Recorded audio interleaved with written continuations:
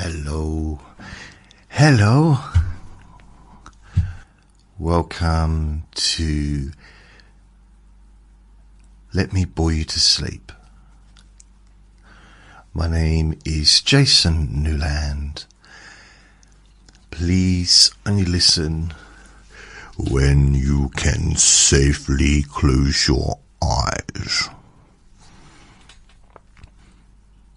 Alfred Hitchcock. That sounds a bit like Alfred Hitchcock, doesn't it?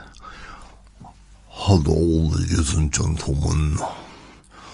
Today's adventure is going to be very... Okay, maybe not.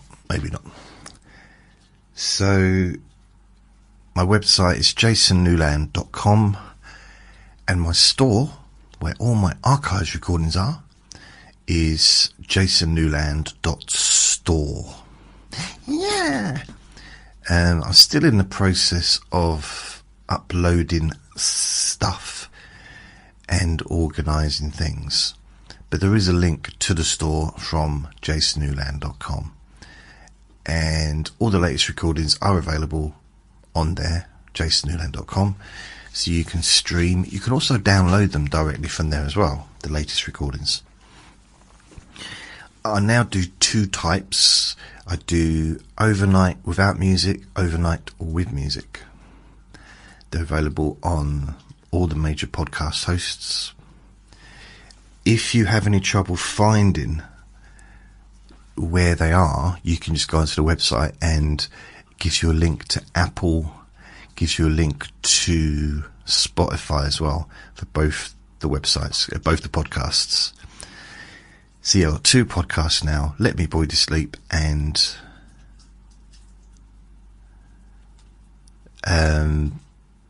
Hypnosis for Sleeping Deeply, I think. Yeah, so that's the two podcasts. I've just got two now. So all the other podcasts I had are now being uploaded onto jasonnewland.store. So when I do a new recording, I will upload a new hypnosis recording. I'll upload it to the podcast. So yeah, and then at the end of every month, I will take off those maybe and put them onto jasonnewland.store, if that makes sense. So also YouTube. My overnight recordings are on YouTube, and that's with music, but it's with different music because of the copyright situation. So I can only have YouTube music on the video. And the recordings that you can download off of my jasonnewland.store, this is confusing, are without music, because I don't have the copyright for those to be available. If you do watch me on YouTube, please subscribe. That'd be awfully kind of you. And that's it. I've just uploaded my latest recording to TikTok. I'm not live on TikTok today while I do this because I couldn't be bothered. And it's quite nice to not have that distraction, to be honest with you. Oh, I'm just wondering, I don't know if I've put on a clean t-shirt or if it's a dirty t-shirt. As in, well, not even if it's a clean t-shirt, it might still have parts of my breakfast on it. So I better keep my top on up, even though it's a bit warm. A little bit warm. So I hope you're well. And I realise I haven't been producing recordings daily for a few days, but that's solely because I've been focusing on trying to organise the different aspects of this thing that I do. So I'll go through some of the things I've been doing. I'll bore you with that information today. Yeah. So on my YouTube channel, I've gone through and looked to delete a lot of this stuff that wasn't really valid anymore. So anything that wasn't to do with what I do, I've taken off of there. I'm still in the process of doing that, so I really want to keep it to just sleep stuff, you know. Other hypnosis stuff is fine as well, but just sleep. So whether Let Me Bore You to Sleep or Hypnosis Sleep, anything else I've taken off of the YouTube channel. And now I'm leaving the stuff on that isn't overnight, because that's already on, so I'm not going to do anything about that. But all future recordings will be overnight, so they'll be 10 hours ish. And the only ones I delete, the only ones I upload to YouTube will have music, so there won't be any ones without music being uploaded to YouTube. And the reason for that is, yet again, I don't want to keep duplicating things. By putting lots of different versions of stuff onto YouTube just gets me less viewers. So I figured, because it's YouTube, the audience tends to like the stuff with music. So all hypnosis recordings will have background music, but all Let Me Bore You to Sleep videos on YouTube won't have background music, but will still be overnight. Yeah, so I'll only do one video per recording and only 2 podcasts per recording from now on, which means it's just someone's already said to me it's easier to find stuff. If you go onto the website, you have to keep scrolling down. If you want to find something from 2 weeks ago or a week ago, you can't, like, where is it? It's disappeared. I can't find the thing. So now it's just easier. 2 recordings, one with music, one without. And I'm moving my fingers like I'm scrolling, but yeah, it's just easier. And I figured that because everything I do is aimed at sleep, they might as well be overnight. They might as well be something to listen to overnight. So what I've also done is put together a different background. So you know, when the recording, when the thing finishes, like today, this will finish after like an hour or something, and then you've got me talking. I've got a bunch of hypnosis recordings that are more up to date that I'm going to put on there, and I put that together over the last few days, and that lasts for 10 hours. So it's still I'm hoping that it will be it'll be a better experience, actually. I hope. It's all still slow and soft and everything like that. It's just updated. It's just there's more up-to-date stuff. Should be better quality sound, and yeah, hopefully. And today's recording will be the first one. So when you watch this or listen to this recording, all what I talk about, the hypnosis recordings after the actual session, will be new.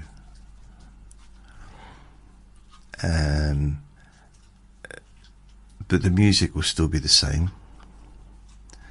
for the ones that has music after it. So yeah, it'll take me a little while to do the editing for that, because the other stuff's all prepared. This is going to be like, okay, changing it and making it so it goes a little bit quieter as the recording goes, and yeah, so it's going to take a little bit of editing, but it'll be fine. I think it's pretty much ready, to be honest. And then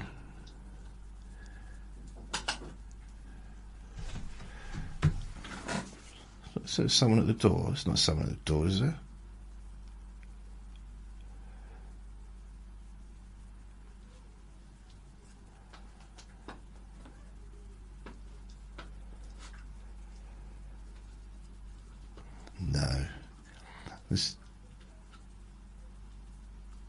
If there was someone at the door, Vinny would be screaming.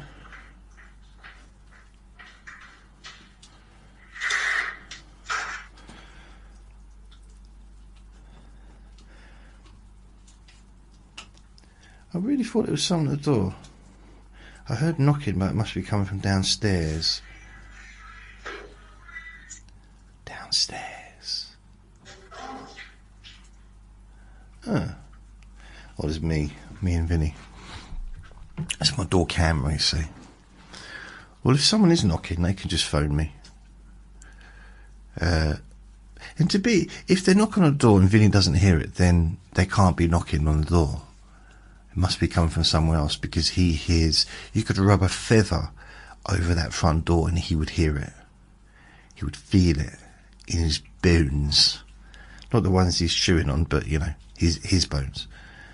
He's always on the lookout and the hear out for any kind of pressure on the front door. Always. So, oh man, I had a funny experience today. So last night, one of my neighbours, who lives around the corner, phoned me up. So I had a missed call, so I called him back. I said, "Are you alright?" She said, "Yeah, you?" I said, "Yes, thanks."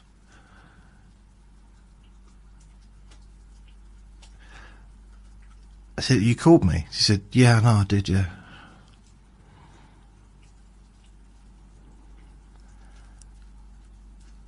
Well, you left a message saying, "Can I call back?" She said, "Yeah, I know." I said, what is it you want? She said, "What do you mean, what do I want? You phoned me." I was like, okay, and she started laughing, so obviously it was a joke, but it's like, blimey. And it was too late in the evening for that. It was like 7:30. I can't handle that at my age. You're going to do that, it's got to be before 2:30 in the afternoon. And she said, "Oh, can you help out another neighbour with some documents, sending documents by email and whatever." So, oh, really? Oh, I don't know. I didn't really know what I was wanting to do. She didn't seem to know herself. But that was what it was, but she didn't know how to do it. And I'm like, I don't know how to do it either. Why do you think I know how to do stuff like that? And she said, "Because you've done it before." And I thought, yeah, it's true. I've done it for a few people around here. So, okay, fair enough. But I didn't really know what it was that was needed. And I probably mentioned there's a dog over the fence that's barking quite a bit. Well, that's her that lives there. And Vinny and them, they talk to each other. Never met, but they're having these conversations between each other, and it gets a little bit annoying. Although Vinny's stopped reacting so much. So I'm thinking maybe the dog over there is singing to him. Or maybe they're falling out, I don't know. It's just ignoring him. Anyway, so I thought, and this was last night, and I was all a bit stressy, thinking, oh God, I've got to do that tomorrow when I get up. Oh, what if I can't do it? What if it's going to be hard work? What if it's going to be complicated? What if I, just... It's, almost didn't want to get out of bed, but... I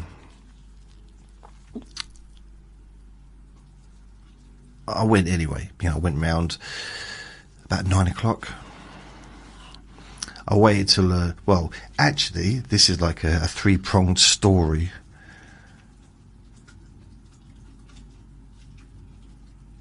Yesterday, I went and saw my dad. He visited, so he went and met up and had some food, had a dinner. And that was alright. It's always nice to see him, and it does. I mean, it's probably just me. It's probably my own. It's my own stuff. But it did feel like 3 hours of being judged. It did. That's how it felt. That's how I feel when I'm around him. I feel like I'm just being, between the two of them, I feel like I'm just being judged. I might not be, but it's just how I feel. It's nothing I can do about that, really. It's just, I've never felt accepted, really, by the people in my life. By people that I know as friends, they kind of accept me and I can be myself, but I can't. If I try and be myself around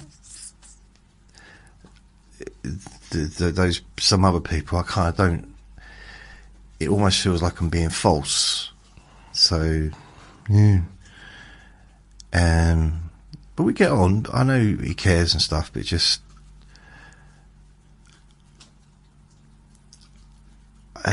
just, yeah. He's a good bloke. He's a nice bloke. He's a great grandfather and stuff. Although he doesn't want to know his grandson called Vinny. But hey, he's the opposite to being a dog person. He's like on the complete opposite.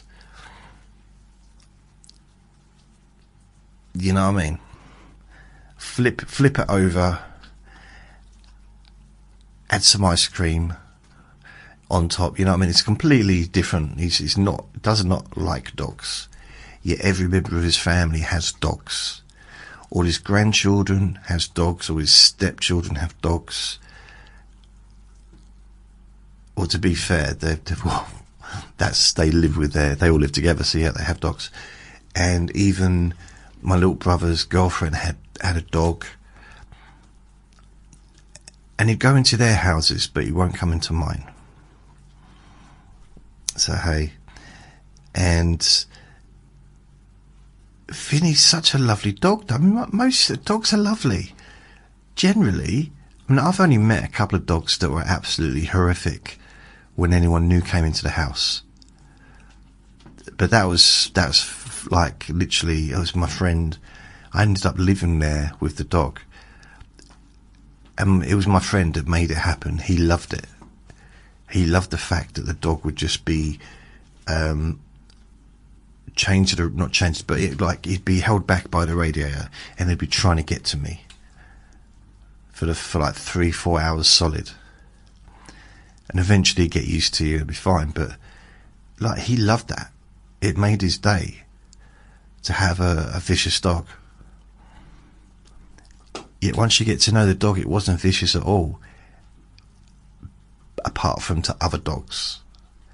But it was vicious to people as well. Like if they didn't know it.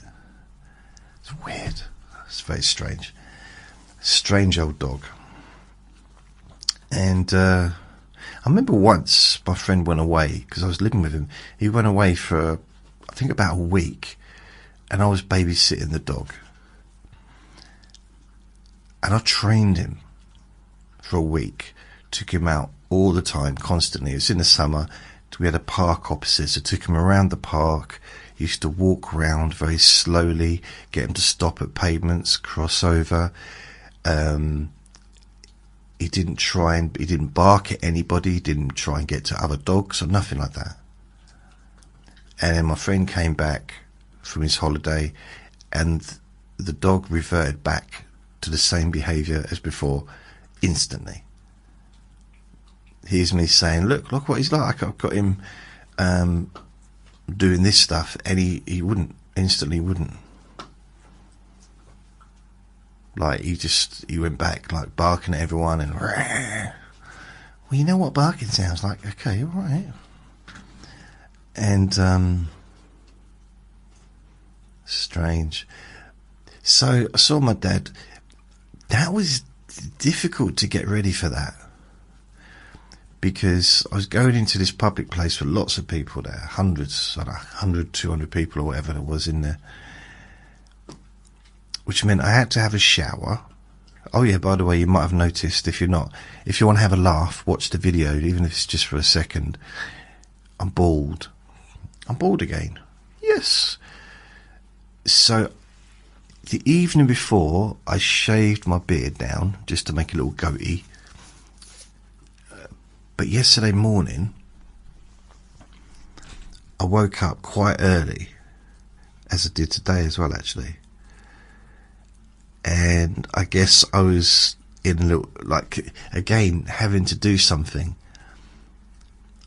If I don't have to go anywhere or be on my best behaviour, It makes me sound like I'm like a real bad behaved little puppy, doesn't it? But I'm not. It's just preparing to be around people for me personally, just a personal thing. And without having, I guess Vinny is my comfort blanket and Andre was my comfort blanket. You know, when I got Vinny, I can talk to people. I wouldn't do that without Vinny. I'd have no reason, would I?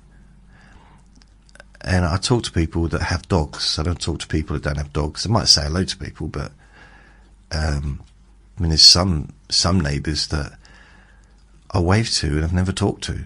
I just see them and I say, all right, hi, because they're local and I see them every day. And it almost seems rude if you see the same person, the same face, literally every day, sometimes twice a day, but every day, for years and years, it seems almost rude not to acknowledge them. Really. I mean, I've got to the point where I've said hello to people on the bus because they just happen to be on a bus every time I got on the bus on that particular day.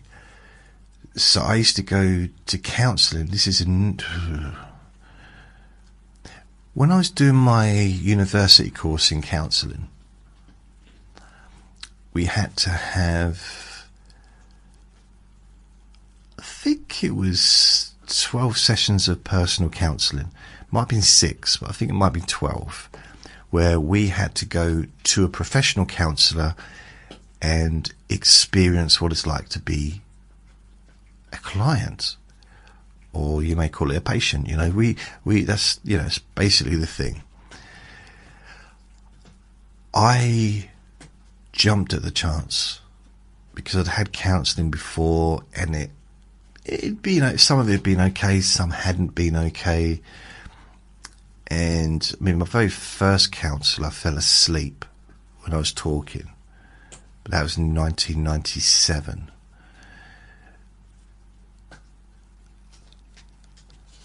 Another counsellor I had a counsellor. So when I was working in a call centre, I started having the panic stuff happen again, and I had some time off work, and part of the HR thing, they offered me counselling for probably 6 weeks. So I did it, and I was allowed to have time off work to go there and stuff. So I did that for 6 weeks. It was a long way away from where I lived. It was a proper walk. But anyway, I went and saw her, and there was kind of a breakthrough. This was in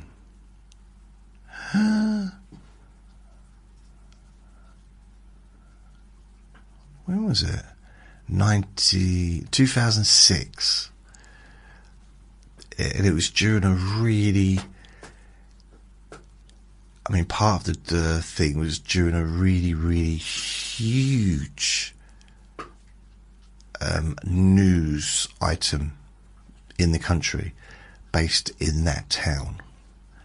Like huge, like one of the biggest news events in my lifetime was there was a manhunt for someone and an ongoing thing.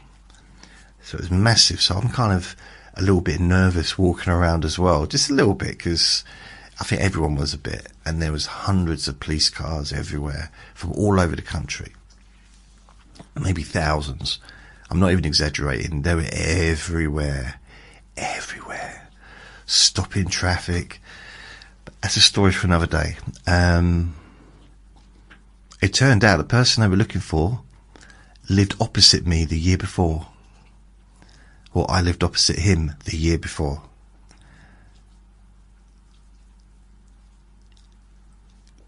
Weird how that works. It's like, literally, if you came out my house and just looked over to your right across the road, that's where he lived. And I went in there one day before I moved into my place looking for somewhere to live, and I think he might have been the one to show me around, and it was I felt got a little bit uneasy, but I might just be adding that to make the story more exciting for myself. But I definitely had a look at one of those houses in that area, like, because it was just rooms. People were renting rooms over there, as he was. So basically, all the police needed to do in that situation was go into every house in that road. There was only 2 roads where they needed to search, which was connected to what was going on. Okay, if and there wasn't many houses in one of those roads, because that's where the football stadium is. So just one road. It's a long road, but it would have took them a couple of days just to go into every house, do forensics in every house, just, going through. It would have took probably, the amount of police I had would have took probably a couple of days. Instead of, how many, 5, 6, how many weeks it was. So, yeah. But they didn't think of doing that for some reason. So, it's easy after the event, isn't it, I suppose? But, it was weird, yeah, it's very strange situation. So I'm walking to the counsellors, and I remember looking around like, oh, what's that? Just thinking, is it, but it wasn't. I'm missing out content purposely because it's not a relaxing subject, so I won't go into it. And then I started skipping and doing handstands. It was so I've brightened the story up now. And I tripped over 2 monkeys kissing. See, I've really brightened the story up. It's more surreal. And they said, "Oi, did you see us kissing?" I said, "Obviously not, I didn't. How would I? If I'd seen you, I would have just walked around you, wouldn't I? Wouldn't purposely bump into you." And they said, "Why not?" I said, "Because you're monkeys and you can be quite aggressive." And he said, one of the female monkeys,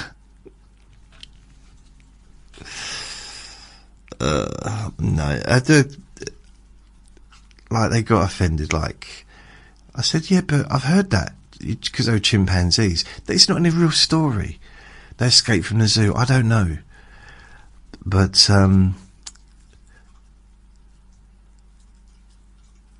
you got to be careful. They're like 3 or 4 times stronger than a strong man. A man, proper strong. Chimpanzees are. And a gorilla, wow. It's really weird. You feel like a gorilla against the strongest human ever. It's like the strongest human ever would not stand a chance. Because that gorilla was just laugh at him. Although technically they'd be about the same size, wouldn't they?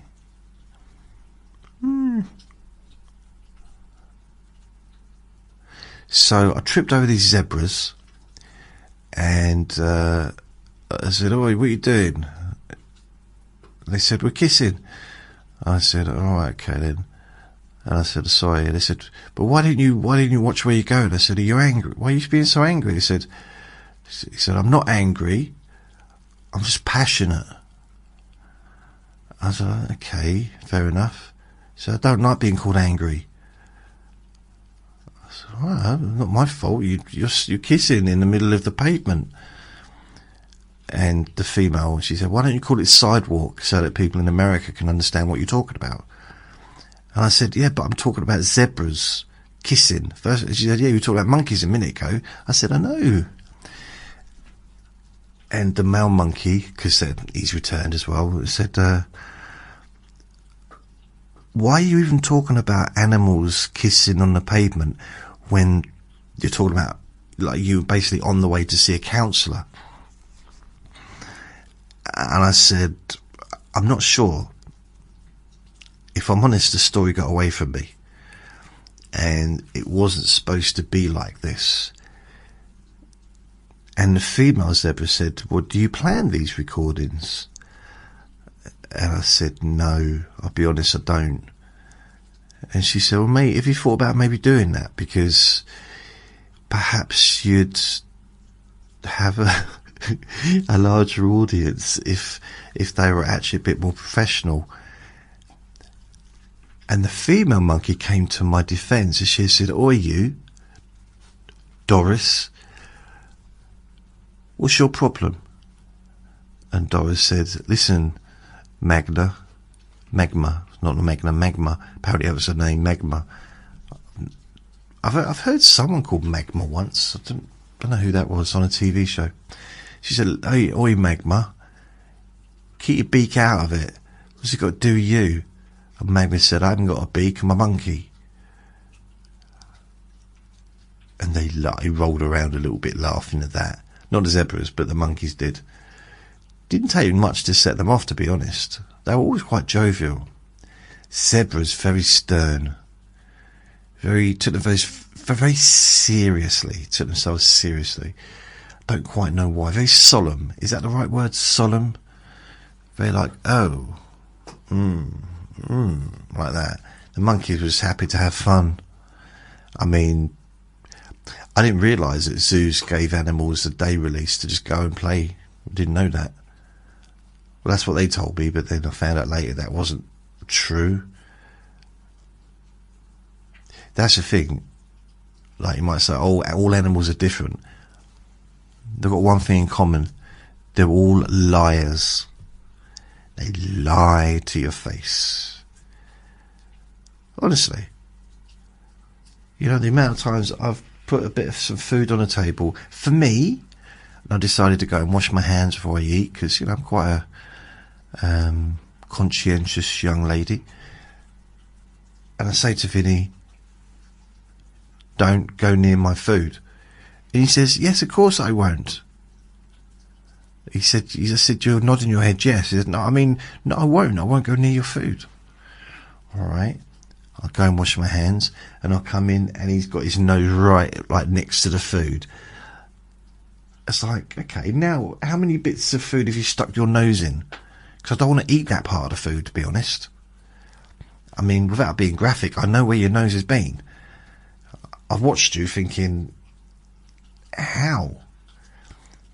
Considering they're supposed to have a really, really, really good sense of smell, you'd think the last place you'd want to put it is, you know, anywhere near that area.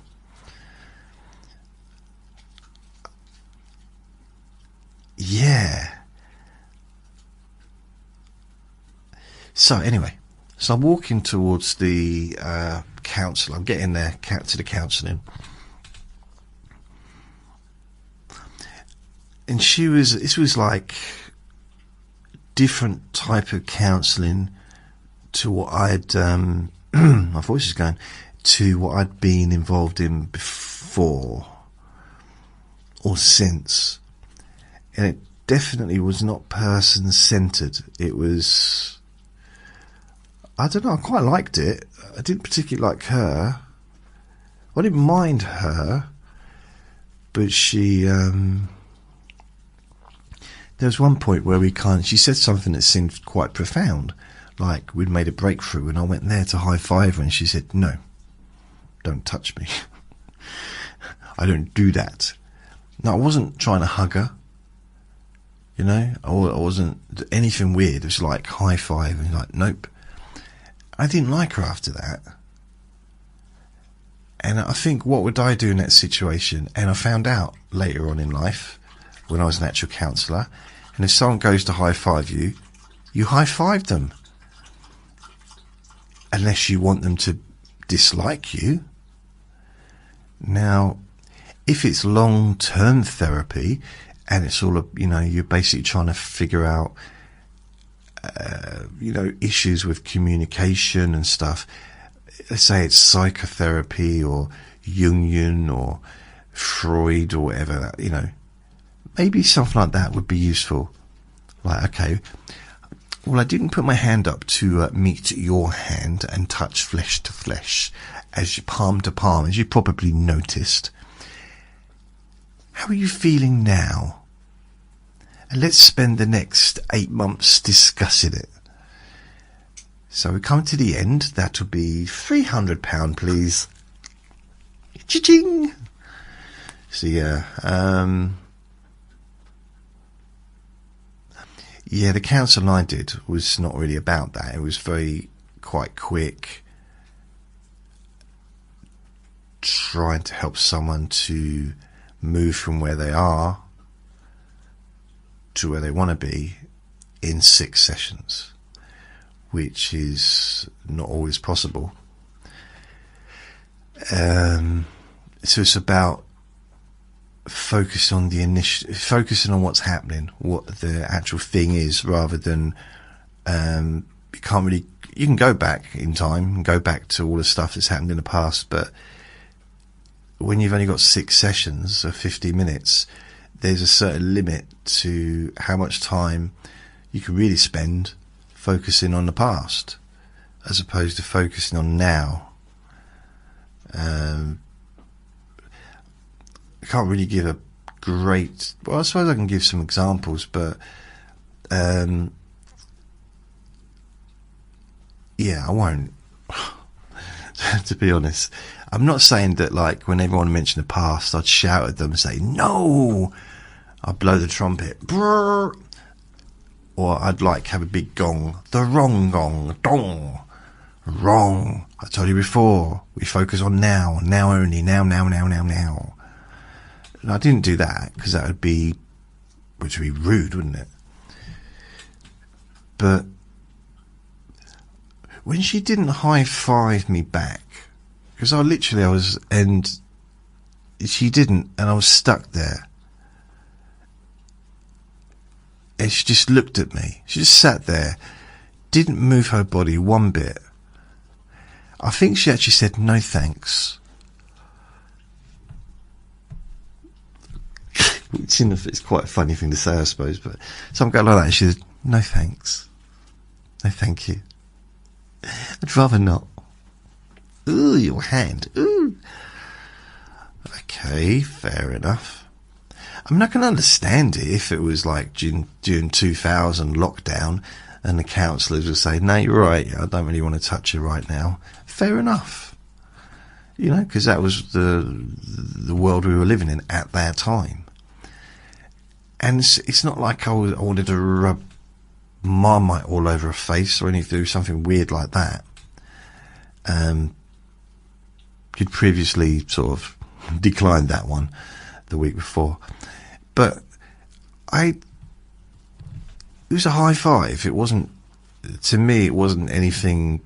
It's not like I was trying to, I didn't want to touch her. I just like high five.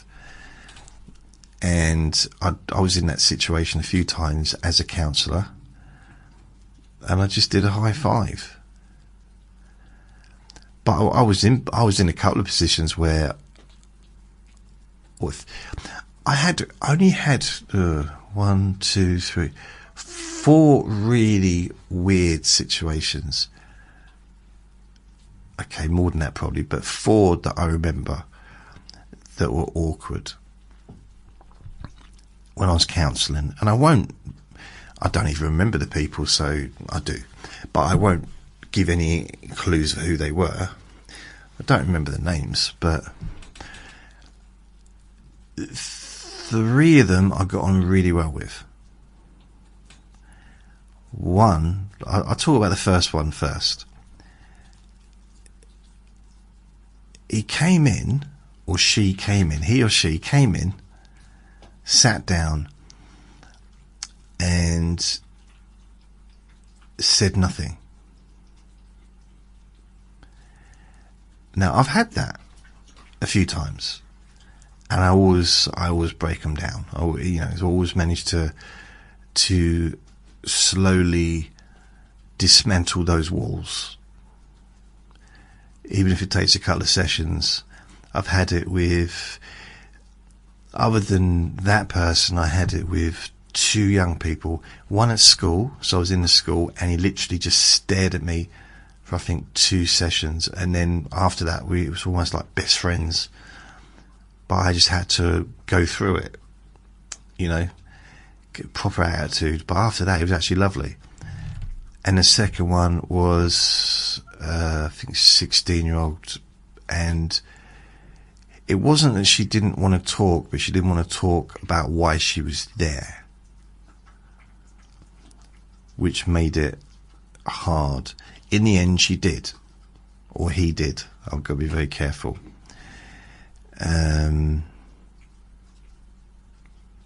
That one pulled at my heartstrings, to be fair, because I was very limited to what I could do. But I did speak to my supervisor, and you know, I had limitations. But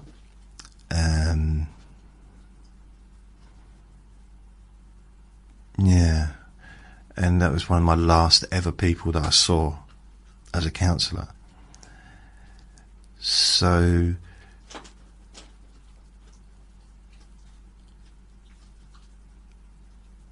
that was weird, but I also knocked out, well, gently dismantled the walls of silence there as well. That took longer. So it went from them not saying anything to being able to talk about like stuff, but still not talking about why they were there, to being able to talk about a serious thing that happened, but not telling me what it was. And I think I got, by about the 6th session or the 5th session, 6th session, he or she told me what it was. So I got it extended to, I think, 12 sessions. We might even have had 18 sessions. It wasn't a short time together, because it would have been, I personally think it would have been damaging to have done 6 sessions and left it. So, I mean, yeah. I didn't always have the choice, but sometimes I did get a chance to extend if I needed to. So that was those 2 sessions. That was 2 people that wouldn't talk to me. So I just remembered that. There was another person that wouldn't talk to me. This person came in,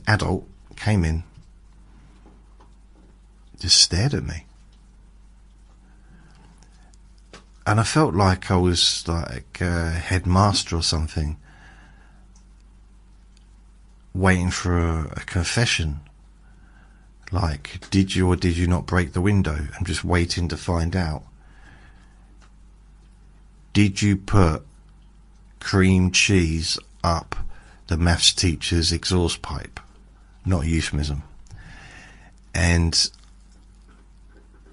you know, that kind of just waiting. And I felt a little bit like that, and this was a man or a woman, probably older than me actually, because I was maybe same age, 40s probably at the time, older than me at the time. I mean, no one's older than me now. I am officially the oldest person in the world. There's nobody older than me. I am literally, there isn't anyone. I'm older than the Ark, apparently. 40 days and 40 nights. This, occasionally in my life, this comes back to me.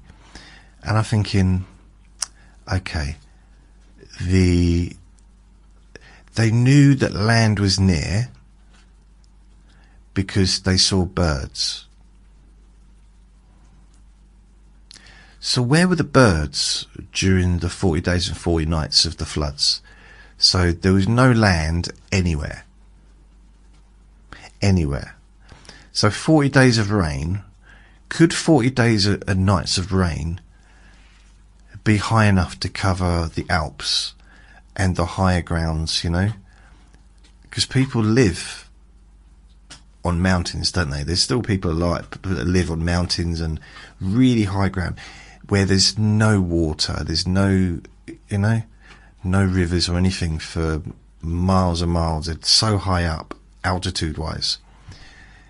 And what about the people in the space station? You know? And lighthouses. But I suppose lighthouses... I mean, if you've got a boat... Because that wouldn't be the only boat, would it? Like, build a boat, Noah. Who said that? I did. Who are you? I'm going to go down that road, but yeah. Just build a boat. All right, then. He built a boat. A big boat. So you're telling me nowhere else on the planet was there a boat? Or did he create a boat? Was he the first person ever to build a boat? No one else had ever done it. What's the chances of him knowing how to build a boat?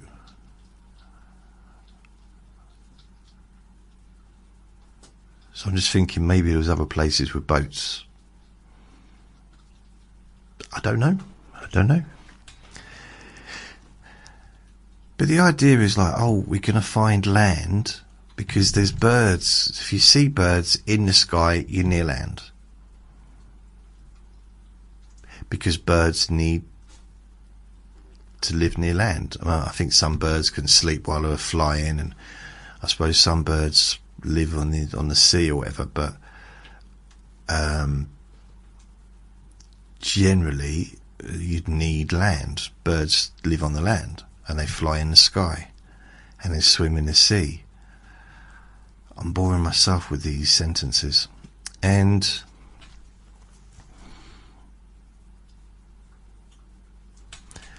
it must have been there. I mean, how long after the 40 days and 40 nights were they waiting to find land? Where did the water go? That's another thing. Because see, this planet, my understanding, tell me if I'm wrong, my understanding is that all the liquid on this planet cannot leave the atmosphere. It's here. So there can be no more liquid than there already is. No more, no less. It can't leave.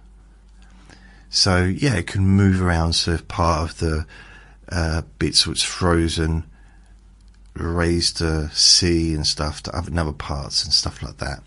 But when it comes to rain, it rains and then it evaporates, and then it rains again and evaporates somewhere else. The clouds blow around the world and all that stuff. So the amount of water is the same amount of water now as it would have been billions of years ago. It might have been in the form of ice, but it was still, you know. And I partly made that up, but I partly remember reading that somewhere. Or maybe on the back of a cereal packet or something. Maybe it was one of those kids' encyclopedias that I read. Maybe.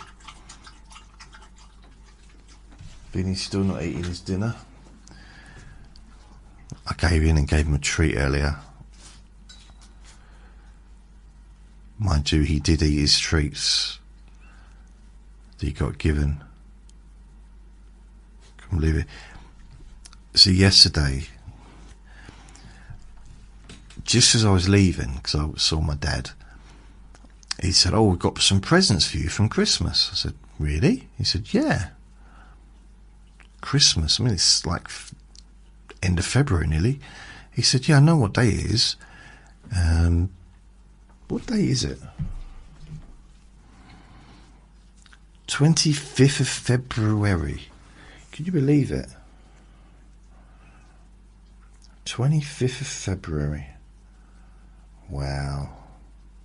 Oh, I want to say thank you to Mary for your PayPal gift. Thank you. It's very kind of you. I haven't replied to your email because my email is full and I have to delete some stuff in order to send messages, which caused me a lot of problems this morning actually. But I will respond because Mary's not on Facebook, so I can't like send a text there. but I will put a thank you on Facebook as well. So my dad said, "Oh, we got a Christmas gift." And I said, "Look, can you just wait a minute?" He said, "What? Why?" And my stepmom said, "Oh, listen, Dad." He was telling a story about the counselling. And my dad said, "All right, yeah, but we've got to go. We can't hang around. We've got things to do." I said, "All right." So I'd I'll go and... I'll take the presents then. So okay, good. So I took the presents, so in a carrier bag, and as I was leaving, they did offer me a lift. I said, "No, it's fine, because I'm just going to go to the petrol station." But the traffic was so busy, I probably would have been good to have got in the car, because they went past the petrol station. They could have just driven through and dropped me off. But I couldn't get across the road because the traffic was so bad, and there's only pavement on one side of the road. It's blocked off on one part. You can't even walk this. And they want to build another 2,500 houses locally, right in this little area that I'm living. We don't even have proper sized pavements. Get clipped by cars and lorries sometimes. Literally, if you got a carrier bag, I've had a bag split open and all the grocery went everywhere when someone drove past. And that didn't happen, but it could have, you know. I've definitely had stuff nudged. My friend Luke, he actually got his shoulder clipped, but luckily it was from a lorry light. Not a lorry, mirror. But it clipped him and it hit his bag. I mean, luckily it didn't catch onto his bag, because that would have been terrible. But so it didn't hurt him. But I know someone who did get clipped and it did hurt him, but not here. But this is it's not enough room for two people to walk side by side, which there is on a normal pavement. Here, because it's the countryside, there's just one small little... Well, it's not a dirt track, because I'd be lying, but then you wouldn't know, because you've not been here. So unless you have been here and you live local and you're listening to me and you're one of my dog walking friends, hi beach babe. There's only one person I know that might listen to this, or maybe two, that live local.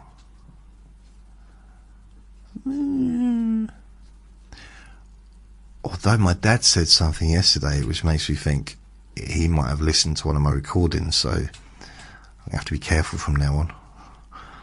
I don't want him to know all the weird things that I get up to. My tummy's grumbling. It means it's food time, but I don't know what. What could I eat? Chicken sandwich? Yes. I couldn't I? The thing is, even though, so much has happened since I last spoke to you, or has it? Because I did do one of these on Saturday, so I might have talked about my grocery shopping from Sainsbury's and how much more stuff I got than I normally get with Uber Eats for the price. But then I did go to Uber Eats this morning because I didn't want to go out, really. So I got an Uber Eats delivery by about 8:30 in the morning. Or was it 7:30? I'm not sure. Yeah, I think it might be before 8 in the morning, which is weird. I don't normally get them that early. Another thing is, by 6:30 it's light outside now. 6:30 in the morning, it's light outside. It wasn't even light by 8 o'clock in the morning at the beginning of the year. So we're 6 weeks in, and now it's 6:30. It's not bright. You wouldn't be out. You don't look out the window and see people sunbathing. It's not quite that level of light. but it's light enough to go out. Or was it 7:30? No, it's 6:30. I'm pretty sure it's 6:30.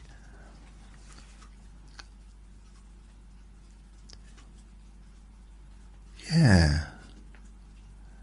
So yeah,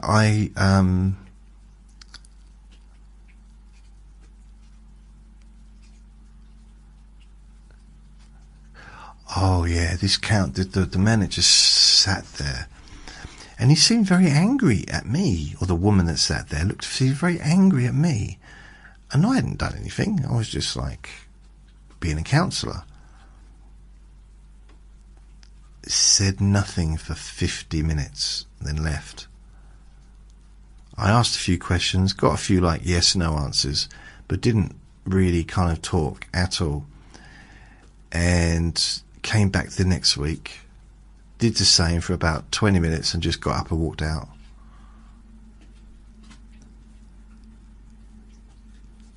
Which was a bit of a weird experience. Probably for him as well. The way my attitude at the time when I was a counsellor was, it's still the same now. I'm not a counsellor anymore, but when I was counselling, it's really simple. Not everybody gets on with each other. So if he didn't like me, which is purposely, is within his rights to not like me, then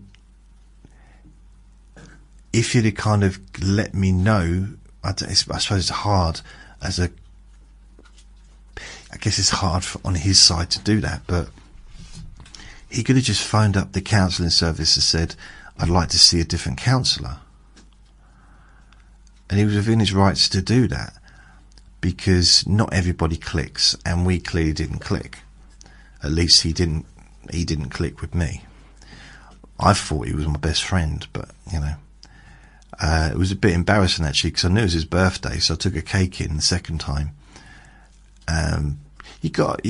Sometimes we misjudge situations. Wow. And here's all your family that you haven't seen for 10 years. I said something on your thing about family issues, but hey, you can talk to them now. And here's your previous wife, or husband. No. So I felt a bit of a failure on that one, because I think I did try and say to him, or her, you can see someone else, you don't have to just see me, because sometimes it can be simple as simple. My words are not working today. Sometimes it can be something just basic, like seeing someone that reminds you of another person, or just the vibe not being right, or the sex not being right.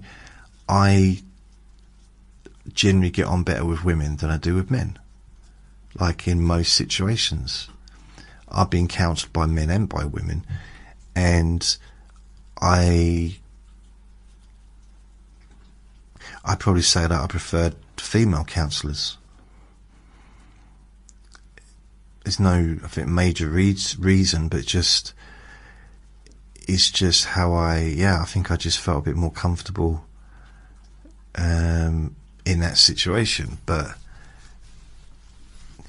And also age-wise, if you've got a counsellor that's maybe you think's too young, so you might be in your 50s and you've got a counsellor that's in their 20s, and you wrongly, this opinion, but you might think, oh, what do they know about life? And I would say wrongly, because everyone knows about life of any age, with all, everyone of any age with all experienced stuff. And you don't have to experience the same thing as what the person's coming into the room to get help with, because if that was the case, then no one would ever be able to be a counsellor. Because you imagine if every counsellor had to have gone through every single possible trauma that a human can go through, they wouldn't be able to be a counsellor. They'd be almost impossible. I know someone might argue, say, "Oh, I've been through everything, every single thing." Well, no one has. I would say not everything. You know, there's different things. Just like there's certain things I know nothing about. Certain things I know quite a bit about. Some things I know quite a bit about that I've had no experience of, and some things that I don't know much about that I have had experience of, because it's just personal to me. And so the way I addressed clients when they came into the room was, I'm not going to be the expert. Some people love being the expert. You know, in all walks of society, I'm the expert. I know everything. I'm going to tell you what to do. I'm going to give you advice. I'm going to be the adult in this relationship, you know. And I'm not saying everyone does that, but some people do. I mean, there are millions of people that think that they're experts on stuff. Some people seem to genuinely believe that they know everything. I realise that I don't really know much at all. I know a little bit about lots of things, but I'm no expert on anything. I never will be. And I'm fine with that. Because once you become an expert, no, I'm just not. I'm not an expert in anything. Me, I suppose I'm a kind of an expert in me. But even then, I've got loads of blind spots that I can't see. Other people can see faults that I don't see. And it's really hard to change those things, isn't it, really? It's hard. It's just like if you know someone that's got really, really bad breath, like really halitosis, almost like you can't be anywhere near them. It's hard to tell someone that, even though it will change their life potentially and get them to, maybe they've got a rotten tooth that they're not aware of, you know, a dead tooth which is making that smell, and they just need to go to a dentist and get that tooth removed.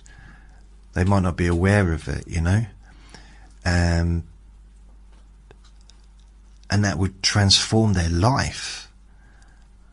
But no one wants to say anything because it's such a personal thing, and I think generally human beings don't want to be. We don't want to upset other people. So I remember someone telling me about my breath, like, really? That's rude. No, see, I remember when during lockdown and I had the mask on,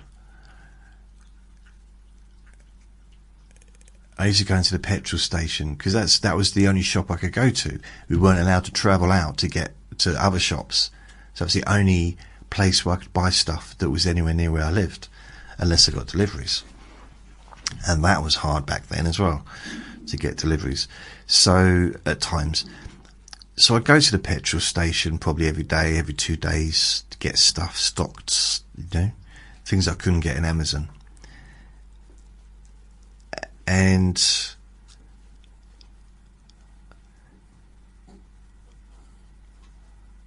I'd see the same lady called Sue. She was behind the counter. She's not there anymore. She left. Everyone's left. It's not everyone. Well, I mean, you know, not the people that are working there now. Obviously, I suppose. And when the whole kind of mask covering finished, she first of all, she said, "I'm so glad you shaved that beard off." That's what she said to me, because there's a video somewhere, there's a picture of me and my beard is like that. I didn't shave for probably the whole year, and it was like proper big old Uncle Albert style beard from Only Fools and Horses. And she said, "Oh,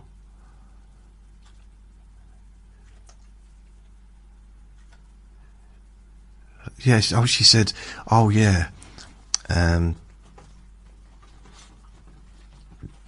glad you shaved your beard off. That was awful. And I'm like, okay. And she said, you know something else I won't miss? I said, what's that? She did those masks.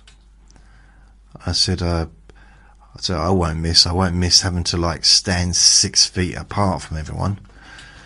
And she said, something else I won't miss. And she said, what? I said, what's that? She said, I won't miss not being able to smell your breath. Something like that. I don't know if I've got that right.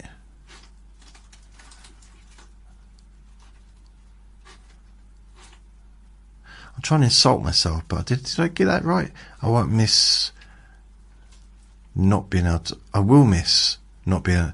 Oh, yeah. I don't know. I was trying to do a funny, didn't...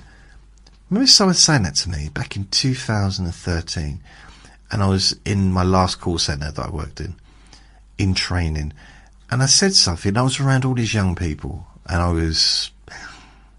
What was I, 42? Something like that. And everyone in there was, I think the oldest person was about 30, and everyone else was in their 20s. And there was only like 5 or 6 of us.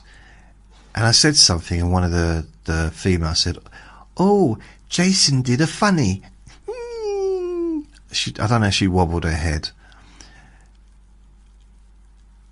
I was like, that's how they see me.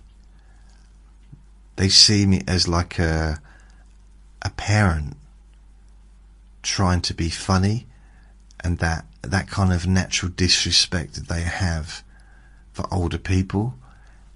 And I'd like, no, being young doesn't mean that's you're the only ones that can say funny stuff. It doesn't work like that. You know, it's almost like stay in your lane, granddad. Over there, you're not allowed to have a personality now. You're just supposed to be quiet now and let us young people flourish and be seen and be heard. And like, no.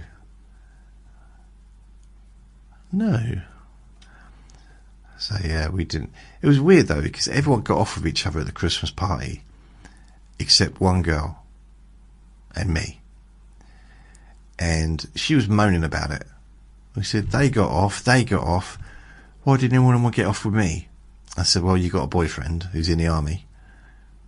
Yeah, but she didn't want to get off because like no one wanted the fact that she was left out or something. She said, I said, did you want someone to get off? She said, no, but just like, I feel the odd one out. And I said, what about me? She said, what about you? She said, well, I didn't get off with anyone. And she started laughing. Like, what do you mean you didn't get off with anyone? I said, well, you're saying you didn't get off with anyone. Both of those pairs got off with each other from the training. I didn't get off with anyone. She said, yeah, but why would you? I was like, well, I'm not allowed to be happy. Is that what you're saying? I'm not. It's almost like I was no longer a human being. Ooh. Very weird. I've never quite got that. And it's increased as I got older with some young people, some younger people, almost like I saw someone on TikTok moaning because, and this person's in their 30s or whatever, 40s, like, you know, it's like some bloke 20 years older than me was trying to chat me up on TikTok. He's old enough to be me dad. Ooh. I was like, yeah, but you're not young yourself anymore. Like, you're not old, but you're not like young. If you're young, you know, you're 41, he's 58. It's like, it's not that much difference anymore. Oh, but it is. I don't know if she made that sound. I didn't talk to her. I was just listening to the I'm going to use the word conversation, but it was more just 20 years, old enough to be my dad, he doesn't stand a chance with me, how dare he be nice and kind to me, you know. It turned out he didn't ask her out. He was just messaging her and just being nice. I mean, maybe he wanted to have a relationship. Maybe he just wanted to have a new friend. I don't know. Got no idea. I sent her a new message saying that, you know, it was just friendship I was after. And she said, oh, yeah, but you're 20 years older than me. Oh. I said, first of all, I'm not 58. I changed that to pretend it was me that was sending messages, but it wasn't. So I'm not going to proceed with that one. But I haven't sent messages to anybody on TikTok, apart from a couple.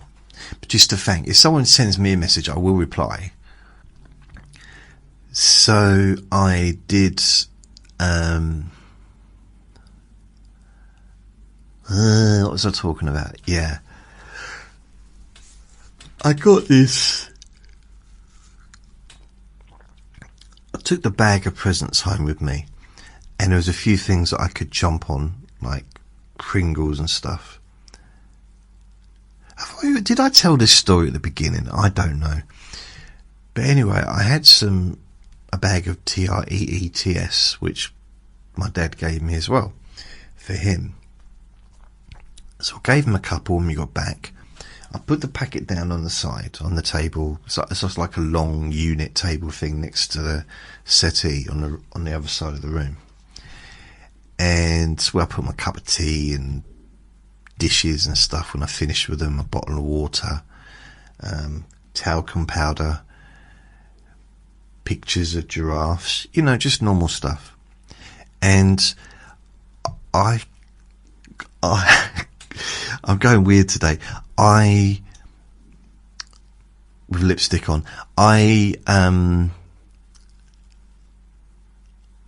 so I just put the packet down on the table.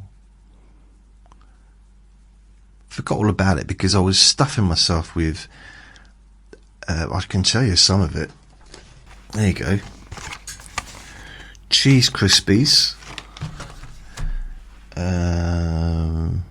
Some original Pringles.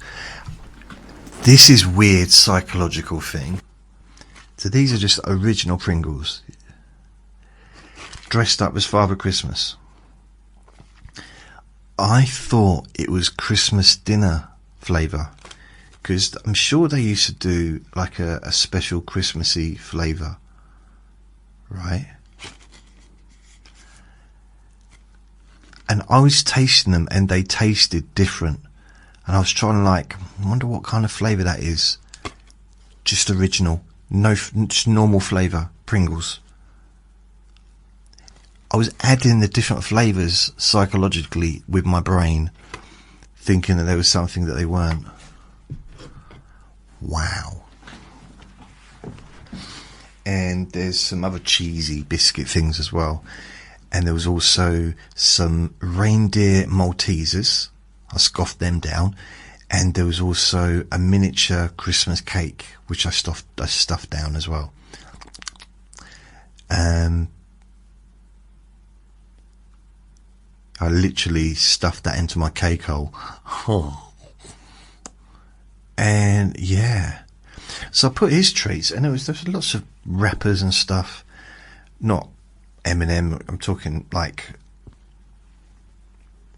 you know, empty stuff packaging. And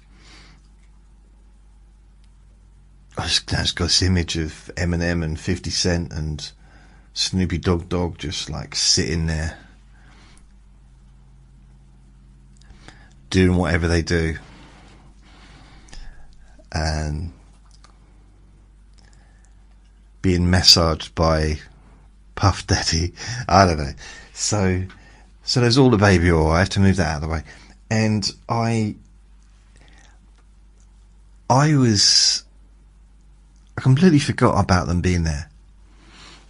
And I was here last night, or this morning, it might have been this morning, I think it was last night, on my computer, working on a website, working on the YouTube channel, all that stuff. And I saw, in the corner of my eye, him moving really, really slowly. And he was standing on the table, but moving almost in slow motion as he picked up the packet. And it's in a plastic packet. And he picked it up so slowly, it didn't make a sound. And he turned around, and I'm watching him with my peripheral. And he turns around really slowly. So I kind of watch him when he's looking the other way. I'm watching him. Then I turn around and I watch him. And he jumps off the settee onto the floor really quietly. And then he moves into, like, behind he moves away so I can't see where he is. And he's slowly, quietly taking the things out of the packet. And then a little while later, I see there's an empty packet over there. Couldn't hear him do it. He did it so slowly, so quietly. Very sneaky. Now, I've never known him to... Well, okay, I've never known him to do that with food before, or with those kinds of things. Like it was a whole packet. But I did, when it came to Christmas, and I was gonna... No. Yes. No.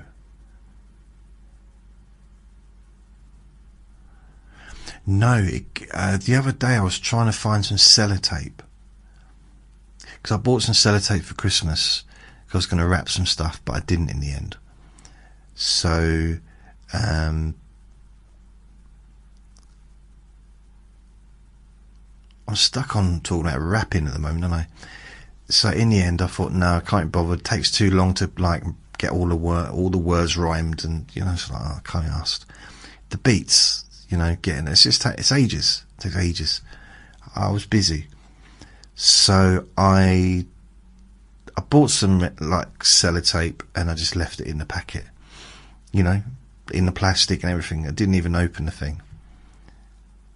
And then I wanted to put some paper over the lights so that it's not so much shiny, so lighty, so it's a bit more, still bright, but reduces it, a little bit for when I make the videos. Because I've been doing videos pretty much solidly since January, really. Before January, in fact. I had the paper. Could I find the sellotape? No. Well, I did in the end.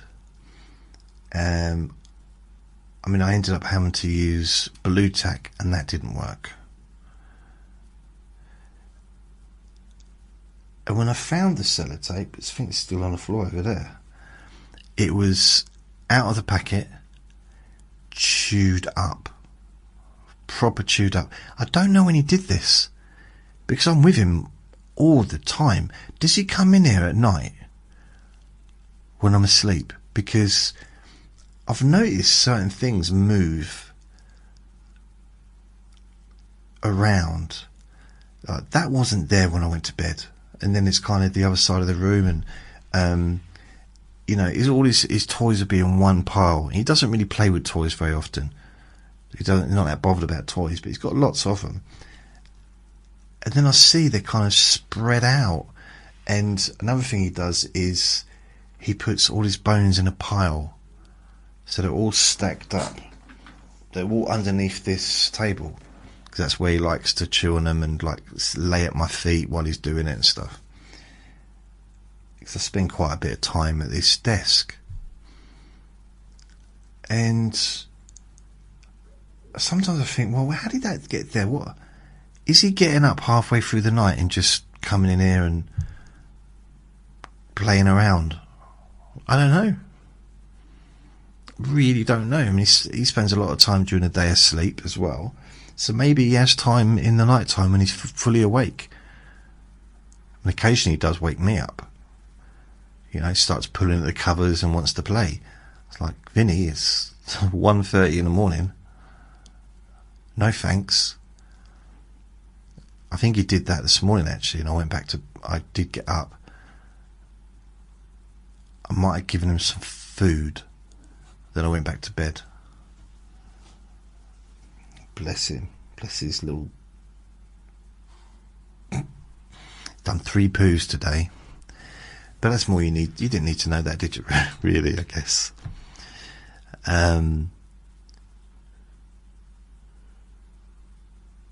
Yeah, so that's the Christmas gifts story.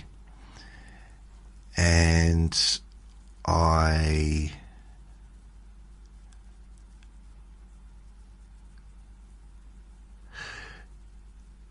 counselling. Oh, so I've gone through most of them. There was 2 of my clients asked me out during I counselled from, I qualified as a counsellor at the end of 2000, November, got my diploma 2009, and I got my degree I think in November 2010. So as soon as after the first 2 years, I was allowed to counsel clients, but I was also counselling them all the way through from 2008. So I started my course September 2007, and by the time I finished, I hadn't had any clients. A lot of the other, after the first term, we started seeing clients. No one turned up for me. So I didn't see anyone. All the other students had 20, 30 hours done, and I had nothing. So I had to see my clients and get as many done as possible during 2008, September onwards, after the holiday and that, in order to complete my hours. I think it was had to do 100 hours, I think. Was it? Yeah, I think it was 100 hours. I might be wrong. And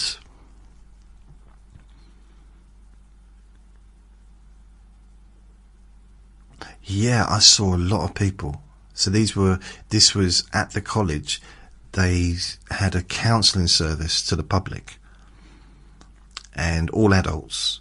So for that year, so from 2008 September, that was when I first started seeing clients, part of the counselling service, and I think I saw 140 clients.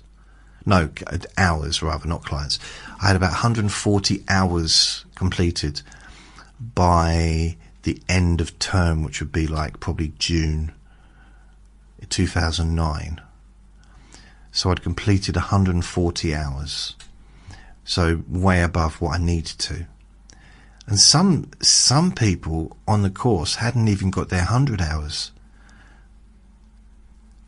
And it was out of anyone's control. Some people, because you see a client, and if they don't turn up again, or if they don't turn up the first time, then you have to wait another couple of weeks before you get another person for that slot, just because there's a time. It takes time to get a new client. And then some people turn up and they don't come back. Nearly all my clients came back. So I guess I was quite fortunate for that. But the previous year, all my clients didn't turn up.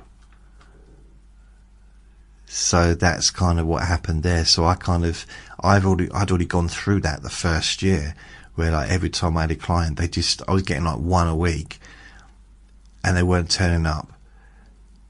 and then I'd have to wait another 2 weeks and then get another slot, and they wouldn't turn up. And I had one person come in.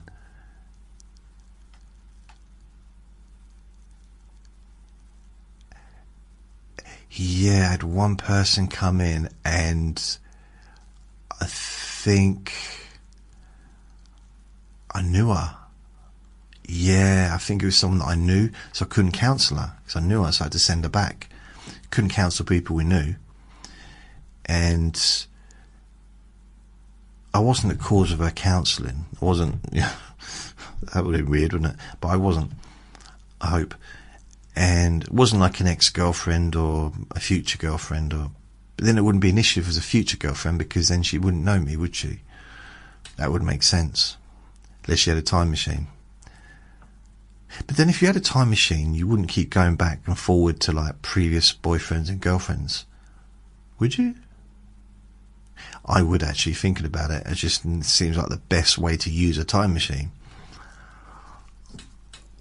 So many missed opportunities, and so many opportunities taken which I wish I hadn't.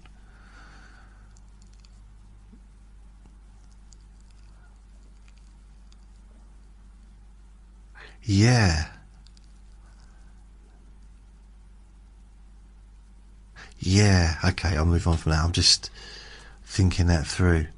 So I got 140 hours.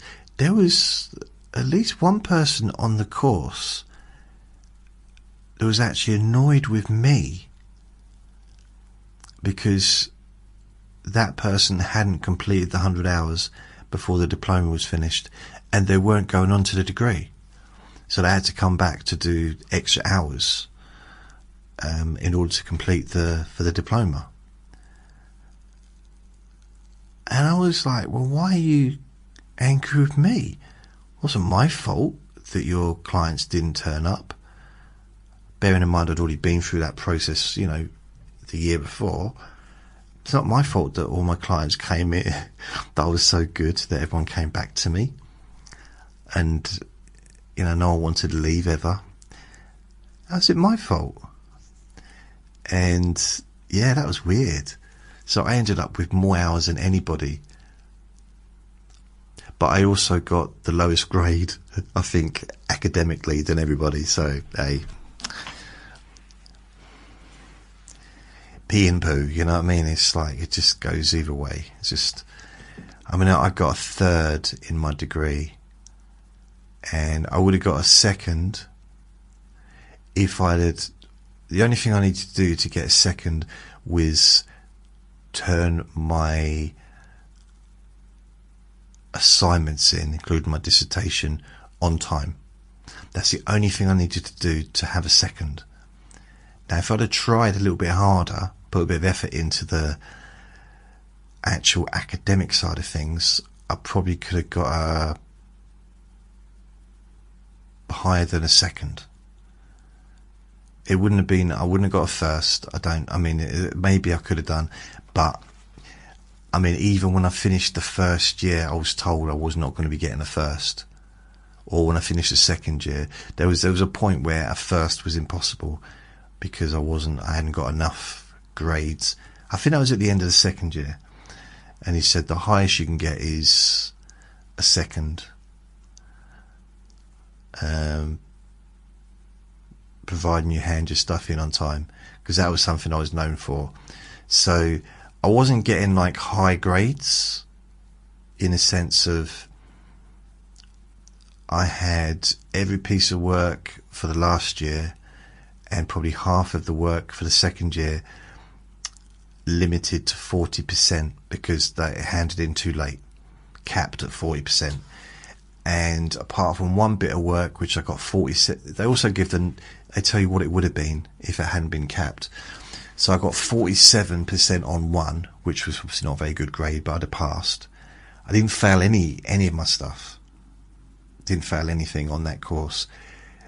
But I had most of my stuff was at least nearly between 60 and 70%. So I wasn't getting the 80, 90, 100%, which would have given me a first. But I was getting enough, altogether to have got me probably a second. I think, yeah. Or maybe there's maybe the middle between second and third, but I think I might have got a second. A first wasn't going to happen unless I completely worked hard. So I did hardly any coursework or I'd read a lot, but I was into the practical side of things. I wanted to learn how to be a counsellor, not how to talk about being a counsellor. I wanted to learn how to do it. And because what I was saying before is I didn't go in as an expert, thinking that I was an expert. I went in with the attitude is I don't know. I'm not going to assume anything. I'm not going to assume that I know what you're going through or I know what you've been through. I'm not going to assume any of that stuff. I'm just going to try and get you to explain it to me so that I understand. And in that process, maybe you'll understand better what it is, and we can talk from that perspective. So you can explain it to me, describe it to me, and describe how it feels and all that stuff, instead of me just listening and adding my own picture. What we actually do is you paint the picture or write the story with me, and all I'll do is hold the paper for you to write on, or I'll hold the canvas. I'll be the tripod or whatever it is, and you can paint on that, and I can watch what you paint. We can talk while it happens, you know. So instead of you talking to me and I'm painting my own picture, which might be, let's face it, if there's two people standing next to each other, both got easels, that's the word I was looking for, easel. I'll be your easel. And you're describing exactly the same emotion, exactly the same scenario, the exact same feeling, and you painted it, or you wrote a poem, or you wrote down the words about that. It's going to be different from the other person. One might have flowers in the field with maybe a gravestone and a baby deer drinking out of a lake, and the other person might have a tramp doing a poo down a chimney. I don't know. Can't use the word chimney anymore, can we? But you know what I mean. It's like it could be a completely different scenario going on. I should have said Santa Claus. A tramp doing a Santa Claus down the chimney, or a tramp doing a poo down to Santa. Anyway, so my way of looking at it was, I'm going to ask and I'm going to try to understand, and in that process I'm going to have more chance of understanding. Because I think sometimes that in itself, to have a person get as close to understanding what we're how we feel, instead of like assuming I know how you feel, because I'm empathic, I'm an empath, I know how you're feeling. Yeah, okay. You got feelings, and I think people that call themselves empaths are very sensitive. But the idea that they know how another person's feeling, I mean, if you test it, maybe it's true. You can say, okay, are you feeling this way? The person might say yes, but they might not be telling the truth, and they might be perceiving it differently. But the idea is like, I know exactly how someone's feeling. Never ever going to assume that, ever. But I want to understand it. I don't want to feel it, but I want to understand it. And I think, I don't know, it seemed to work for me. It seemed to work for my clients anyway, that's what I mean. But you know, if you're in a room with someone, the empath thing, I think you do feel something. It's like, I'm not mocking people that say they can feel however other people feel. I was, but I'm not really, because actually we can feel stuff from other people. You know, it's obvious, isn't it? Energy and stuff. And you sit in a room with someone that's miserable. It's, you know, if you're sitting in a chair opposite someone else and you're sitting in a chair and they're talking about some really horrible stuff, it's really, really difficult for you to concentrate on the YouTube video we're watching, especially if it's a funny one. It's like, and they're still babbling on about their problems, like, you know, you're just trying to eat some popcorn, watching a nice episode of Benny Hill or whatever. So the energy is there. I don't use the word negative, because I don't think if someone's unwell or whatever, it's not about negativity. I had that once when I was in the Buddhist community, and I was just talking. We had this thing where we used to talk about what's going on, and I was just talking about how I was feeling and stuff. And one of the other people said, well, now something more positive. And I'm like, why would you have to say that? You just basically said that I've just been talking negatively. Now, I'm not saying that I wasn't, but it didn't need the judgment, if I'm honest. I let it go. And the fact that I'm talking about it 20 years later, maybe I haven't, but 19 years.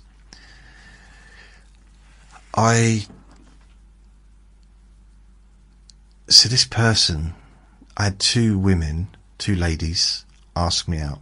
The first one when I was at college. And so I was seeing people, and there was no protection for me. I didn't like that at all. Like when I worked privately, there was always other counsellors in the building. We didn't do soul work. We was in a room with people on our own, but there's always someone in a different office, like it, or with the children's charity, there was people working in the office. There was never soul workers, ever. But with the college there was. I mean, there's still hundreds of people probably in the college, but no one on that floor. I mean, anyway, this lady, she came a few times, and then she asked me if I wanted to go out with her, like for a coffee, like then in there. And I tried to, and this was in the college, and I tried to say, I'm not allowed to. I'm not allowed to sort of see clients outside, especially as I'm training. I won't even get past I won't even get my diploma if I start dating clients. And she said, oh, okay then. She left, and I saw two more clients. I think I was seeing three. I think three was about the maximum I'd see in a row. Maybe four. And it's about 5 o'clock, 5:30 in the evening. And because they also had evening courses and stuff, so it was still open, everything was open, but there was no one on that floor that I could hear, because they had the beauty therapy on one part of the floor and the counselling on another part. Can't remember what else, some toilets. So I'm getting ready, and I hear like a knock at the door. And I'm thinking, because, you know, I thought, oh no, maybe they've forgotten their wallet or something, which is annoying, because, like, firstly, annoying for them, but annoying for me, because that would be quite nice to have a bit of extra money.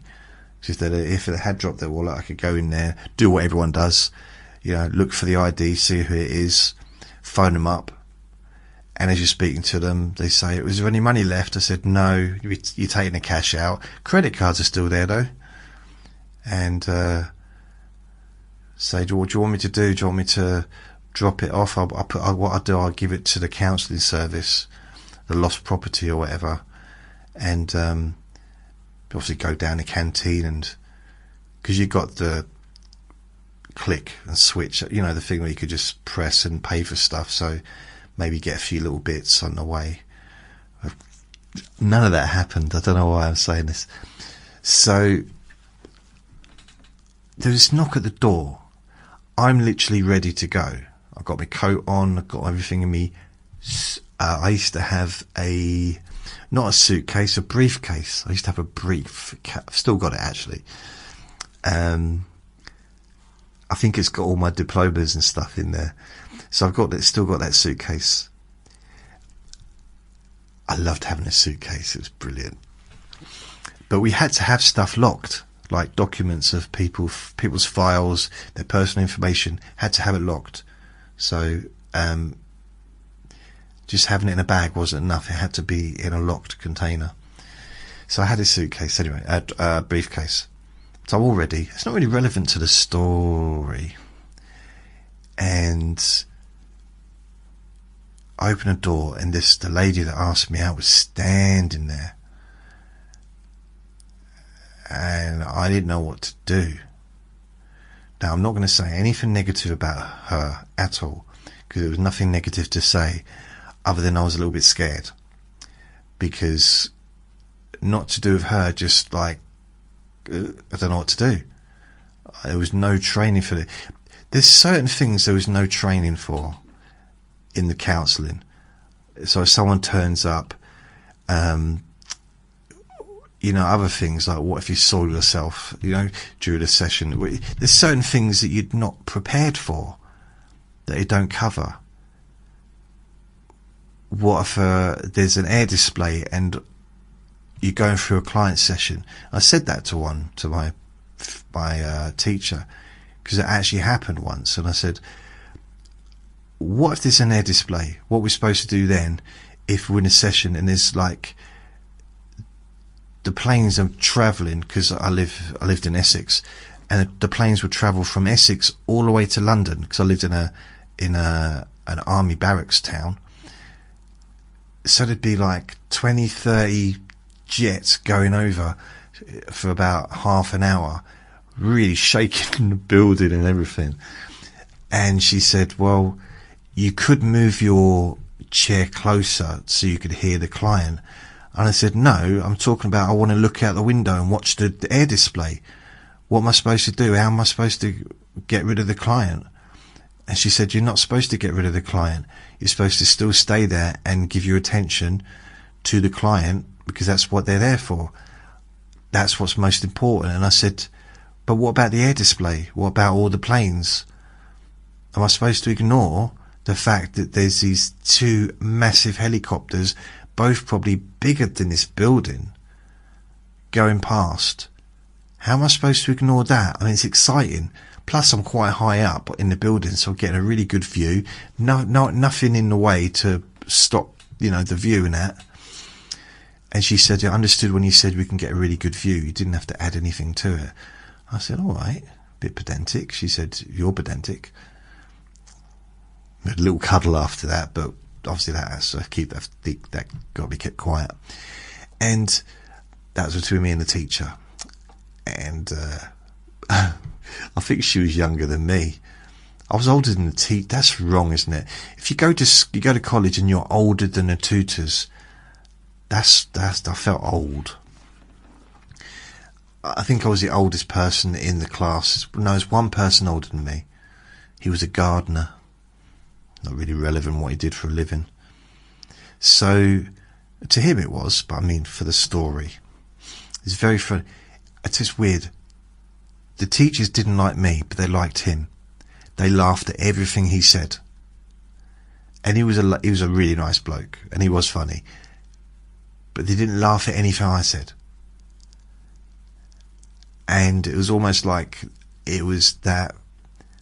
Do you ever see someone talking to someone that they really, really fancy, and they laugh at everything that the person says, even though nothing they say is funny? Or, and they'll say, they'll do some cliche like, it's raining cats and dogs out there. And because the person fancied them, they're like rolling around, screaming with laughter, like it's the funniest thing they've ever heard. Even though, I mean, in this country, raining cats and dogs is just an really old expression. Although it is a weird expression, to be fair. It's quite funny, in fact. Raining cats and dogs. but just it could be something that's like mildly amusing and like really exaggerated laughter, because their hormones are overactive with giddiness of being around this person that they're super attracted to, which explains why people weren't laughing at me, because no one had those feelings towards me. The teachers clearly didn't fancy me, but they fancied him. And they were just laughing at everything. They'd say good morning, they'd laugh. They'd say good evening, go see you in a week, see you next week. They'd laugh like it was a joke. I remember once, he said, I've got to leave. I hope you don't mind, I might have to keep leaving during a session, because I got a bit during the class, I've got a bout of diarrhea. They were laughing. Oh, he's so lovely. Like, he's talking about his bowel problems, and you're laughing. It's like, he came once, he said, oh, I'm going to have next Thursday off because I've got to go to a family funeral. They were laughing, like, oh, he's so funny. Weird. Just because they fancied him. Maybe. I don't know. Well, they liked him, they just didn't like me. It's not fair. Actually, one person liked me. One person did. And she ended up being my supervisor, actually. One of my supervisors when I was in not private, but when I sort of left college. So I had a supervisor. I had two supervisors. I had a supervisor, because that basically you have to go to them with recordings.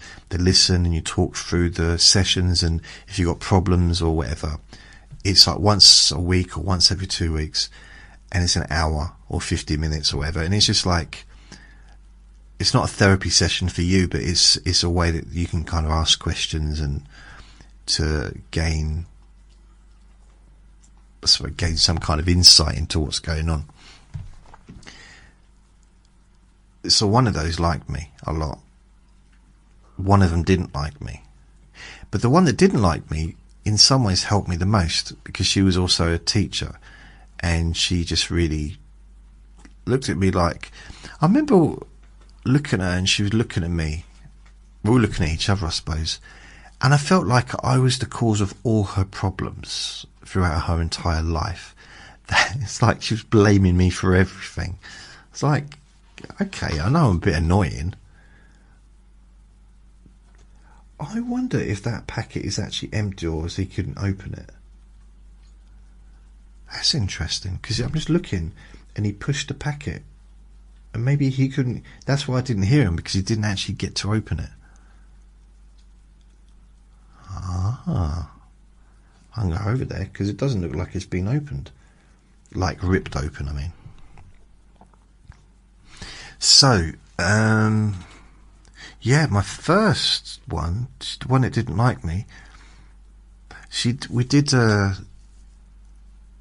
I had to do a 15-minute recording, and I had to transcribe it, so I had to record it and then transcribe it, which took hours and hours and hours and hours, and like about probably 7, 8 hours to do. A really long process. It took ages, and now it would have taken about 2 minutes using like a transcriber online. Would have just like been like so quick now. But I spent hours doing it, because there was no it didn't have AI, it didn't have computer things that could do that back then. So I went in there, and I remember her being my supervisor telling me it wasn't very good. I said, okay. And because what I was doing was just being a very listening therapist, but not asking anything, just sitting there like a wobbly head, like, oh, you know, almost like, you know, a cliche. How does that make you feel? Tell me more. And I guess I was doing that to start with. And then she said, no, you can talk, you know. You're allowed to have a personality. And from that, I progressed. But she still didn't like me after that, even though I thanked her.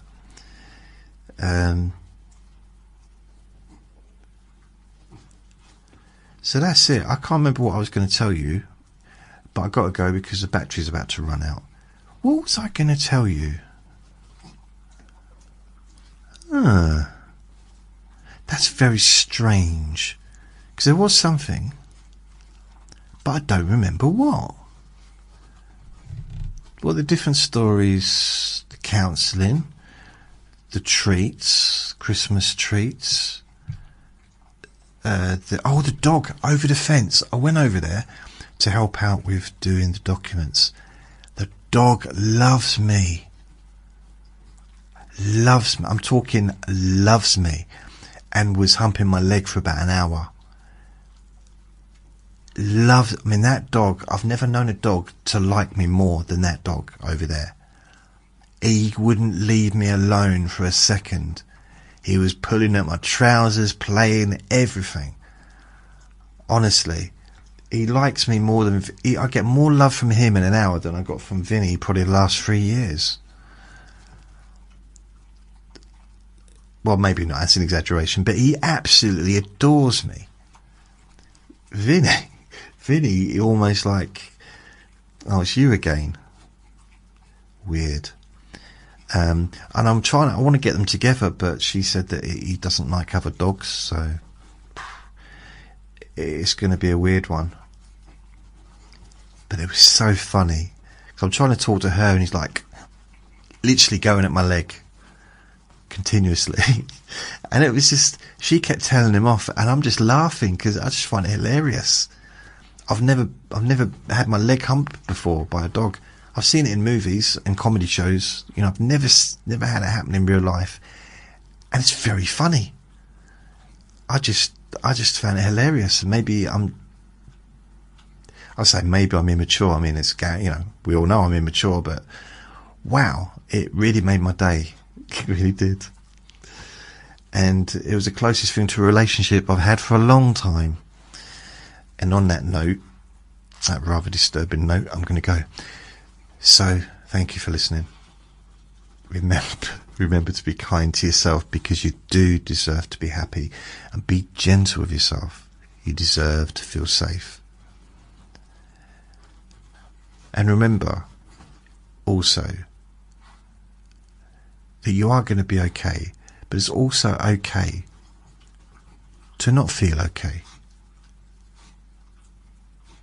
And that might sound strange, but it's all right to not feel okay. But also remember that you will eventually be okay. Sounds like a puzzle, doesn't it? But there is some meaning in that. So ultimately, don't give yourself a hard time. And it's all right to accept how you're feeling. Because I know sometimes other people won't, or they can't. It's not their fault. But it's okay to accept the way you're feeling now, but also realise that it's not how you're always going to feel. And things will improve if they need to. So thank you for listening, and take care. Lots of love. And thanks for watching if you're watching. Bye. And subscribe. See ya.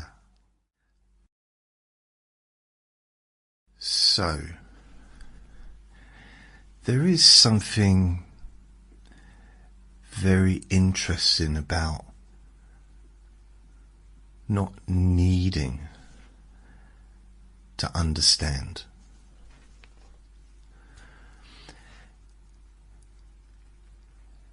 And you don't need to understand what I'm saying.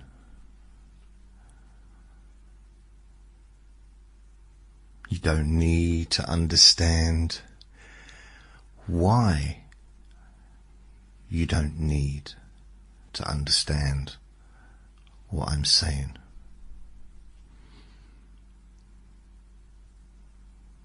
And sometimes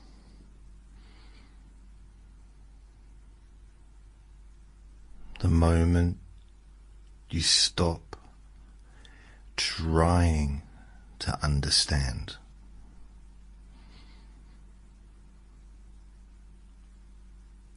understanding becomes completely unnecessary.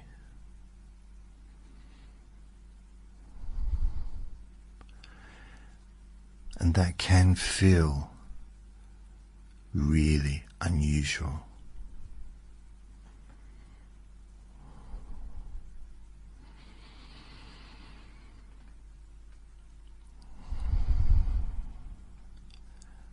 Because normally your mind likes to follow. It likes to track. Likes to make sense. Likes to organize. But now, right now, it doesn't need to.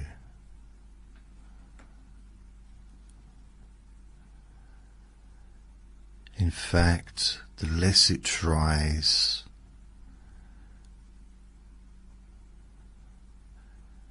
the easier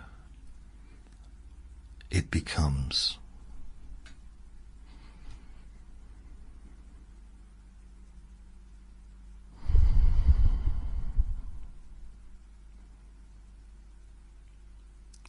And you could listen without knowing.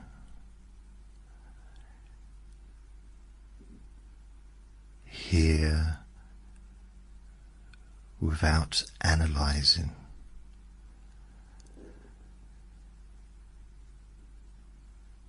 Notice without arranging.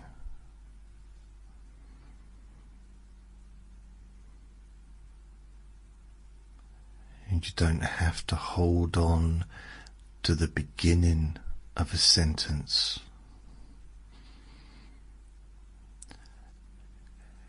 In order to understand the end of it.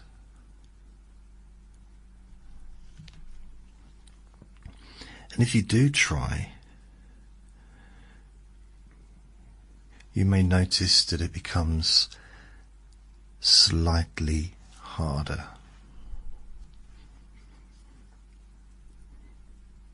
And if you don't try,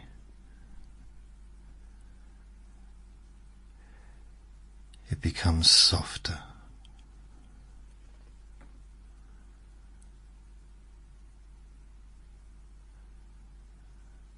Because confusion is not a problem.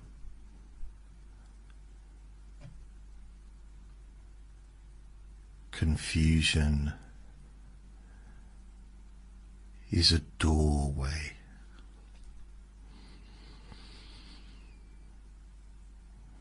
And now that doorway is open.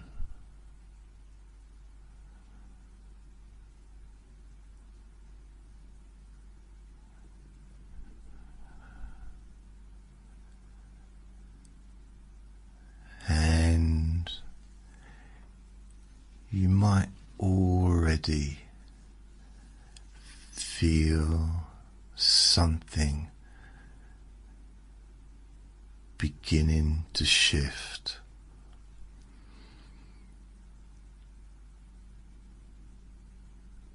Not dramatically, not subtly,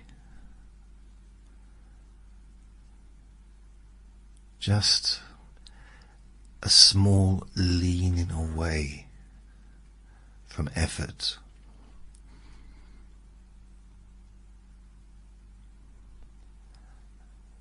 A gentle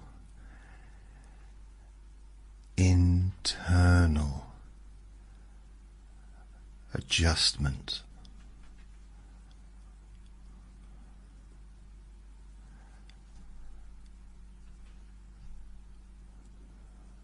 Like the difference between holding something tightly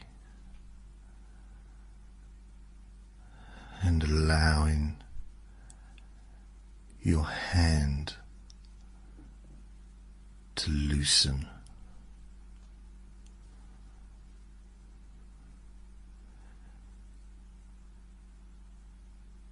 You don't have to loosen it.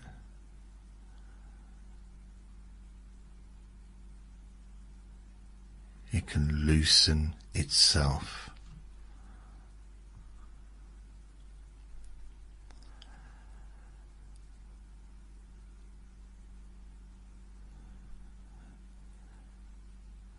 Because the more you attempt to control the experience,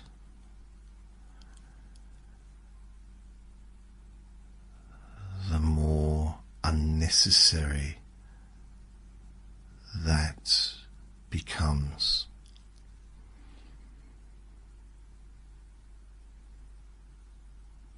And therefore, the more unnecessary it becomes,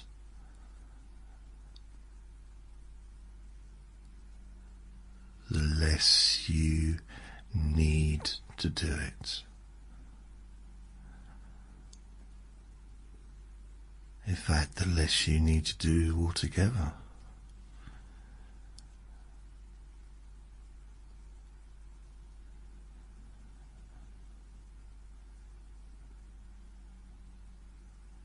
And you may begin to notice that following my words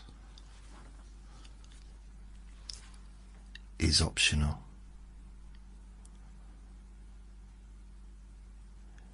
You can follow them or let them pass, or lose them halfway through. And it doesn't really matter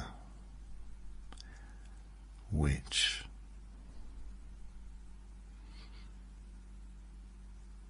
Because there is no test.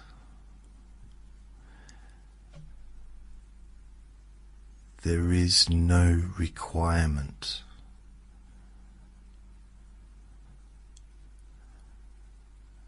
There is nothing to achieve.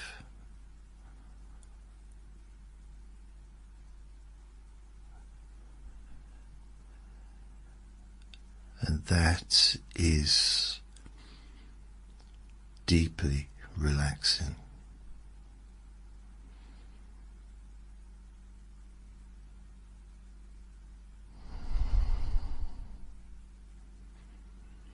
Because your unconscious mind loves tasks.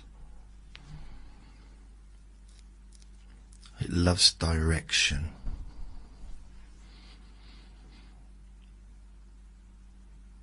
It loves clarity.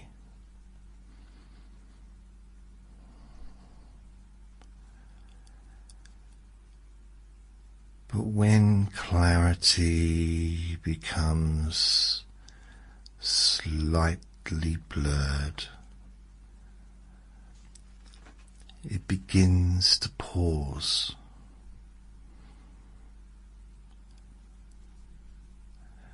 And when it pauses,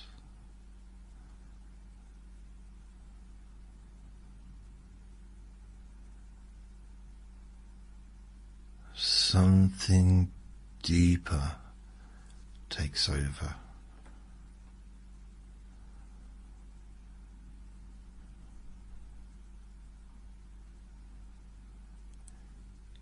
might notice thoughts beginning and not finishing.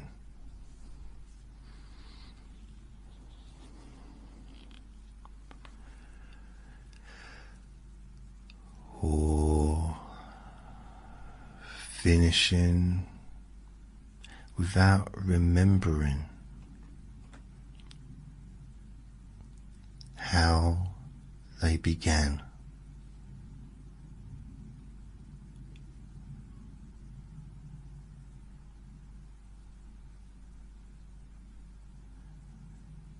You might notice a sentence starting to make sense, and then gently dissolving before it completes.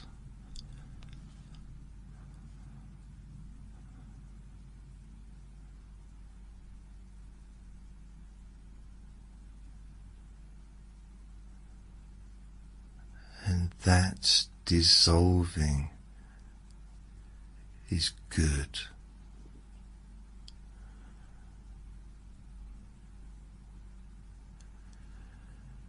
because unfinished thoughts are sleepy thoughts.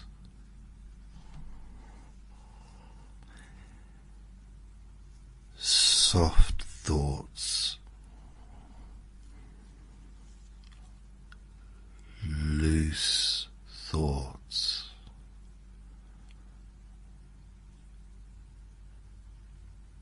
thoughts that drift apart before they connect.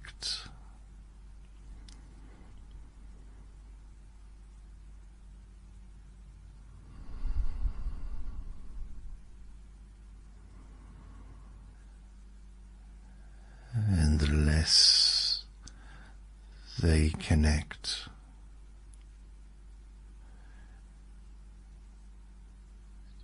the easier it becomes to drift.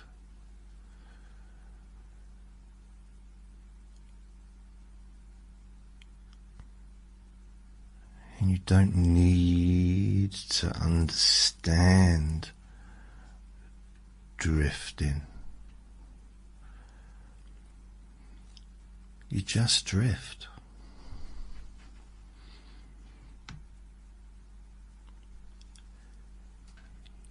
You don't need to understand how sleep works.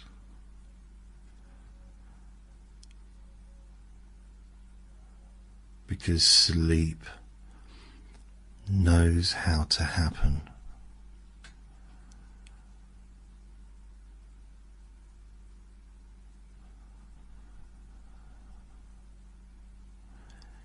And the more you allow yourself to not understand,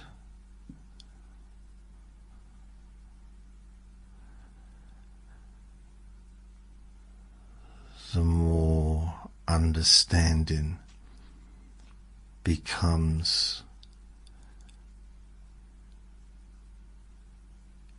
irrelevant.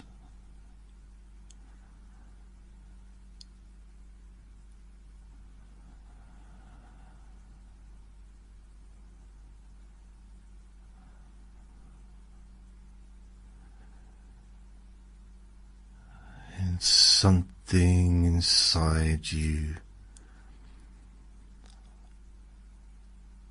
begins to give up.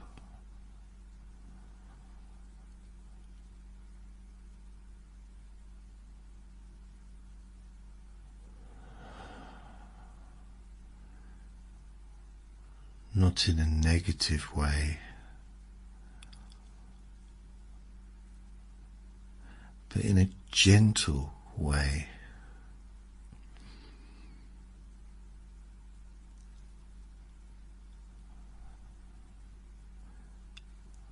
A quiet, internal surrender.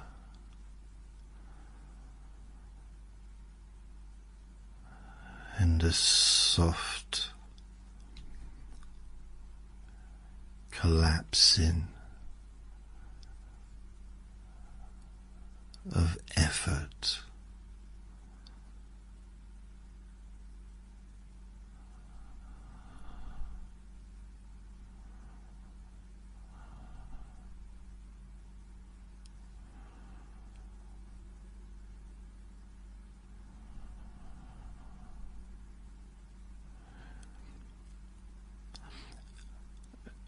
And you might wonder how long you've been listening to my voice.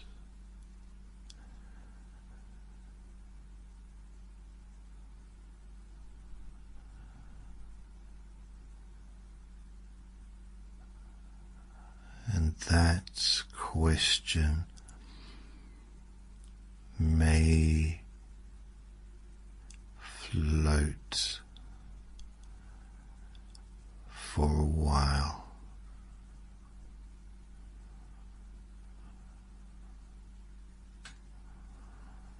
May float for a moment.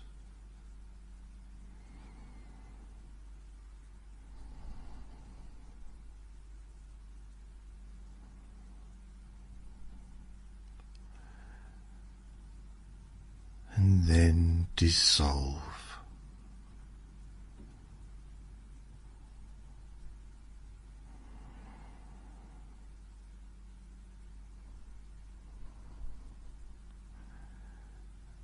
Because time, when not measured,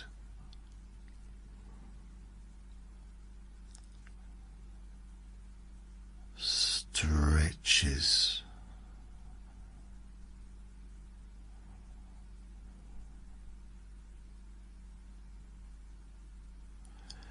and folds and disappears.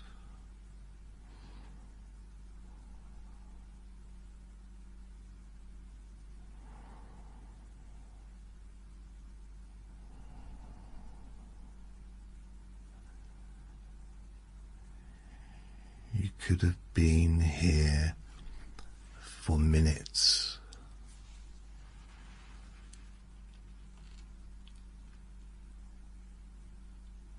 or longer.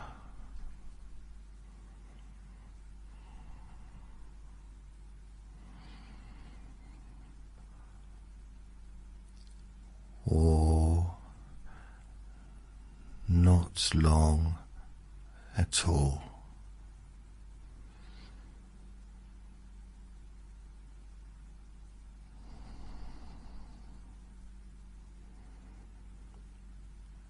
And the interesting thing is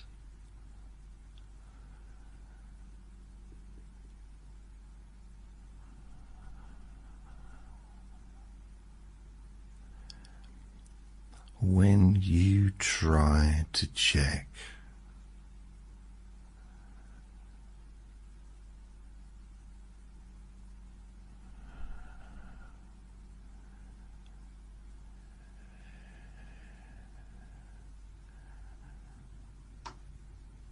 it becomes unclear.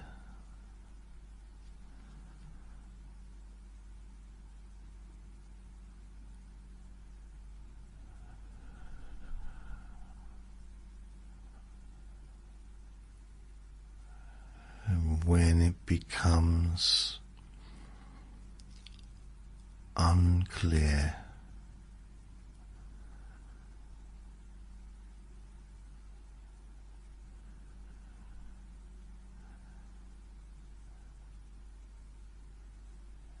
it becomes deeper.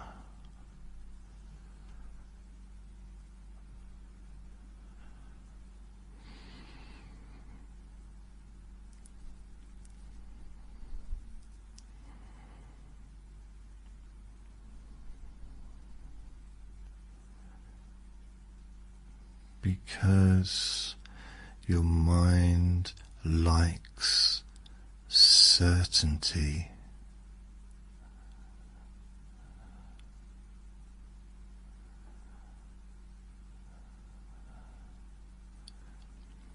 But certainty is optional.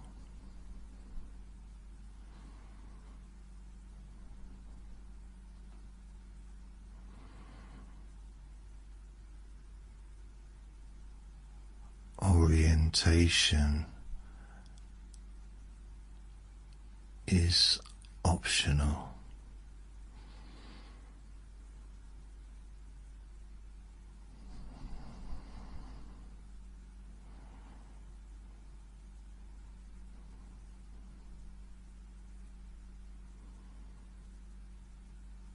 Left and right begins to matter less.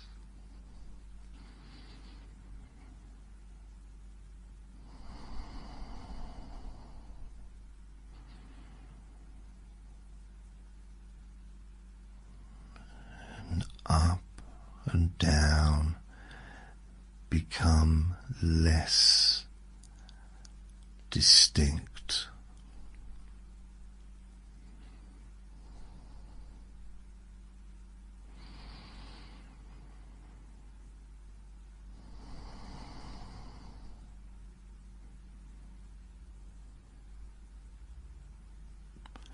Before and after becomes interchangeable.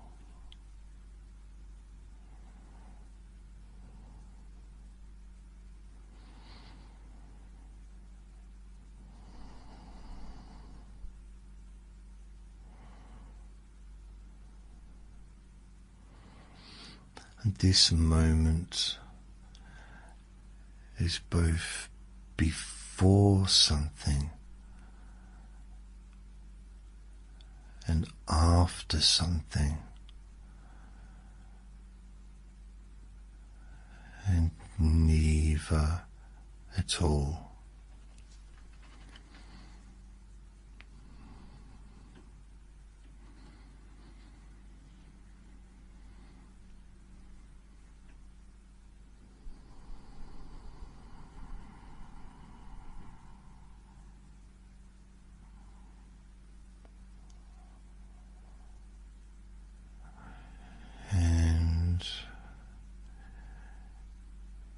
If you try to untangle that,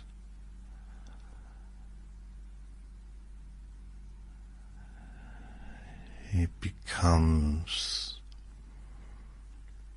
slightly confusing.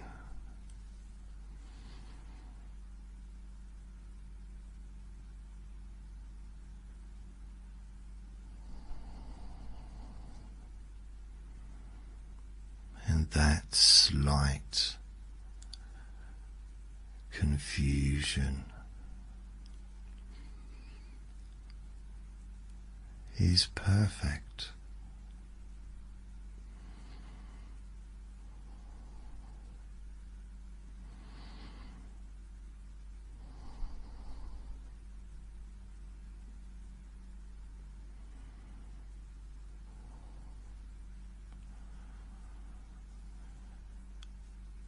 And that slight confusion is perfect.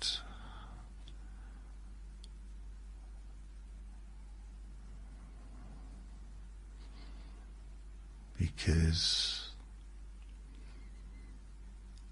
confusion makes this conscious mind hesitate.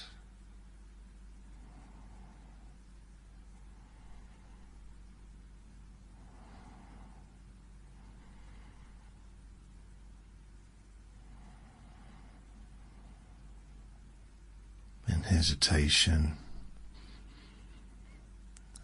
allows surrender.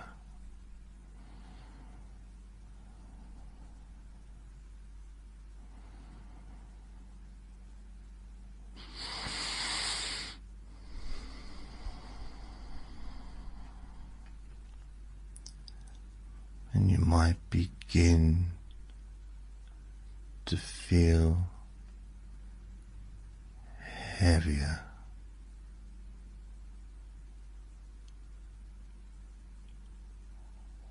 or lighter,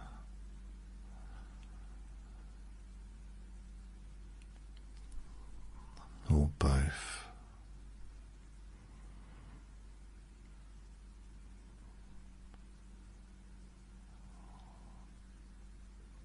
Or neither.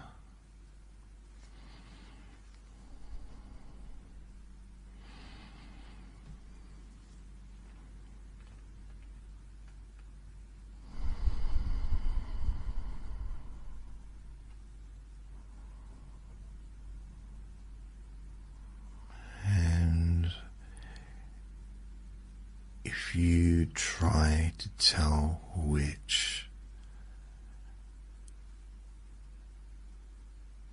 it becomes uncertain.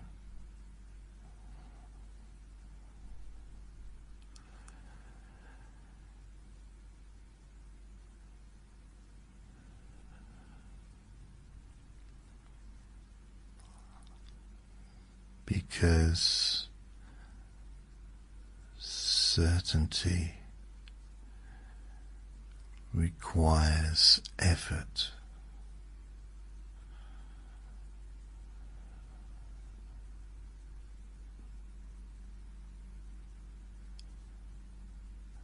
And effort is slowly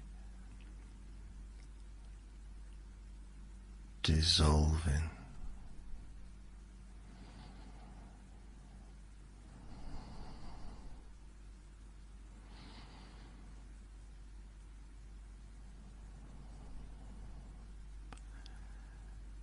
And there may be a sense that your body is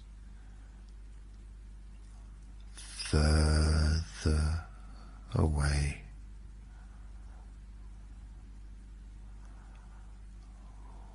or closer.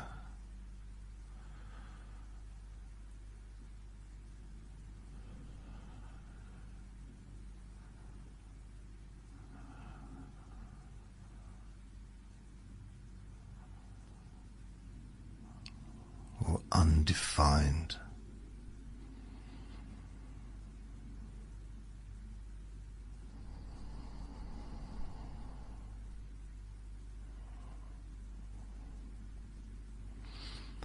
As though edges are softening.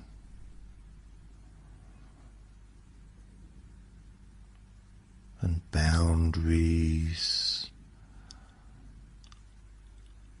are blurring.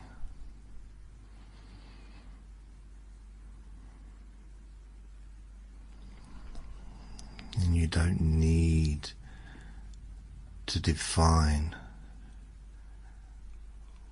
where you begin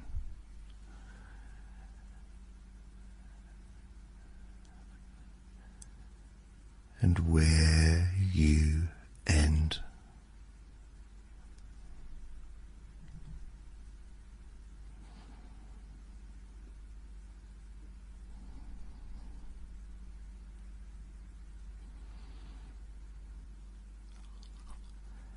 And you don't need to define where you begin.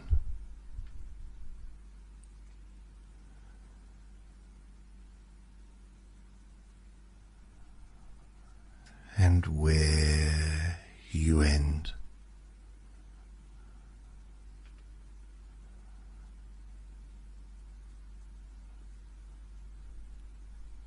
Because that definition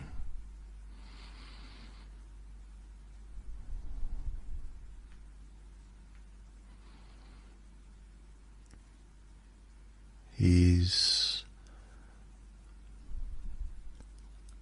unnecessary right now.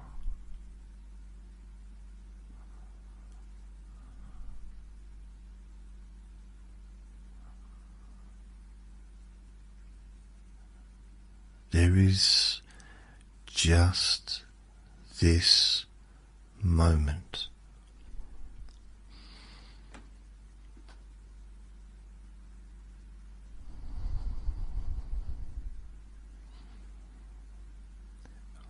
Which may already feel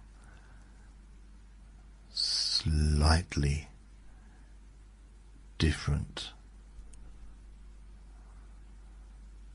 from the one before it.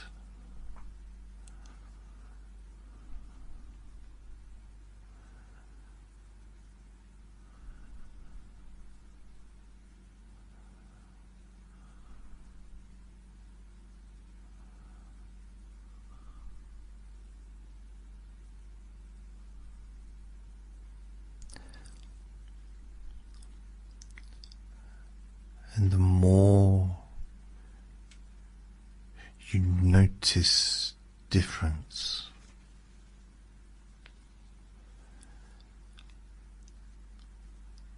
the less you can describe it.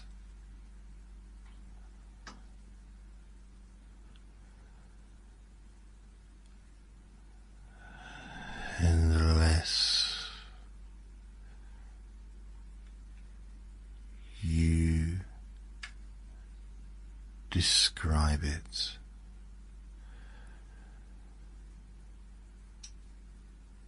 the deeper it becomes.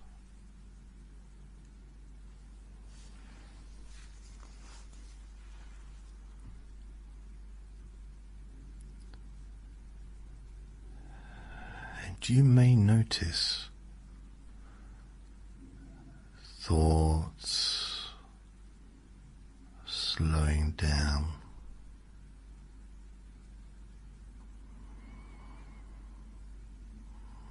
more becoming tangled,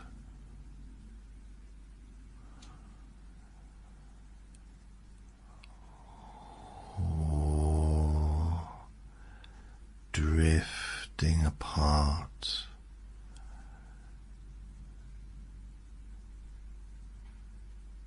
before completion.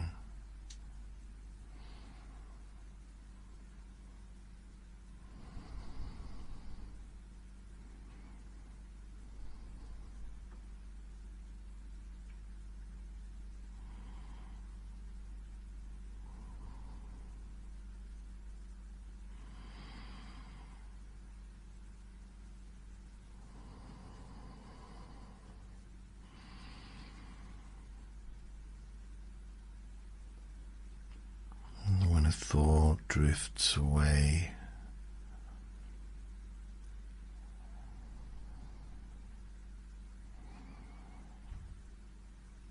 you don't need to retrieve it.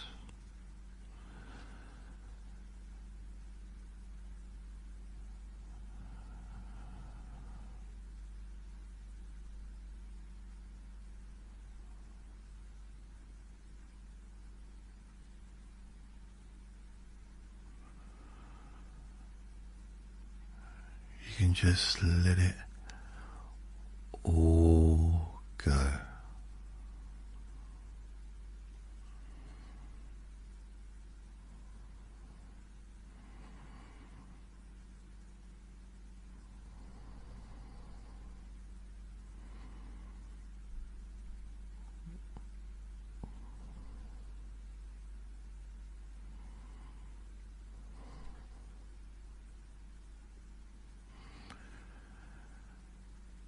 because the act of not retrieving it is part of the deepening.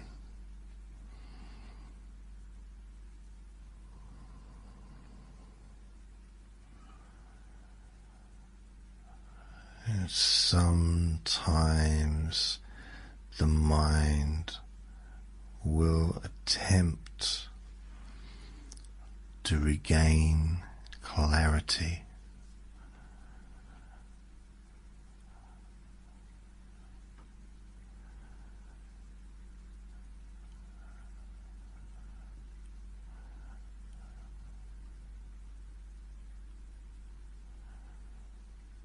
To organize,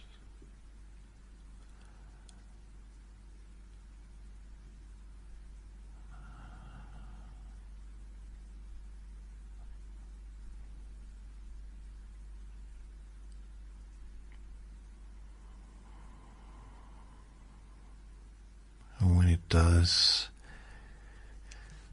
it may find that clarity slips.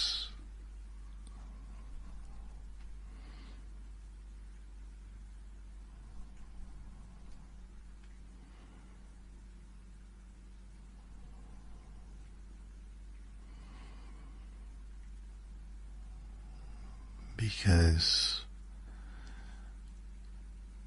the more you try to straighten fog, the more it swirls.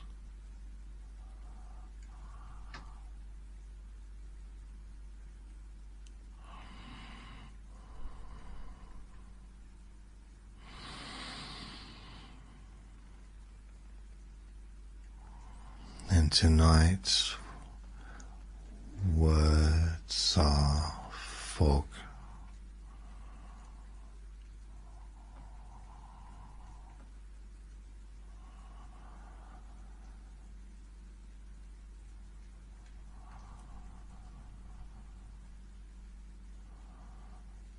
Soft fog.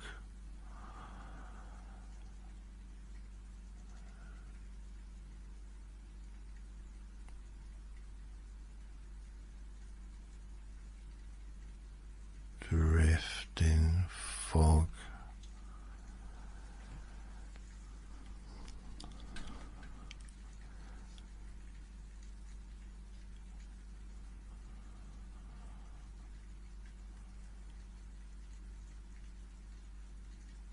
Fog that surrounds you without any pressure.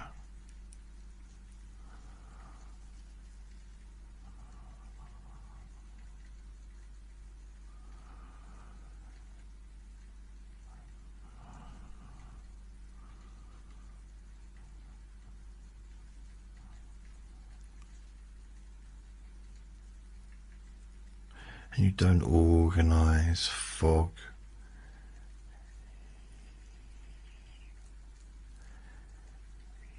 You don't correct fog.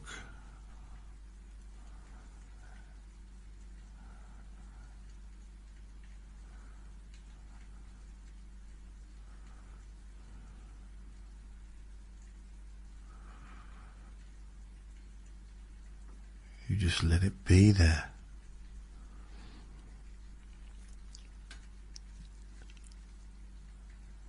You accept it as you accept yourself.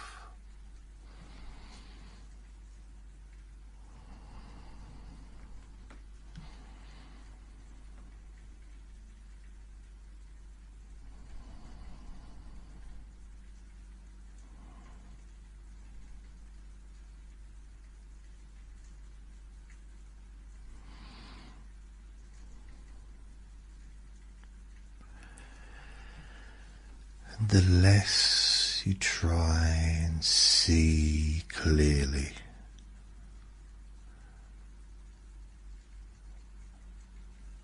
the more comfortable the blur becomes.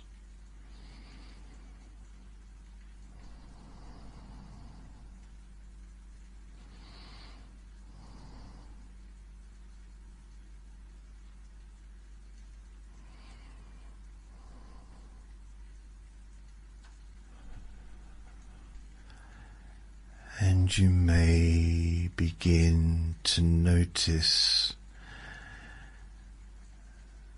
that listening feels further away.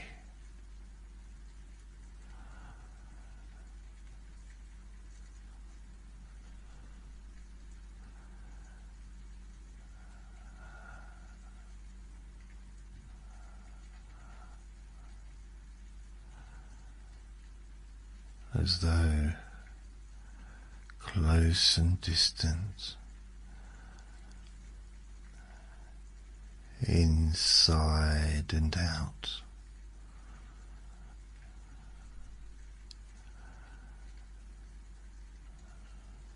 near and far.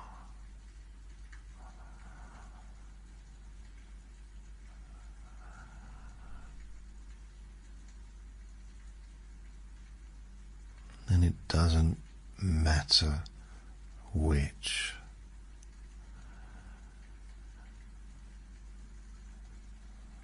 Because this is not about precision.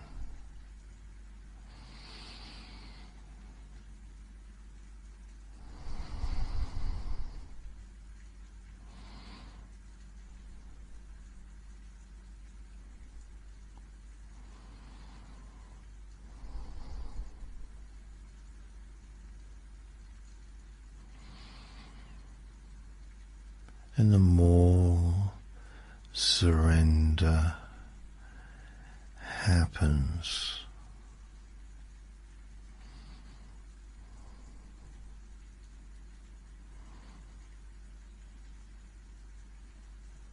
the less effort is required.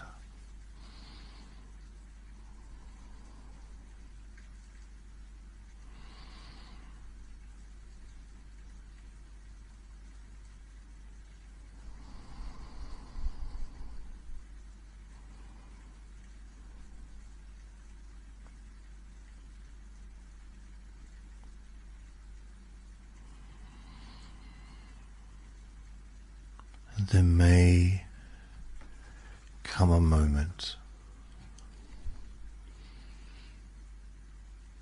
when you forget what this session is called.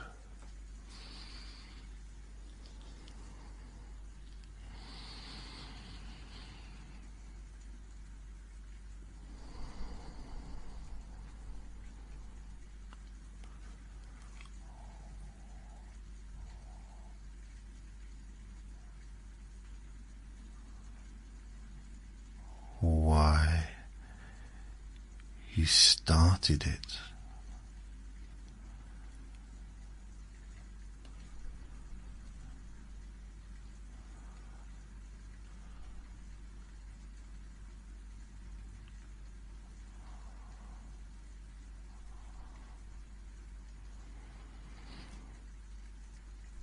And that forgetting is useful.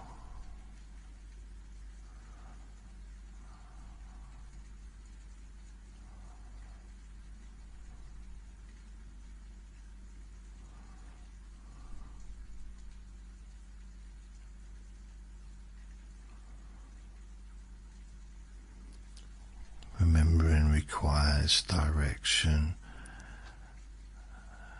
and direction requires orientation.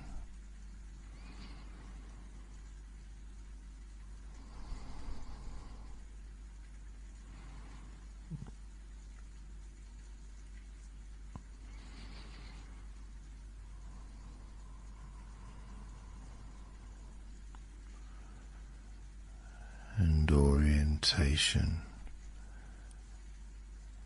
is dissolving.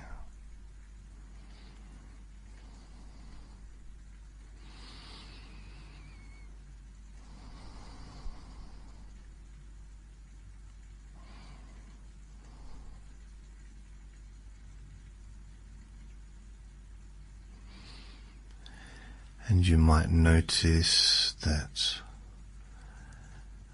trying to focus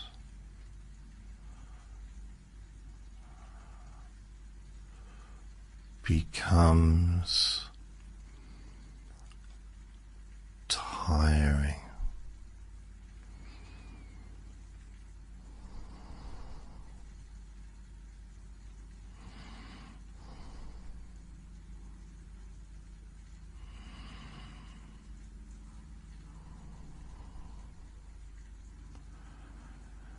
And not focusing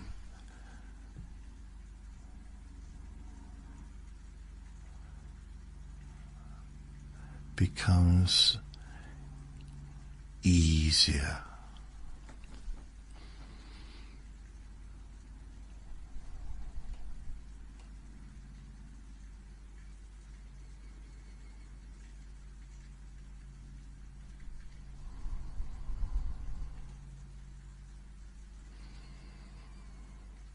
And the easier it becomes to not focus,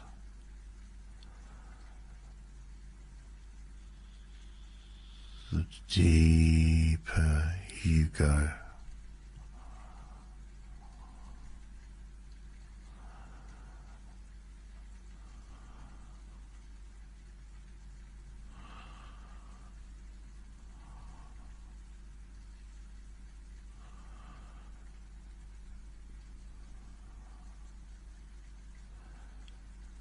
And there may be spaces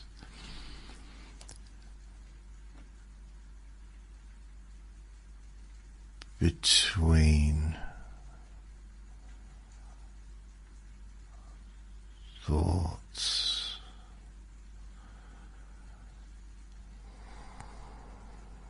Now,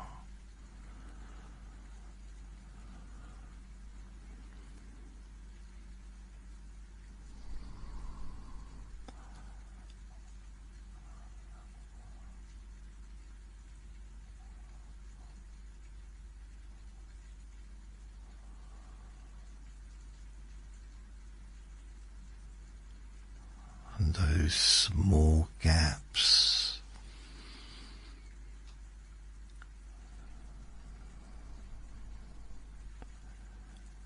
may widen.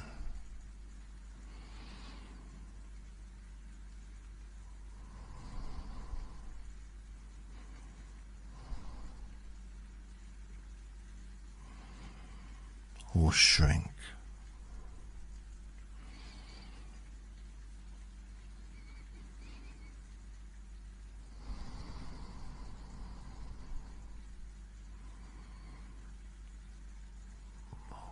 Or feel undefined.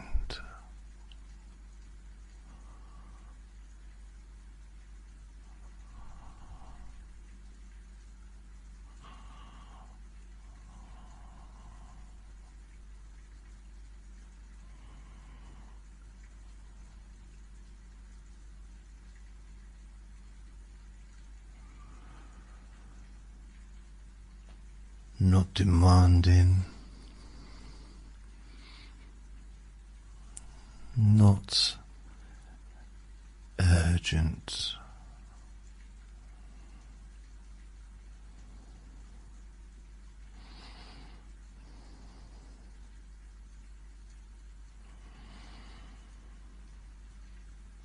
not urgent, just present.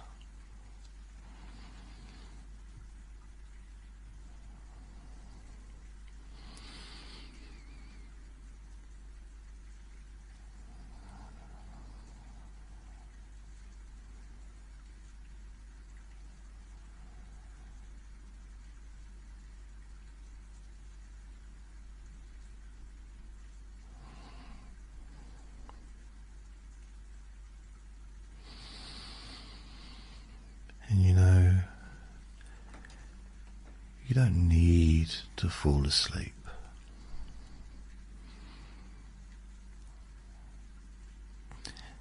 You don't even need to try. In fact, you don't need to make anything happen.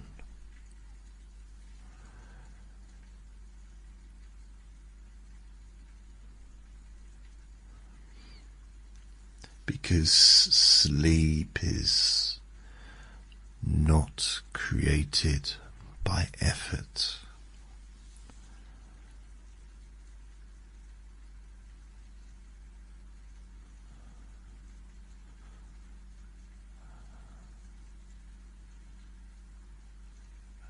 Sleep happens when effort stops.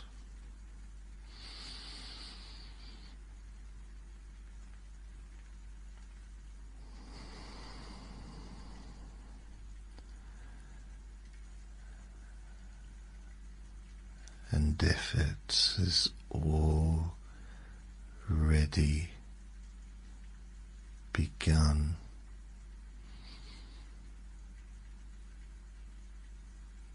To fade.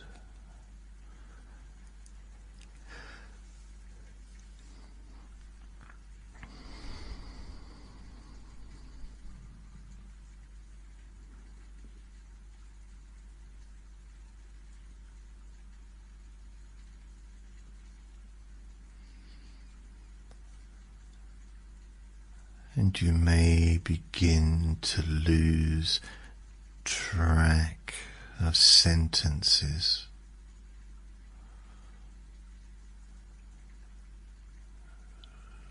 Lose track of meaning.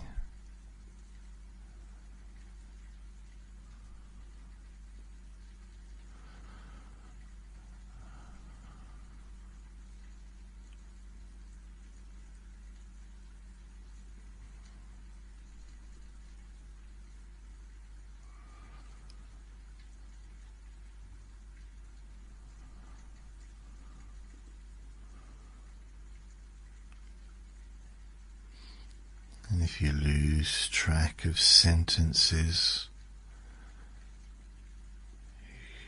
you may lose track of meaning.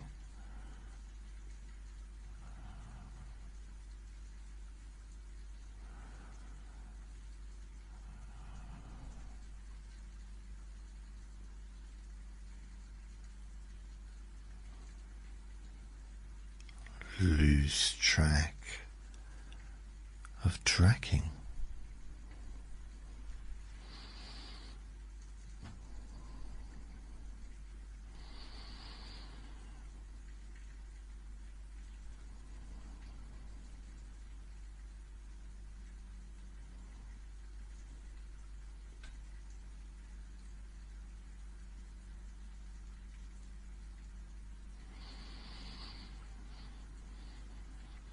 And that loss is gain.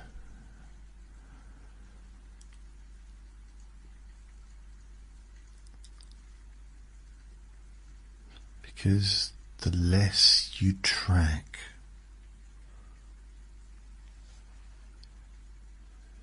the less there is to track.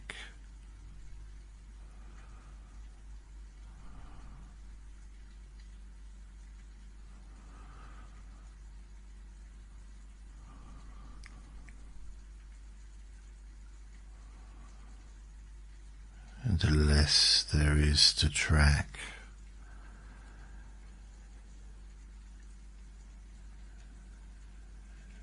the easier it is,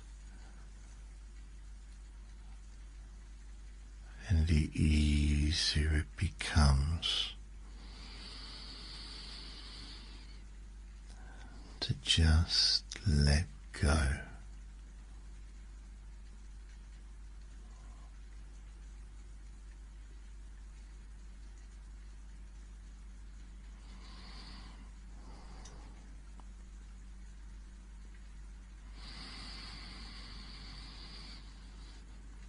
You might notice a soft internal shrug.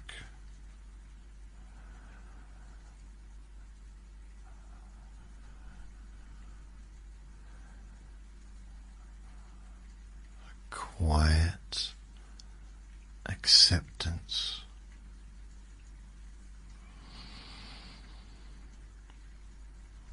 A gentle giving up.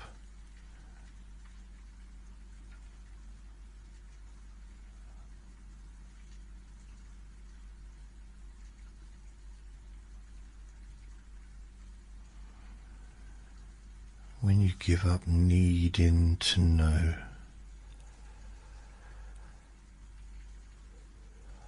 sleep moves closer, not suddenly,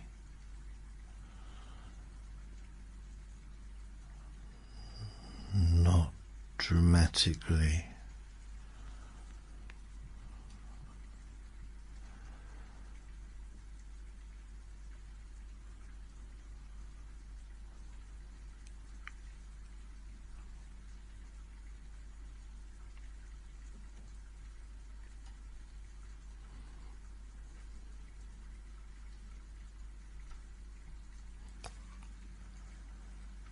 But like a shadow that lengthens slowly,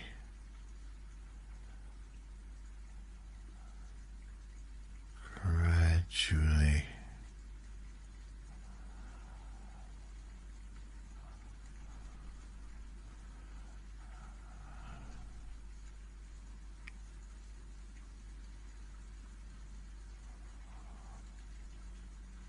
until you no longer notice the shifts.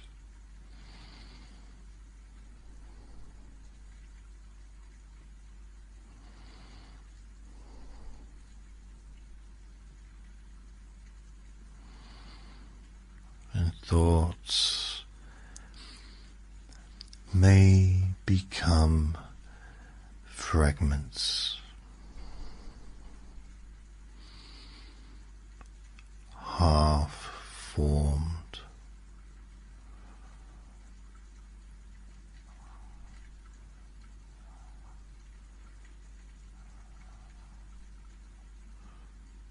unfinished.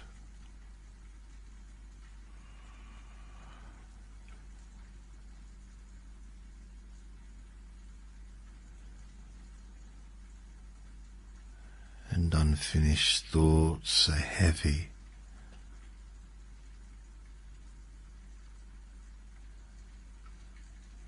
sleep heavy,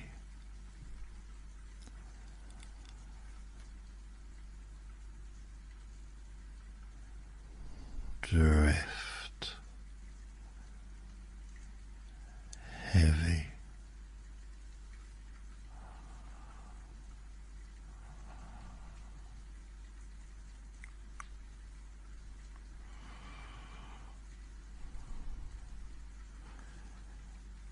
Drift heavy.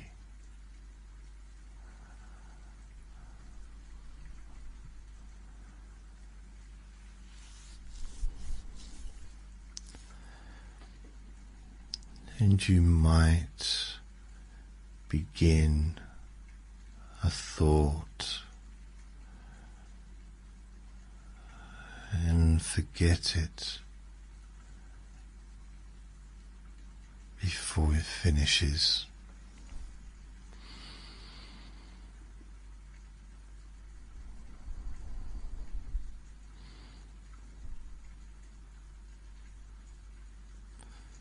And then begin another,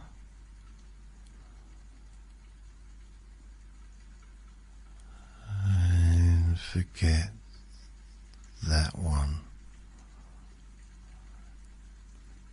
2.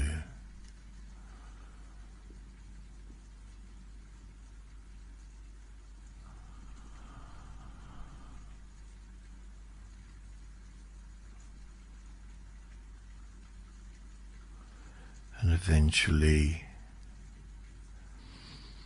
the effort to begin thoughts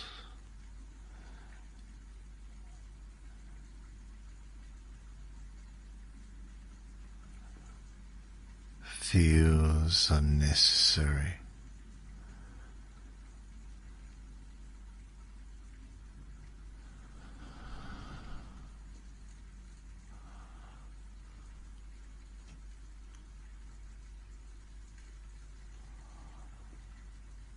And then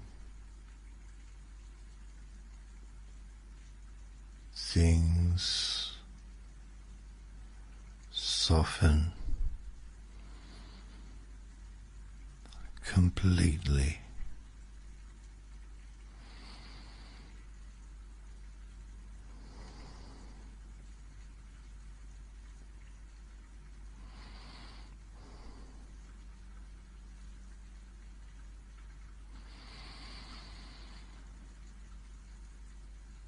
That's when things soften completely.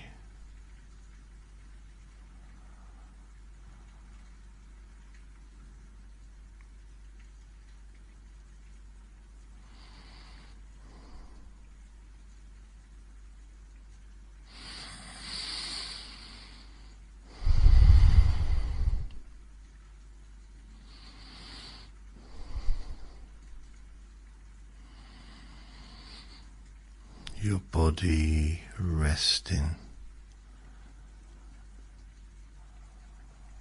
without needing permission.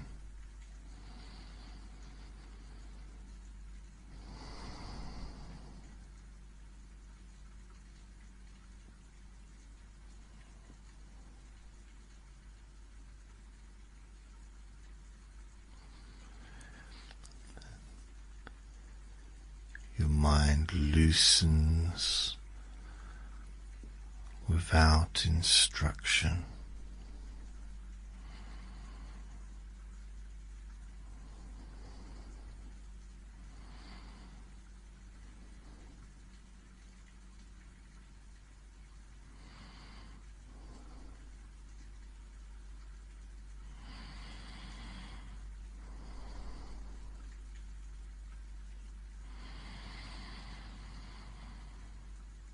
Your awareness is narrowing.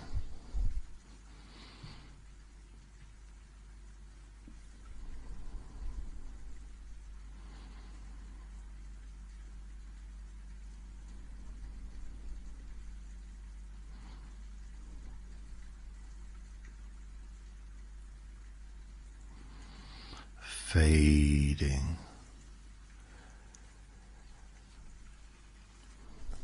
and blurring.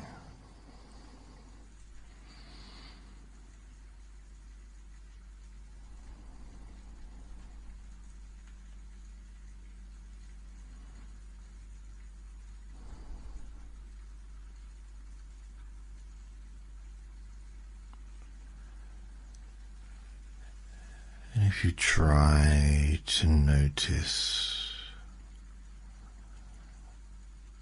how deep you are,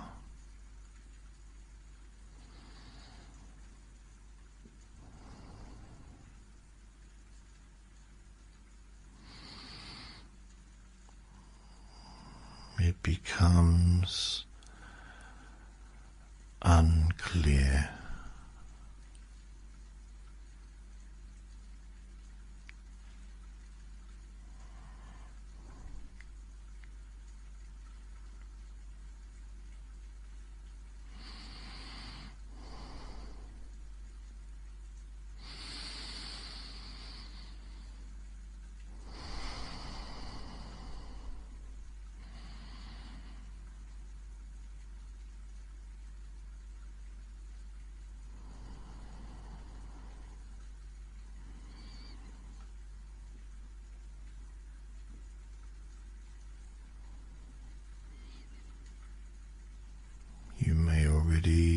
drifting.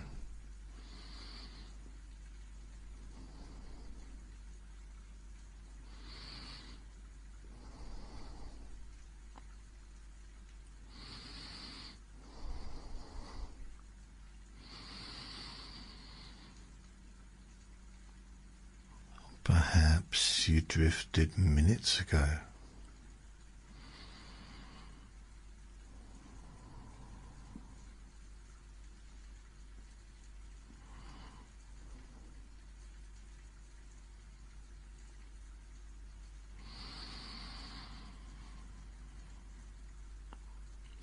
Or perhaps time has become irrelevant.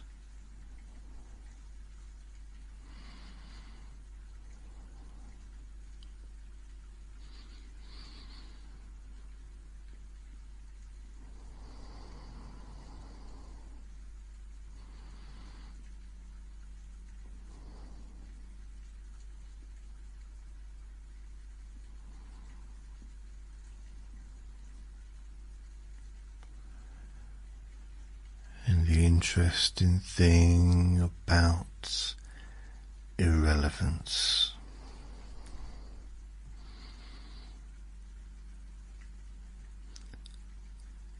is that it removes pressure.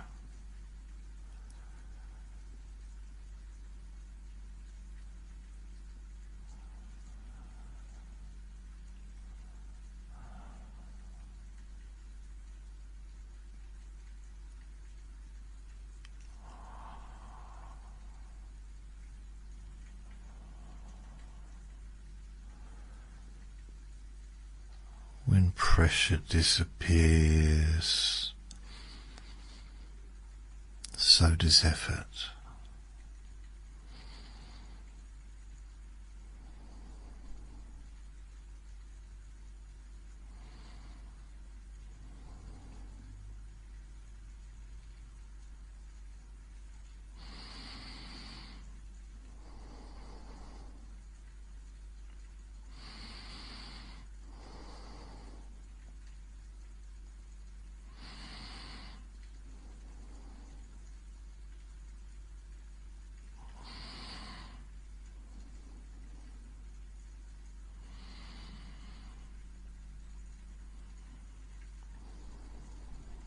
When effort disappears, sleep arrives.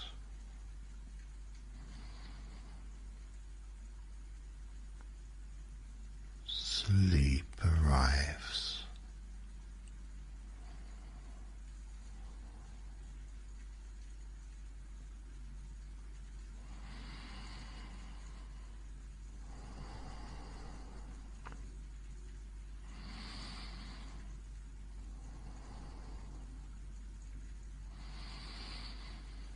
Softly,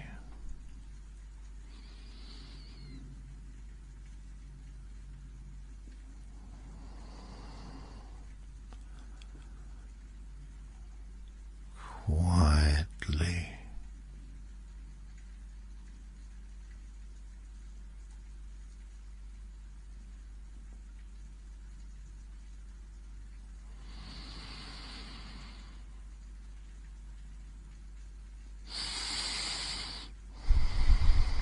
naturally.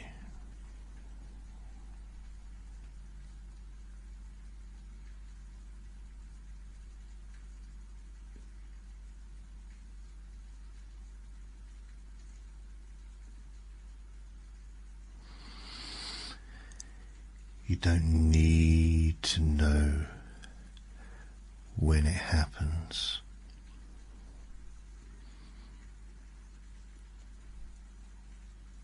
You don't need to feel it happening.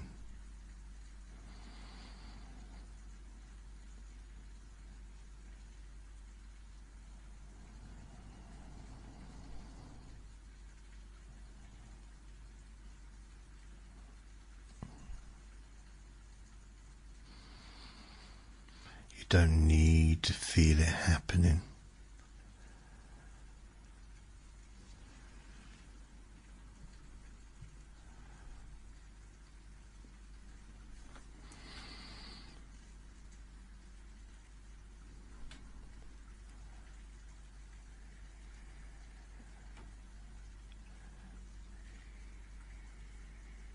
You don't need to track the moment.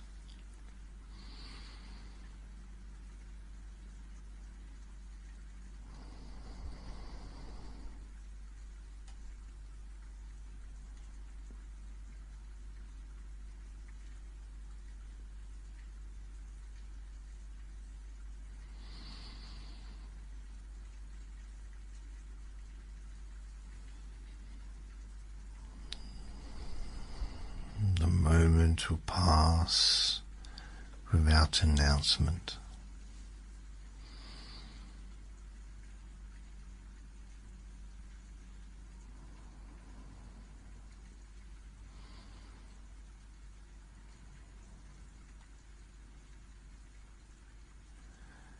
Thoughts dissolving into softness.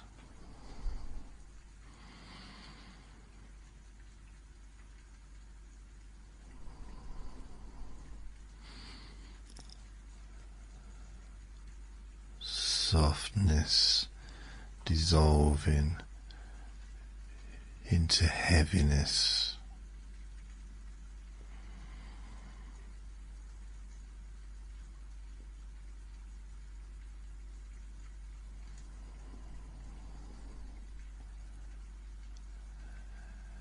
And heaviness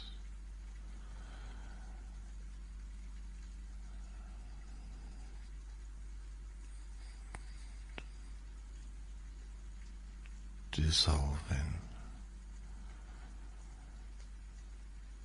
into nothing at all.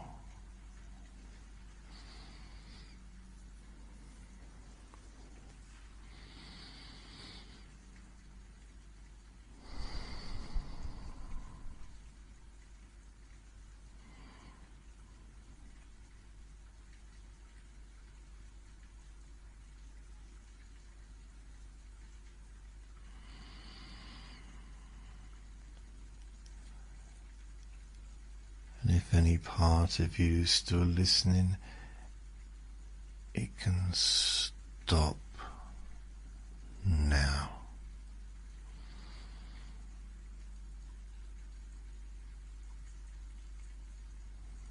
It can rest now.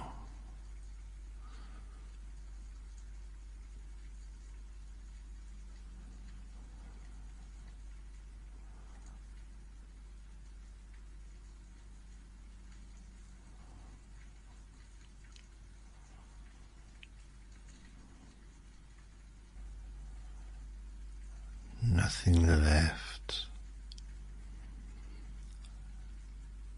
to follow.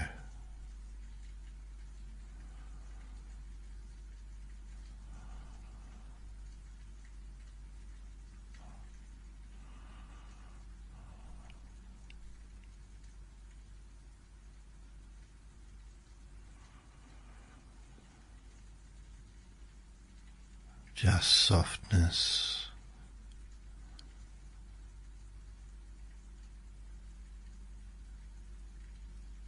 Just heaviness.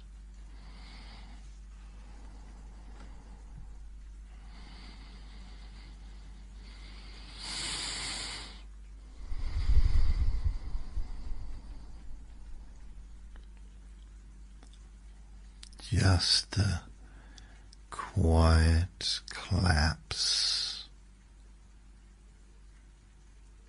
of awareness.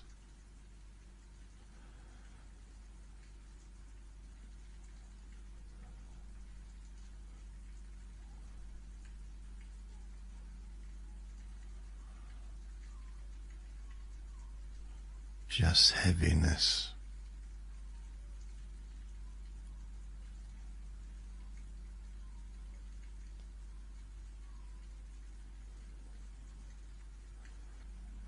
just the quiet collapse of awareness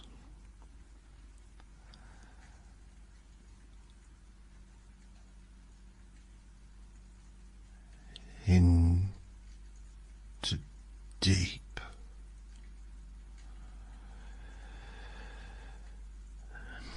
natural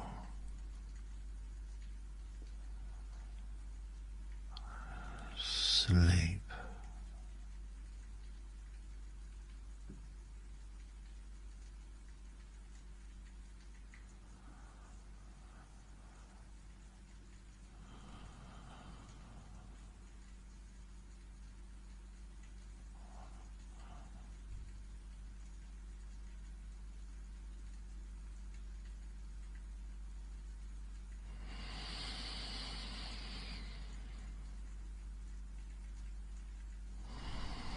And as everything slows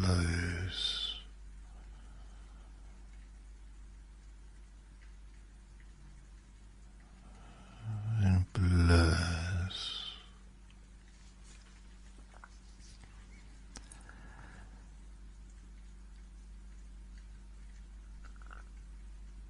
and fades,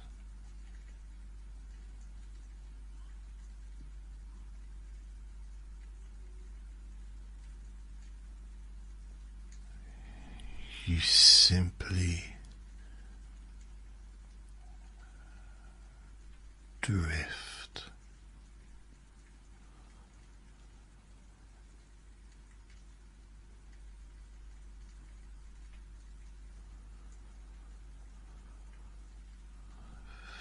further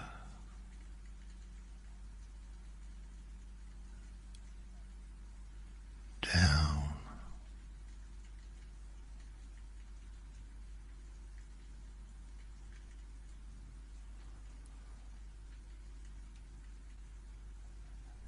into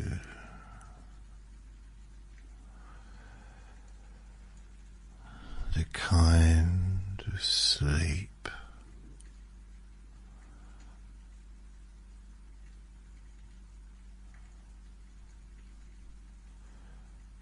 that happens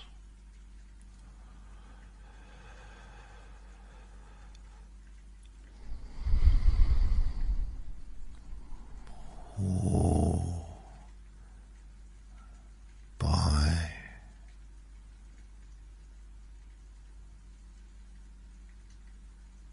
itself.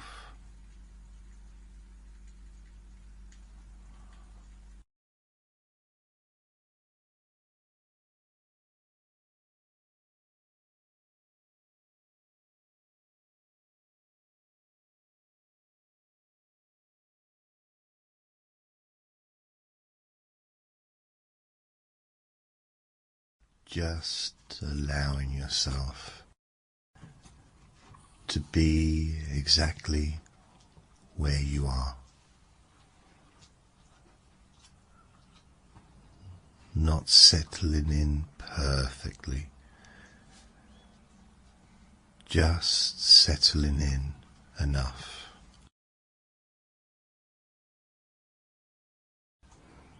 Because your body already understands how to rest when it's no longer being asked questions. Breathing happens all by itself.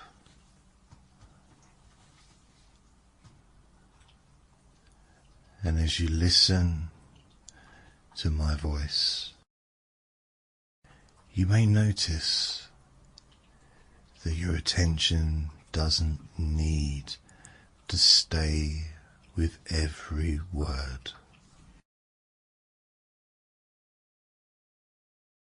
Some words may pass through, and others can drift around.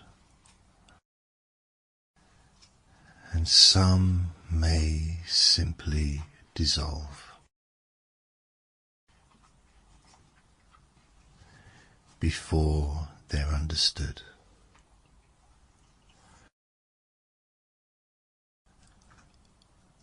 And that's not a mistake. That's a sign of comfort.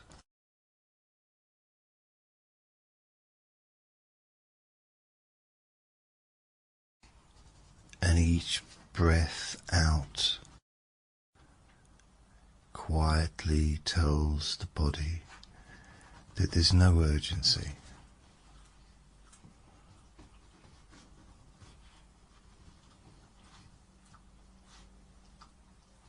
Just to let you know that Vinny's in the background, playing around and making a little bit of sound. But he lives here, so he can kind of do what he wants.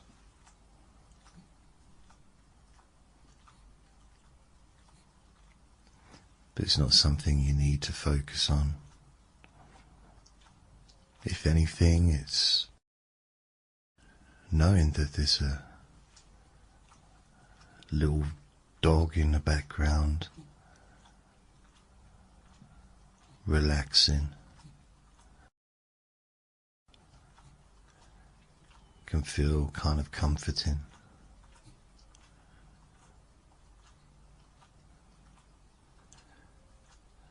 And any sounds he makes at the beginning of the recording generally start to drift away, because he also relaxes even more deeply and usually falls asleep when listening to my voice.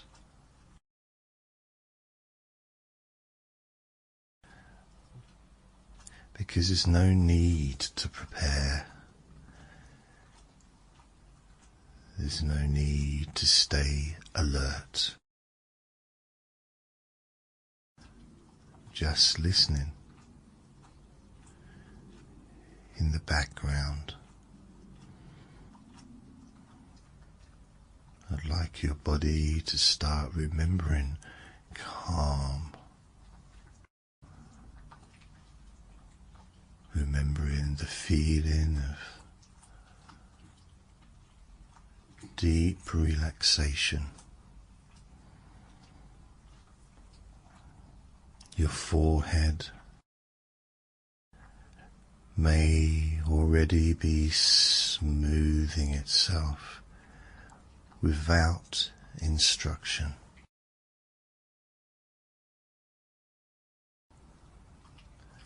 And the tiny muscles around your eyes doing less, simply because they can.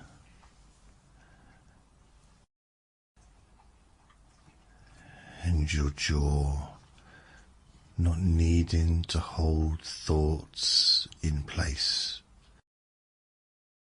just relaxing, feeling loose.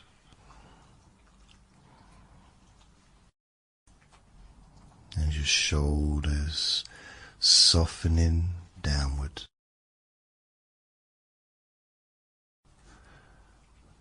Not collapsing, just releasing unnecessary effort.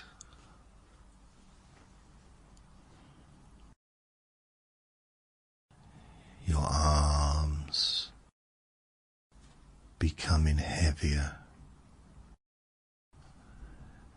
almost as if they've remembered that gravity isn't an enemy. And your hands resting, fingers relaxed, with no task to complete.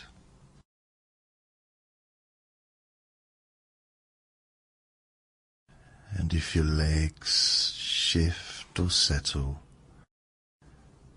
that's just your body finding its easiest position.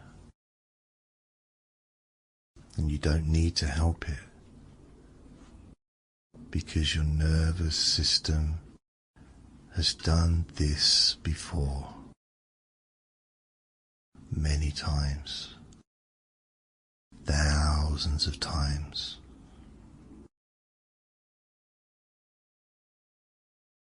Now,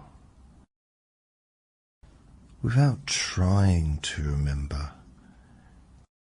you may notice a sense of familiar warmth. Not a clear image, not a detailed memory.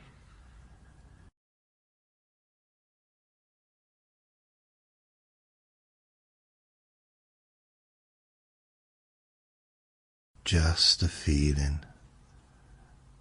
that once things felt easier for a moment.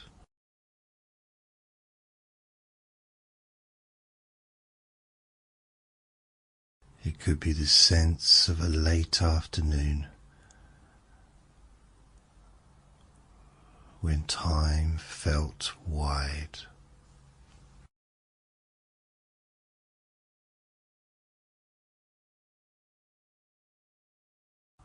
Or the background sound of music playing somewhere else.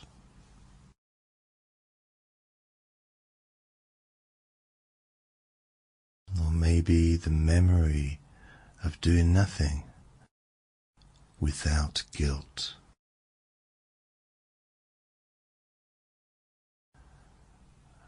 Because you don't need to know when or where your unconscious stores nostalgia, like a colour or a temperature, and that feeling is enough.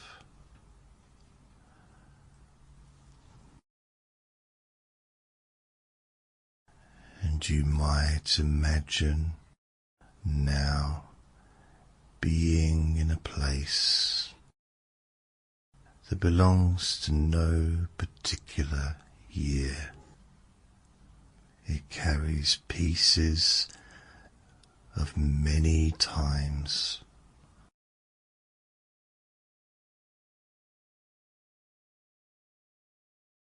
The safety of routine.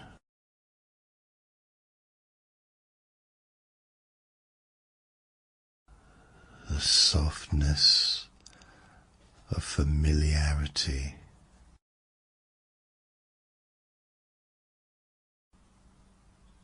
The quiet certainty that nothing bad is about to happen. Just positive feelings. And in this place, you don't need to decide anything. And no one expects answers.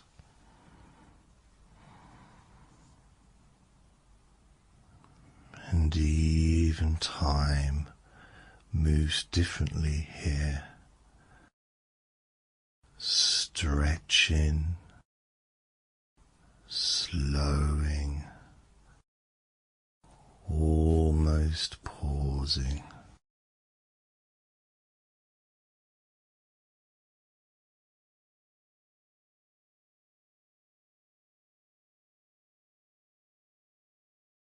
And if thoughts arise, they do so gently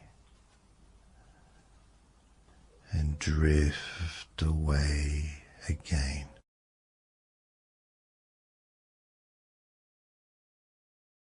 Like dust in sunlight.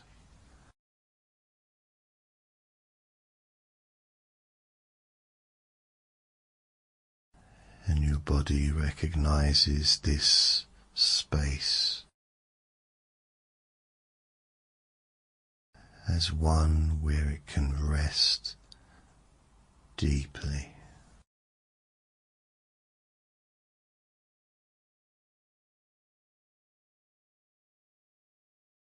And here you are allowed to enjoy remembering without loss. You are allowed to feel warmth without sadness. You are allowed to rest without earning it.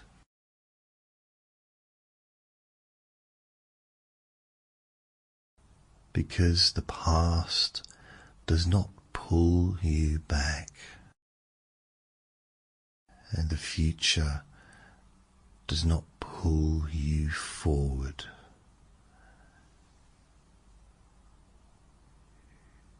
You are simply supported right here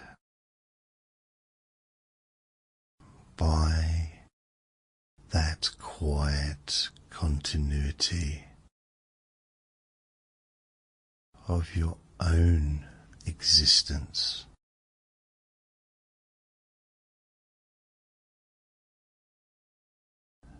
And nothing has gone wrong.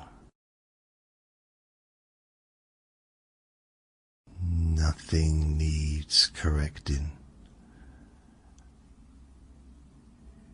You are not behind, and your mind can settle into that truth at its own pace.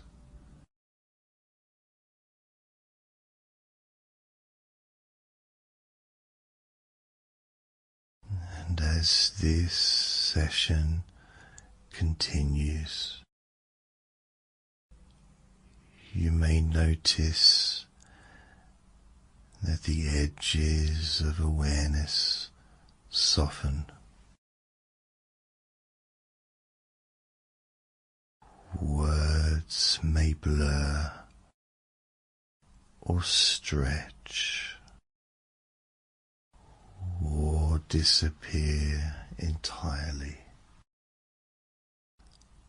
and that's fine. And you don't need to stay awake for this to work. You don't need to remember anything that was said, because your unconscious keeps what it needs and lets go of the rest.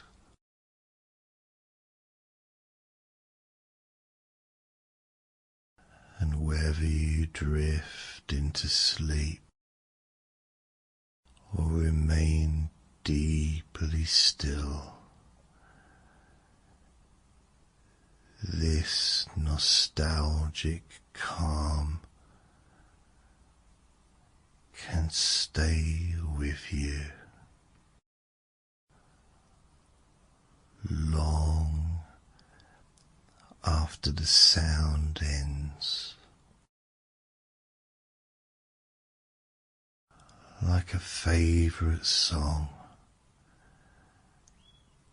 that you don't have to play to feel comforted by.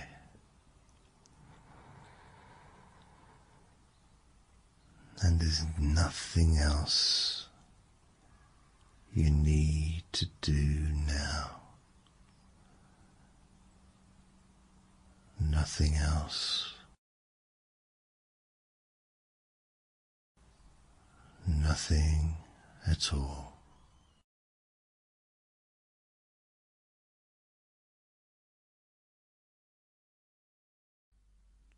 just take a moment to notice that you're here.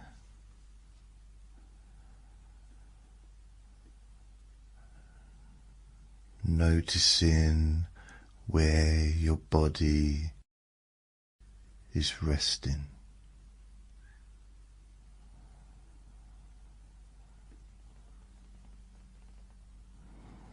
Perhaps noticing the surface beneath you, supporting you.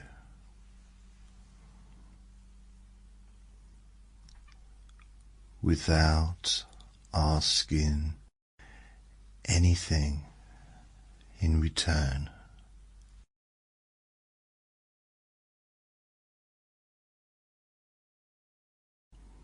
And there's nothing you need to do right now.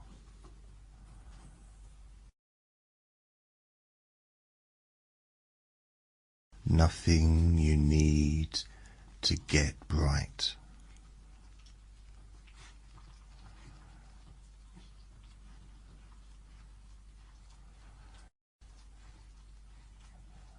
Nothing you need to focus on perfectly.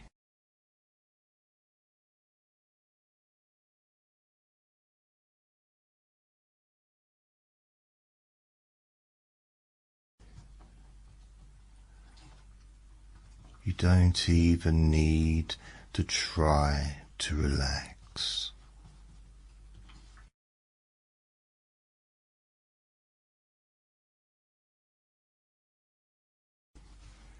Because your body already understands how to do that.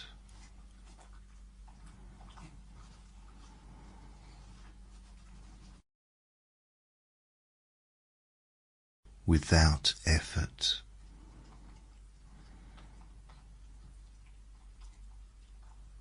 And without instruction.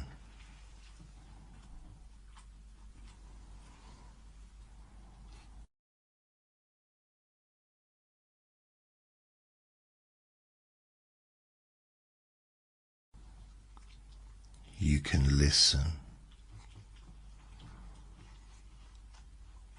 or not listen.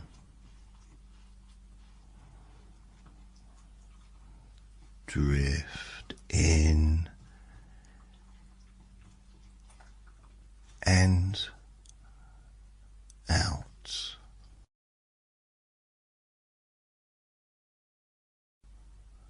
Follow my words, or let them fade into the background.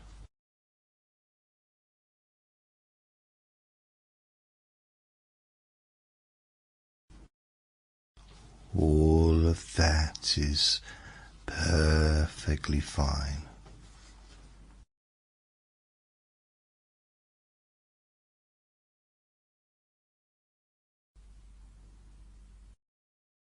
And if at any point your mind wanders,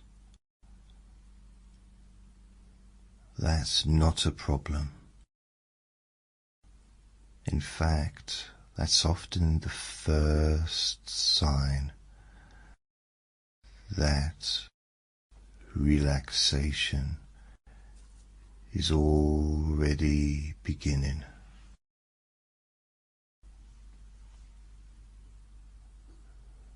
So, for now, just allowing yourself to rest in whatever way feels most natural.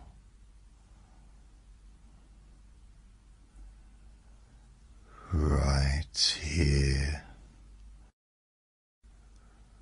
right now.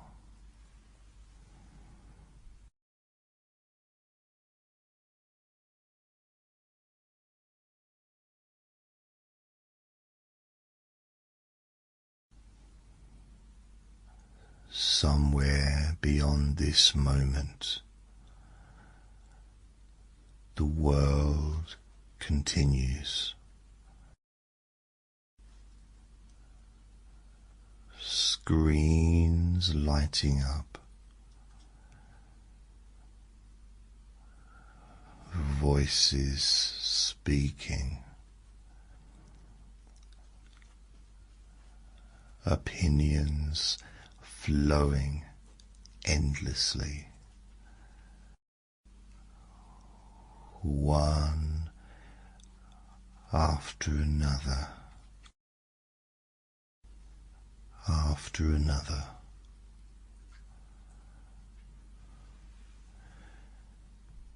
Stories arriving before the previous ones had even had time to settle.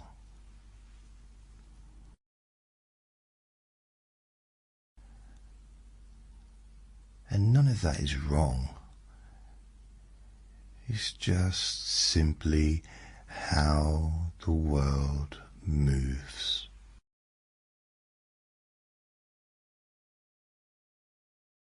But for now, you don't need to keep up.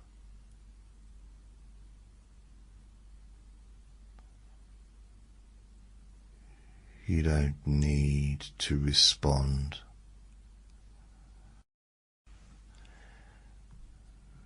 Or react. Or even observe.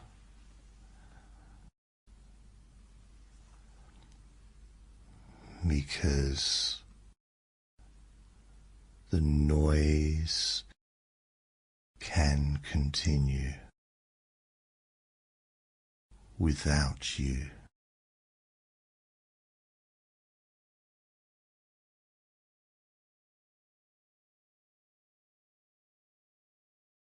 And you may begin to notice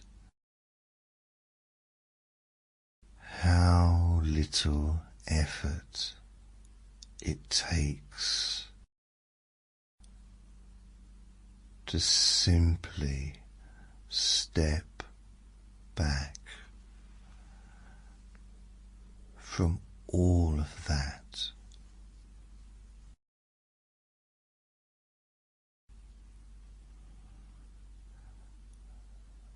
No resistance, no pushing away.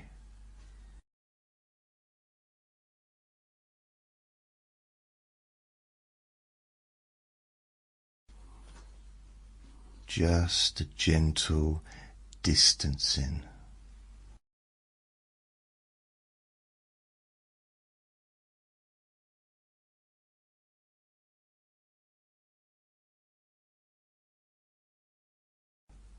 Like standing on the edge of a busy street,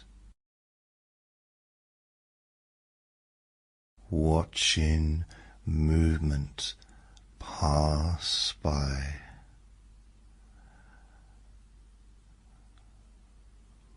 without needing to cross.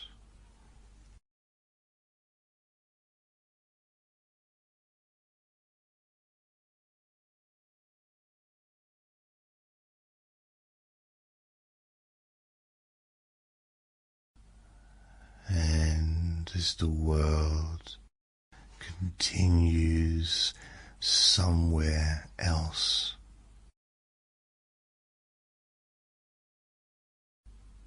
this space begins to feel quieter, not empty, just quieter.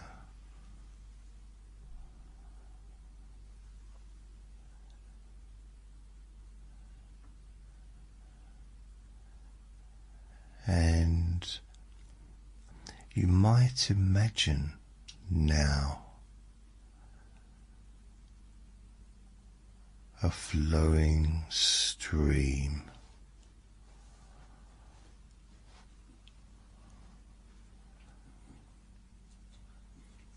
not water, but information.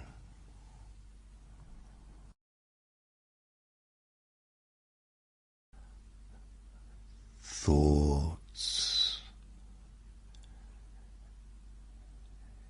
images, messages, and expectations.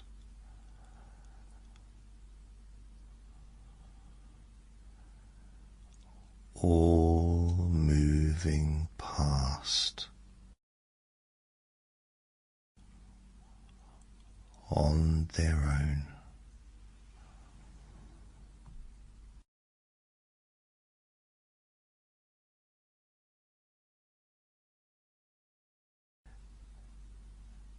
And you're not in the stream. You're simply nearby, safe and still.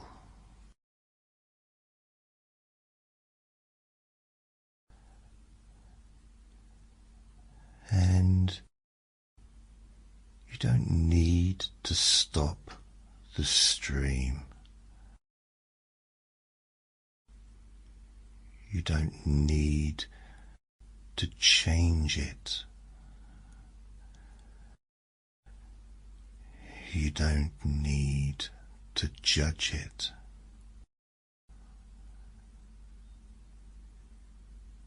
You're just not inside it anymore.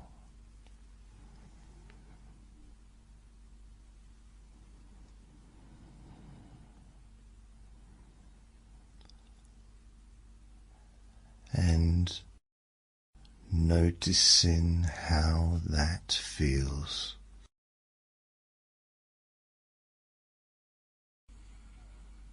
To not be pulled,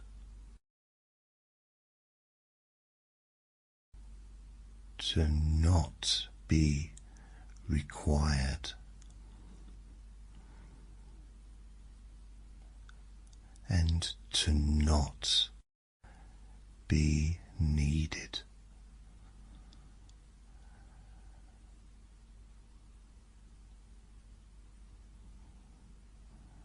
Because nothing needs your attention.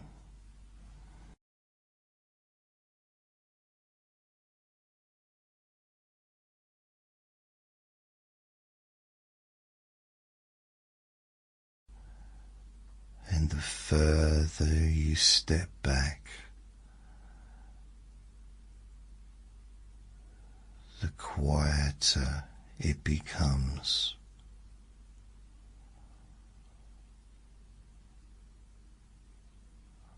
Until eventually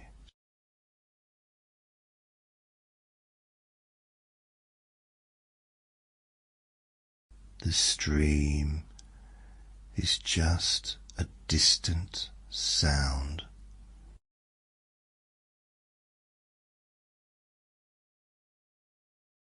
barely noticeable.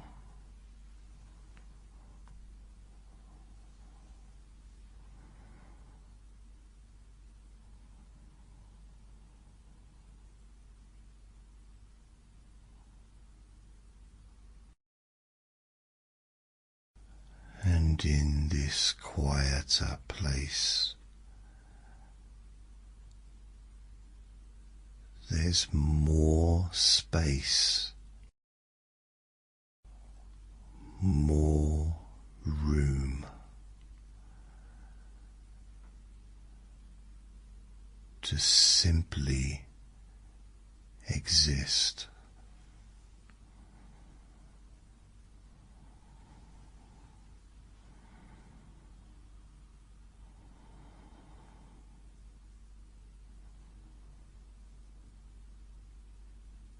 And now,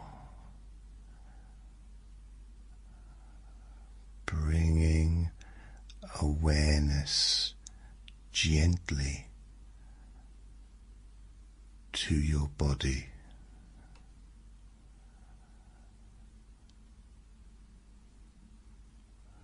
Noticing where it makes contact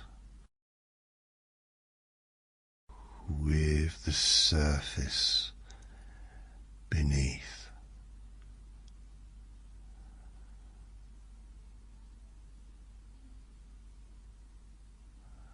And allowing that contact to increase.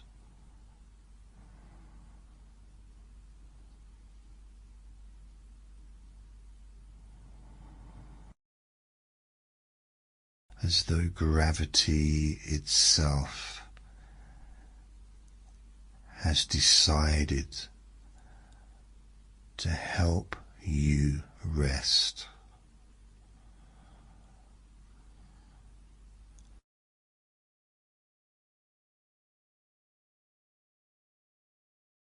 Muscles softening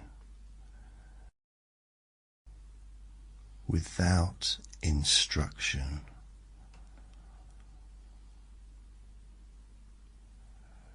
Shoulders loosening.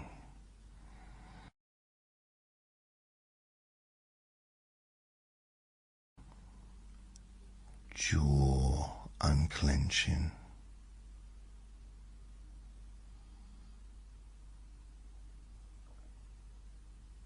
And your tongue resting comfortably.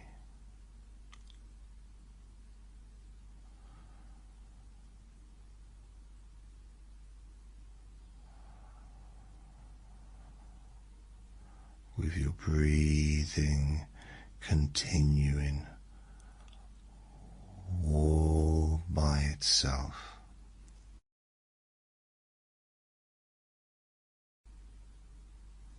And with each breath out,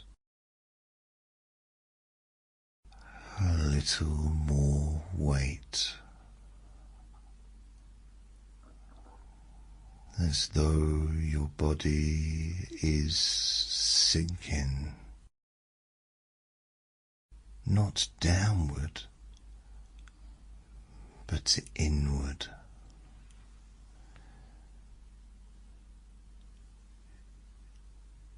Deeper and quieter.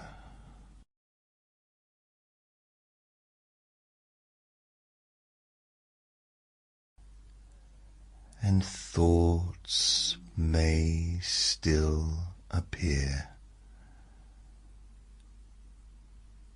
but they begin to lose their edges.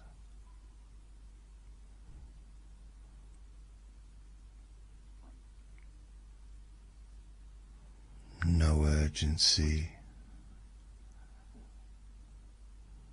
no demand.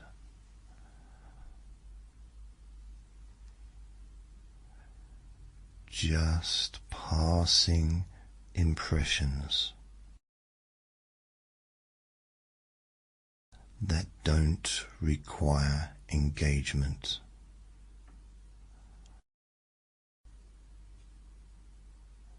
And time begins to behave differently.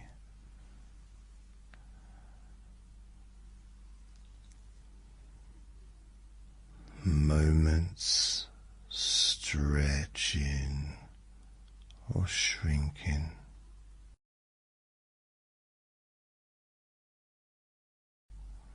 minutes becoming irrelevant.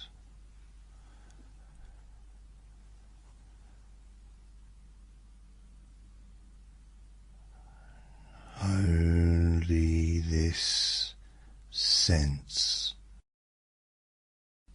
of resting, of being supported,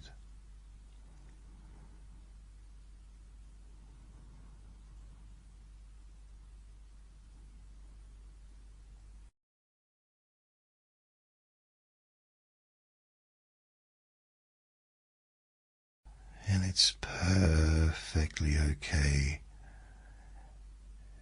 if parts of you fall asleep.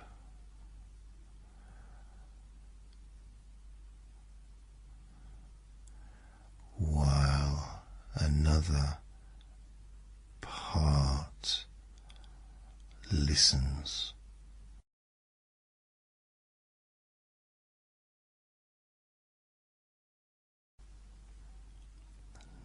Now, that's often when the deepest rest occurs.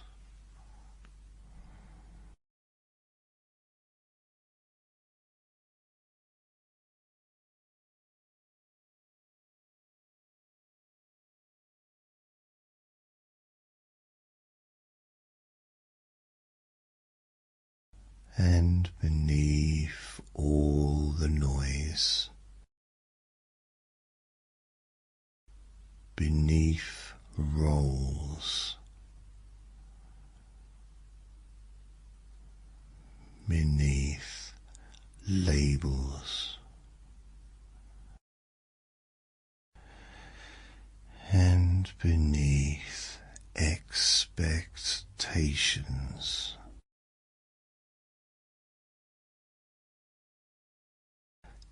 there is something quieter,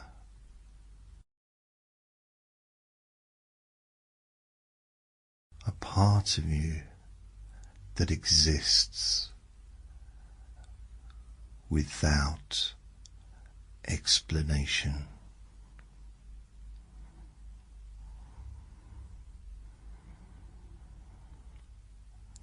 It doesn't need to be interesting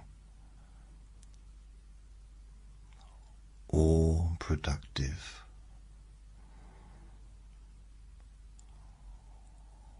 or seen.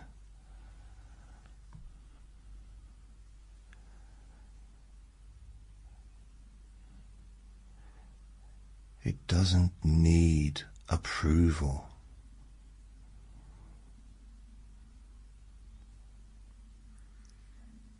It simply is.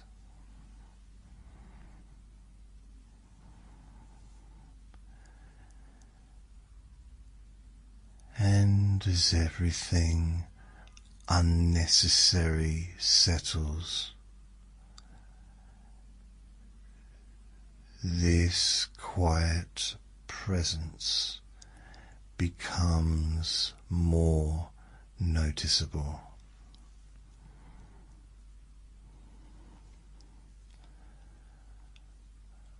Not louder, just clearer.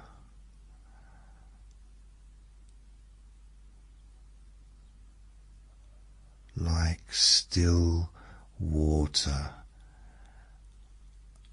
undisturbed.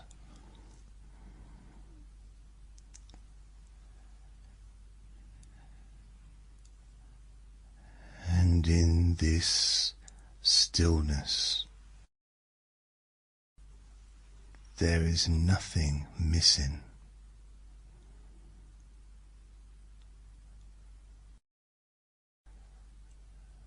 Nothing needs adding,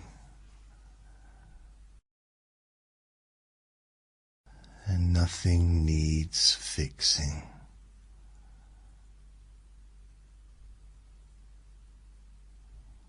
Just being.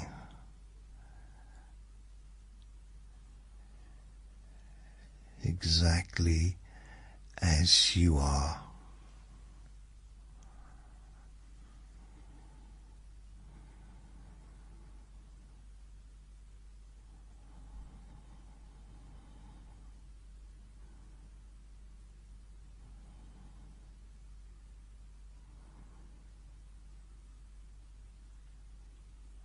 And you may notice how deeply familiar this feels.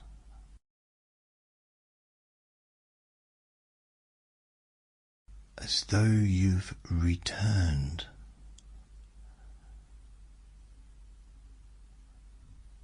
to something you never really left.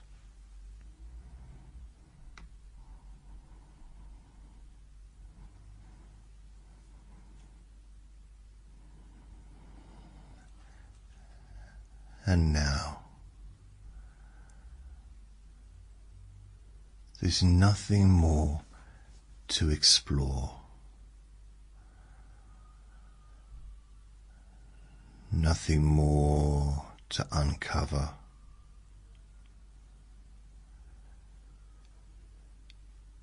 Just resting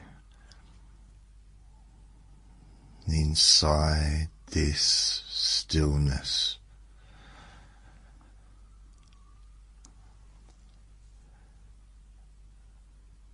Breathing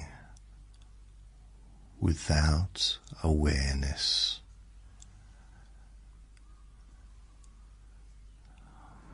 Body resting without effort.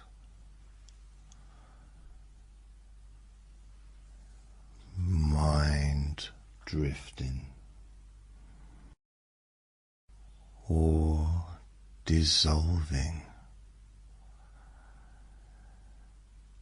as long as it wants to.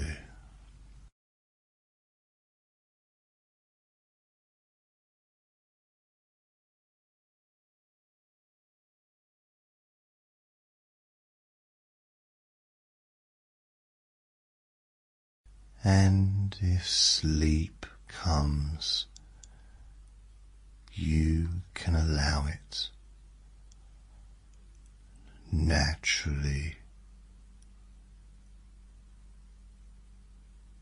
easily.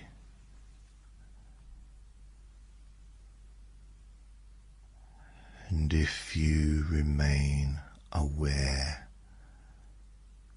that's fine too.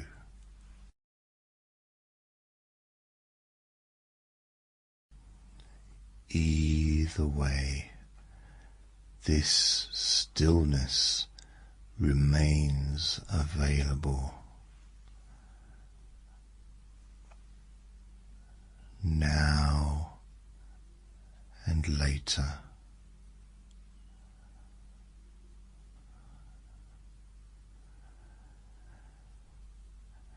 And there's nothing more you need to do.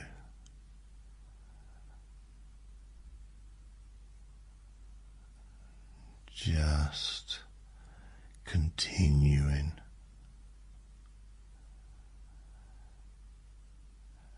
in whatever way feels right.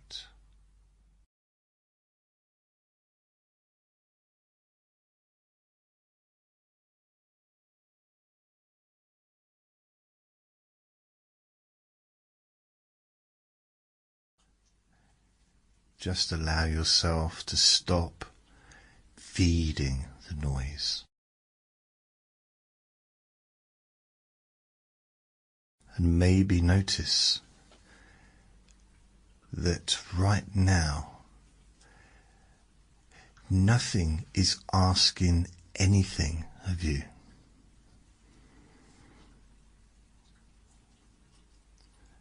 No notifications, no updates,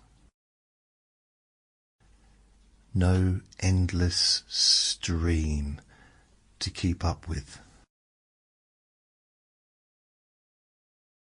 Just this moment. And the sound of my voice. And even that doesn't require effort, because you can just listen or not listen, follow or drift, and your attention doesn't need to be sharp here. It can be soft, wide, or unfocused.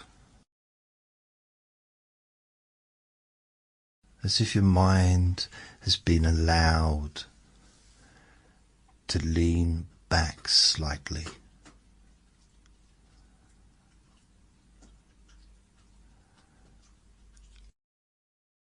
Instead of leaning forward all the time.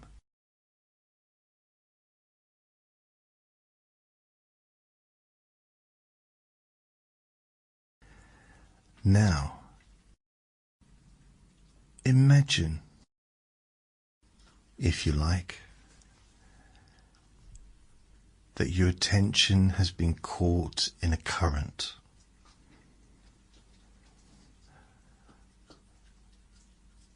Not a bad current, just a busy one.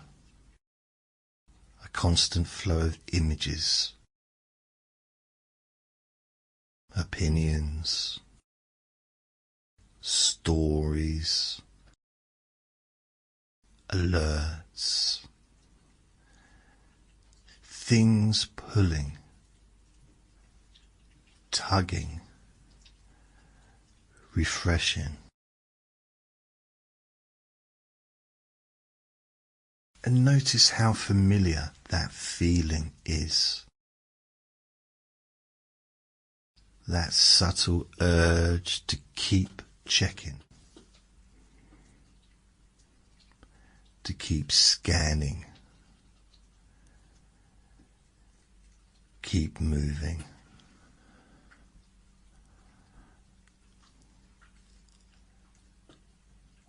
Now imagine you're gently stepping sideways out of that stream.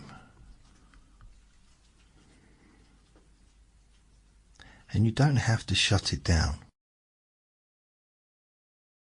You don't have to fight it. You're just no longer standing in it.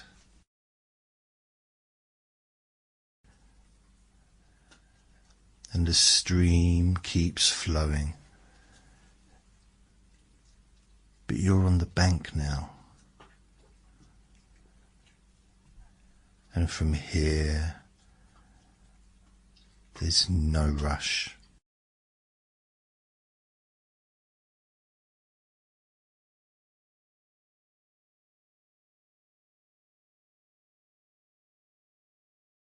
Your mind doesn't need to jump from one thing to the next.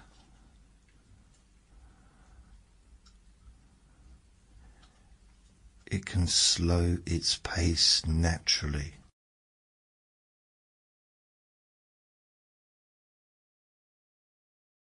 When there's nothing new being demanded.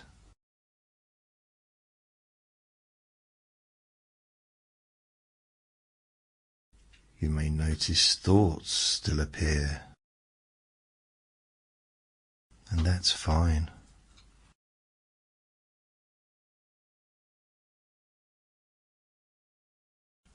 but they don't need to be followed.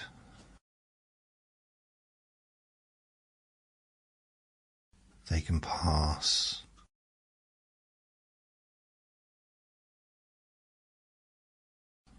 Like content you don't even click on anymore.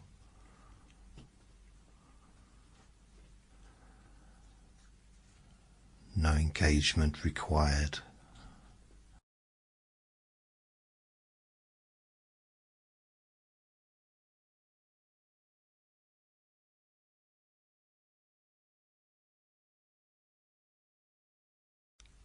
Now begin to notice how your attention feels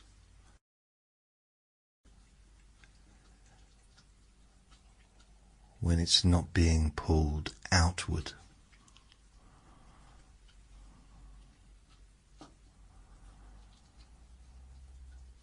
Not focused,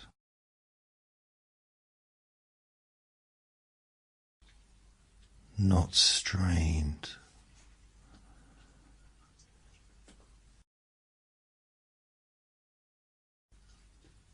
just resting.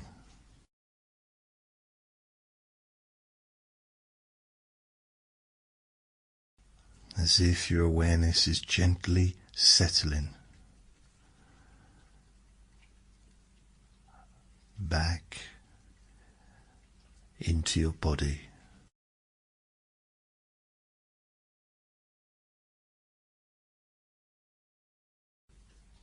You might notice your breathing without changing it.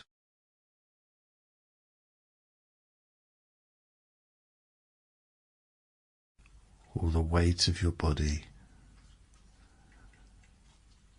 where it's supported.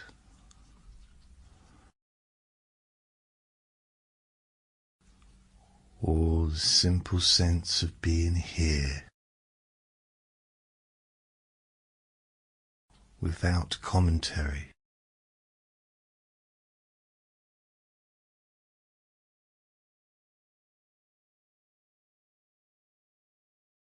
There's nothing you need to monitor.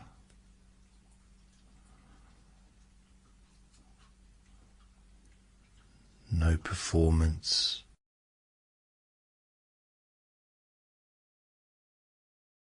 No productivity.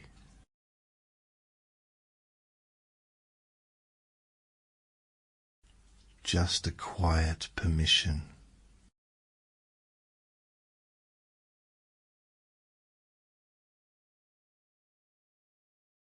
To let your attention rest inward.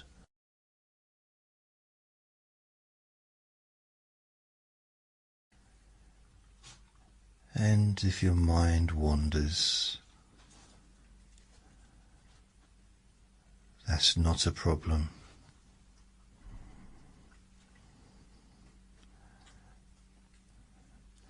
Because each time you notice,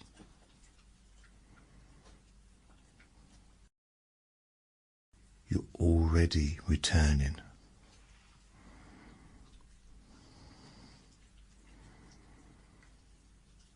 No effort required.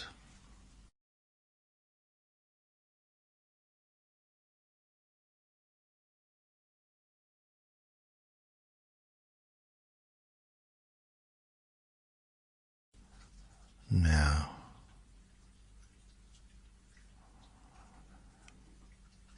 your nervous system has become very good at staying alert.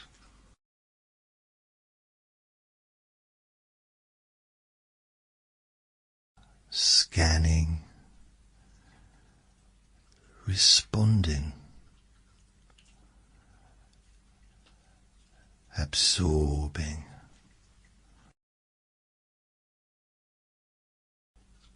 And it doesn't need to be criticized for that.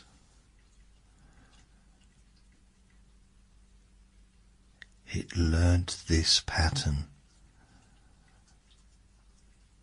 because the world asked for it.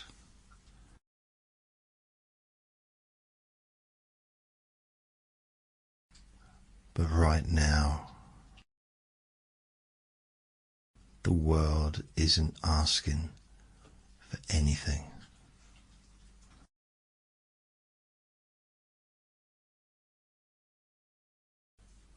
So your system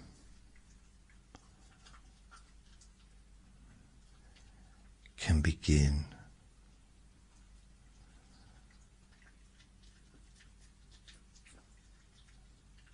to power down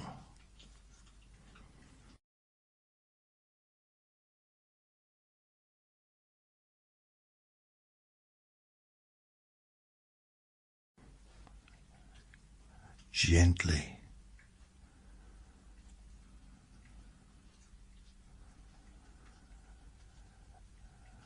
gradually,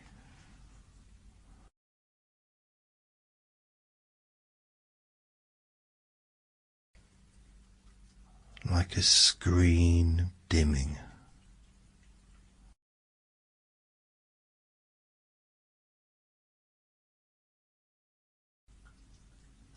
Rather than switching off.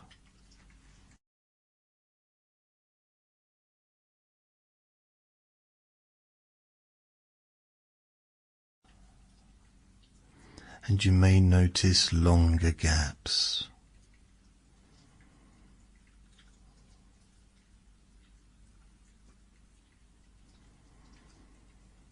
between thoughts.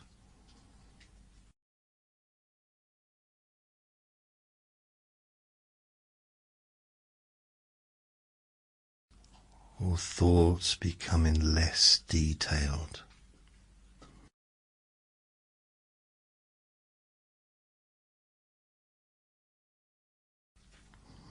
Less urgent.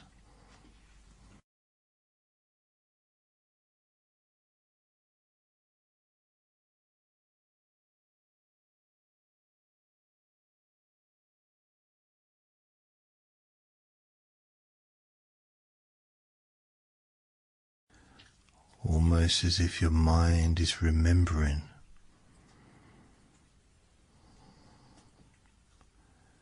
how to idle.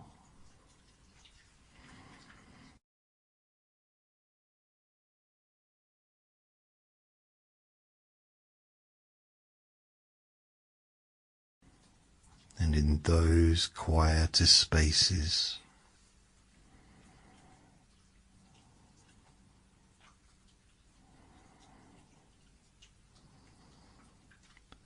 your body often follows.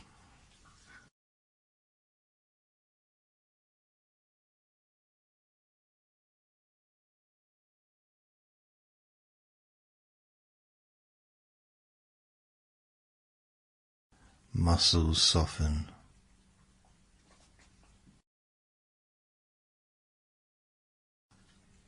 Your jaw unclenches.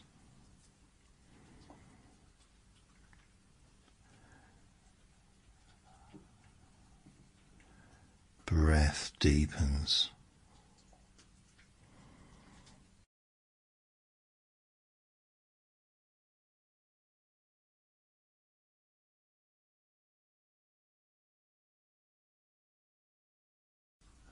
All by itself.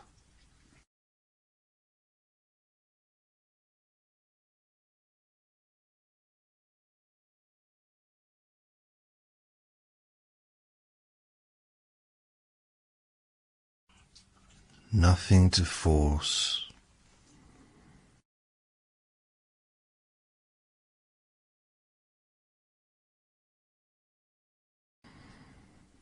Now, you don't even need to think about attention.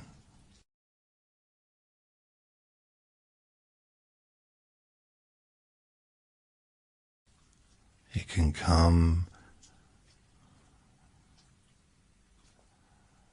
and go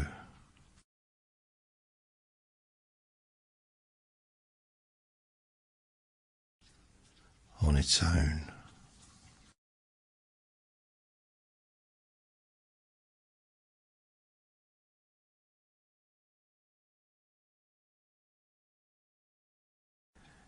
You might be aware of my voice,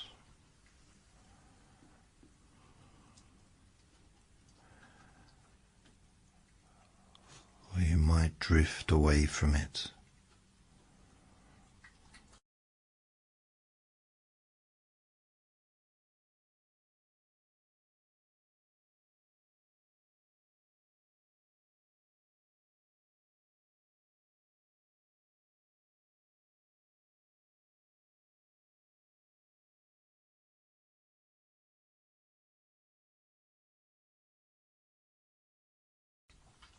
Both are fine.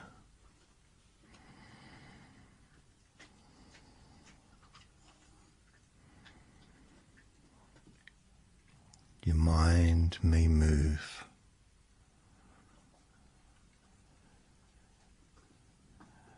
into a half-dream state.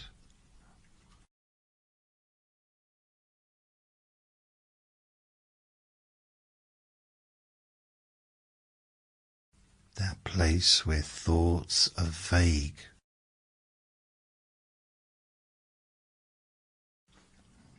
images blur,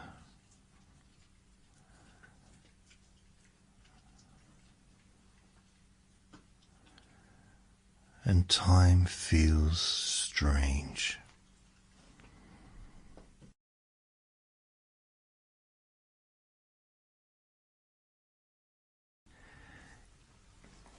You don't need to stay awake for this.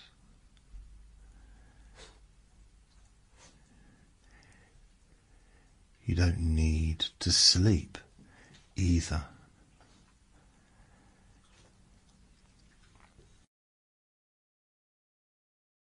Just drift.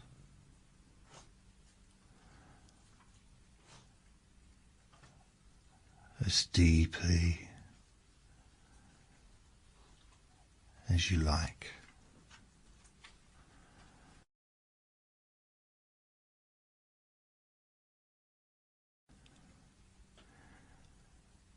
And if at any point you lose track,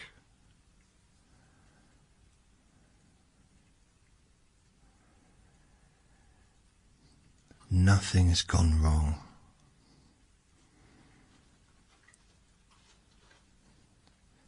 That's just the reset happening.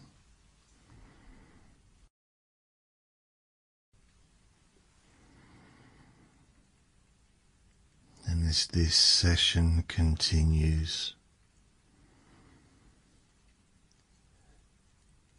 you can allow yourself to remain exactly where you are.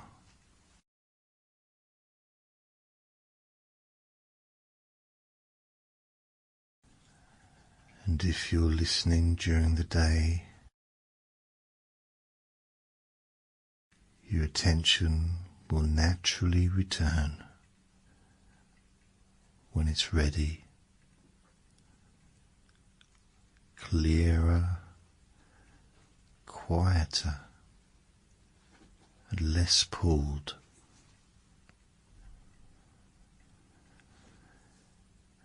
And if you're listening at night, you may already be asleep or drifting there now.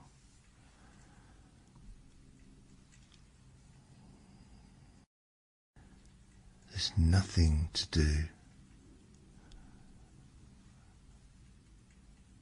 No final instruction.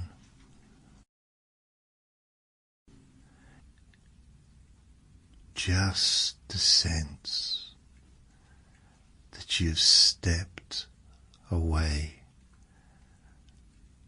from the noise for a while.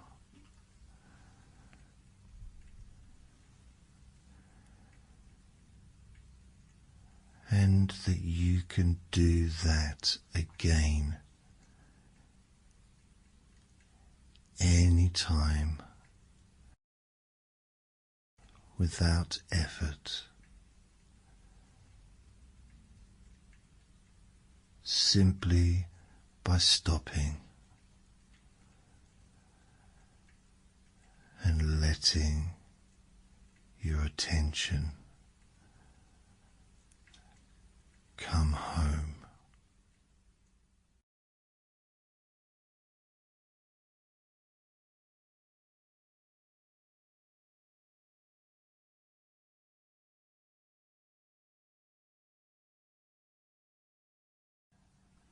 And however you are is absolutely fine.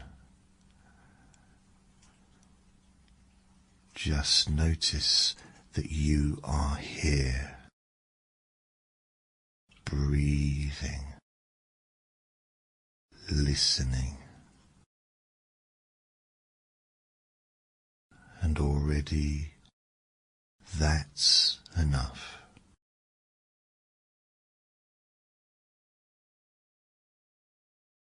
And before anything else, just allow the pace to slow.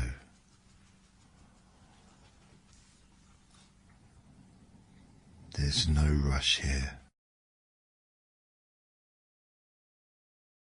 no deadline.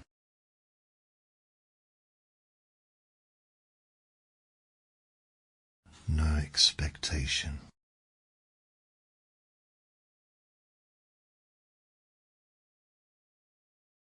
The world outside can move at whatever speed it likes.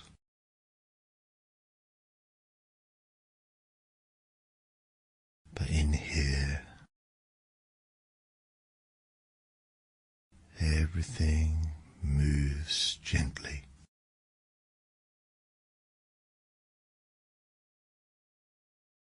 Even the words arrive slowly and leave slowly.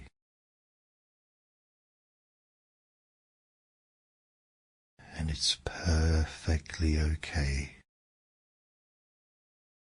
if your attention drifts,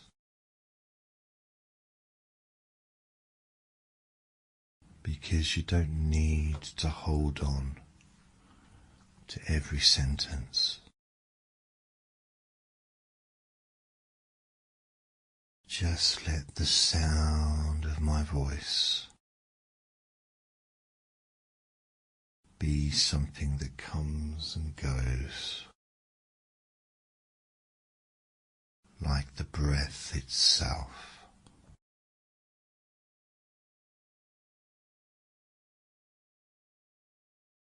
And now, simply notice your breathing.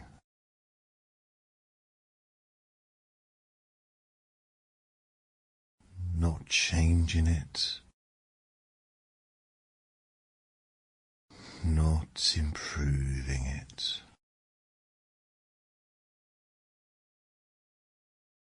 Just noticing that it's already happening.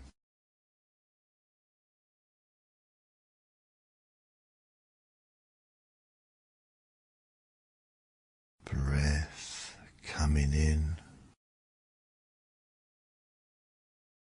all by itself. Breath going out all by itself.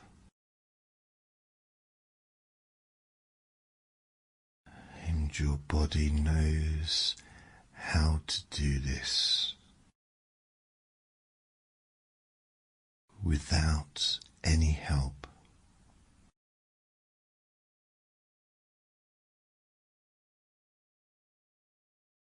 And the more you notice that,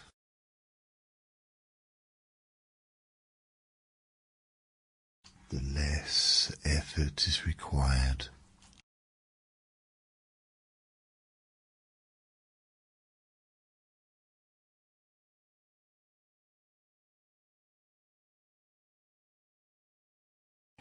You don't need to breathe deeper.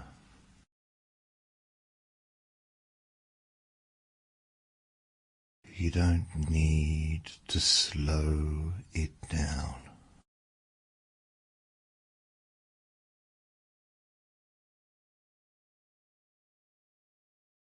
Because just noticing is enough.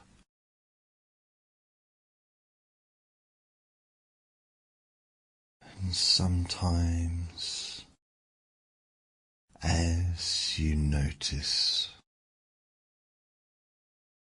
the breath naturally softens.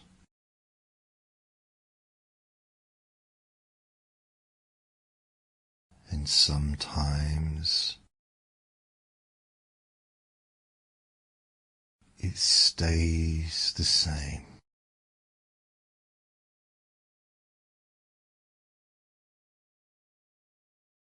Both are fine,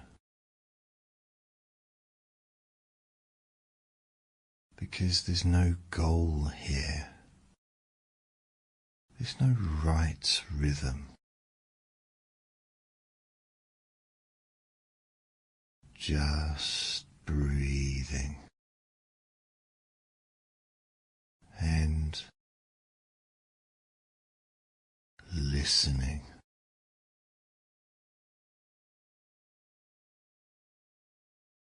Now, imagine this gently, with every breath out. Something leaves. Not forcefully, not dramatically, just drifting.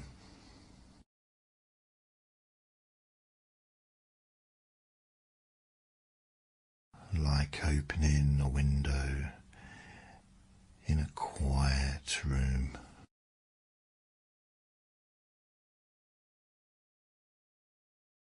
Breathing out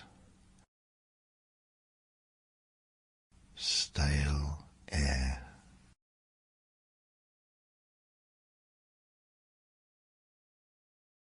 Breathing out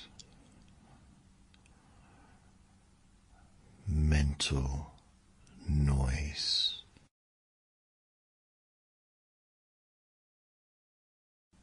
Breathing out old tension.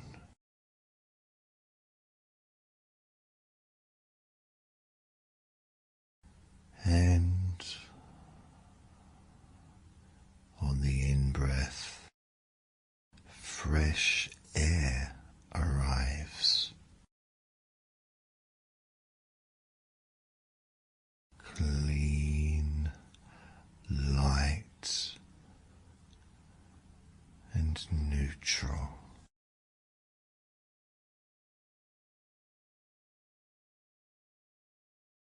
Not exciting, not energizing, just clear.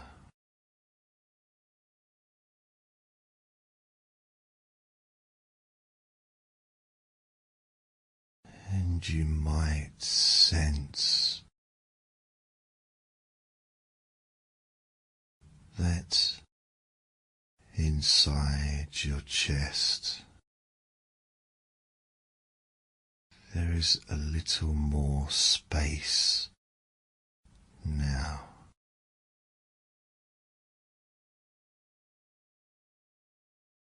As if the air has room to move freely.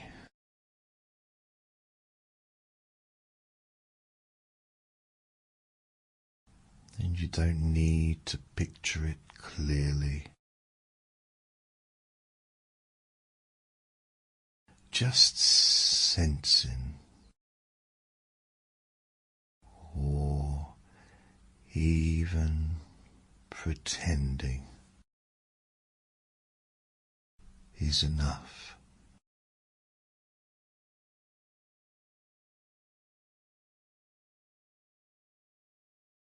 Breathing in clarity, breathing out heaviness. Again and again.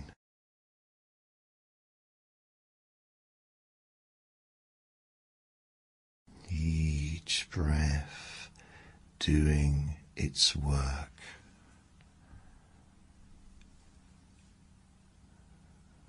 Quietly,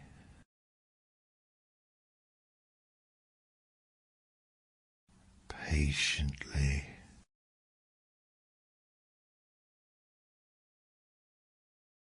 and as the inner air clears, the body responds all on its own.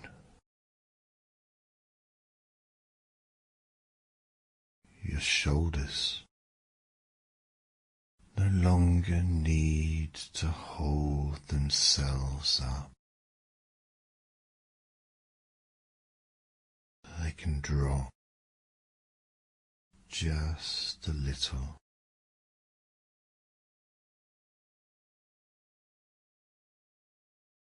And your neck doesn't need to stay alert. It can rest.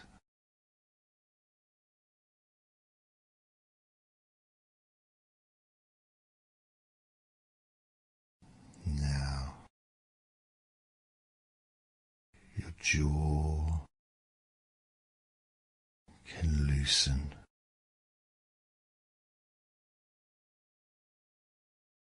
Teeth gently apart.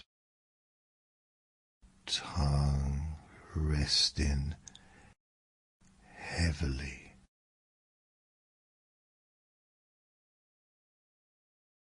And your face no longer needs expression.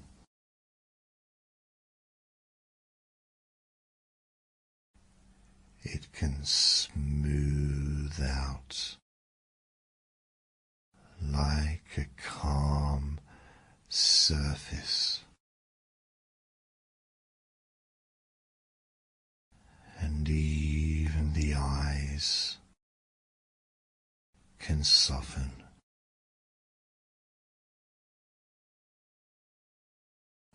as if they are sinking back into their own comfortable place.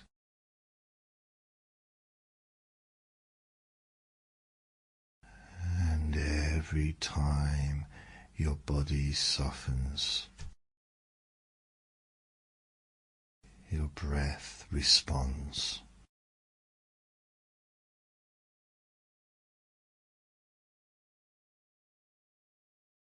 Slowing, deepening, without instruction.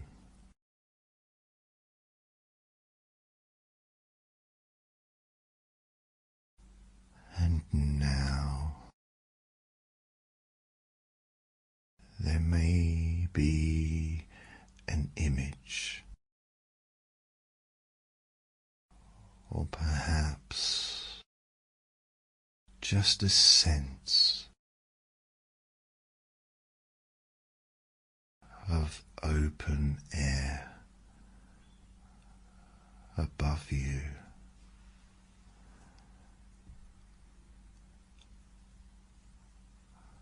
A wide sky,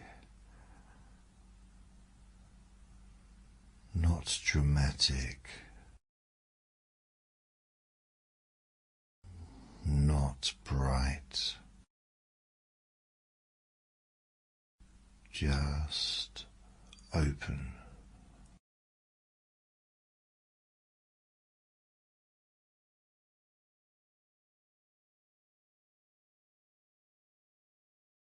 Nothing moving quickly, nothing demanding attention.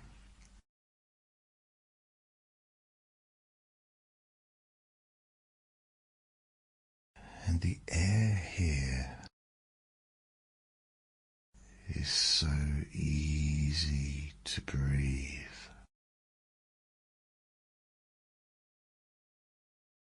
Every breath matches the space.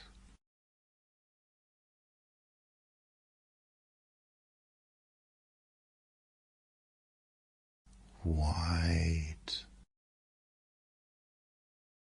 open, unhurried.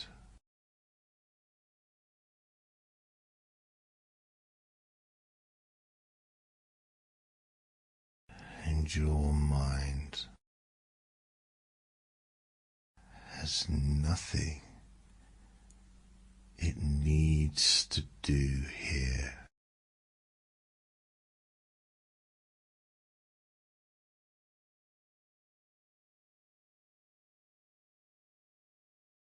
Nothing to analyze, nothing to solve.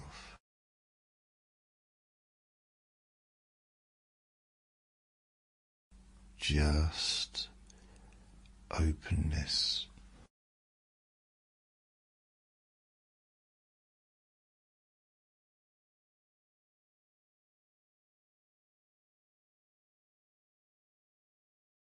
And at some point, you may notice that you stopped doing the breathing.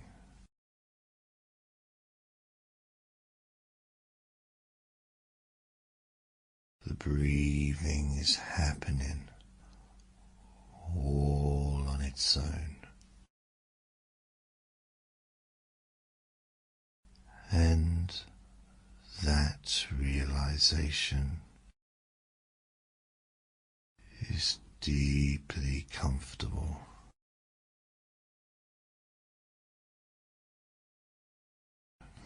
Because now you don't even need to notice it consciously.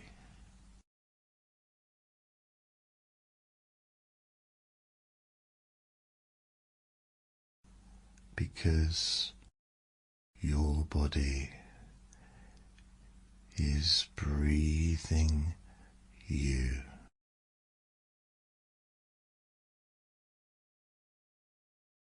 In and out, like being gently rocked.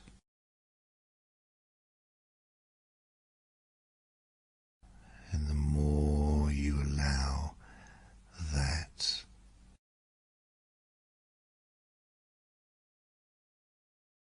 the heavier your body feels.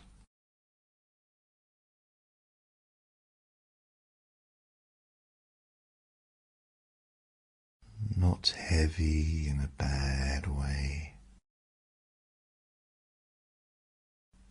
heavy in a settled way.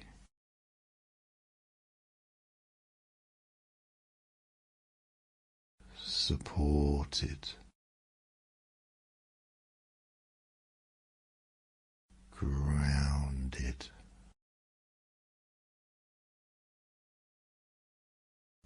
as if gravity itself is helping you rest.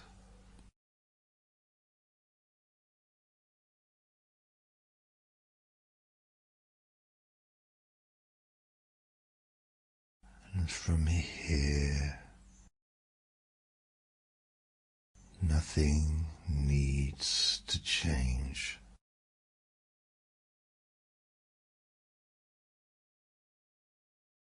Words may continue or fade,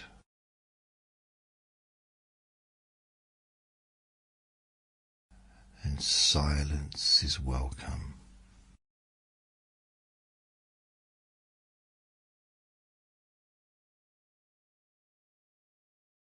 Breathing continues.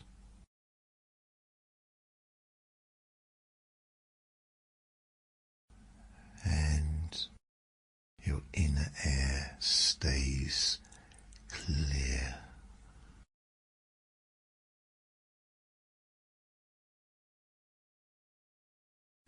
And if thoughts appear,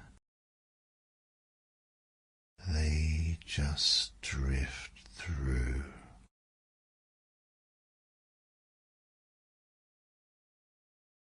Like air passing across an open space.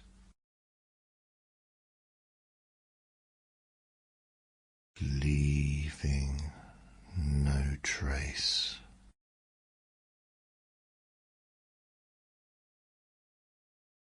Because nothing sticks. Nothing lingers. Just breathing and resting.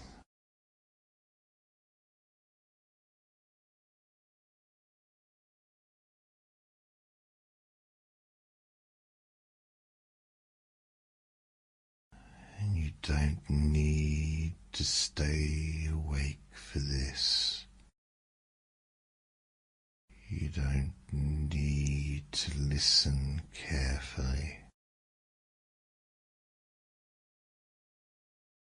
Even drifting in and out is perfect.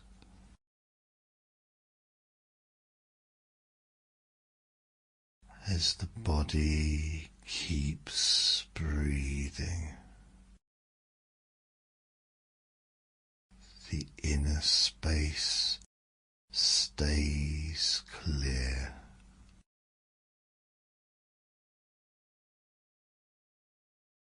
And whether you are awake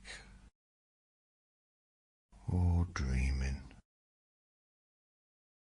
or somewhere in between, this calm continues.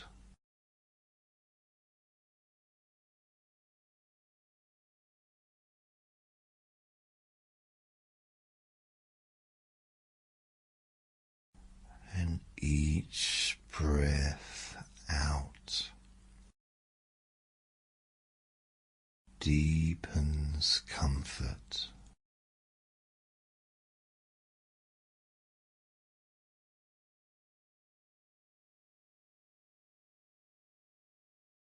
Each breath in supports ease.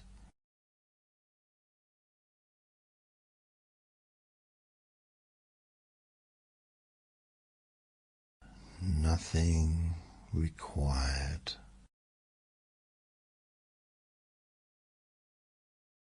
Nothing expected.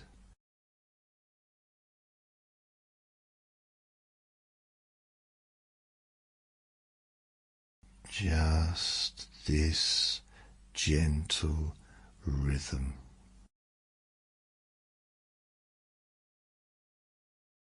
continuing on its own.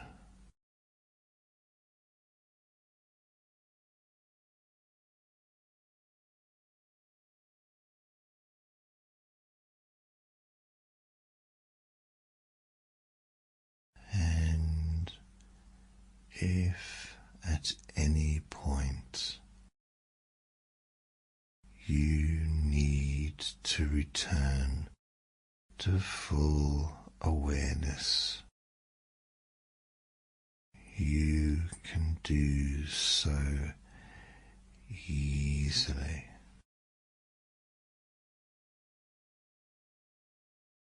Bringing this sense of clear inner air with you. And if you drift into sleep, instead, that's perfectly fine too.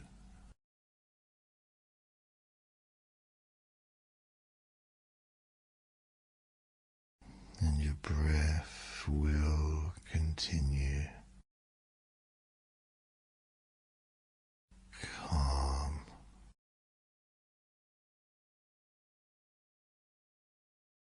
steady,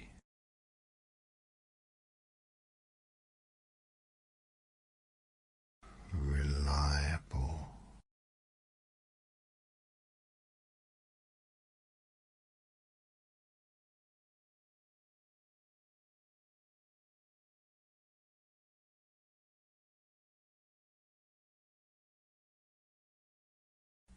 and your inner space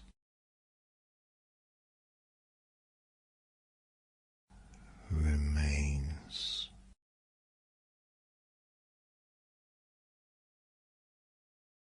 clear.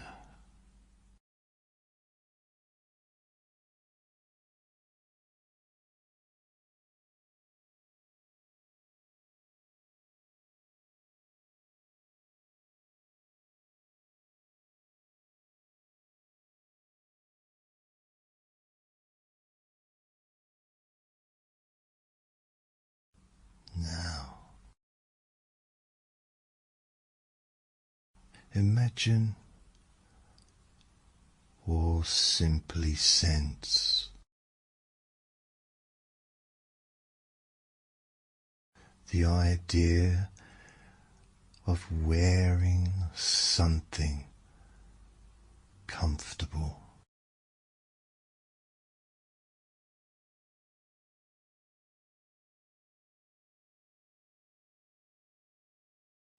Not something new,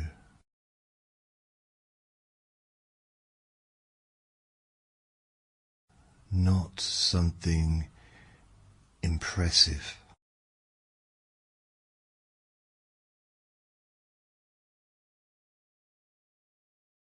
not something chosen to be seen.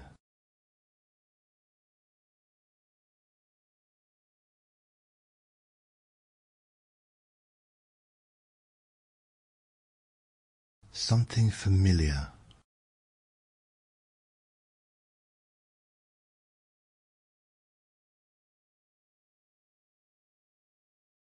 clothing that already knows you.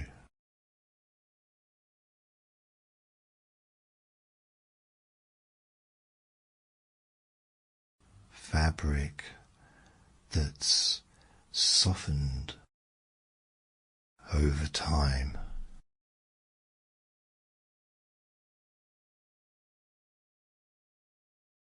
That no longer resists movement.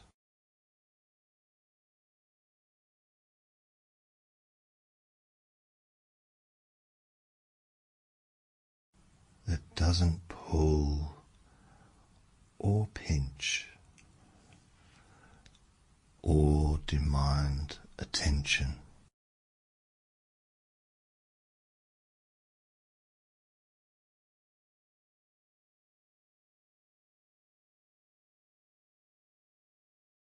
And whether you imagine a jumper, cardigan, old pajamas, or just the feeling of them,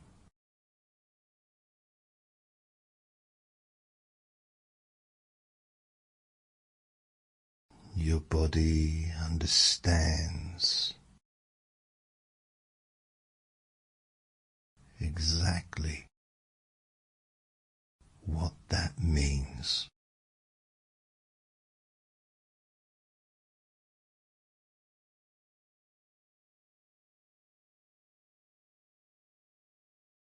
Because the body remembers comfort.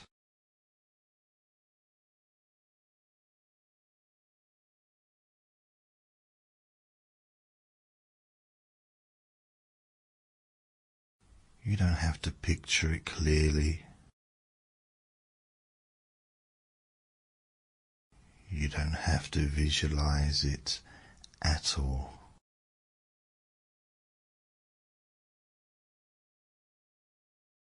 Just noticing the idea of ease,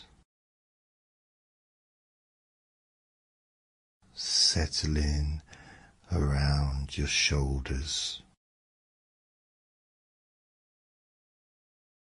resting along your arms,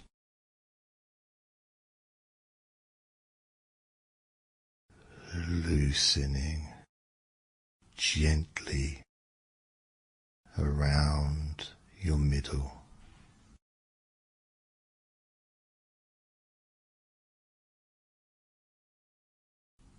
As if your body quietly thinks, ah, this is allowed. This is nice. This is comfortable.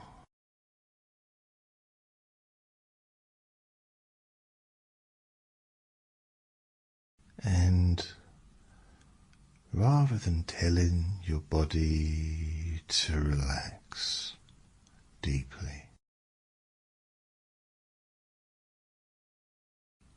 you can just let the fabric do it instead.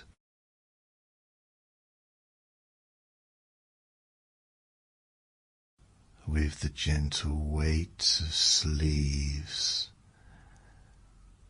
resting against your skin, the way material settles once you stop adjusting it.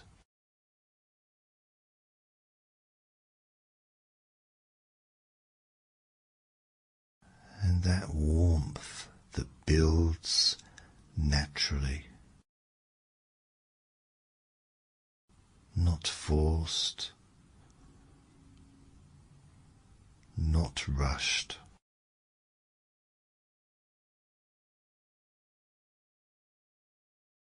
Just warmth arriving because your body is there.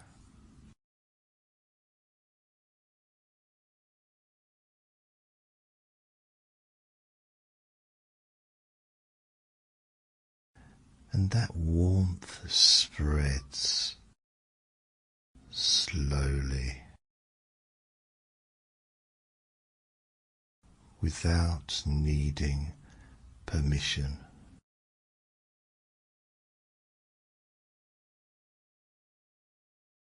Across your chest, down your back, into your legs.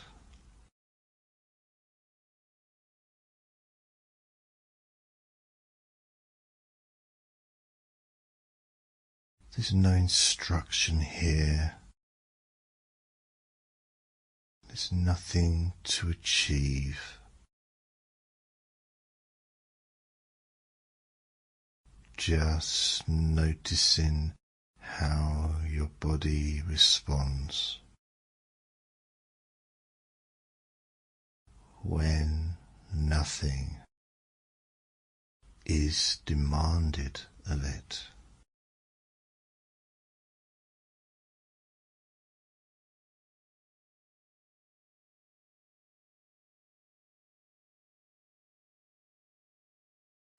And what's interesting is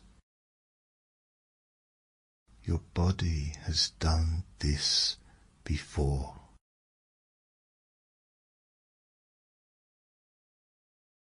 Long before schedules, alerts, and expectations.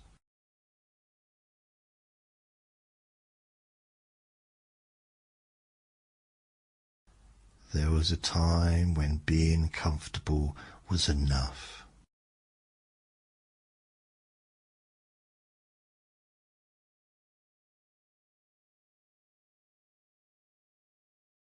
You don't need to remember when.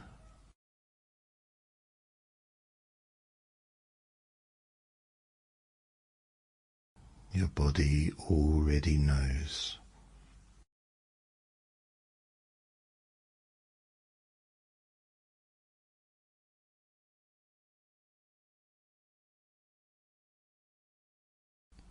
And that sense of being off duty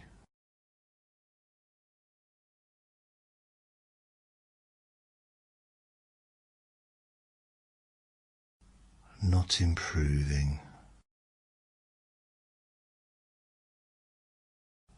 not fixing,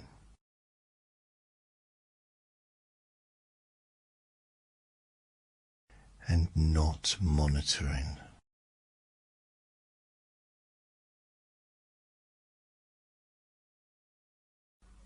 Just existing.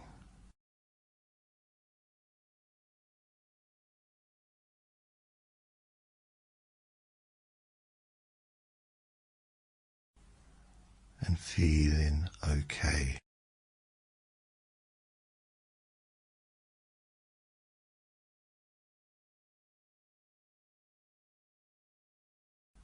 And you might notice a sigh or a deeper breath or a small shift.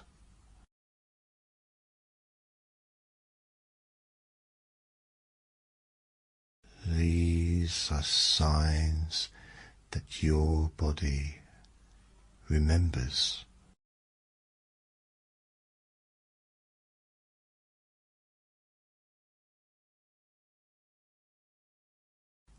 Deep relaxation.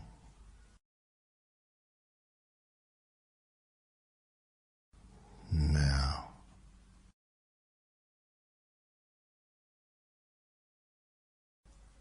imagine without effort,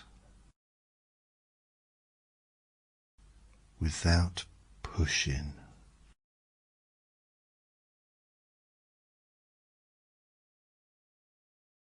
that any tightness that's been held was never really yours to carry.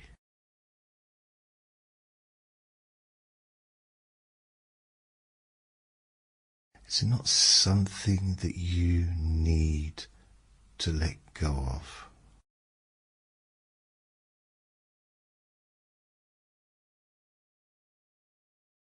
And it simply begins to feel unnecessary.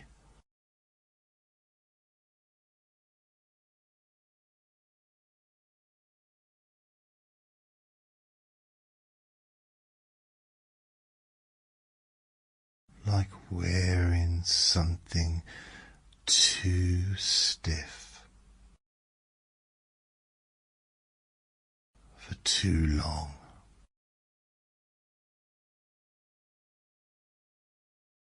And eventually you stop wearing it.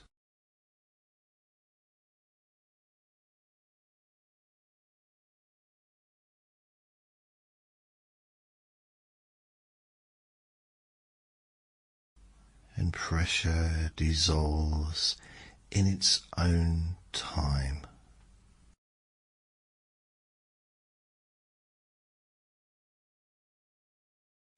And your jaw softens because it doesn't need to hold anything.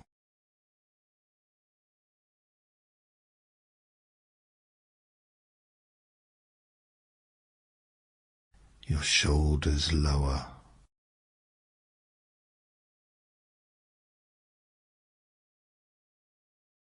Because there's nothing to brace for.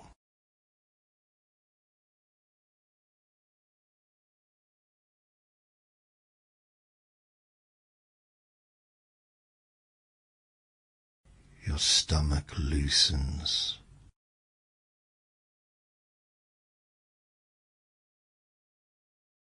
Because it doesn't need to protect.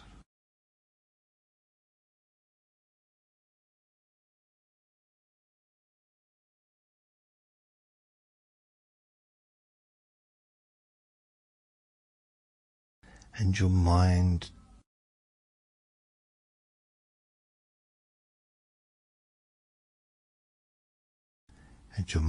doesn't have to stop thinking.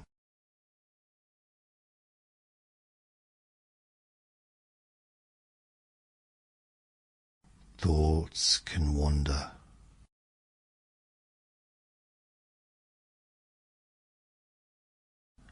Loop. And fade. And return. And return. Because they don't matter. And your body's doing the real work now.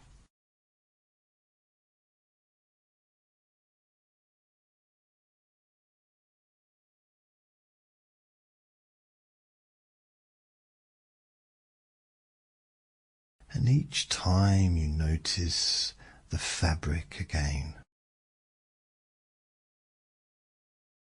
it feels more familiar. Sleeves resting, material draping, and warmth spreading.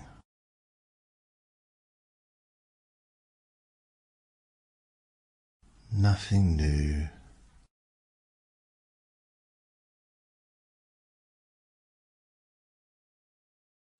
Nothing surprising.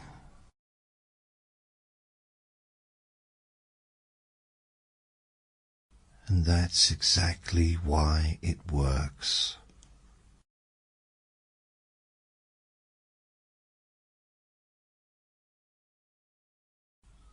Because novelty wakes your mind.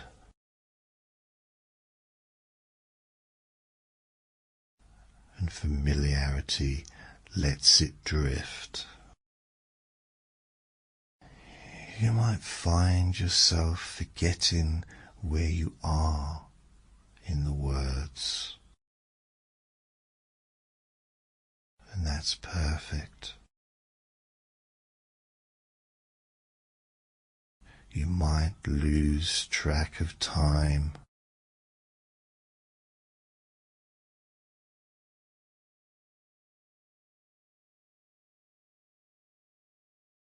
Even better.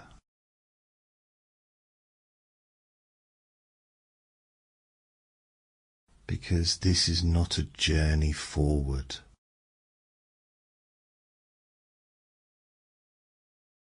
It's a settling downward and inward.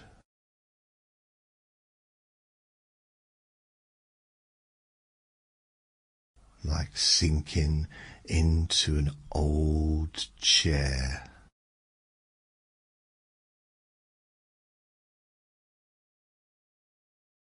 That already knows your shape.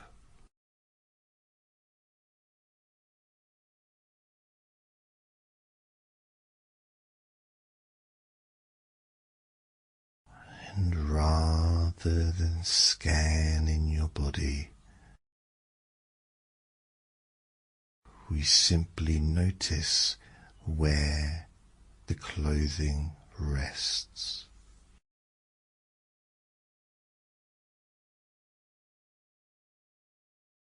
Around your neck or not,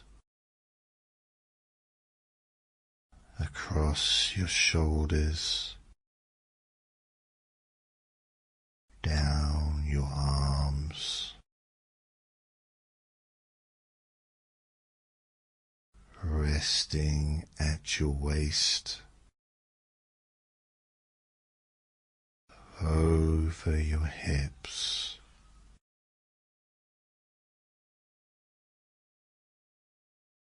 touching your legs and feet.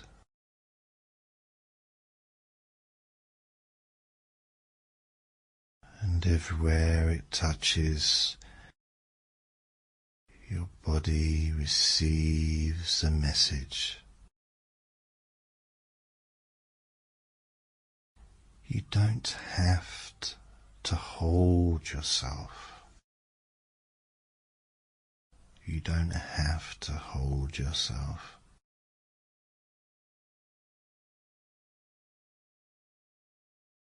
And with each slow breath, your body listens more deeply. And there may be emotional ease too.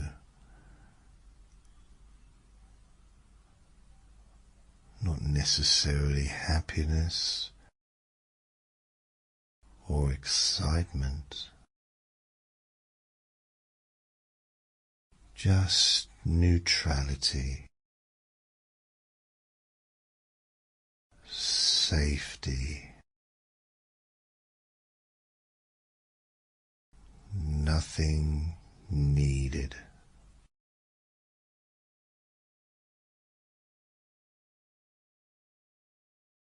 No memories required.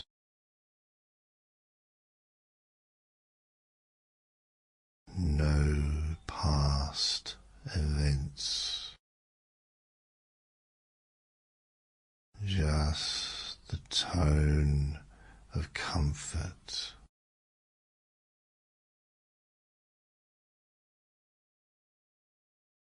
Like being indoors while the world continues outside.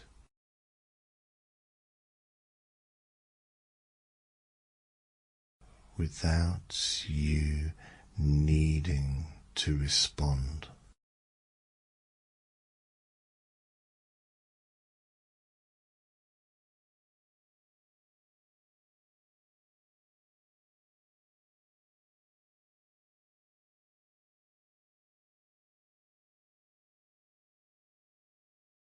And from here, you can simply continue revisiting the same sensations in slightly different ways.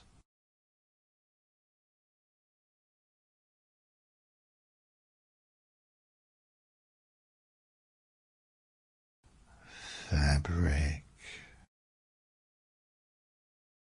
warmth, weight, support. Again and again.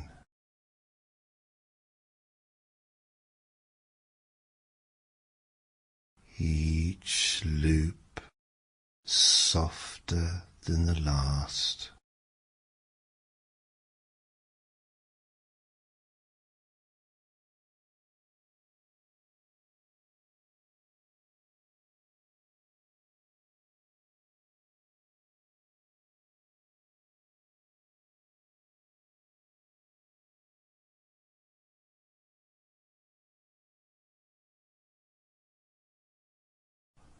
And sometimes nothing happens at all.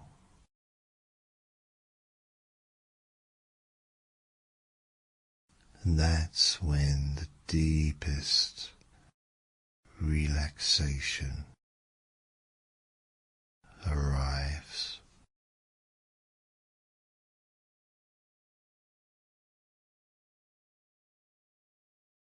And if sleep comes, let it. If it doesn't, that's fine too. Because rest is happening either way. Your body is resetting, remembering ease, and returning to a familiar state of comfort.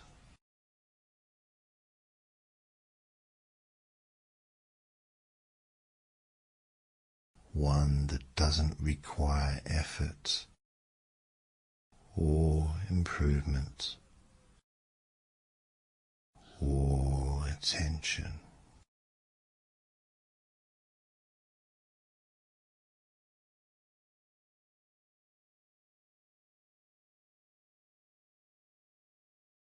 And at some point, whether awake or asleep, your body will carry this ease forward.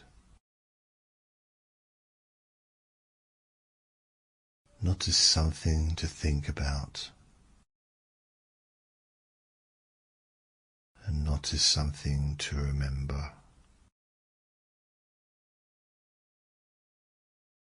Just as a quieter background setting.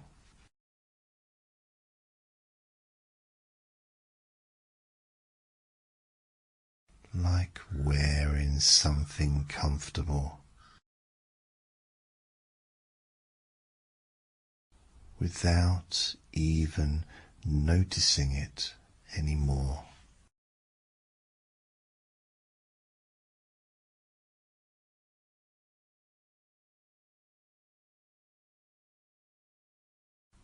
And there's nothing else to do now.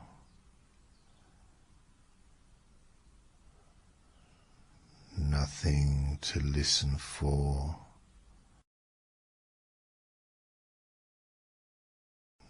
Nothing to follow.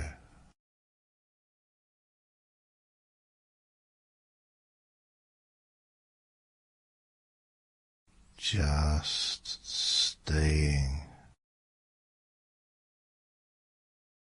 or drifting or sleeping.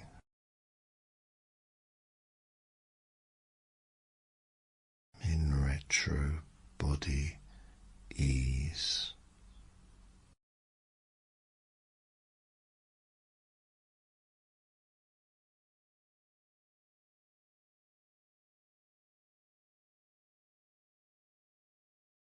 Drift in whatever way feels most natural.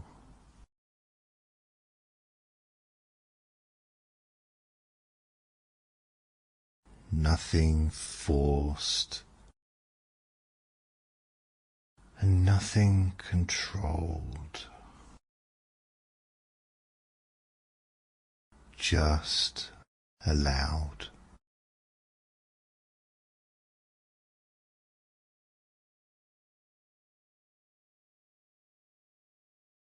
And there is a lot of noise in the world.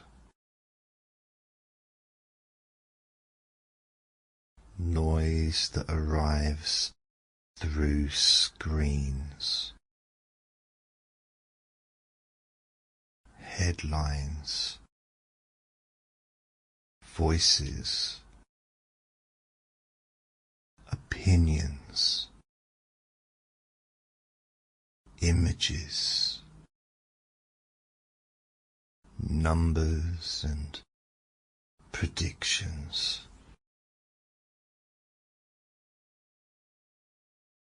And you know, even when your body is still, your mind can feel crowded.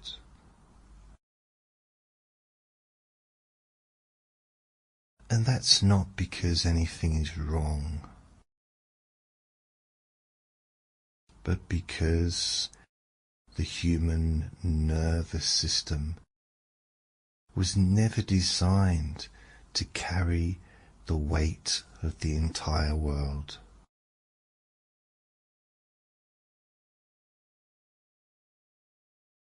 So, tonight, you're not turning away from the world.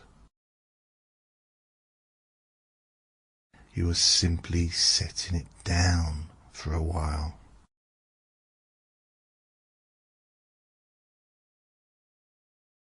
So today, you're not turning away from the world. You are simply setting it down for a while. Just like setting down a heavy bag that you've been carrying way longer than you realized.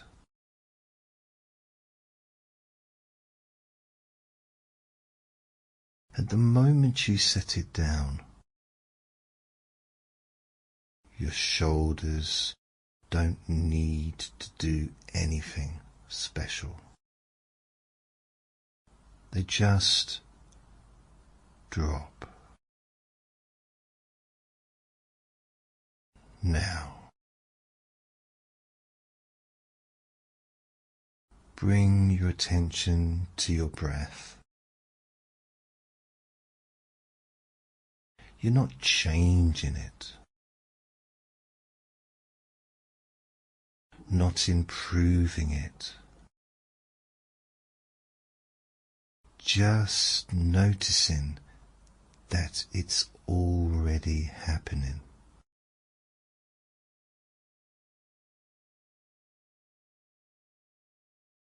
Your breath arrives and then your breath leaves.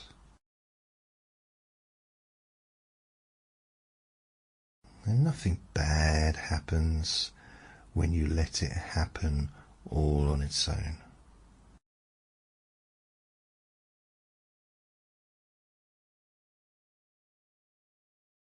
With each breath out, imagine the volume of the world turning down by just a fraction.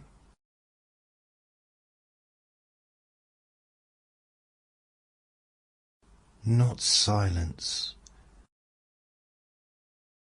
just quieter.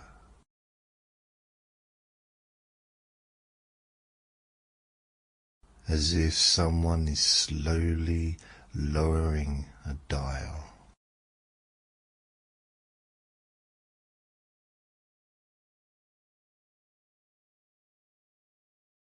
And you don't need to know what the noise is about.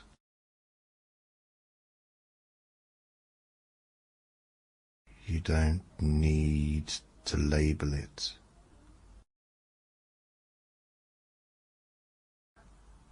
Just let your breath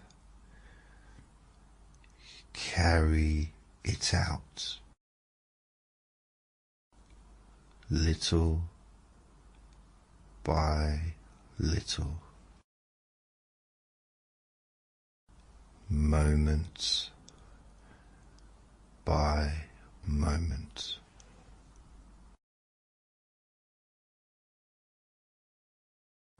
And now you can bring awareness to your forehead.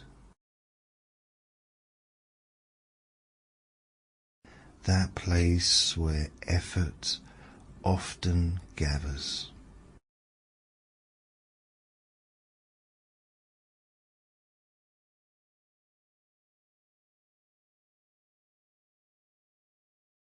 And allow it to smooth, as if the skin itself remembers what ease feels like.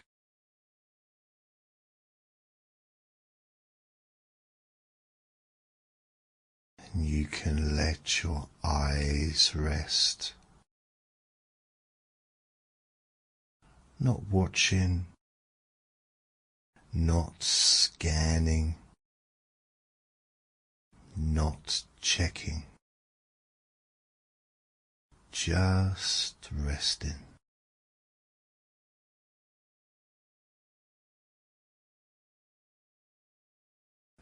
Your jaw can loosen.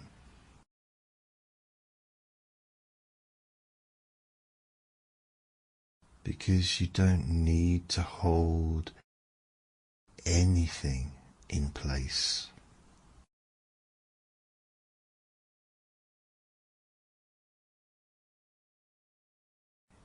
Your tongue can rest gently in your mouth. The teeth not touching as the face becomes neutral, unbothered, unengaged.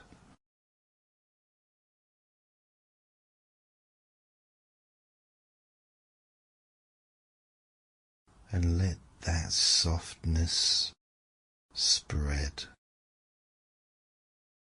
down your neck,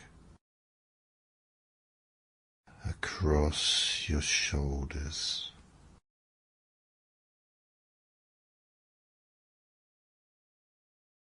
those shoulders that have absorbed more than their share of urgency over the years. And you may notice that as your shoulders drop, your breath naturally deepens.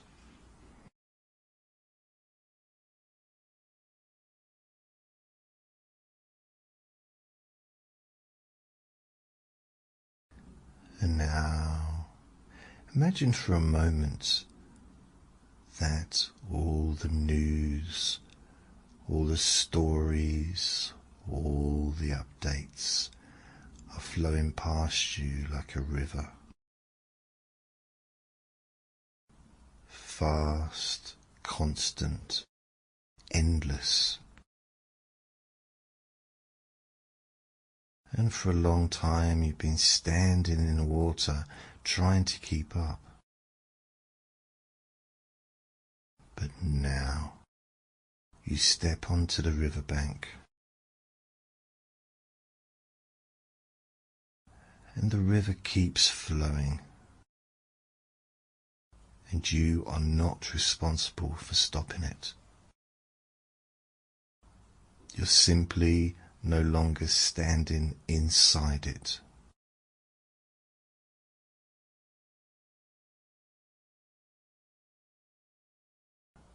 And from here, the noise becomes distant, muffled,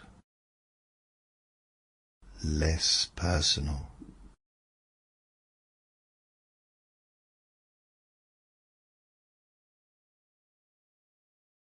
You can still see it if you wanted to, but you don't need to.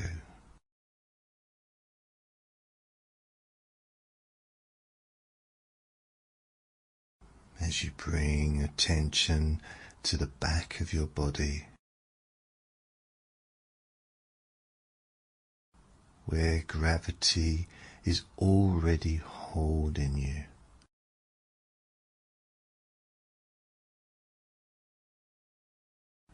As you notice how the surface beneath you is doing all the work. And you don't need to support yourself, because you are being supported.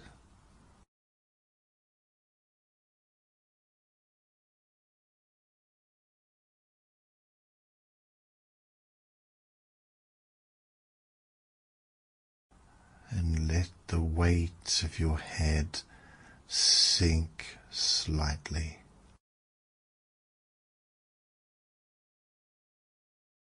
The shoulders, your spine, your hips, every part of you that knows how to be heavy can be heavy now.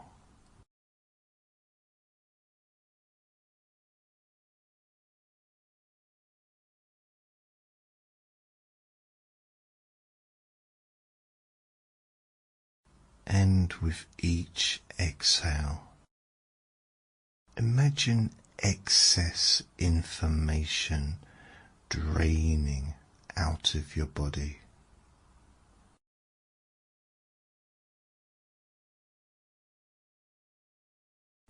Not as thoughts, but as tension.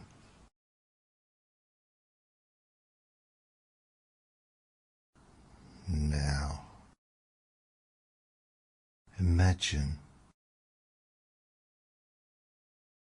a gentle pause spreading throughout your nervous system. Not sleep yet, just stillness.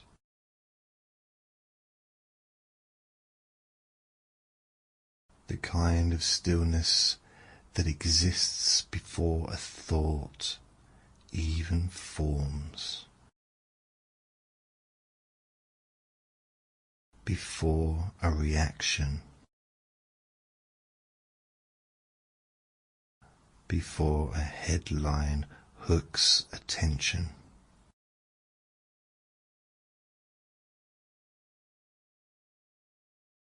And this is the present moment. And the present moment does not shout. It does not demand. It does not panic. It simply exists.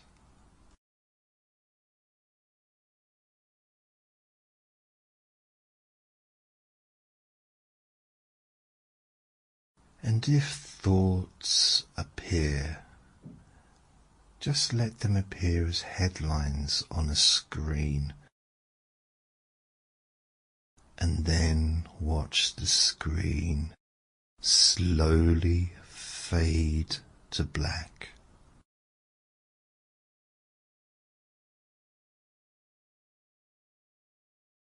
No need to read them. No need to argue. Just fade. One by one they dim and disappear, leaving space. And in that space, the body breathes. Your heart beats. And life continues without commentary.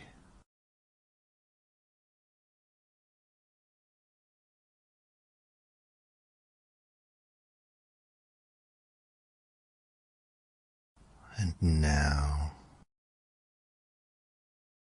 there is nothing you need to listen for. Nothing you need to follow.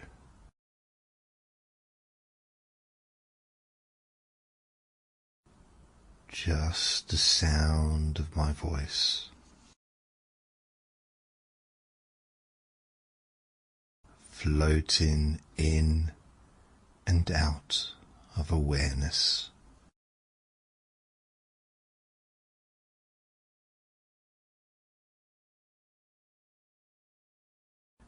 You may drift in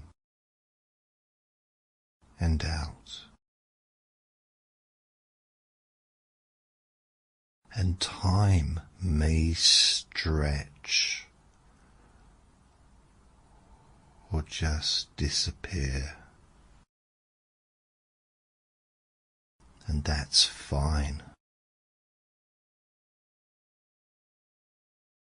because your unconscious mind knows exactly how to use this safe space.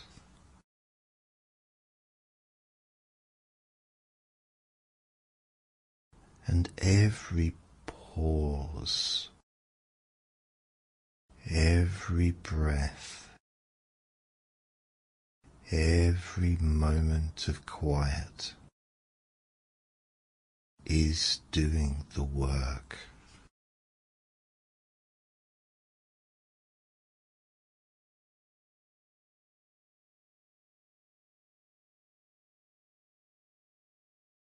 Because you are allowed to rest, even when the world feels busy. You are allowed to disconnect without guilt.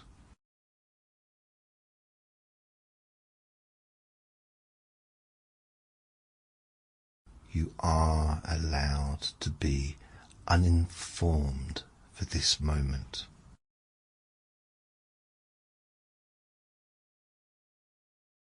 And nothing important is lost by resting.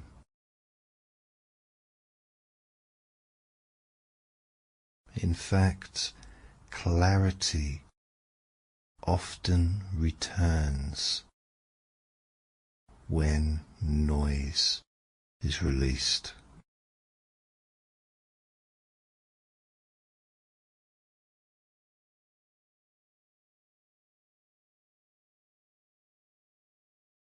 So now, let's go again.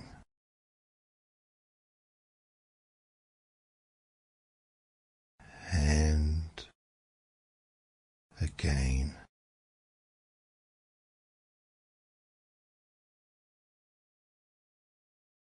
And each time you notice anything at all, just let it go.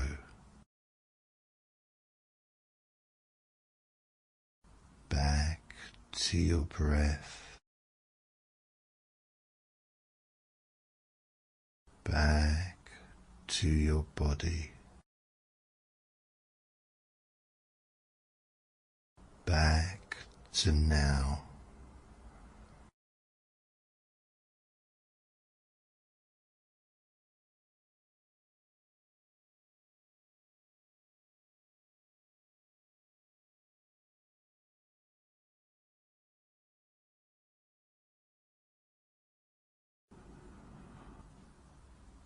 Nothing else exists here.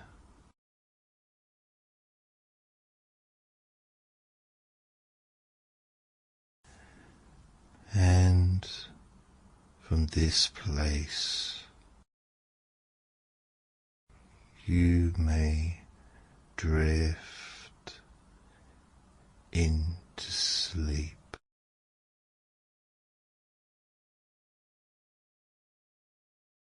Or remain in deep, peaceful rest, because there is no right way.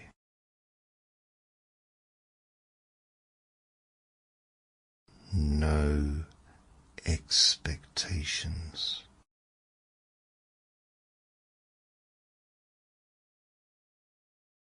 Just allowing.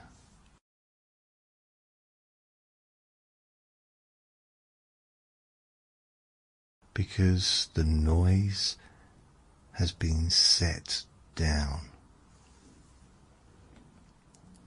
and the stream flows without you.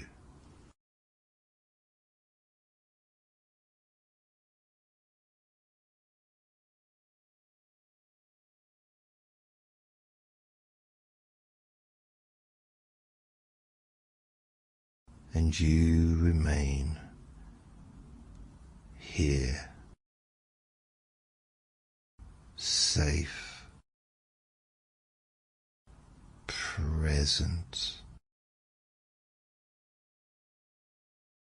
and calm.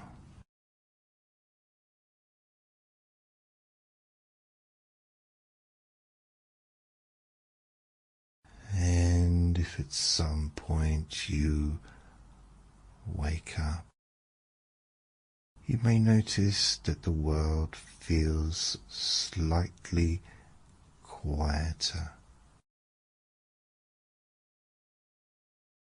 Not because it changed,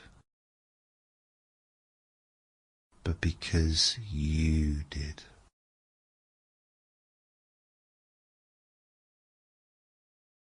And that calm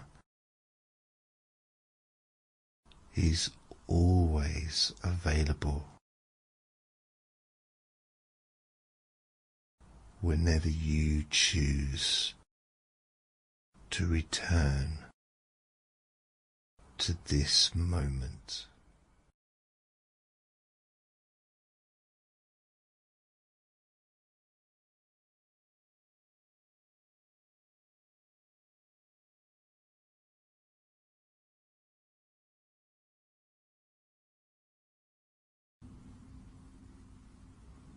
Now, you can allow your shoulders to soften or not. You can allow your jaw to loosen or not. But either way, your unconscious mind understands exactly what to do. So there's no pressure here, only permission.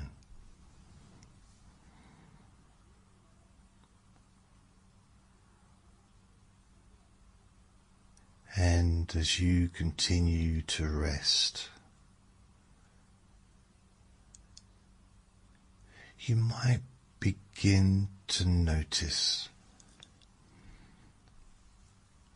the places where your body is supported.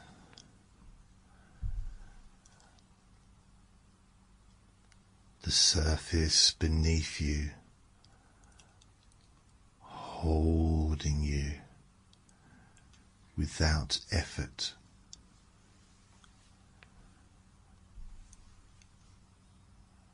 And gravity doing its quiet work.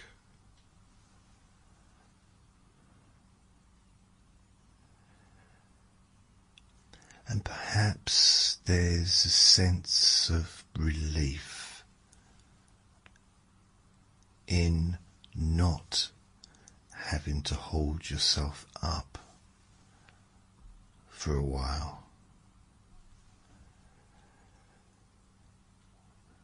Letting the surface do all the work and letting the world carry you.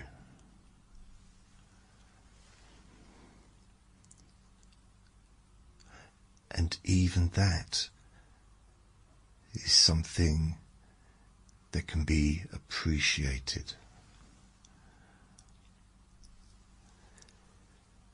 Because support is often present,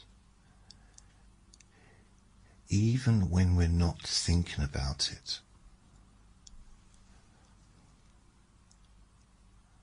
And appreciation doesn't need to be forced. It can simply arise like a warm feeling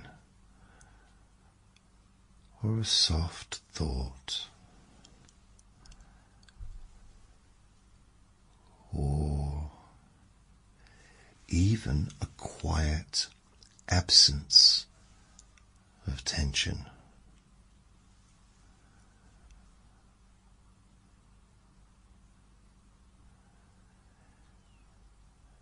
And when people hear the word gratitude, sometimes they imagine effort, trying to think of things and trying to feel a certain way.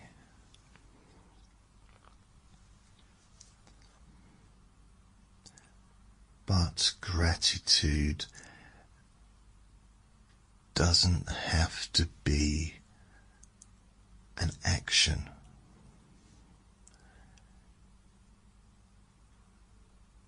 It can be a noticing,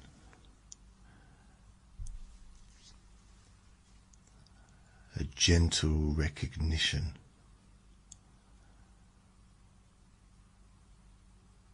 that something is already here.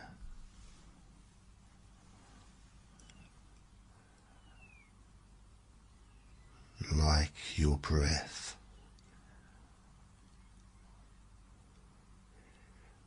or the support beneath you, or the fact that right now you are allowed to rest. And that alone can be enough.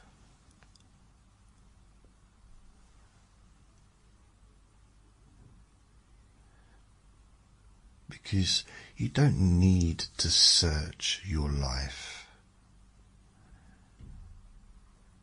and you don't need to fix anything.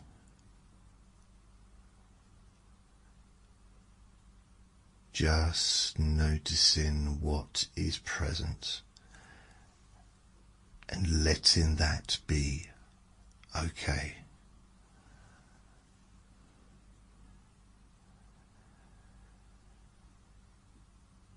And as you rest here,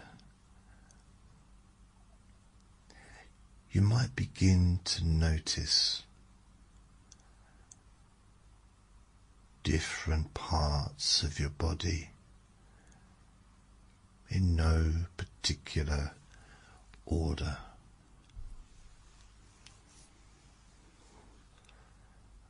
Perhaps your hands that have held things, hands that have done their best, hands that may feel tired or relaxed or neutral.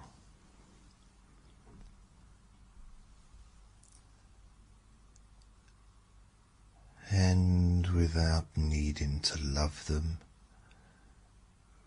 without needing to judge them, you can simply acknowledge them.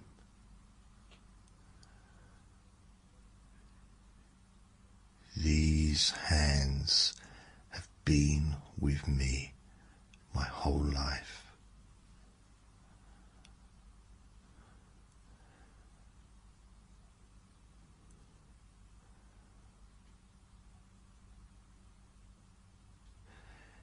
And as you focus on your hands,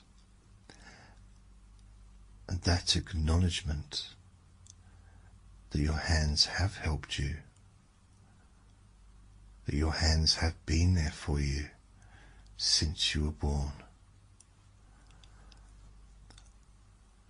can quietly register somewhere deeper.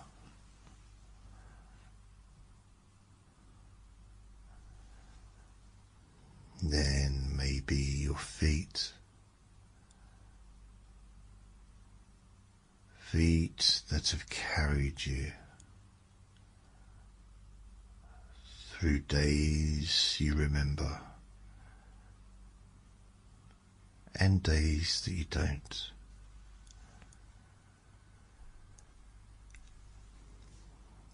And even if they ache, or if they feel nothing at all,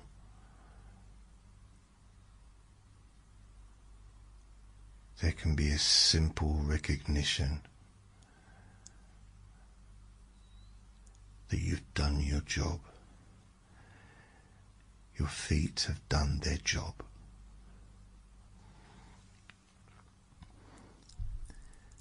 And your body often responds to being noticed more than being pushed.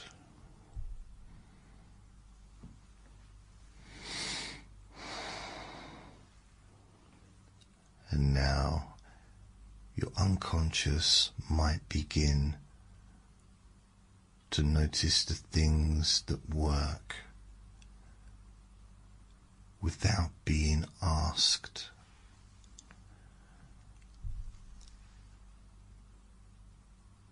Your heart beating, your lungs breathing, your nervous system adjusting.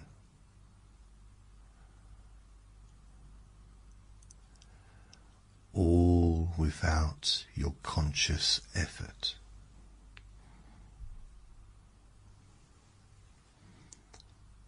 And sometimes gratitude is simply allowing yourself to stop interfering.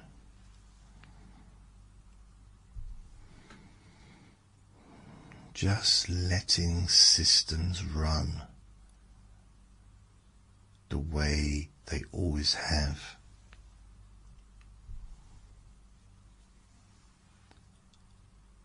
Trusting what already knows how to function.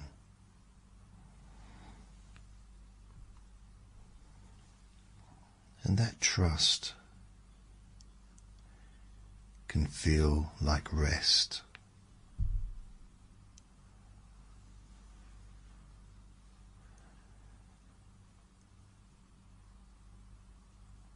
And as you continue listening, time may begin to feel different. Minutes stretching, thoughts slowing, awareness becoming wider or narrower.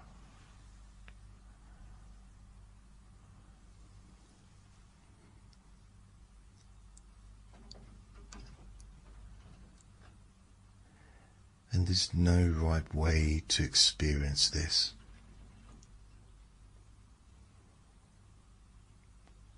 Some people drift in and out. Some people feel heavy.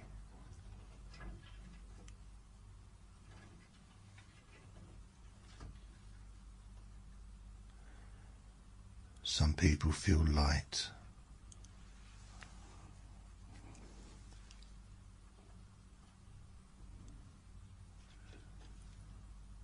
And all of that is welcome.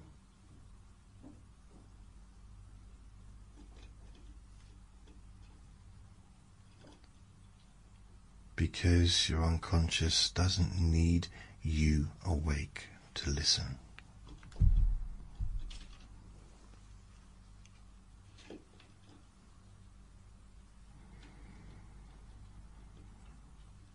And now, I'd like to introduce a very gentle idea. Gratitude doesn't have to be about big things.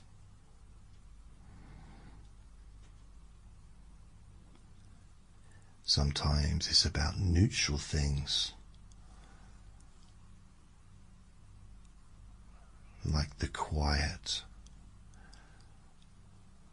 or the sound of a distant noise, or the fact that this moment is passing,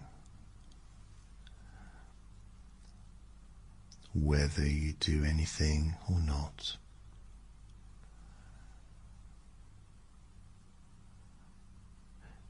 And neutrality can be deeply calming,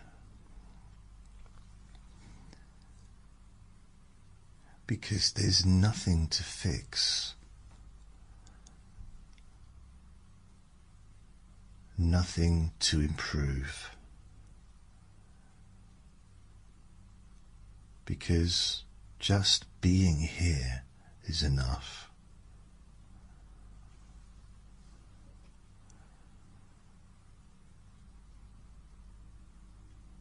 And you don't need to be grateful for everything that's happened.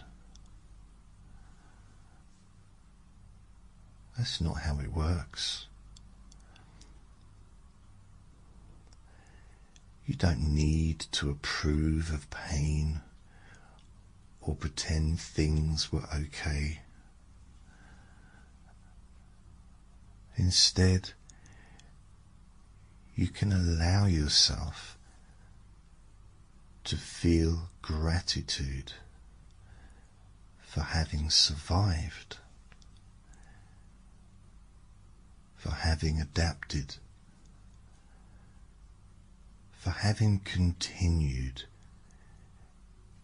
even when it was hard. And that kind of gratitude is quiet.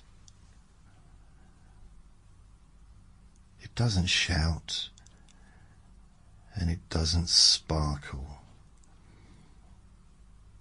It simply says, I'm still here. And that could be deeply grounding.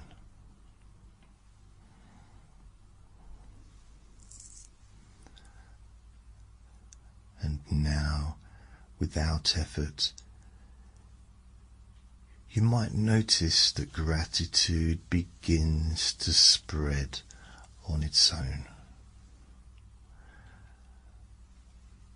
like warmth through your chest, or softness in your belly, or a gentle easing behind your eyes. And if nothing happens, that's okay too, because even neutrality is a form of rest. And rest is always something your unconscious mind appreciates.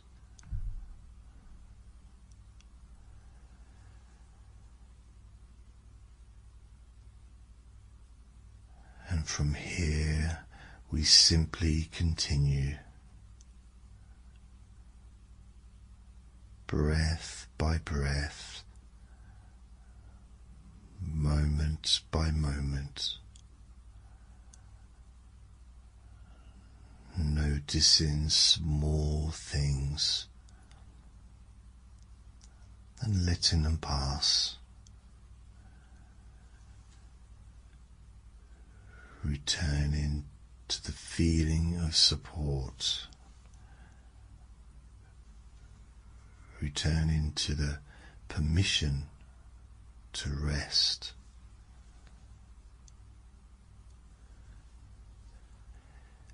And each time your mind wanders, it can wander back in its own time.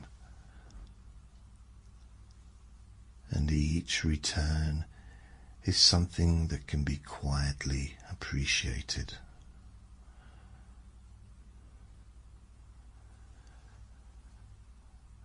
And over time, gratitude stops being something that you do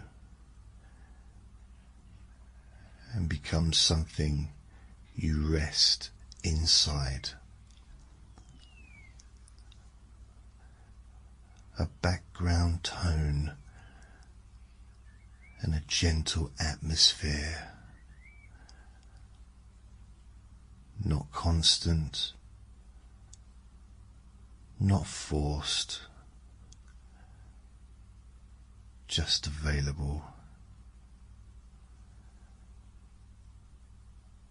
And knowing that it's available is often enough.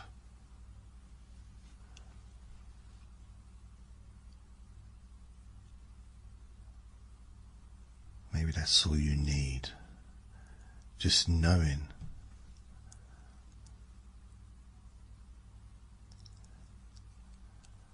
that the gratitude is there, always available to you.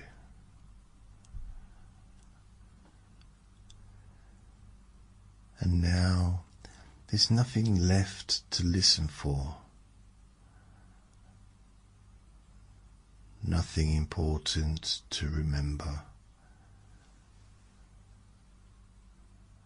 And your unconscious mind will take whatever it needs from this experience and leave the rest behind.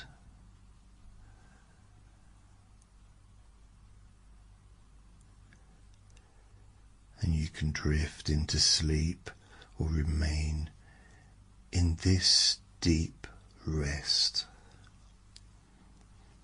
for as long as you like.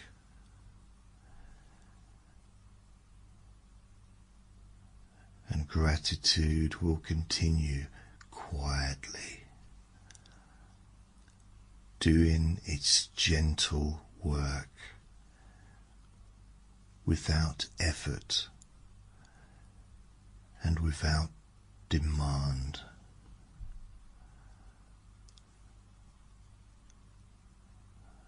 And so I'll leave you here, supported,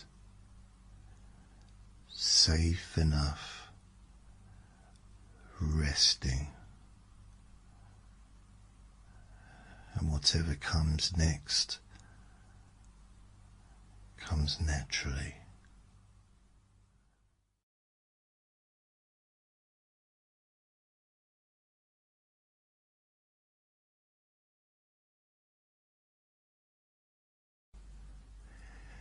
And as you listen to the sound of my voice,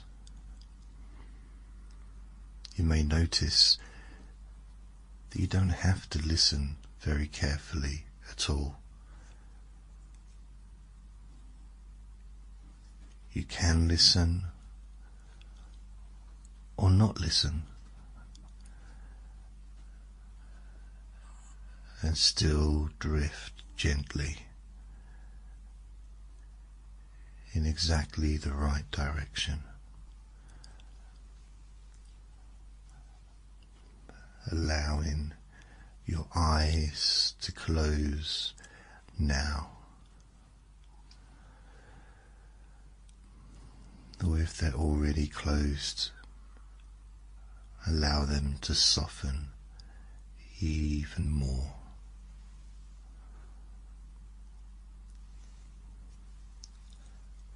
And just notice that you are here.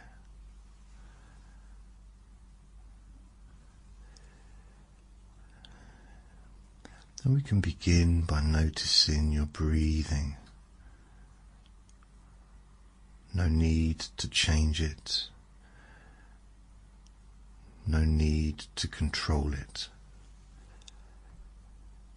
Just noticing the gentle rhythm of air moving in and air moving out.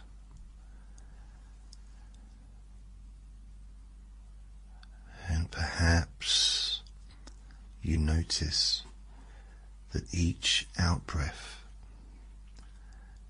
is already doing something helpful. Letting go,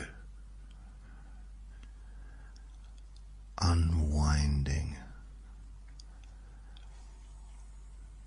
loosening something that no longer needs to be held.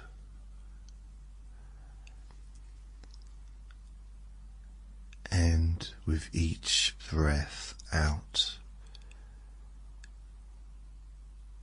your body begins to understand that it is safe to relax.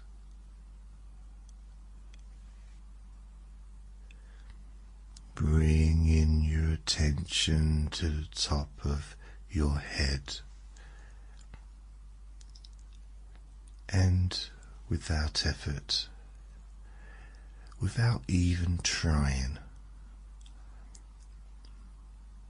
allow your muscles there to soften,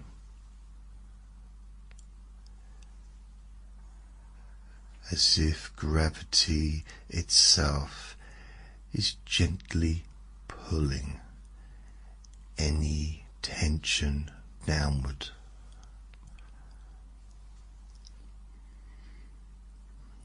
And your forehead smooths, your eyebrows release,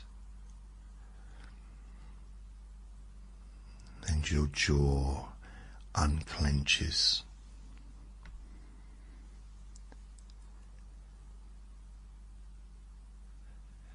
As your tongue rests comfortably, your lips part slightly,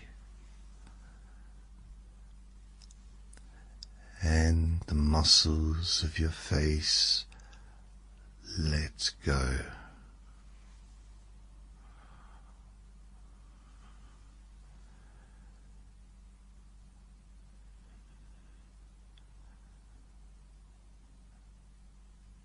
And that relaxation begins to drift down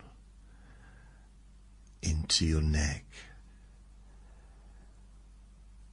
into your shoulders,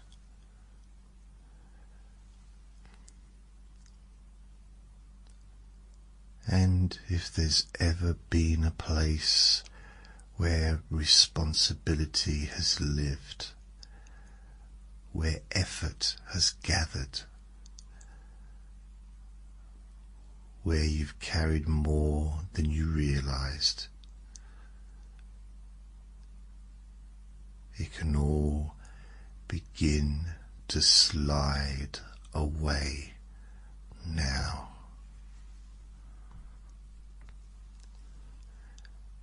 Shoulders dropping and arms becoming heavy,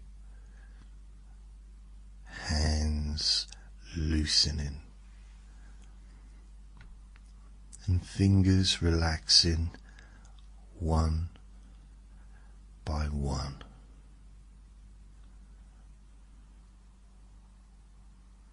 And that gentle heaviness moves into your chest and your upper back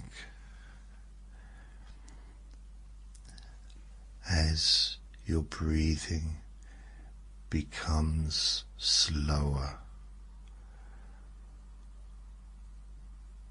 deeper and quieter.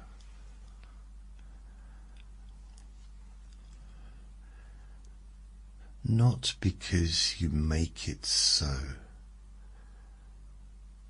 but because your body knows how.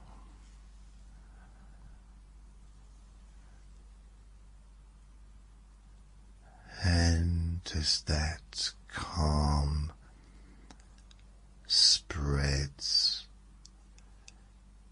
through your torso, your stomach, your lower back,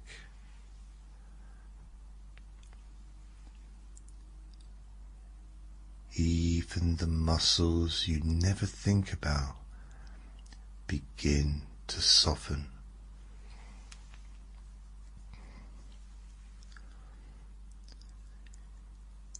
Hips relaxing, thighs heavy, knees loose, and calves unwinding.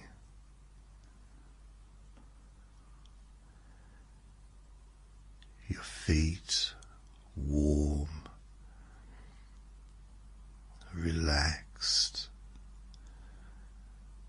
comfortable.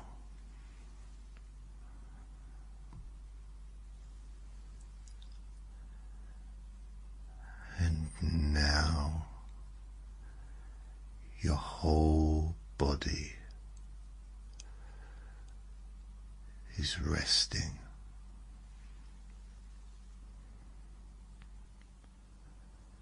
And in this deeply relaxed state, your mind can begin to wander.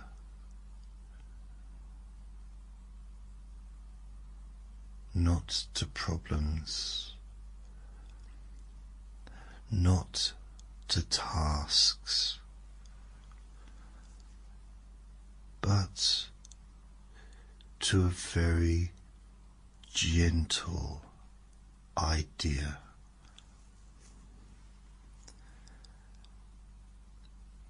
The idea of appreciating yourself,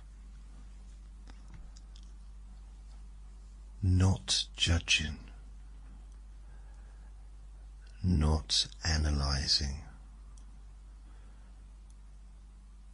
just noticing.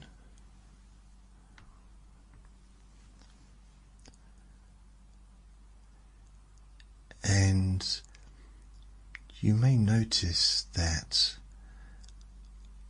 appreciation feels different from praise. It's quieter than that. It doesn't shout. It doesn't demand. It simply acknowledges.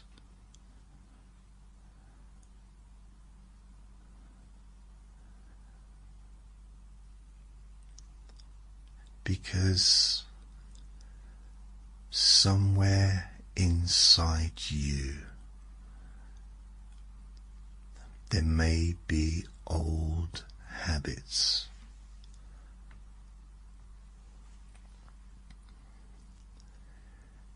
habits of being hard on yourself, of minimizing what you've done,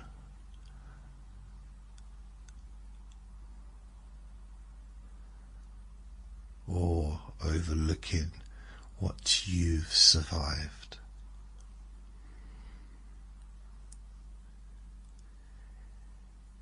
And you don't need to fight those habits. You don't need to argue with them.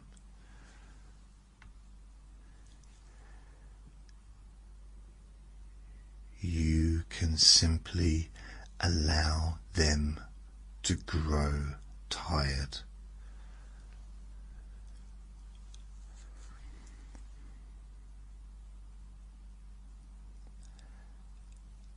As if they've been working very hard for a very long time.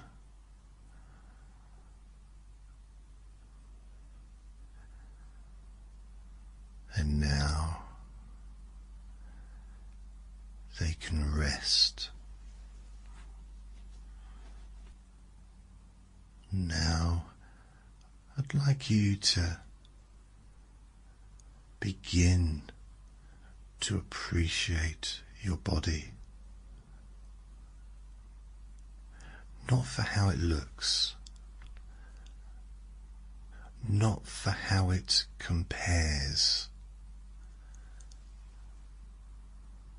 but simply for how it supports you. Your body breathes for you, heals for you, adapts for you.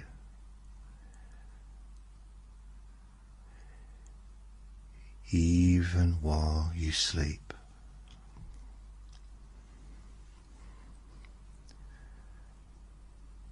And perhaps you begin to feel a quiet respect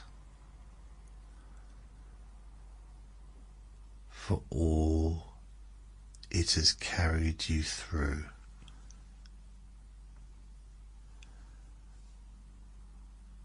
Moments you never thought you'd get through,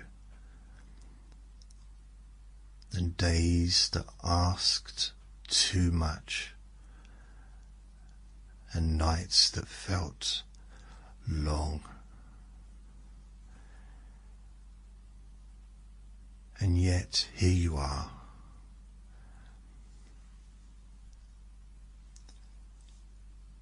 So allow that appreciation to settle gently into your body.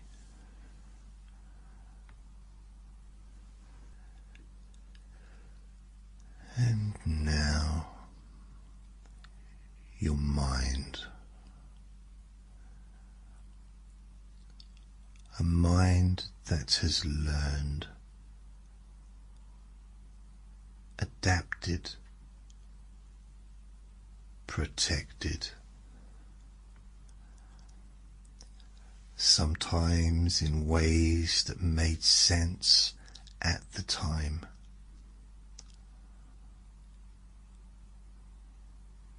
and even the thoughts that felt unhelpful were often attempts to keep you safe.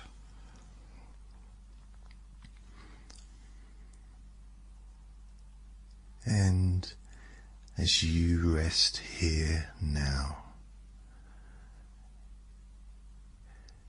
you don't need to fix your mind. You can simply thank it for trying.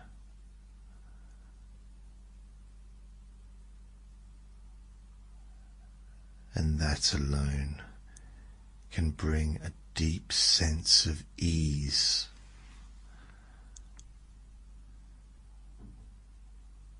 And you may begin to remember small moments,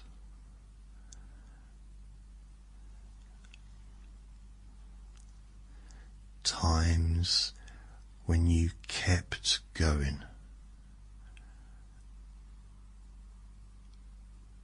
when you showed kindness, when you survived quietly.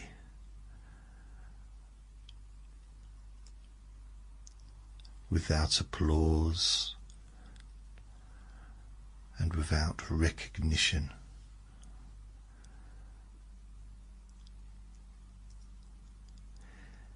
And these are moments that mattered. And you don't need to list them, because your unconscious mind already knows. And it can allow a gentle warmth to spread as those moments are acknowledged.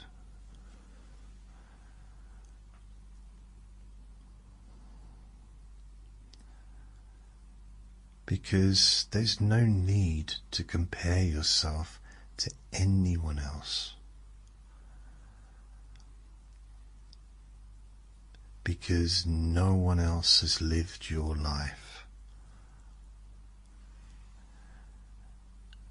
No one else has felt what you've felt, or learned what you've learned, or grown the way that you've grown.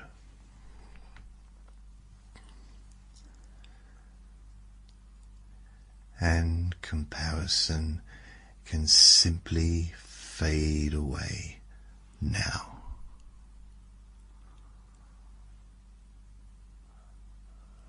Like background noise that no longer needs to be heard.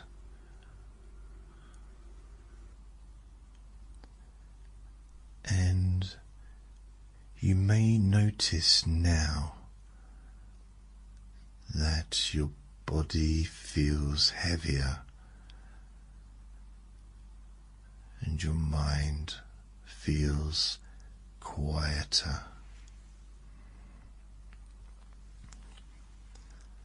Thoughts drifting in and out without meaning.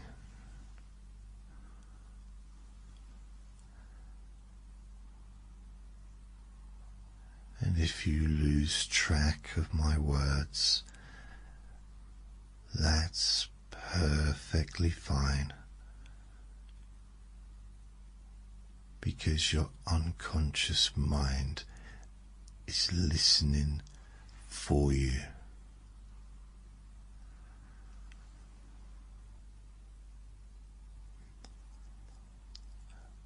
because appreciating yourself does not require effort.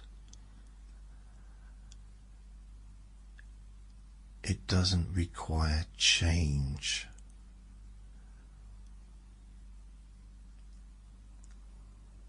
It begins by allowing yourself to be as you are right now.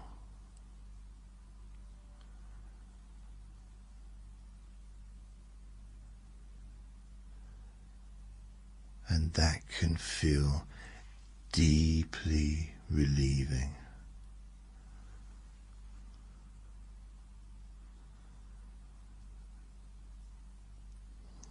As if something inside you has been waiting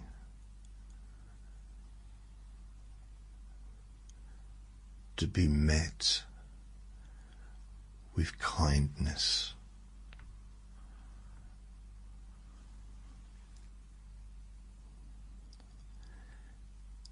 Imagine now that you are floating, supported and held, with nothing pulling you down, just drifting in a calm, quiet space, safe, comfortable, at ease.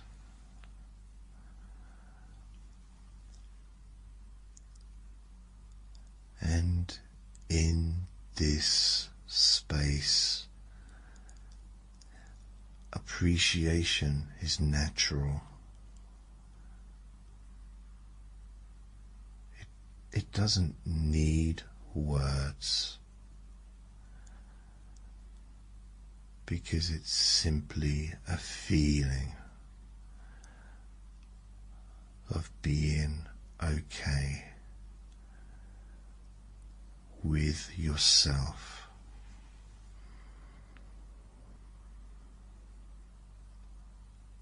And everything you experience here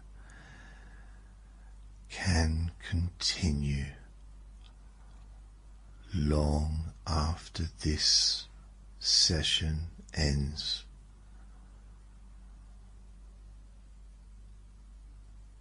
This gentle appreciation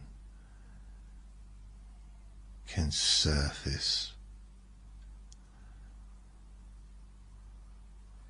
in small moments, in how you speak to yourself, in how you rest, in how you allow yourself to be human.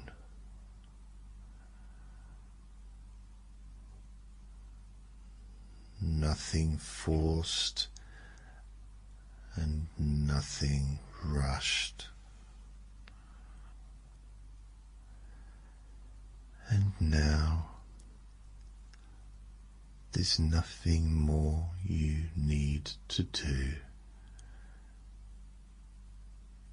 You can continue to drift,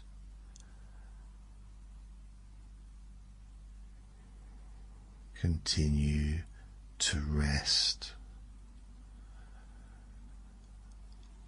or allow yourself to fall into a deep, comfortable sleep.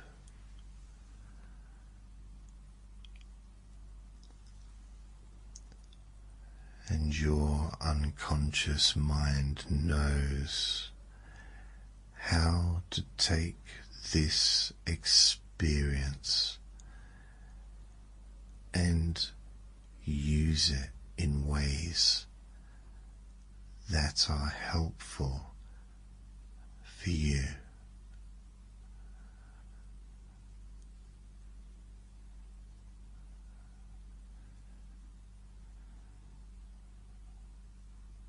And I'll leave you now with that quiet sense of appreciation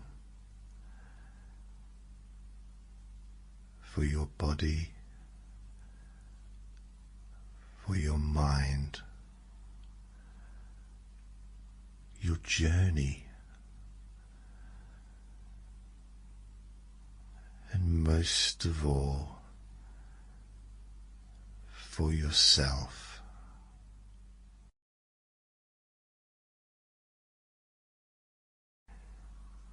And as your body rests, your mind can begin to drift. Not drifting anywhere in particular,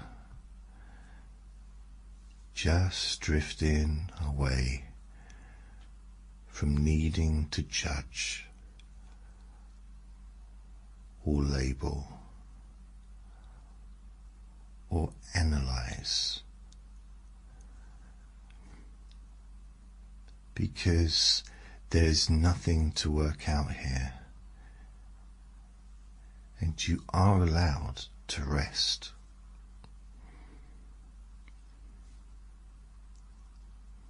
As you bring gentle awareness to the muscles around your eyes, allowing them to soften, as though they no longer need to focus on anything at all.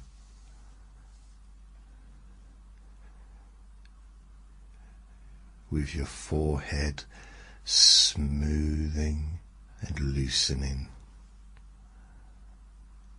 your jaw unclenching, your tongue resting comfortably, and if you notice any tension, there is no judgment about that either, because even tension is allowed to be here until it no longer needs to be.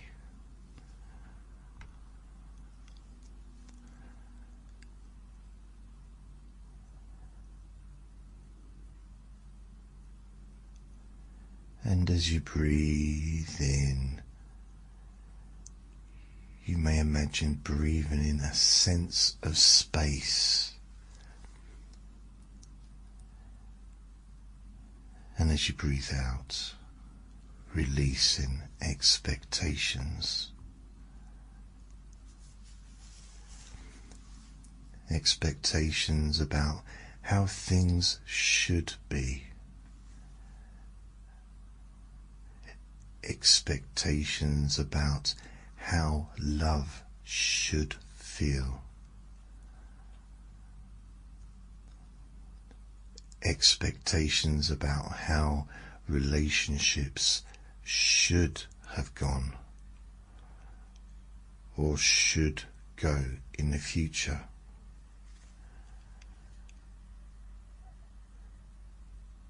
Because for now, none of that matters. And you're not here to relive the past. You're not here to rewrite history. And you're not here to force forgiveness or understanding or even acceptance.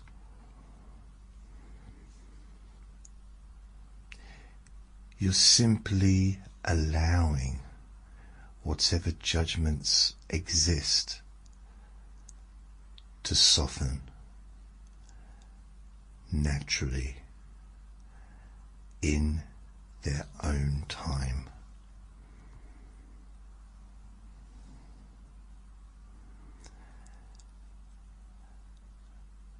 Because judgment often begins as protection, and protection does not need to be punished. It only needs to be understood.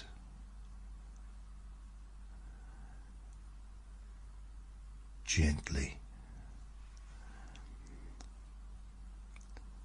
And sometimes not even understood, but just allowed to relax.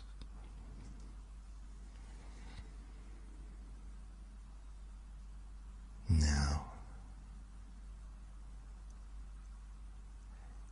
you may have noticed just how easily your mind creates labels. Good relationships,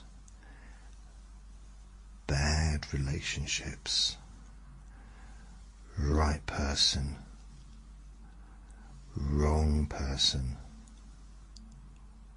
success, failure.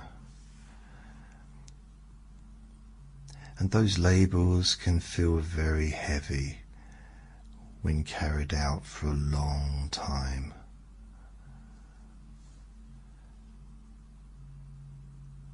So now you are not removing them, you are simply setting them down for a while. And they don't need to disappear forever. They're just not needed right now.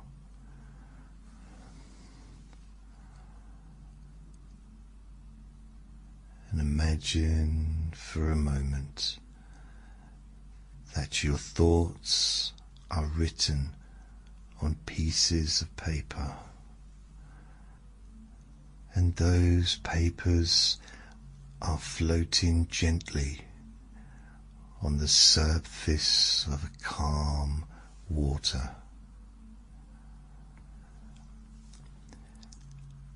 And you don't need to read them. You don't need to push them away. Just watching them drift at their own pace.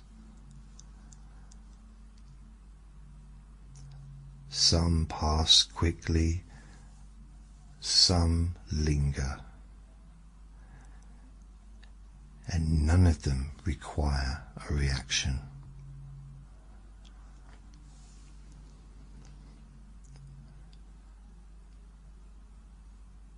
And sometimes the strongest judgments are not about others, but about yourself.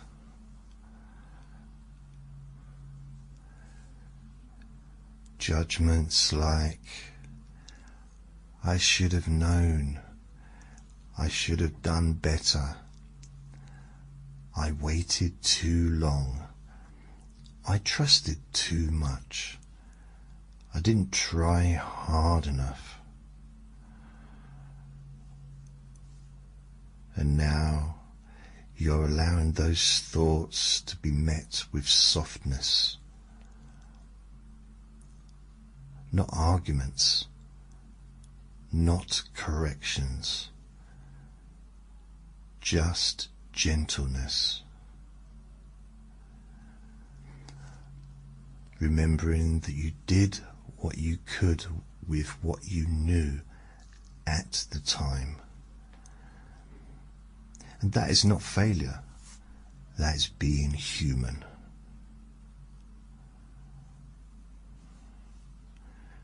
That is being human.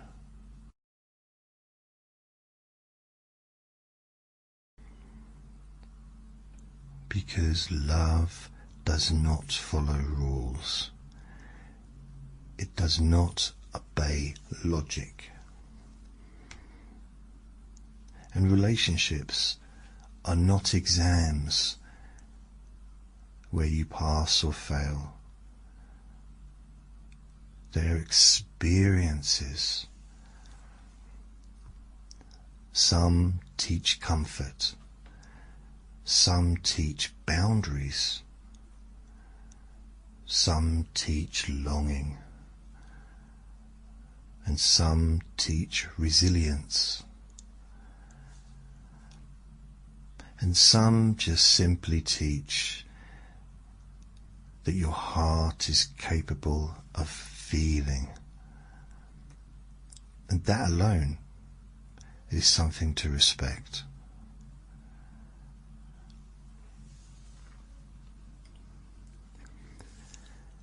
And if there are old feelings stored in your body, a heaviness in your chest, a tightness in your stomach, a holding in the throat, you do not need to name them.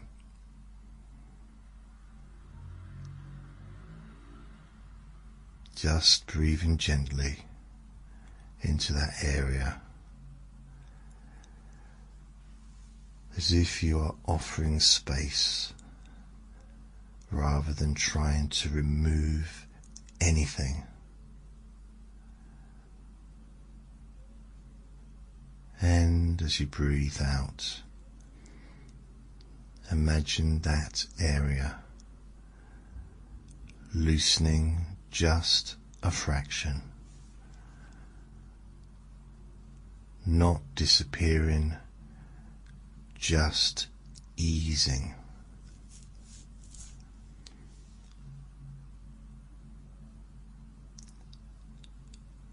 And you do not need to love your past experiences, and you do not need to hate them either, because neutrality is healing. Being able to say, this happened and I'm still here, that is enough.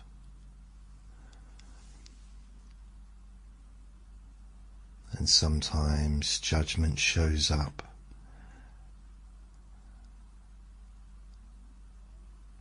As regret about timing. Too early, too late, and missed chances. But timing is not a moral failing.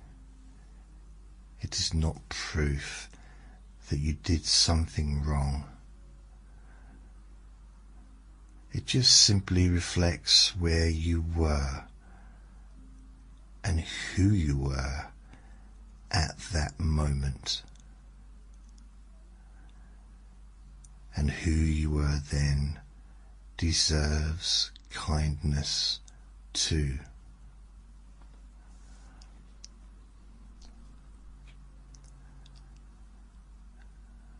Now allow yourself to drift deeper, not by effort,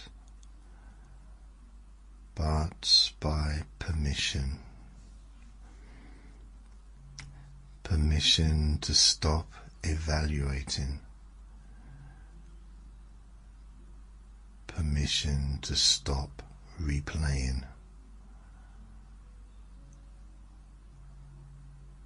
Permission to stop bracing.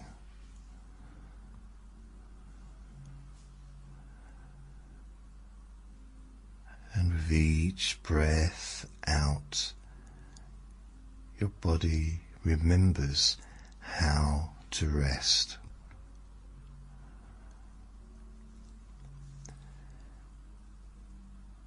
And you may quietly remind yourself that there is no rush, there is no test, there is no verdict. There is only now. And now is safe enough.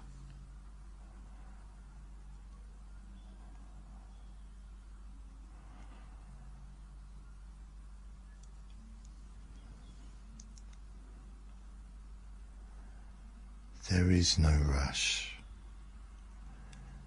There is no test. There is no verdict. There is only now. And now is safe enough.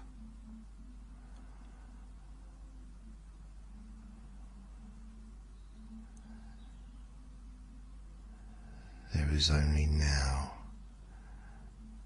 and now is safe enough. The future does not need to be decided, and love does not need to be defined. You are not required to know what comes next. Your only task is to be present with yourself, without judgment, and that alone creates space for something new or something familiar to arrive naturally.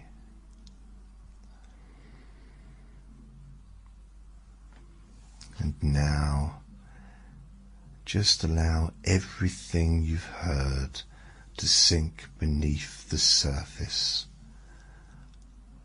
like sediment settling at the bottom of clear water.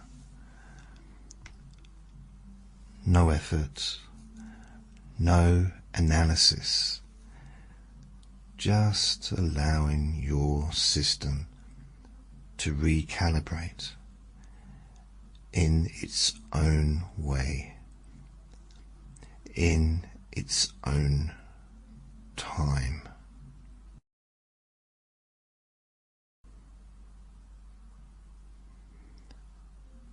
And there is no need to wake fully yet.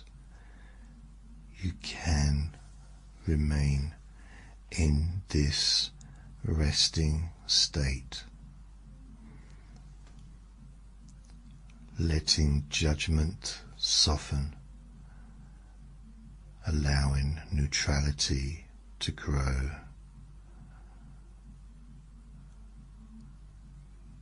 Letting compassion become quieter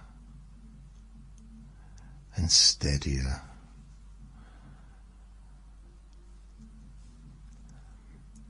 Because you are not behind and you are not broken. You are learning in the only way humans ever do.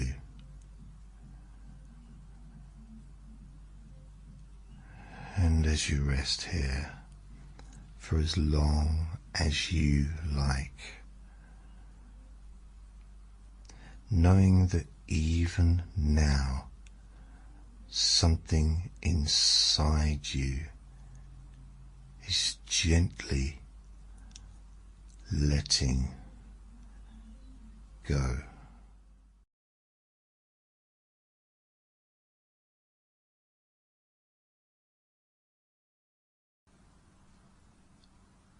And you may begin to allow yourself to pause now. Not by forcing anything to slow down, but by letting go of the idea that something needs to happen. Because nothing needs to happen. And you're allowed to rest without earning it.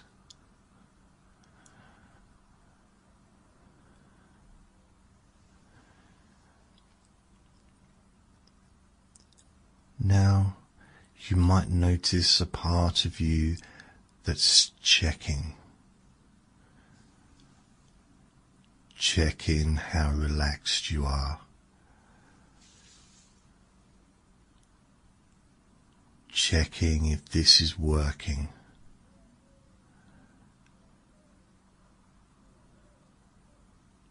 Checking if you're doing it right.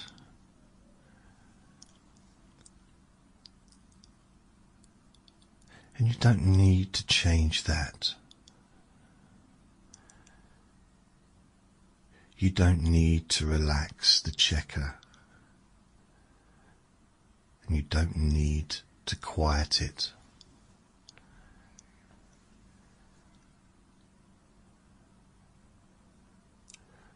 Because even effort gets tired of holding itself together.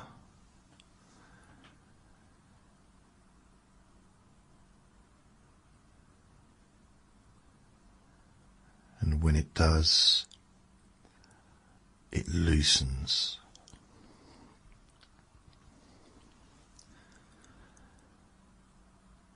Not because you told it to, but because it no longer needs to hold on.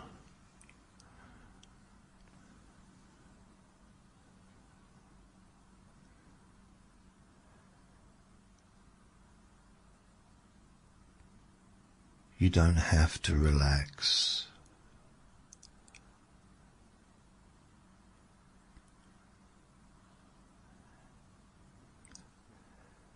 And you can allow relaxation just to happen naturally.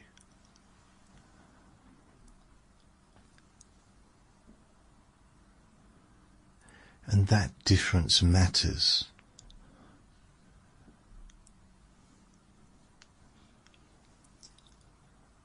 Because trying is effort, and allowing is rest.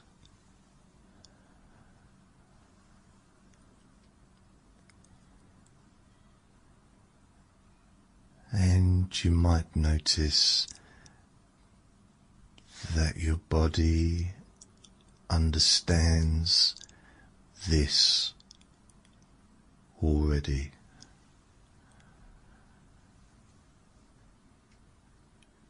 Your body knows how to rest. It's done it many times before. It doesn't really need instructions.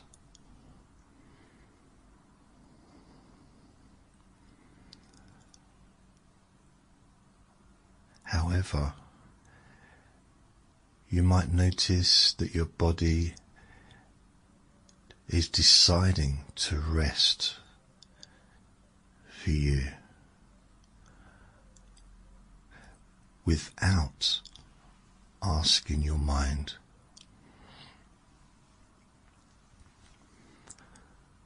Without explaining itself.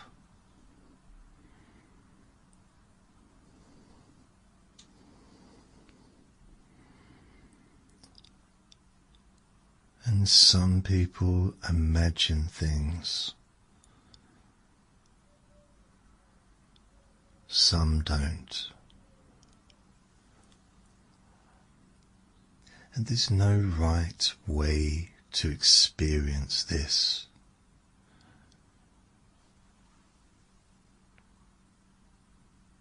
but you might find it natural to picture yourself carrying something.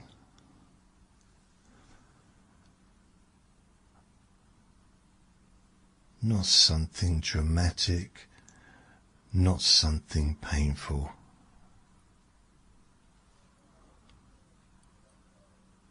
Just something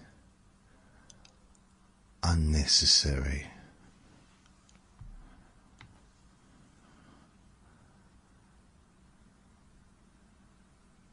A heavy bag, one you've been carrying for a while.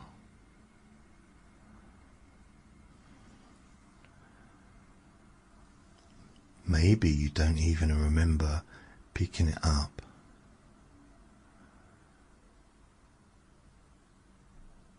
It could represent effort,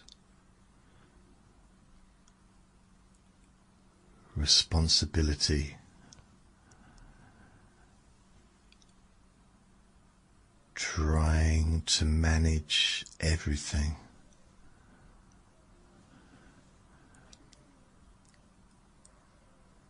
And without rushing, without deciding. You might notice yourself setting it down,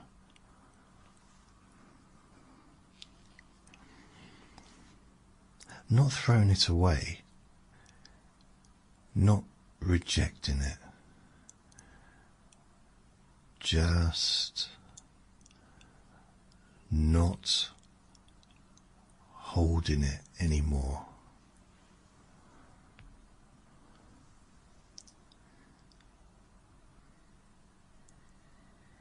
And when your hands are empty, there's nothing they need to do. They can rest.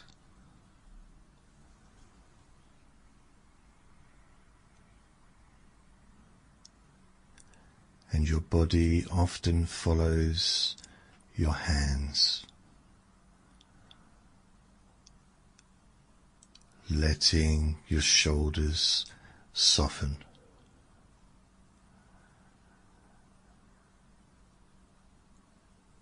When there's nothing left to carry,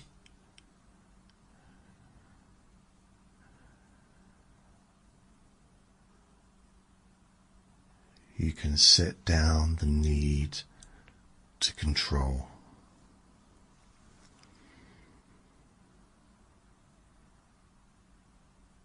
Because you don't need to watch it happen.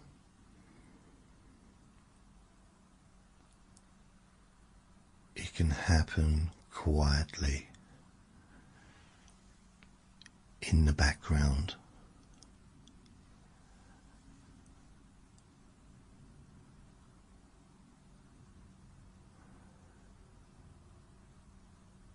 Relaxation doesn't respond well to supervision. It happens when it's not being watched, like sleep, like drifting, like forgetting what you were thinking about.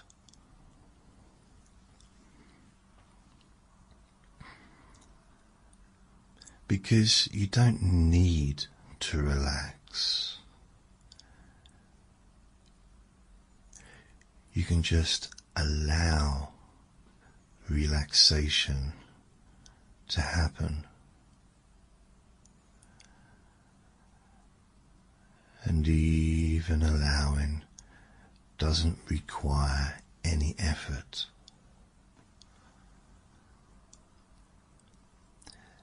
It's more like stepping out of the way. And if your mind tries to help, that's fine. You don't need to stop it, because your body already knows what to do when it's not being interrupted.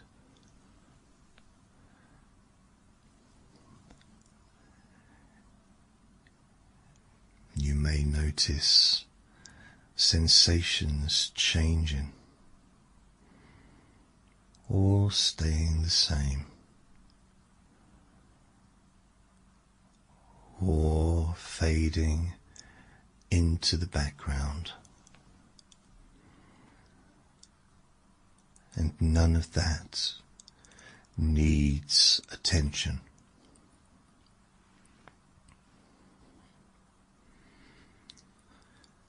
Because you're allowed to rest without monitoring.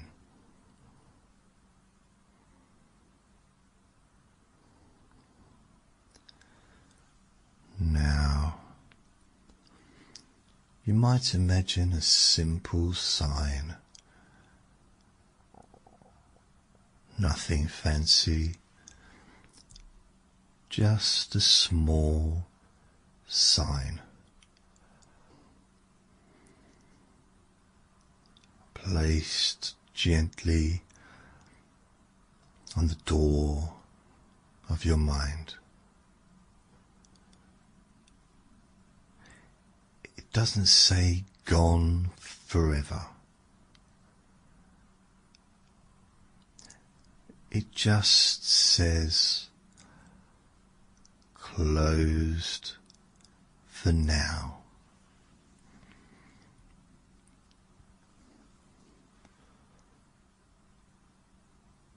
Because your thoughts don't have to stop. They just don't need service.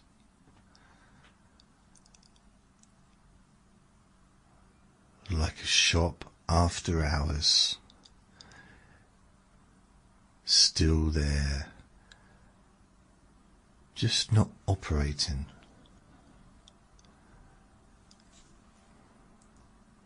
And your mind can rest from being useful. And problems don't need solving right now. And questions don't need answers.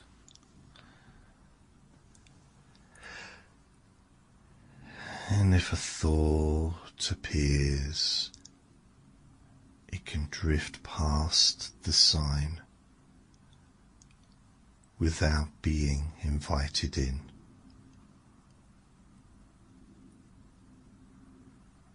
Because you don't need to push thoughts away. They know where the exit is.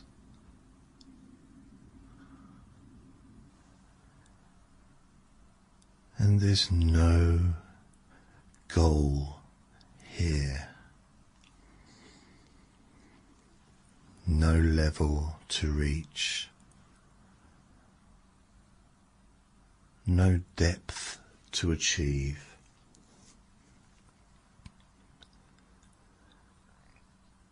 Even drifting is enough.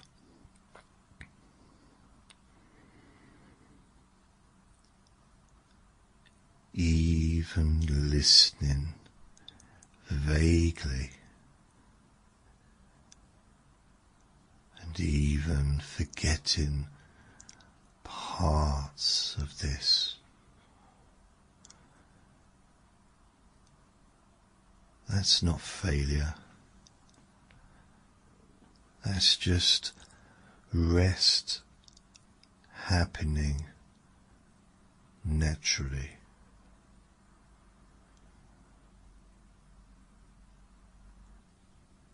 And you don't need to remember this later.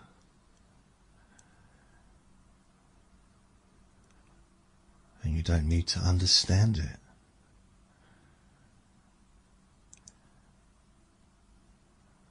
because your body absorbs permission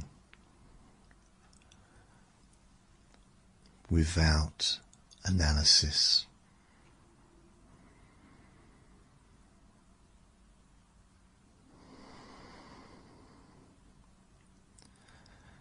And the more unnecessary effort drops away, the more rest replaces it.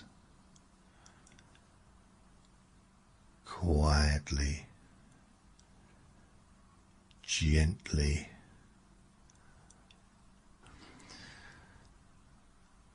without announcement.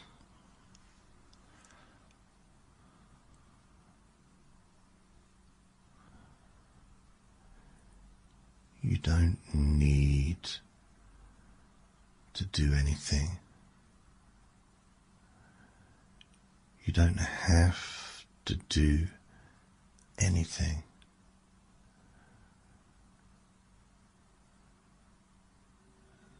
There's nothing to manage,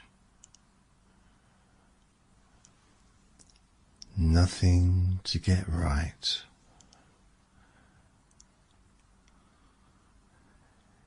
You're allowed to pause again and again. Each time effort returns, it can soften.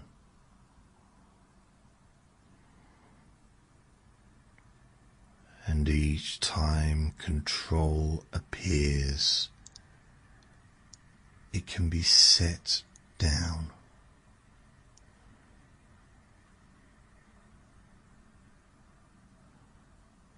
And you don't need to decide, because your body already has.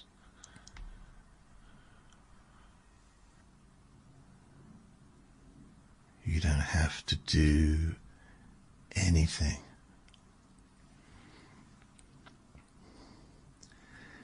There's nothing to manage,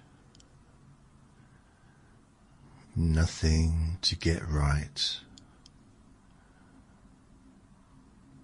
You are allowed to pause again and again. Each time effort returns, it can soften. And each time control appears, it can be set down.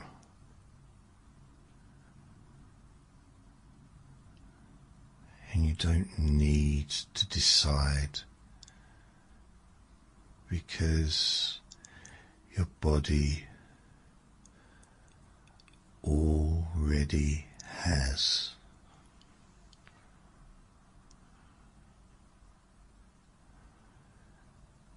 And you don't have to do anything.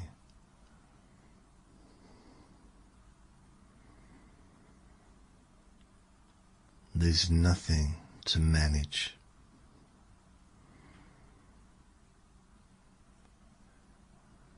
Nothing to get right.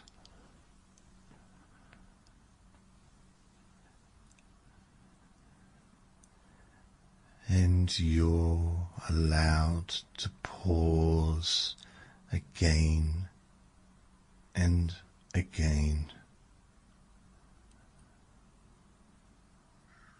Each time effort returns, it can soften.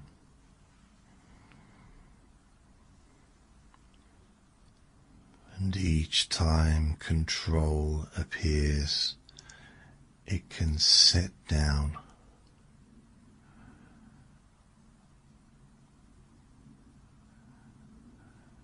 And you don't need to decide,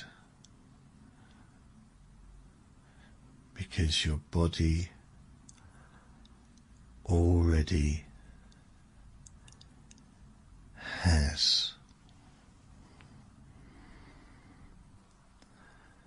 There's no need to wake up, no need to stay asleep.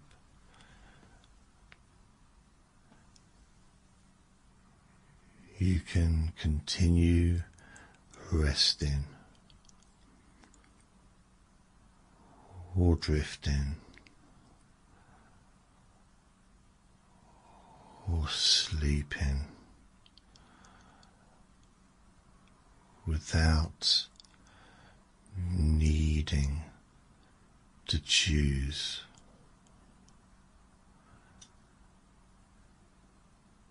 And whenever you notice effort again, you can remember that you are allowed to pause.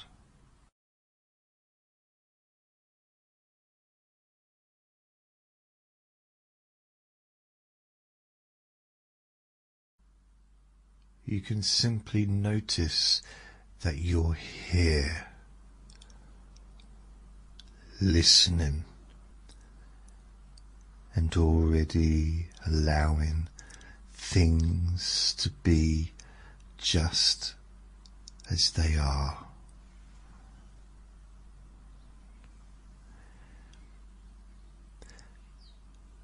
And even that noticing doesn't need to be tight or focused. It can be soft, loose, almost casual.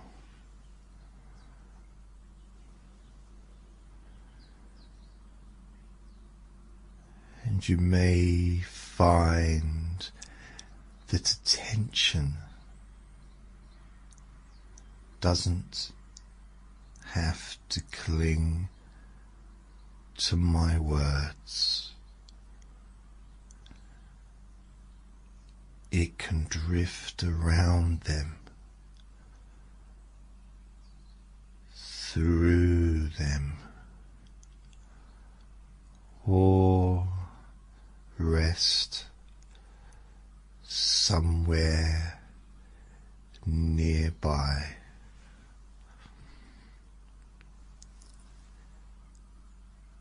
And that's perfectly fine.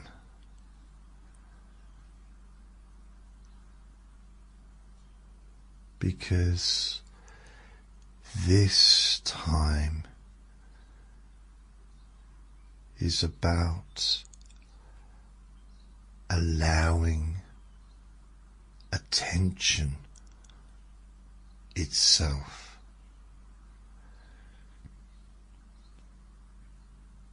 to become lighter,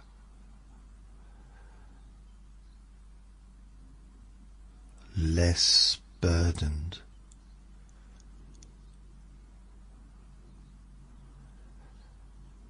less pulled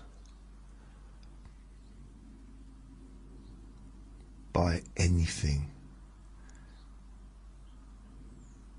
in particular.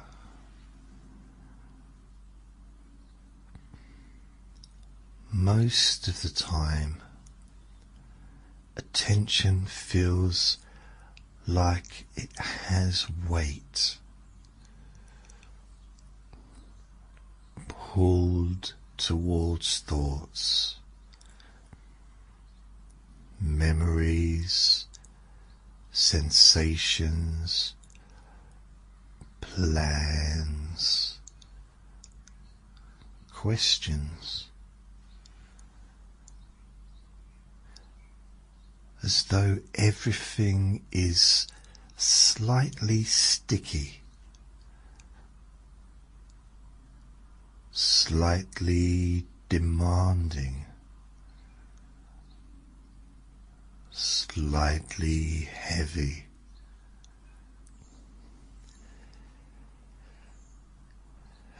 And yet you may already be noticing that weight is not permanent. And yet you may already be noticing that weight is not permanent. It can change. It can soften. It can dissolve.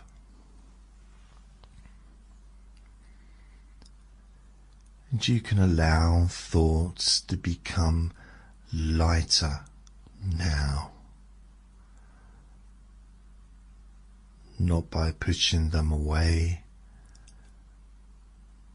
but by letting go of the need to hold them.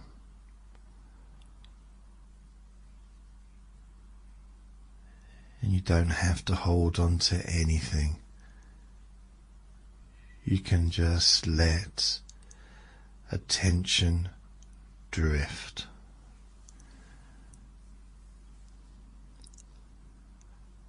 And when attention drifts, nothing bad happens. In fact, things often settle all on their own.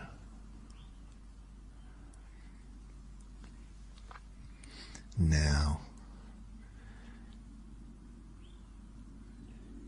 you might begin to imagine or simply sense what it would be like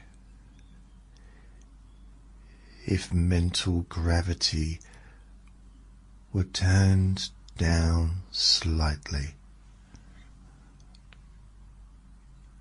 Not gone, just reduced,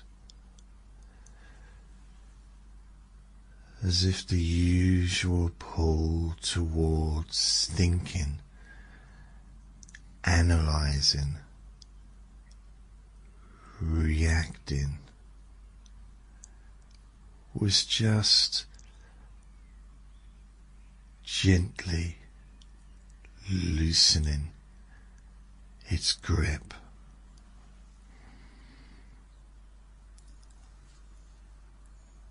Because it's okay to feel less pulled by anything.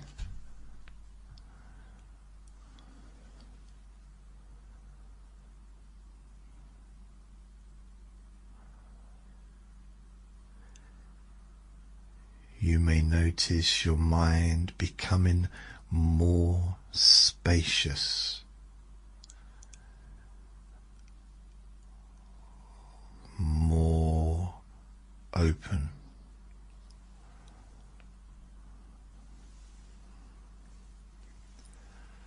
less hooked.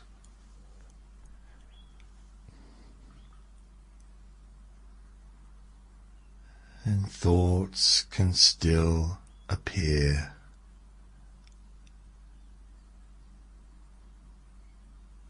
but they don't land as heavily.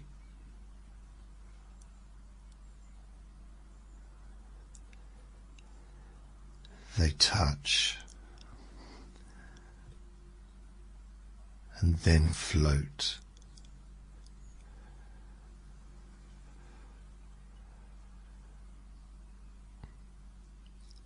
And if it feels comfortable,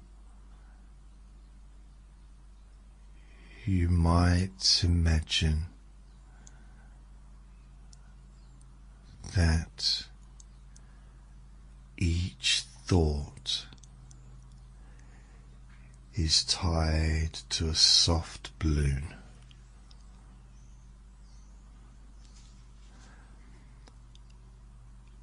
And a thought shows up And before you need to do anything with it, the balloon begins to lift slowly, gently, effortlessly.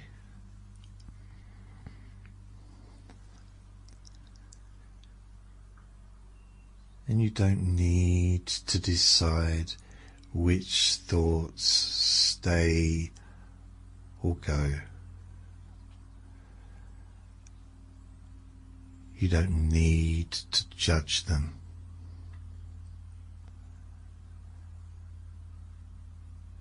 You can simply allow thoughts to become lighter as they rise on their own.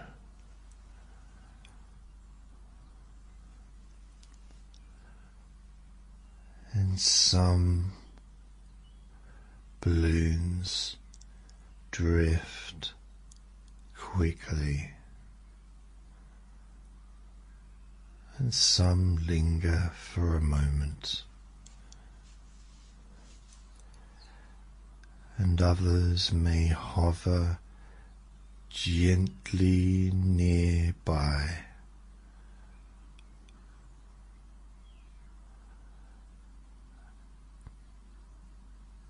And all of that is fine.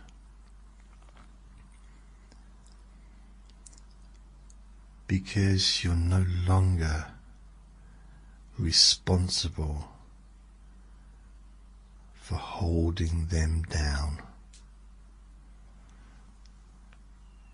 And you can let heaviness lose its grip. You might notice that the attention doesn't need a single focus, and it can spread like light through a room, and it can rest nowhere. You might notice that attention doesn't need a single focus. It can spread like light through a room. It can rest nowhere in particular, and everywhere at once. And you don't need to track thoughts. You don't need to follow sensations. You may find it easy to let awareness become diffuse, unhooked, free floating. And when attention stops gripping, the mind often becomes quiet in its own way. Not forced silence, but natural space. Imagine now, or simply sense, a wide open room where gravity is very low.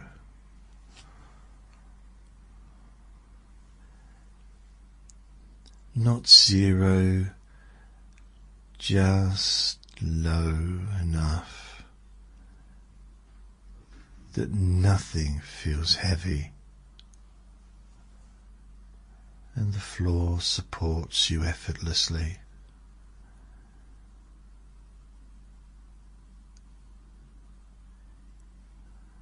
The air feels spacious, thin and calm.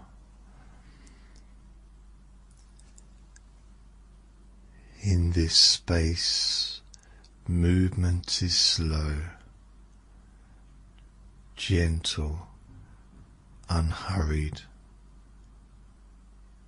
Thoughts drift through like dust motes in sunlight,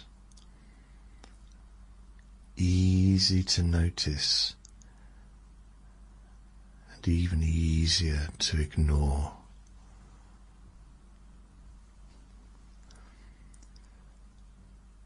You don't have to interact with anything here. You can allow yourself to float mentally without needing to know how. Now, you may notice a kind of fog in your mind beginning to thin, not pushed away, just dispersing as space increases. There's no need for clarity, no need for insight. And yet, as heaviness lifts, clarity often appears naturally, not sharp, not demanding, just open. You may notice your mind becoming spacious and unhooked, less interested in grabbing onto experience and more willing to let it pass. And you don't need to relax. You don't need to calm down. You can simply allow attention to continue becoming lighter,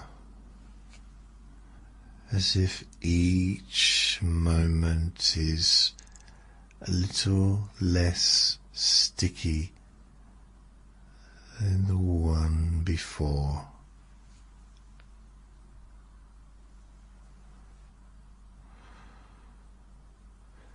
You might notice long gaps between thoughts.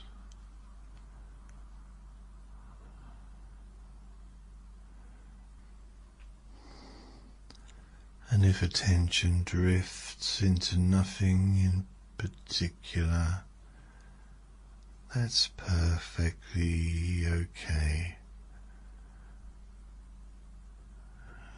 There's no requirement to stay aware.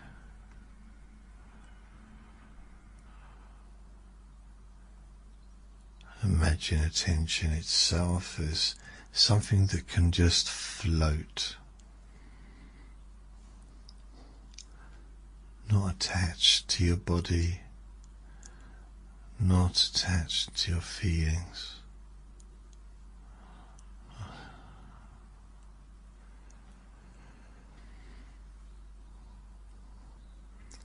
Just awareness, hovering, resting,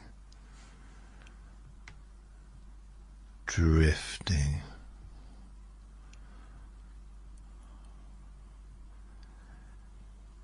And it's okay to let attention drift away from my words. Of course, you can return or not return as feels right. Nothing needs managing now.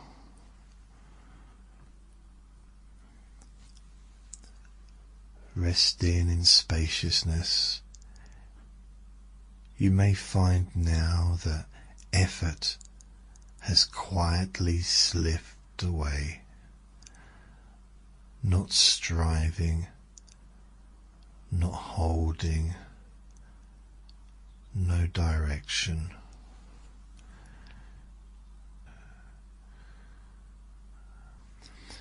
Just wide openness, where experience comes and goes, and in this openness, rest happens naturally, deeper and deeper, or sometimes softer than sleep. A kind of neutral, safe, unburdened rest. And from here you can continue floating or gently drift into sleep, or remain in this light, spacious awareness. There's no right way, and your mind knows how to rest when gravity is gone, and you can let go completely now, or just a little more,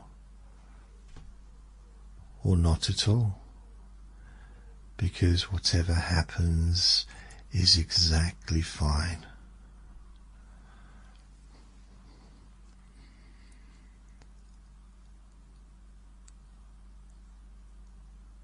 And I'm going to stop guiding you soon,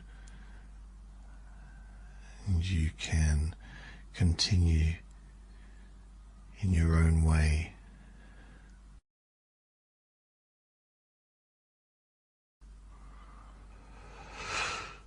And I'll stop guiding soon, and you can continue in your own way.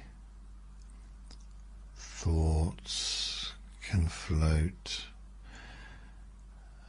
attention can drift.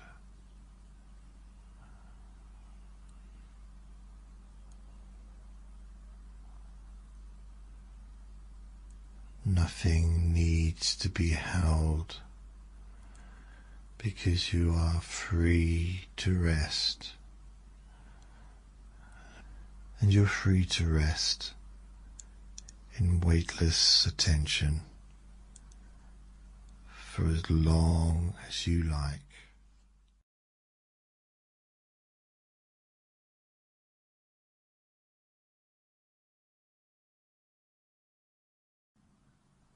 And as you continue listening, you may begin to sense a place forming in the background of your awareness.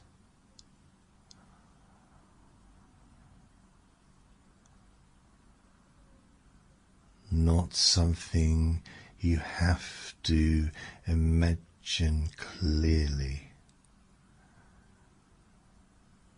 but just a sense, an impression of a room.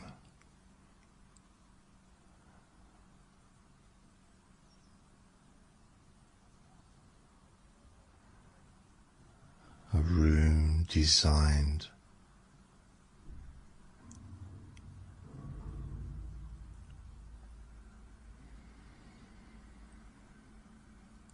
for one purpose only.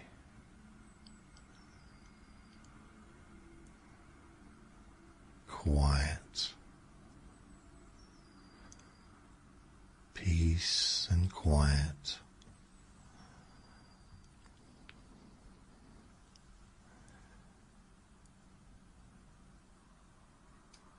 You might not notice how this room feels before you notice how it looks.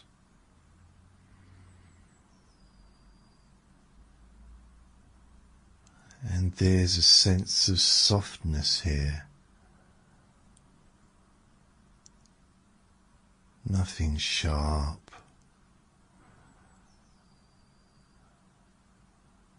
Nothing urgent.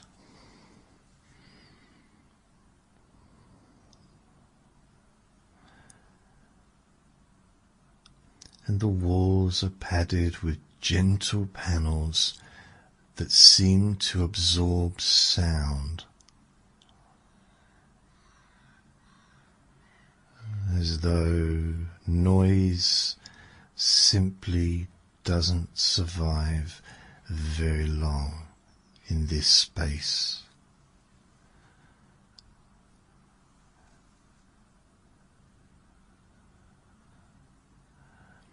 And there's a comfortable temperature, not warm, not cool, just neutral enough that your body doesn't need to comment on it.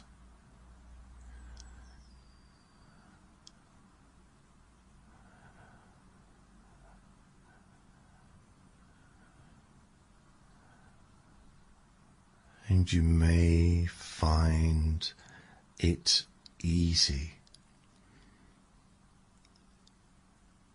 to let yourself be here now.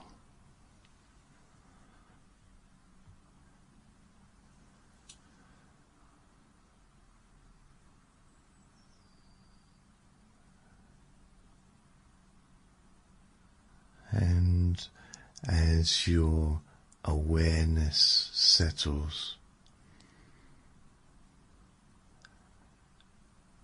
you might begin to notice the panels.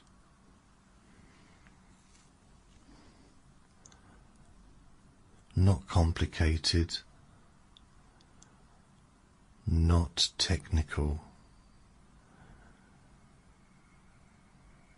just smooth surfaces,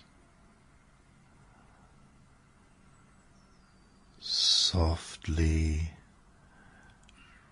glowing.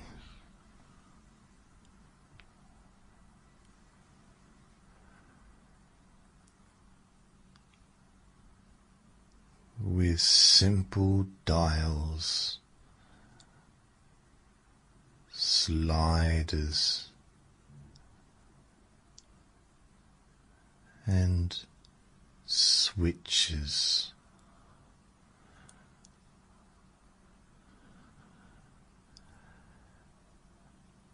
Each one labelled in a way that makes sense to you.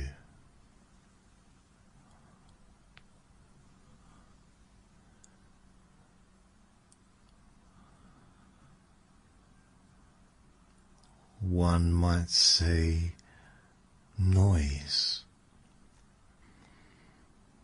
another urgency, another one may say self-talk,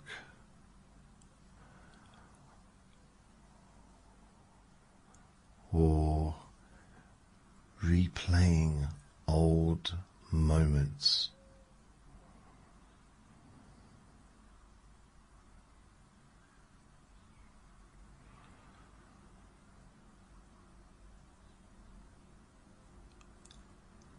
And it's interesting because you don't need to adjust all of them.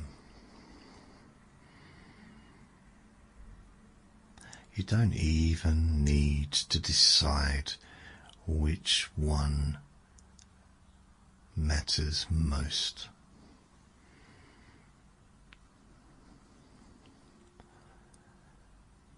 Because something already knows.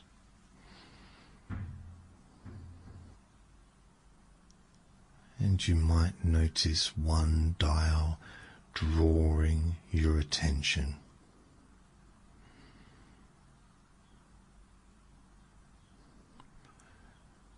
Not loudly, just gently.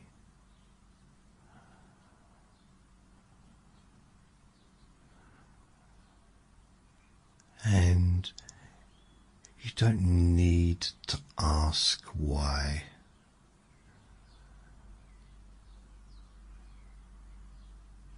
You can turn that down now.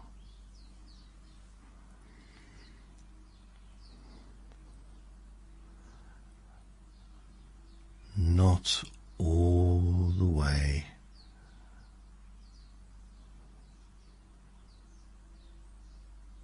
Just enough to notice the difference.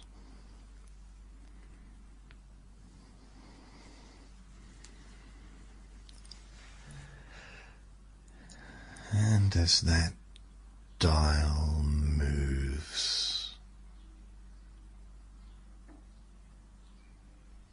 you may find it easy to switch off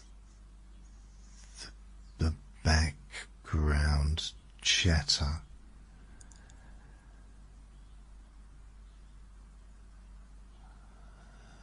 The kind that talks even when nothing needs to be said.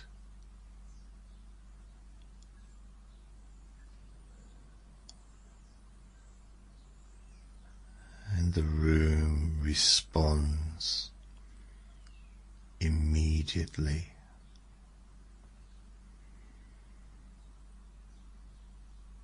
And the soft hum becomes steadier, quieter.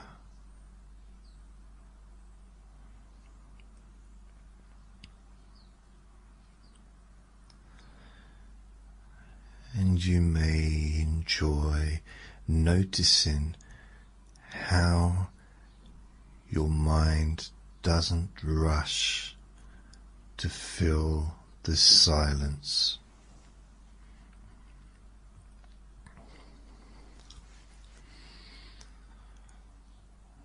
Now, there may be another control.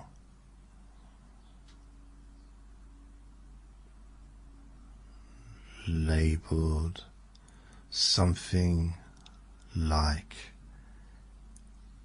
effort or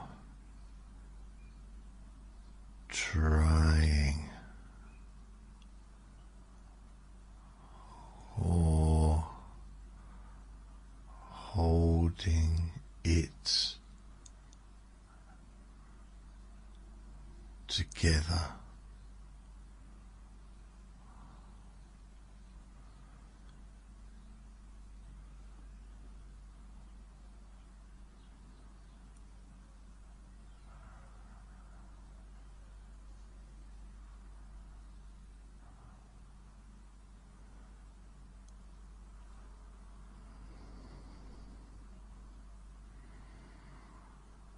It's safe to lower the volume on effort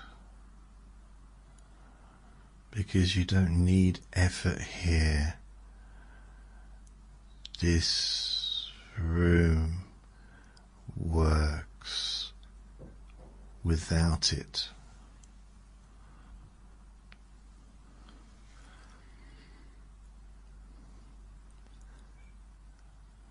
And you don't need to know how. You can just let the dials move.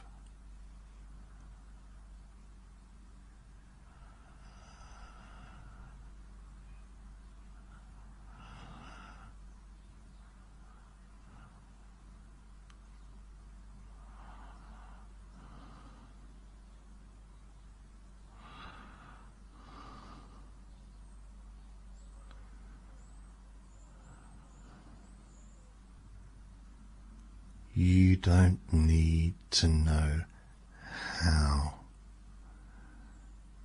You can just let the dials move. And as they do, the lights in the room dim slightly.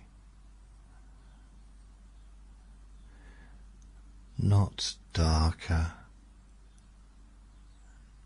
just calmer, easier on your mind.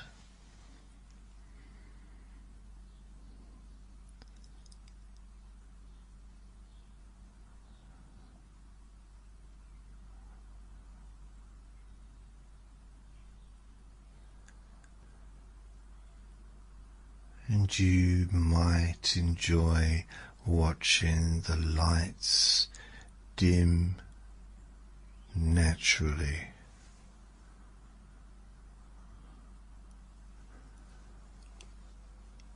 Not suddenly,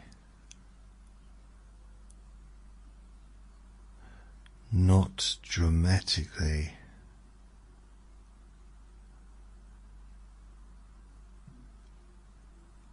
Just like evening arriving without needing permission.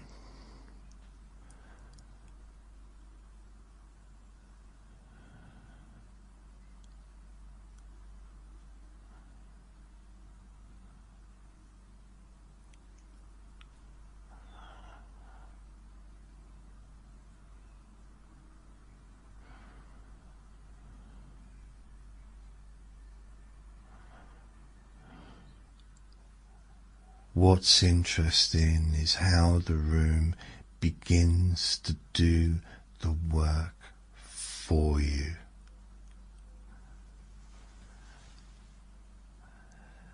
As one dial lowers, others respond automatically. Self-talk slows down. Memory replay fades.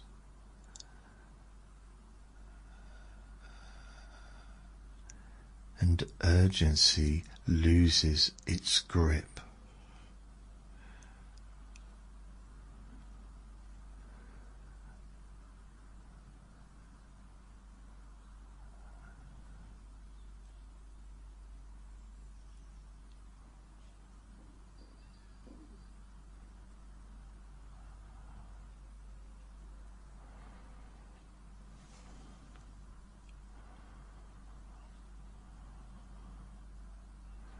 You might enjoy watching the lights dim naturally,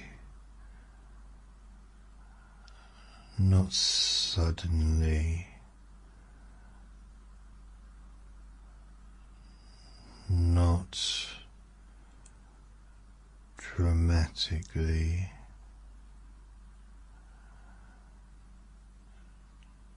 just like evening arriving without needing permission.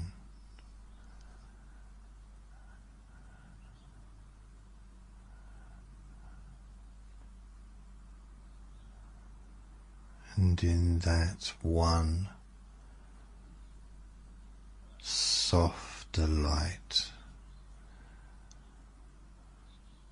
thoughts may begin to feel further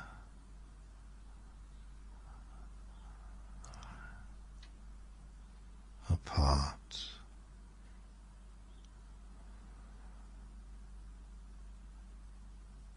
More space between them.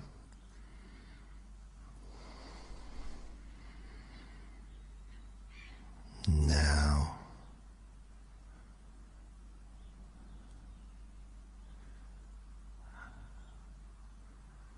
there's just that gentle hum.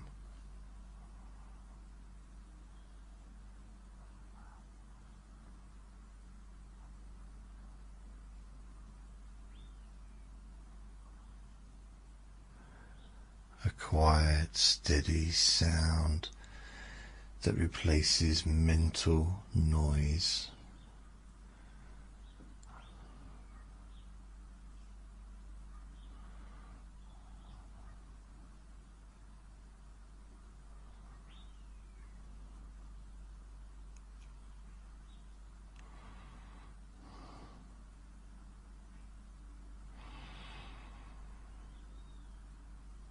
Not something you need to listen to,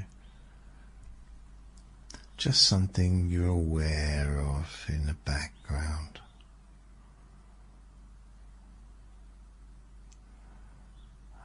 And you may notice how silence doesn't feel empty here.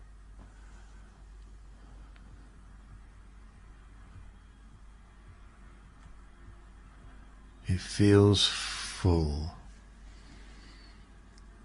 It feels supportive and safe.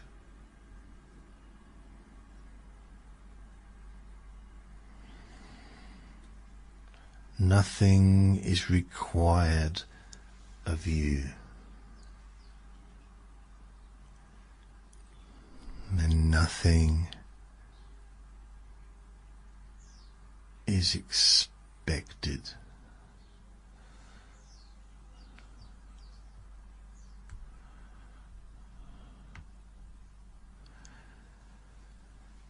And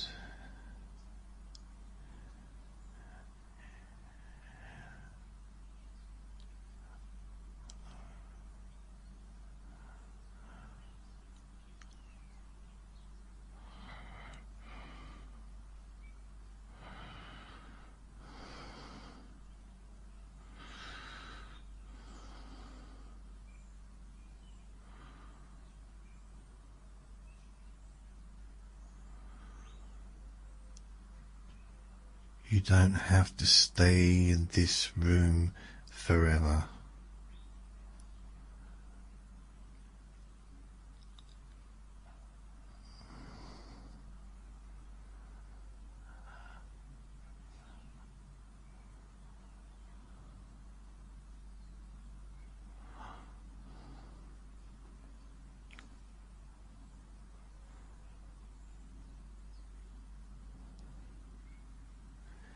You can allow this quiet to settle,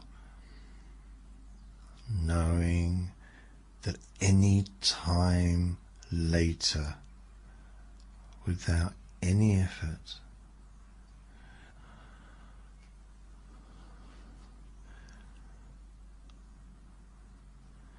your mind can remember how to return.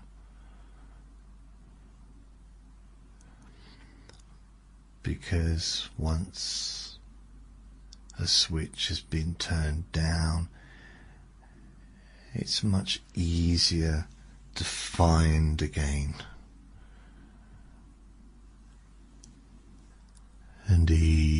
even now, as you continue listening or drifting,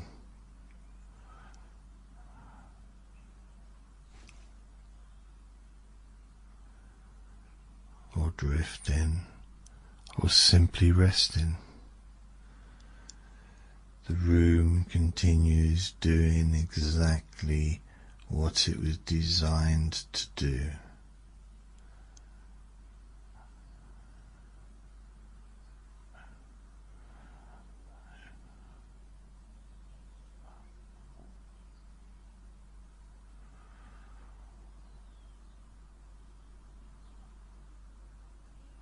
And even now, as you continue listening or drifting or simply resting, the room continues doing exactly what it was designed to do.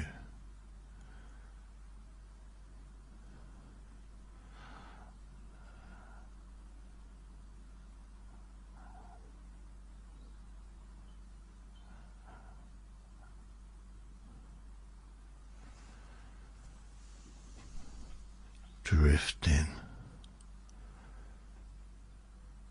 or simply resting.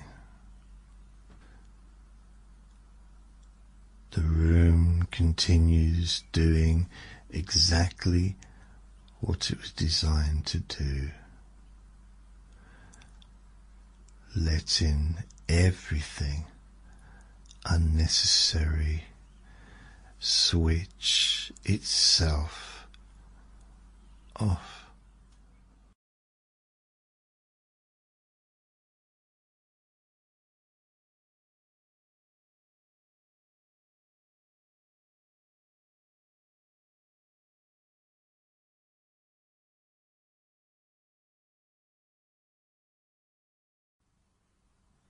You may also notice something else beginning to be here with you.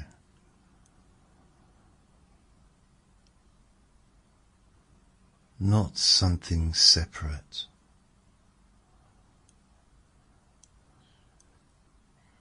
Not something watching closely.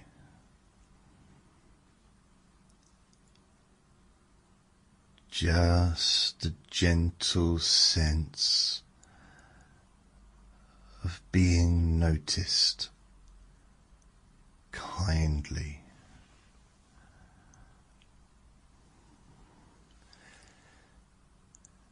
And you can let yourself be watched kindly,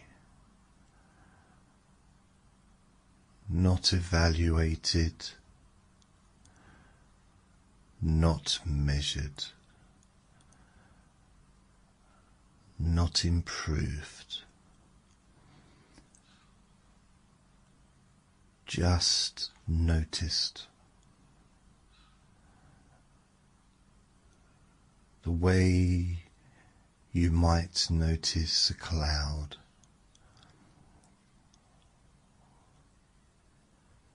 or a quiet animal resting, or the soft glow of a lamp in the corner of a room.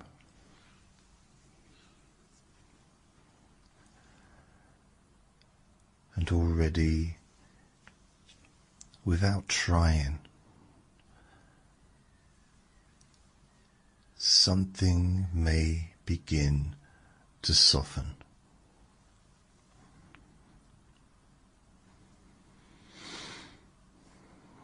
And you might become aware that there are two experiences happening at once.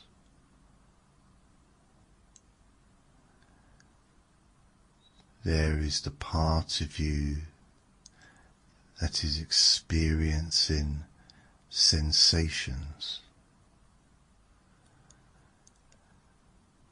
thoughts, memories, moods. And there is also a quieter part that is simply aware of those experiences.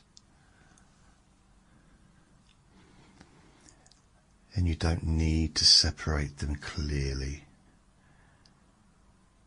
You can overlap. They can blur.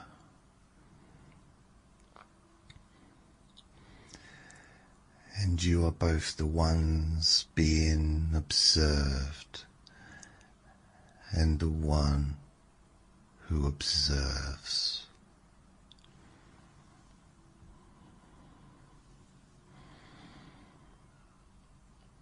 And the observer is not busy, not curious in a sharp way, and not searching for meaning. The observer is warm, slow, and deeply accepting.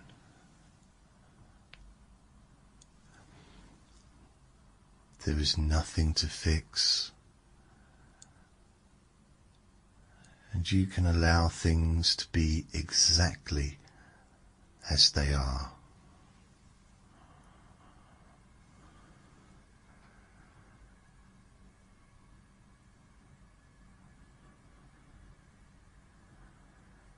As you notice the quality of this observing awareness,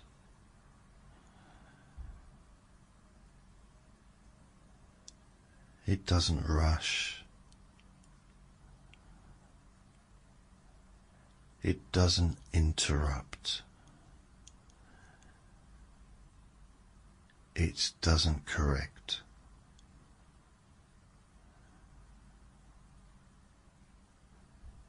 It doesn't ask questions.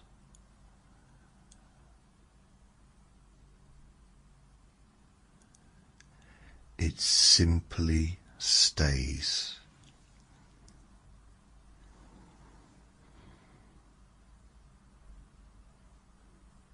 And you might notice how easy it is to be accepted right now.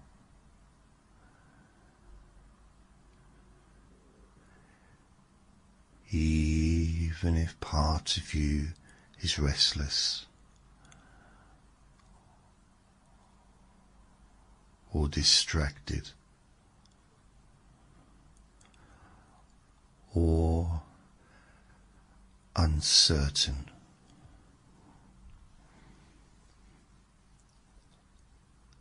That too is allowed.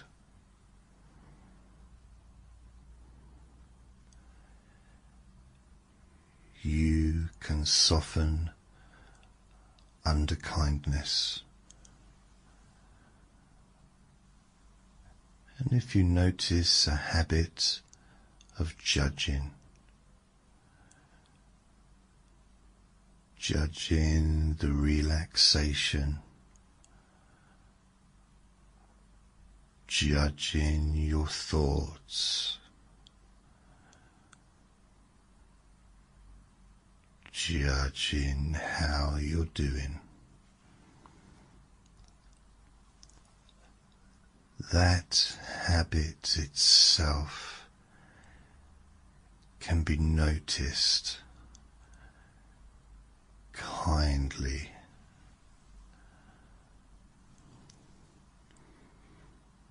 No need to stop it. No need to change it. And even judgment is allowed to be seen and gently held inside acceptance.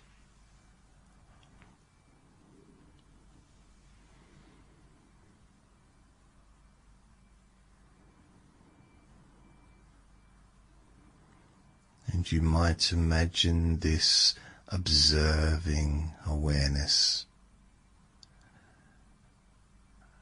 as if it were sitting beside you,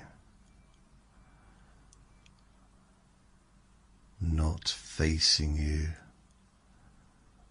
not staring,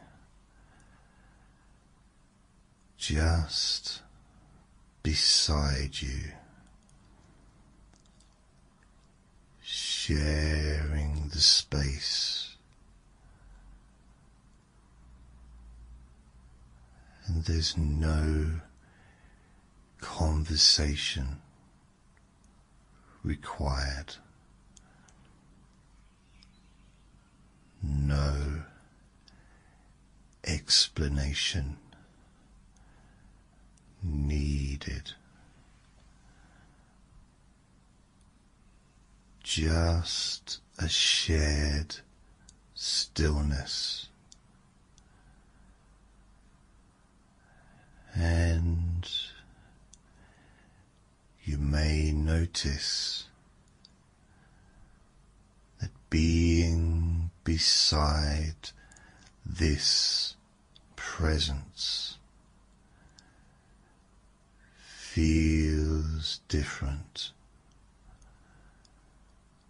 from being alone with your thoughts.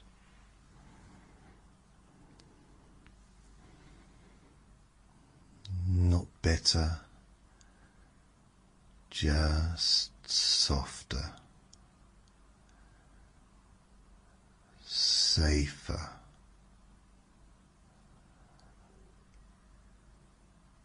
because it's safe to rest inside acceptance.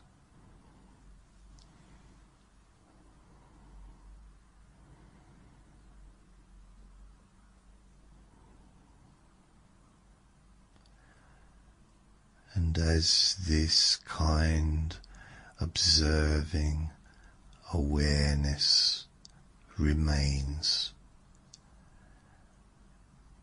it may naturally notice your body, not to scan, not to relax it, but just to include it.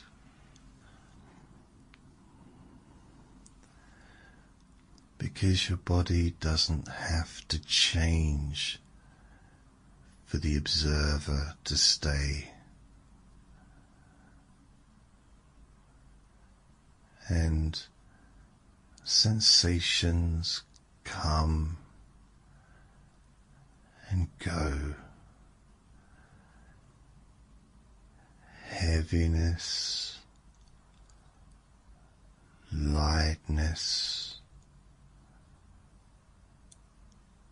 tightness, nothing in particular.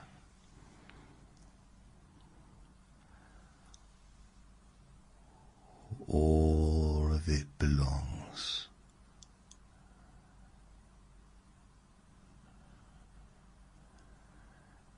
And as your body is allowed, without instruction and without pressure, it may begin to respond in its own way, or not.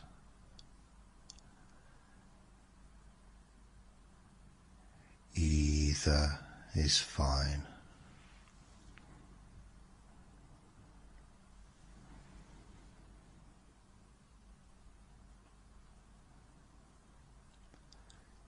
You might imagine a warm light nearby, not shining on you, not illuminating details, just present.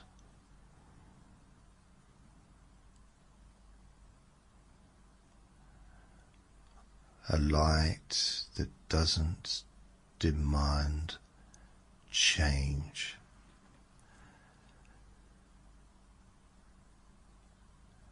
It doesn't brighten you, and it doesn't heal you. It simply exists and includes you in its warmth.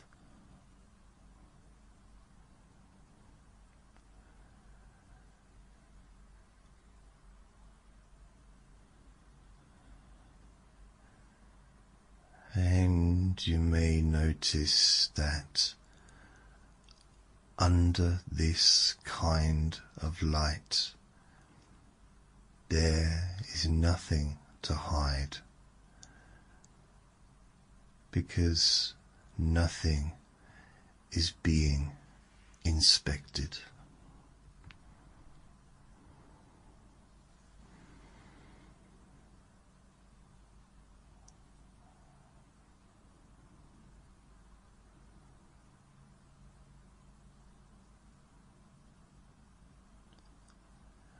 Thoughts may drift through awareness, some familiar, some random, some unfinished.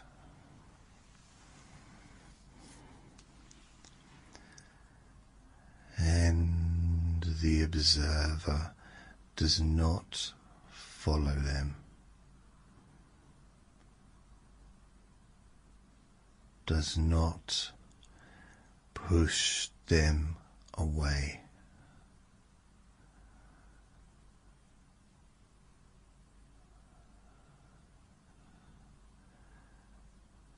They are noticed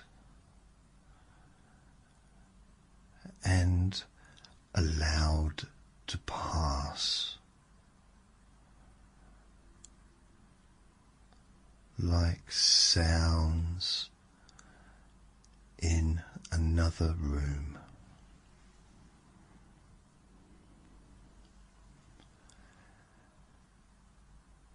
Because you don't have to hold on to anything.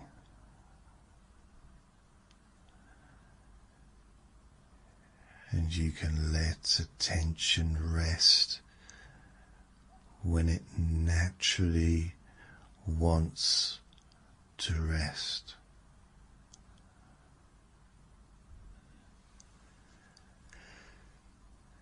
And if attention drifts,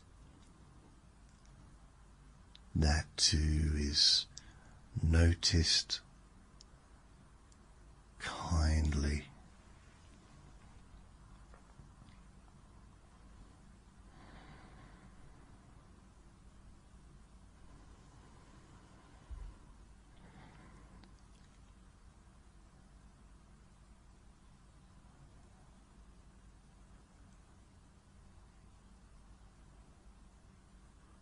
I'm going to repeat the next few lines just so that it can sink in deeply.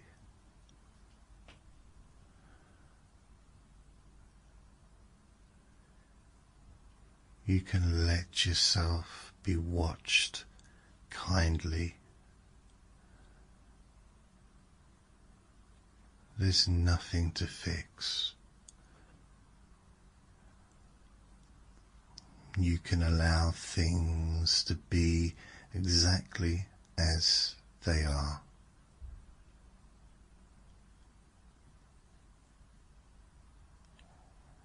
You might notice how easy it is to be accepted right now.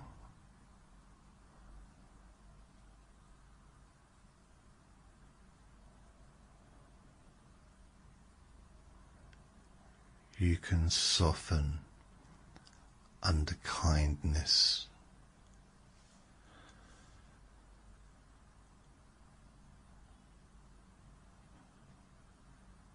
It's safe to rest inside acceptance.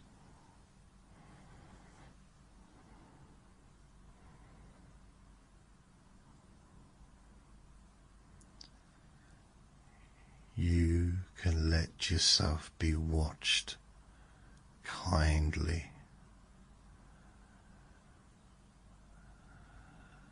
There's nothing to fix.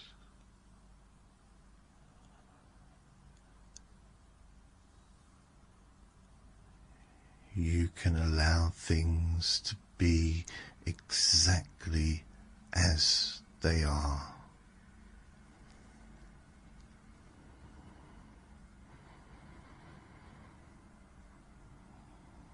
You might notice how easy it is to be accepted right now.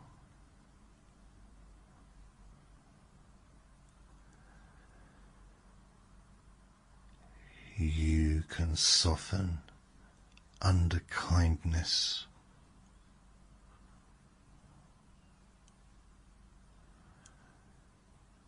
It's safe to rest inside acceptance. You can let yourself be watched kindly. There's nothing to fix. You can allow things to be exactly as they are. You might notice how easy it is to be accepted right now.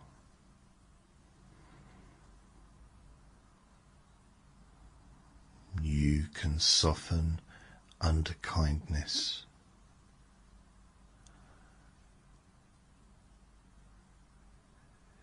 It's safe to rest inside acceptance.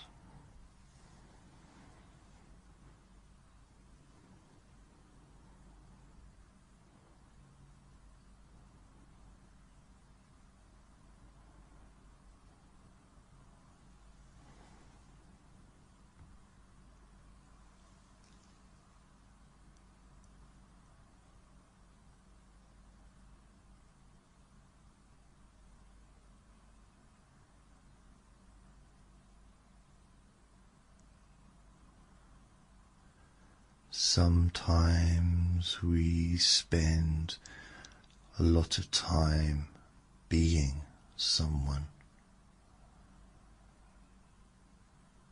trying to hold together a sense of self, a story, a role. And right now, none of that is required. You don't have to disappear. You can simply be less defined. Observed without labels. And that can feel like relief.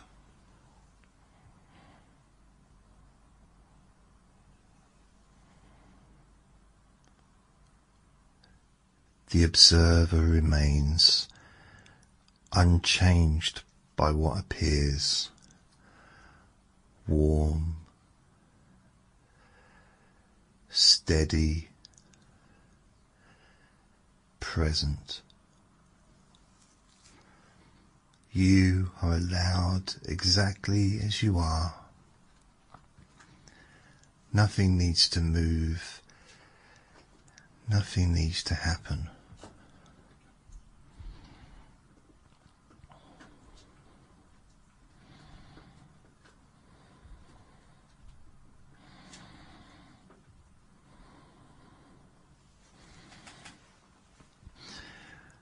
There is something deeply settling about being seen without agenda, without expectations.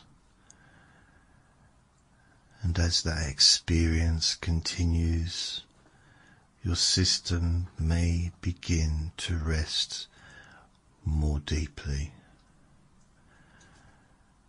Not because you told it to, but because it finally can.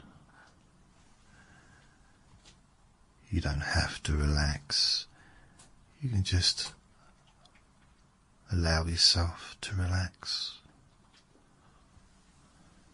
If sleep comes, it comes as part of acceptance. If wakeness remains, that too is accepted.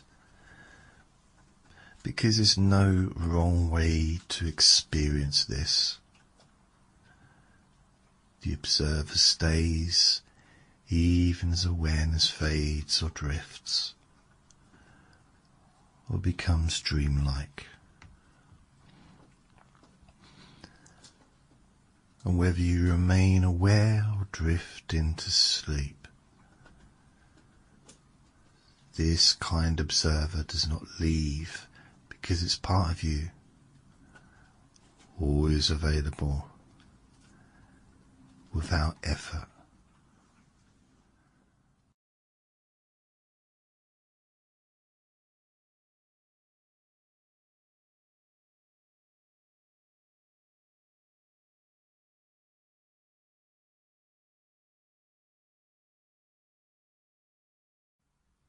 This is a gentle place for you to rest.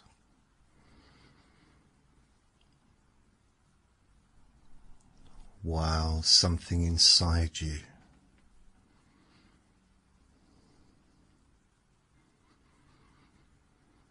begins to soften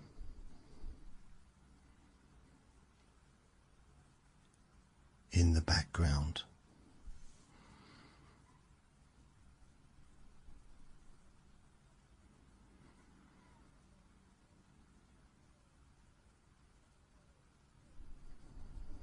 And you don't have to force anything today.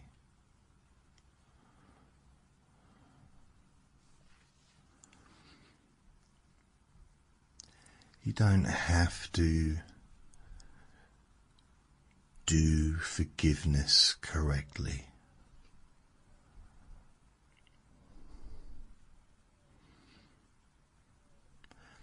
You don't even have to forgive anyone on demand.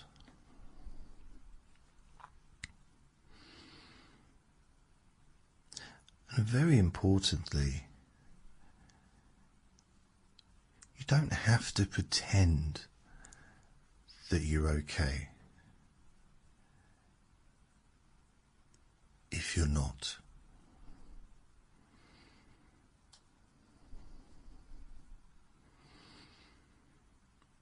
Because this is not about excusing harm. And it's not about forgetting.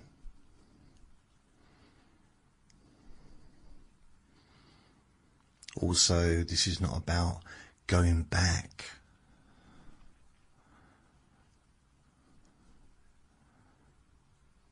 It's definitely not about tolerating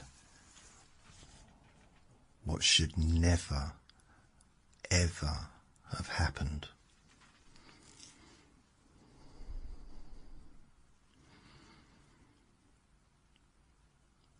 So what is this?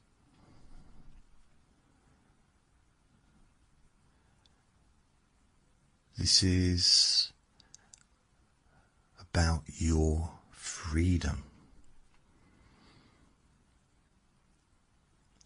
your nervous system,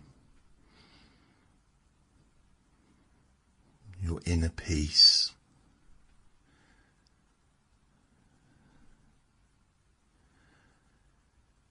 your sleep,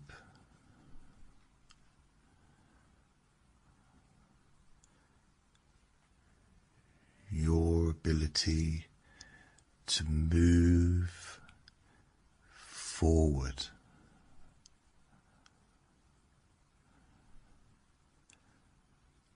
without dragging the old weight around behind you.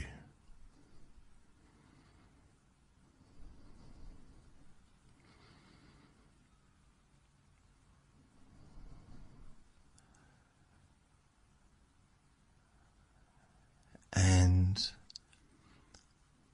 if at any moment you feel you'd rather just drift and let my voice become background, that's fine.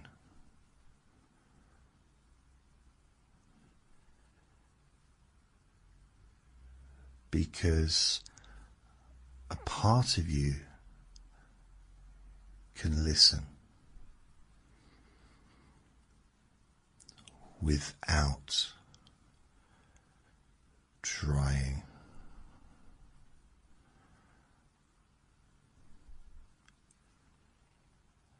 And another part of you can simply rest.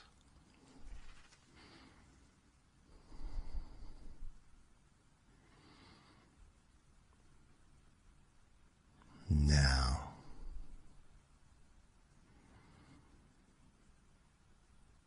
and you can allow your eyes to close if you want to, when you're ready.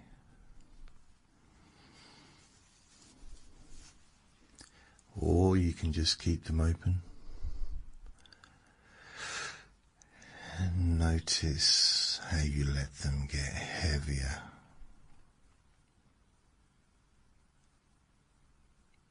and heavier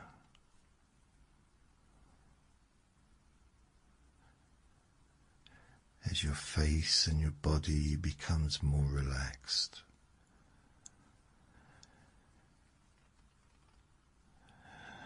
And just let the day be over for now.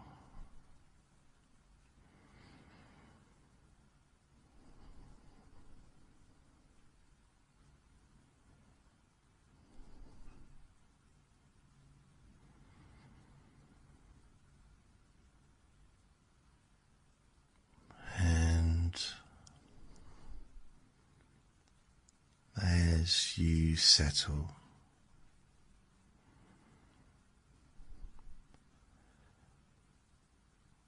notice something simple.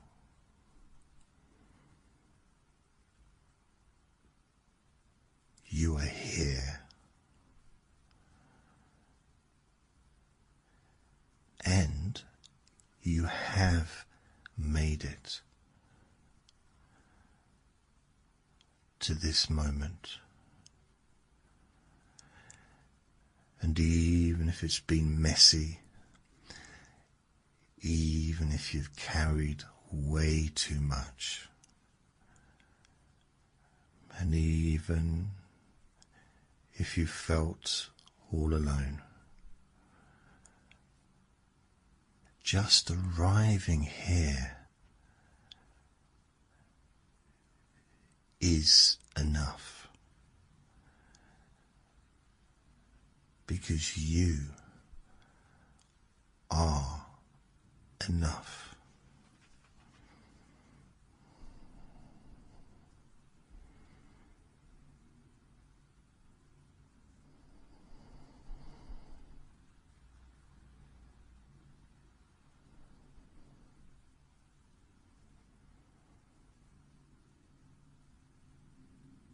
Now,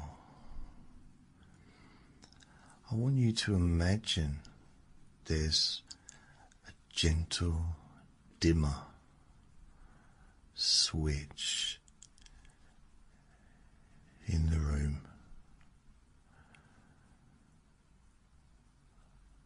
Not a real switch, just an imagined one.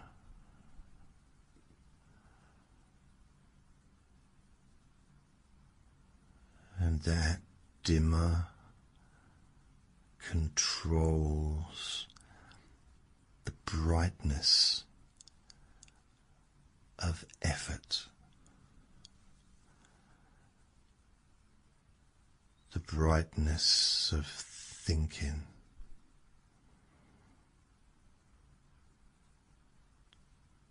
the brightness of trying.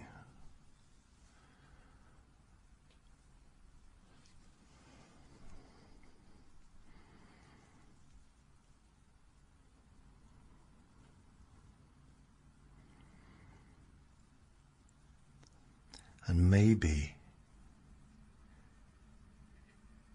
you don't switch it off.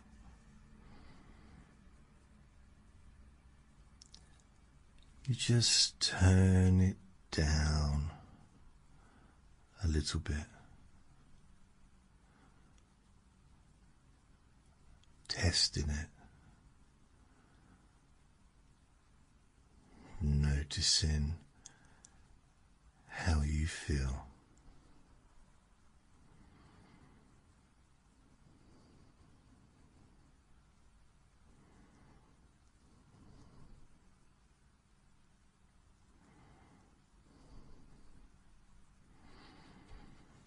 That's it.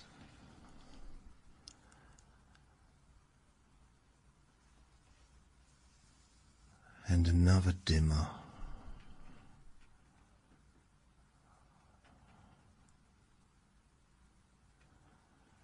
This one's for urgency.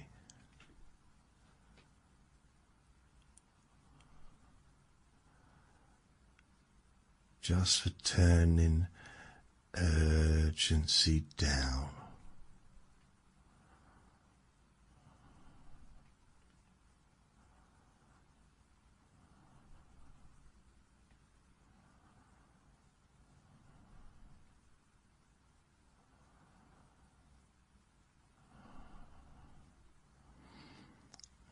And there's now another dimmer there, but this one is for self-criticism. Not arguing with it, not fighting it, just letting it lose volume.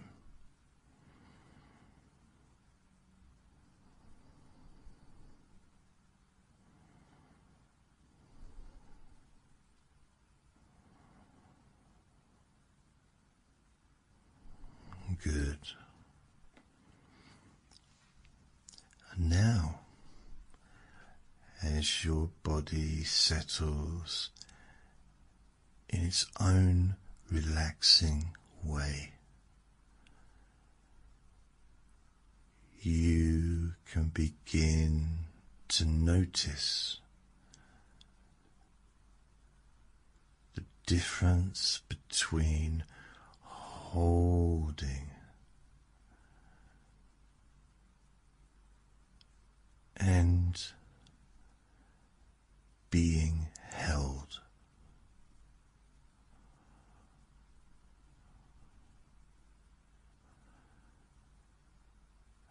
Because there is a way of holding yourself right, like bracing.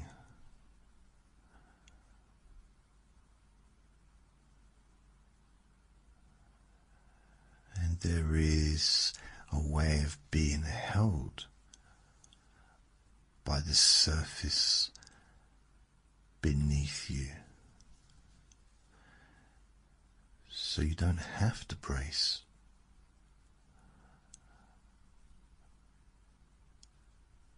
And you may start to realize that you can be supported without doing anything at all. In fact, the earth has supported you your whole life.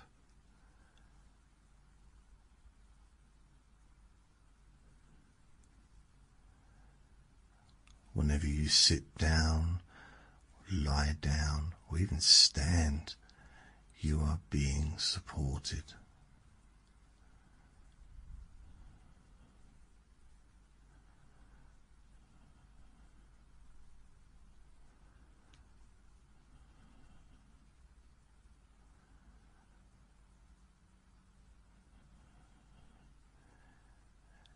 And in a moment, I'm going to count down slowly from 20 all the way down to 1.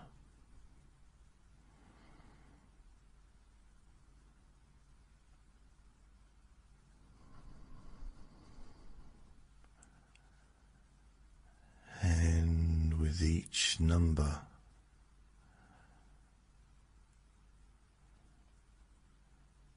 you can drift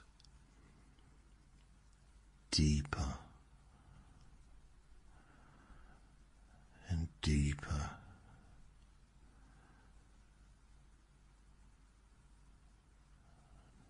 Not because you push,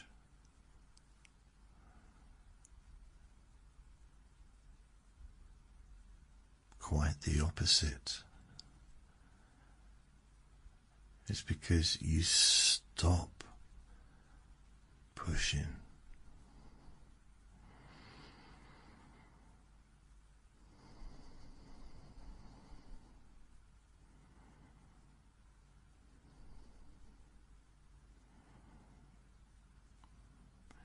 And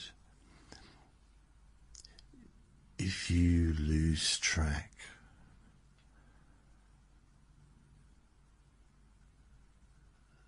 that's perfect.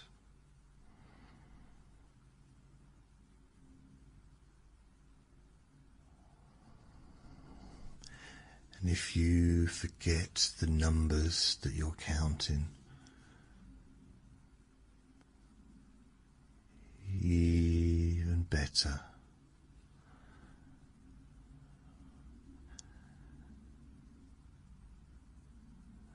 And if your mind wanders, that's good. That's really good.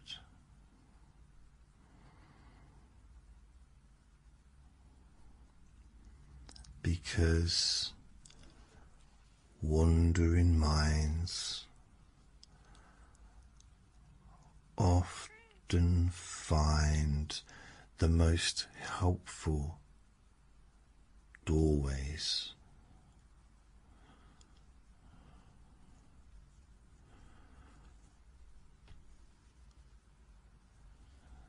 So as we get ready to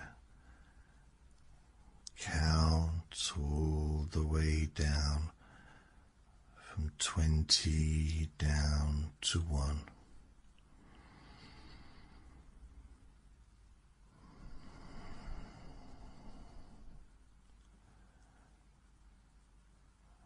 Ready.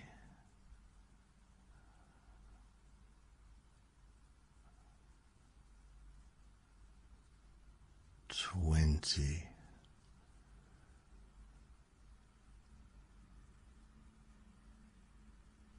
Letting the outside world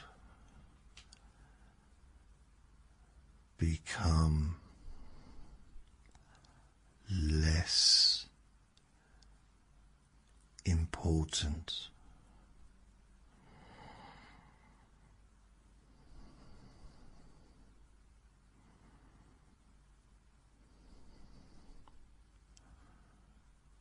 Nineteen.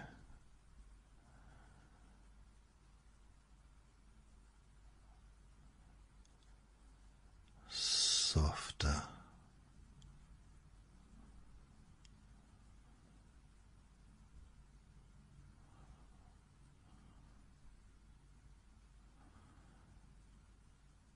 18. Heavier.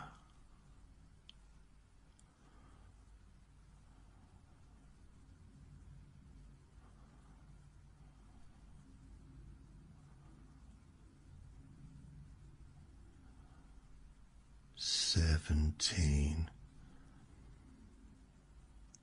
Drifting.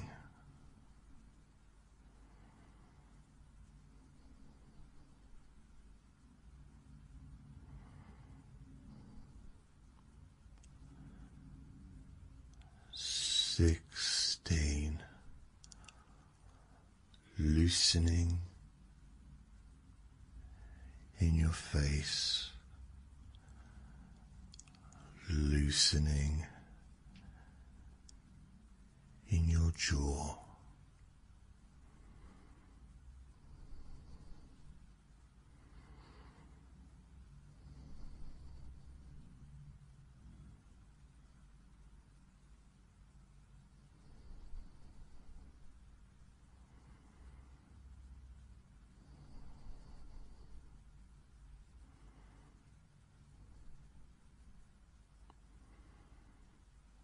15.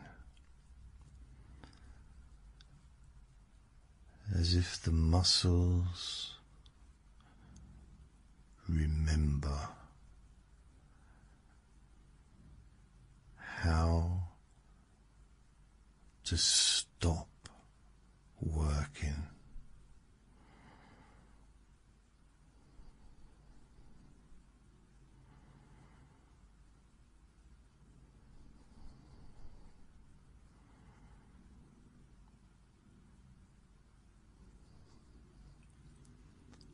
14. Safe enough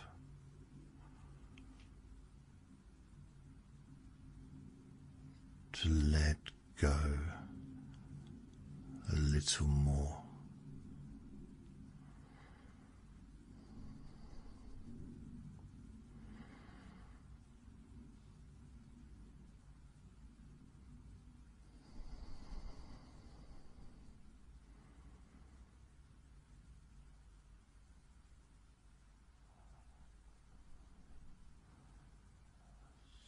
13.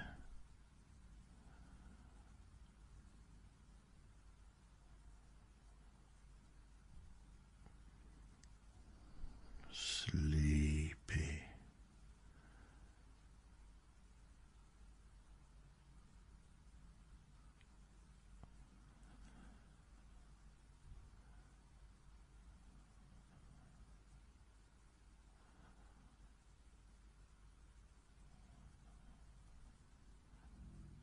12.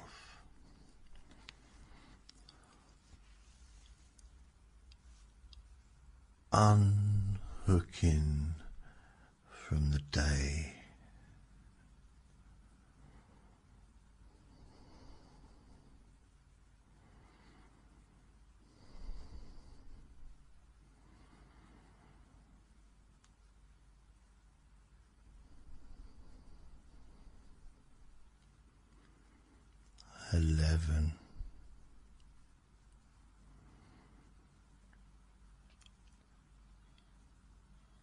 like turning your attention down,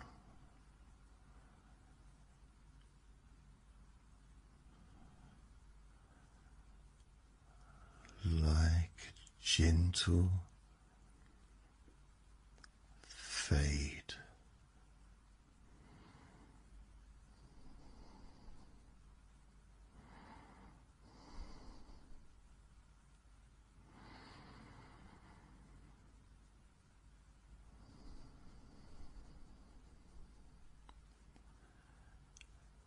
Ten,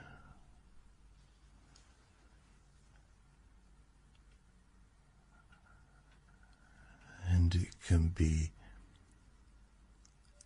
easy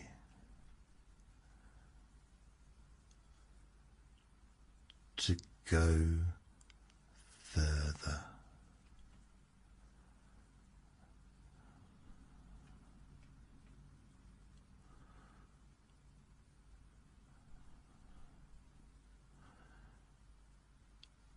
9,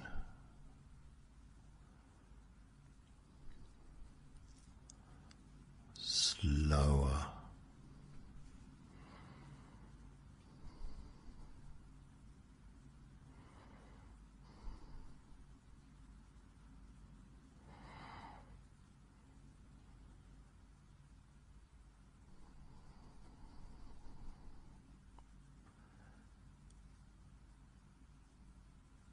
8,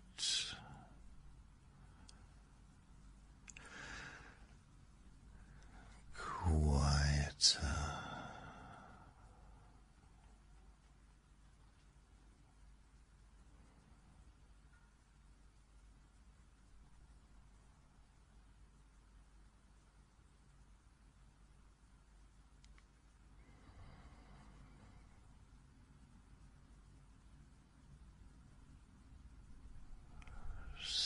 7,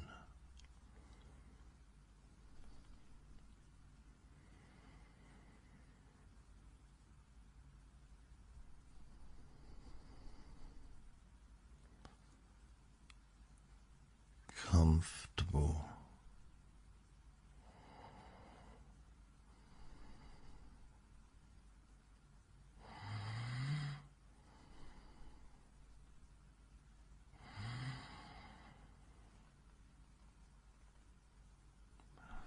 5,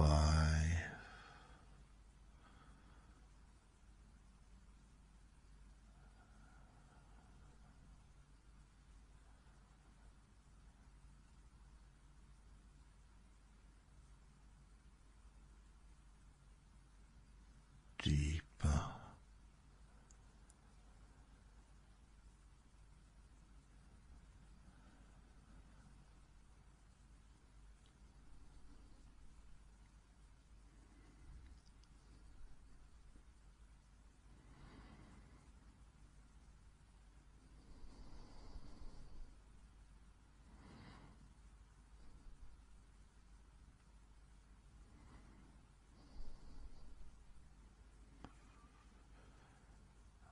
4,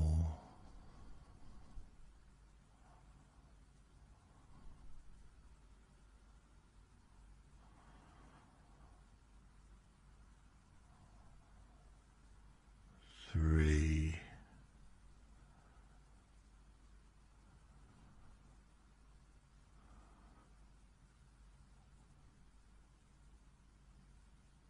calm.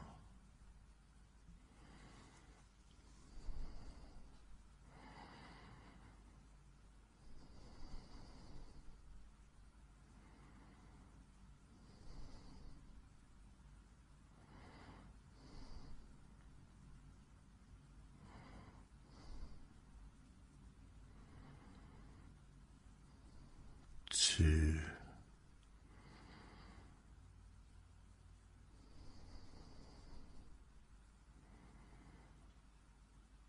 settling. 1,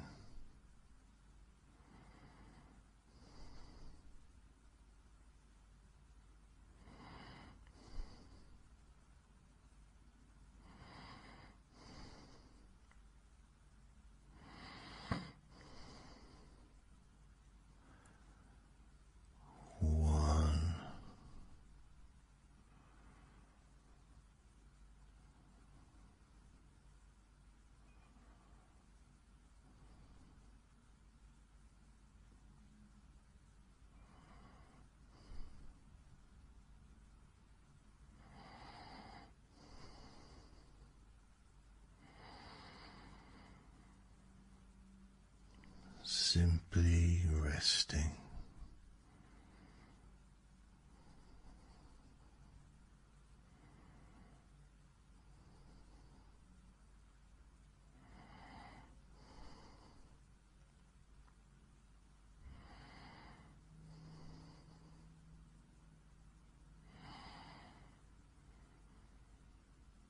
Now we begin the forgiveness work.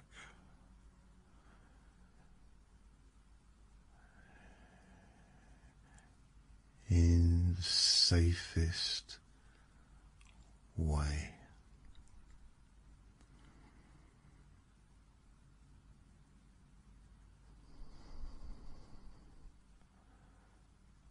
Not like a confrontation,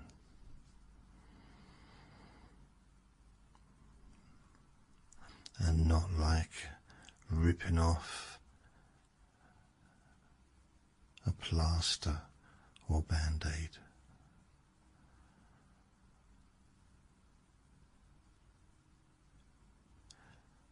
In fact, it's more like thawing something that's frozen, thawing it slowly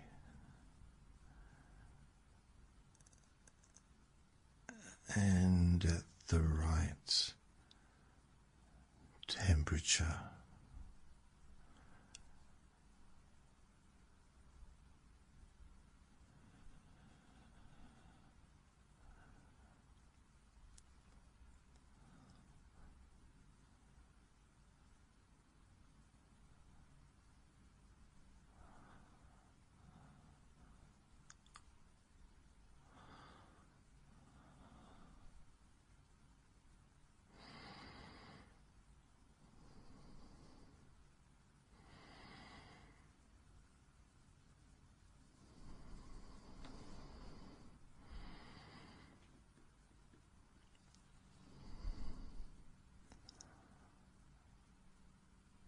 Because deep change is not a shove.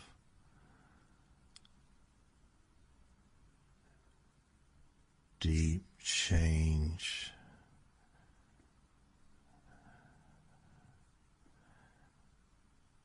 is a permission.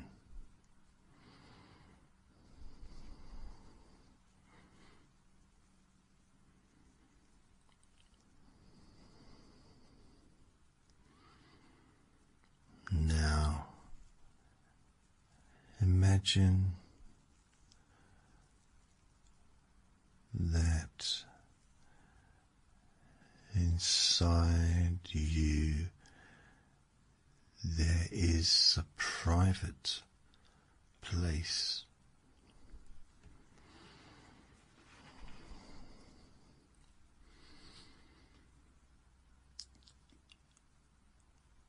A place that belongs only to you.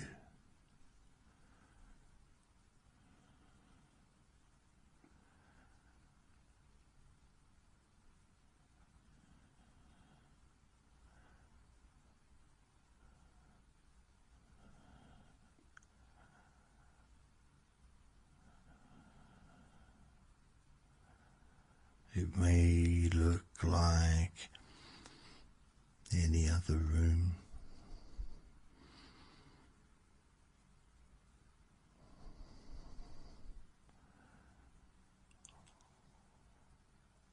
or a garden,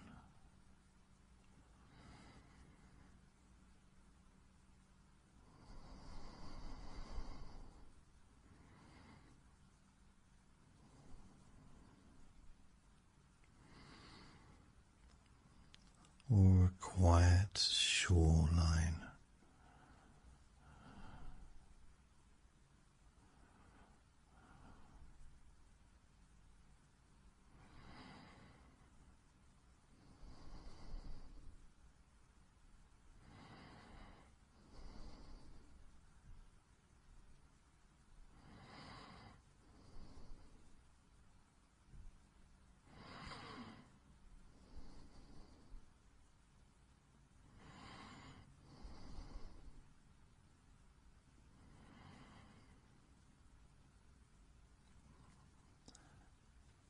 quiet shoreline or a peaceful hallway.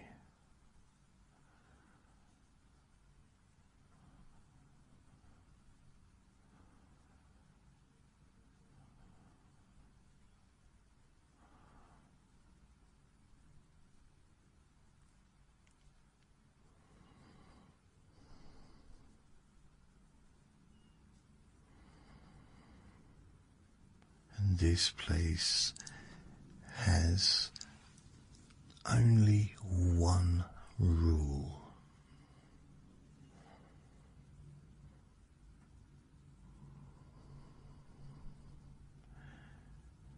Nothing enters that space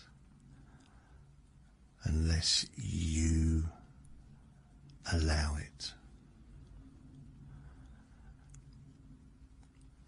Nothing or no one enters that space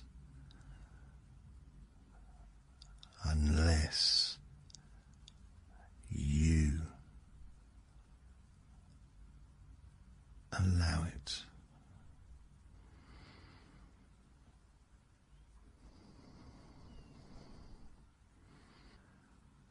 No person,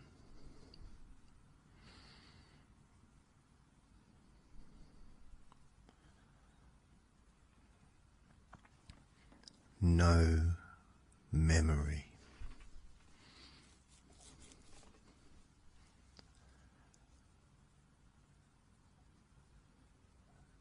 no conversation, no demand.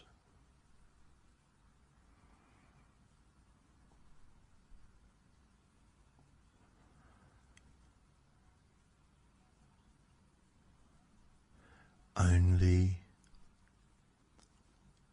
what serves your healing.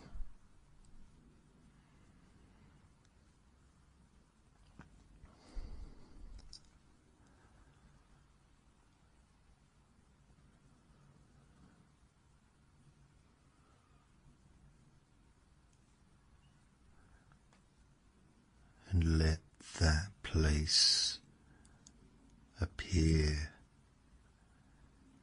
in whatever way it appears.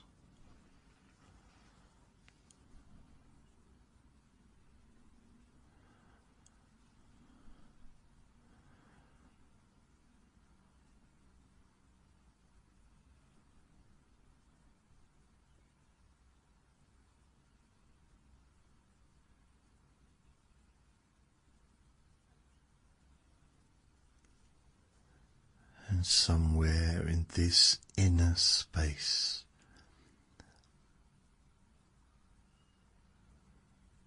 there is a comfortable chair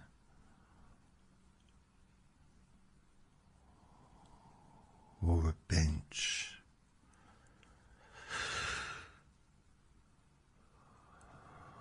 or a soft spot to rest.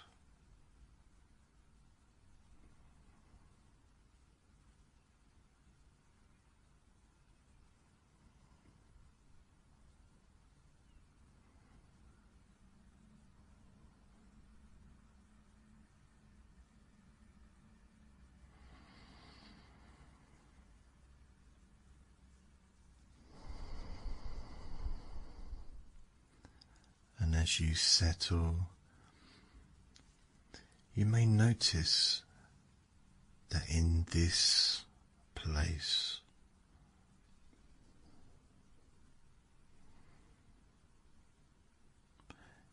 you are not smaller than your past.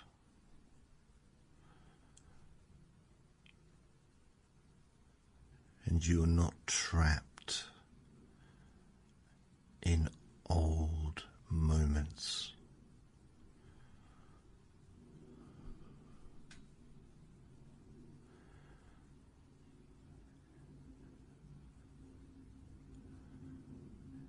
In fact, you are the present you.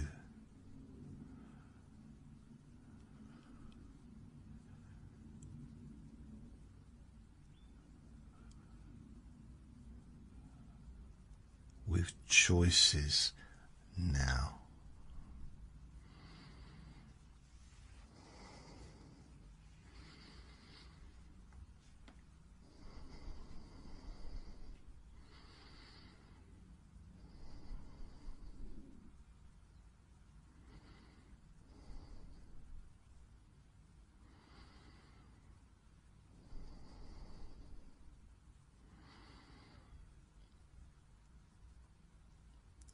In this place, there is also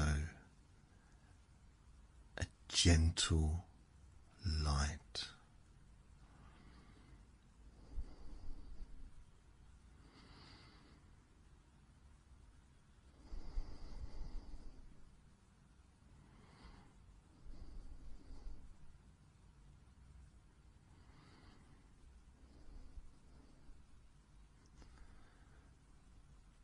It's not a harsh spotlight, just a warm light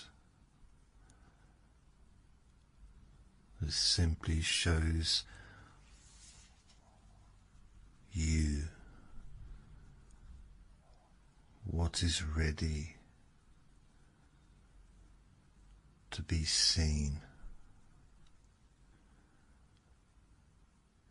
without judgment.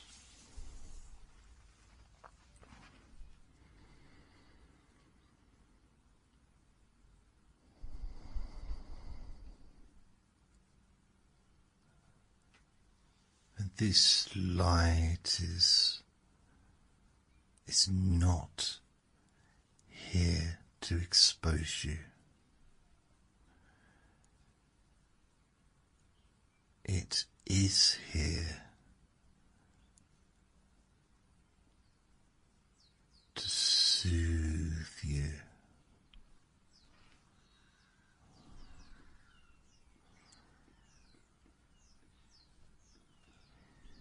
Now,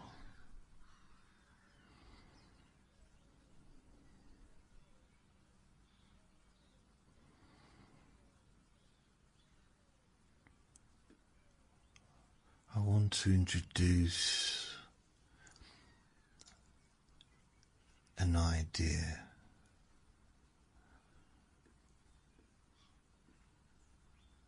that can change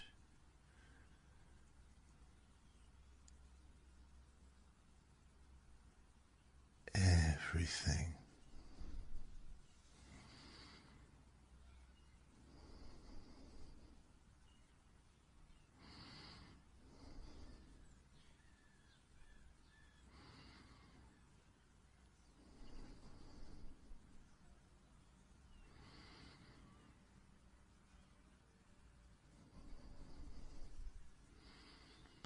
Forgiveness is not something you do for someone else.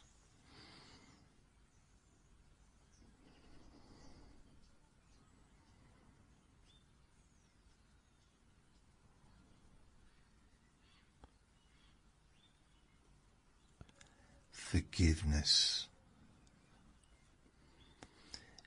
is something that you allow.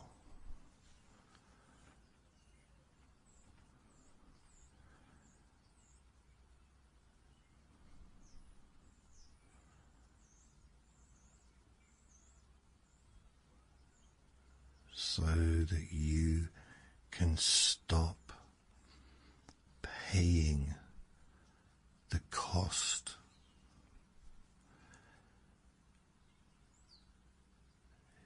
in your body, in your sleep, and in your nervous system.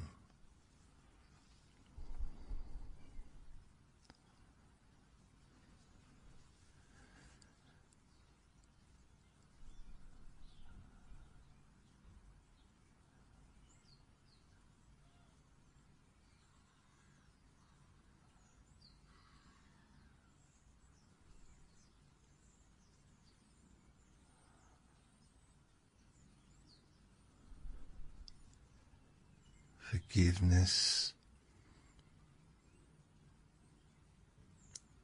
is not approval.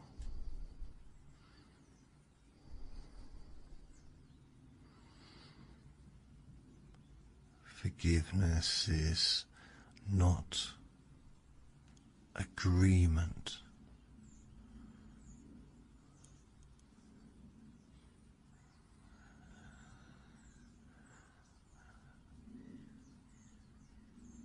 And forgiveness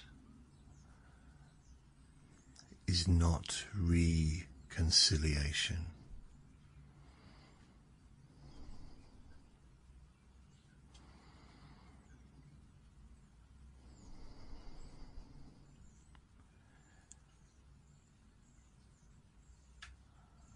Forgiveness is the moment that you decide,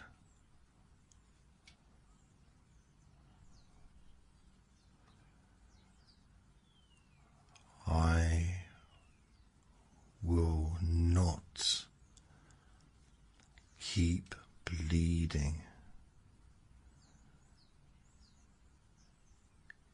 into my own future.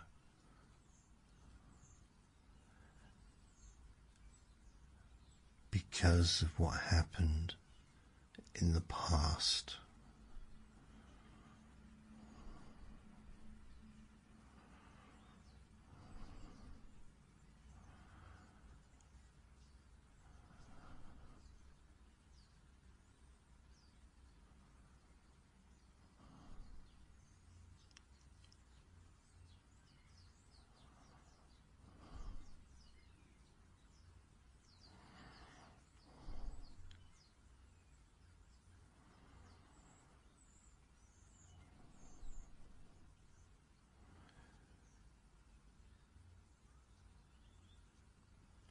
Forgiveness is the moment you decide,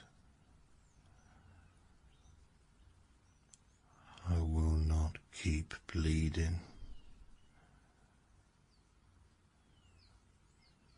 into my own future.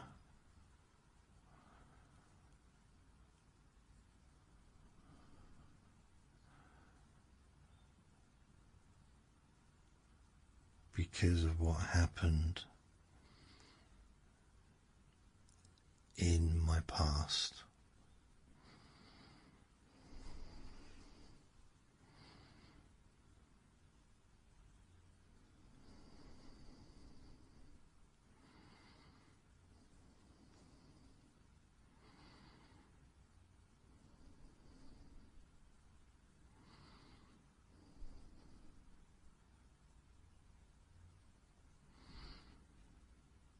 And today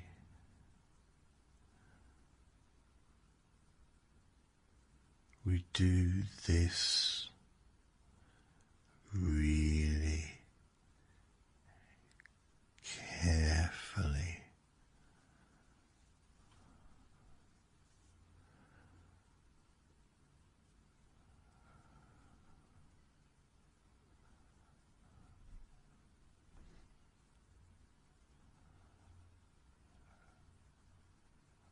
We do this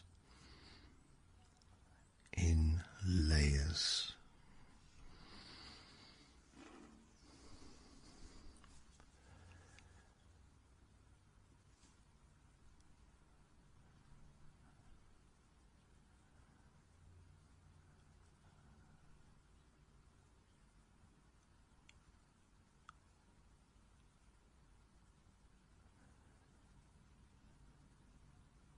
And you remain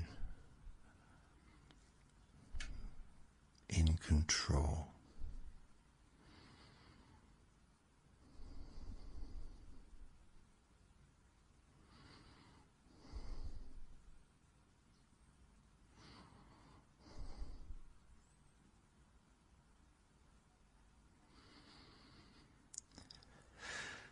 Now, if something feels too much, you can just put it at a distance.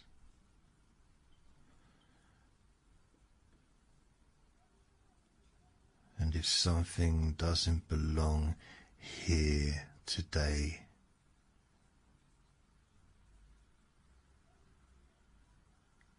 you can place it outside the door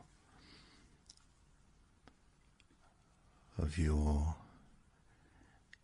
inner place.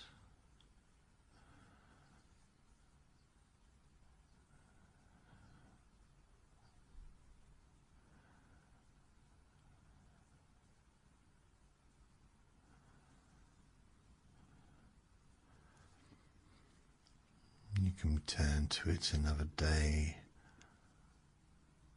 or never.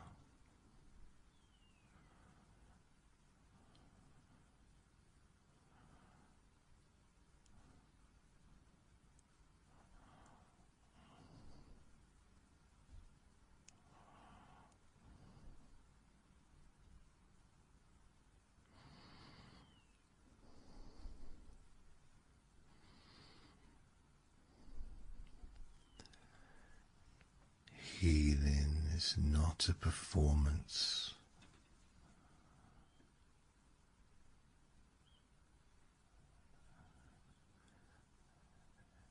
It's a relationship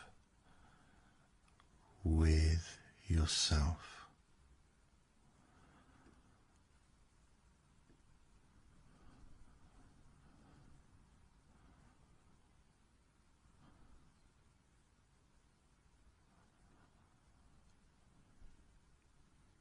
Now,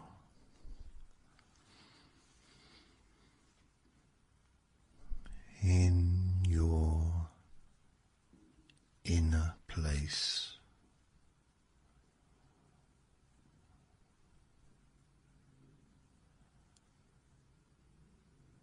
imagine there is a shelf.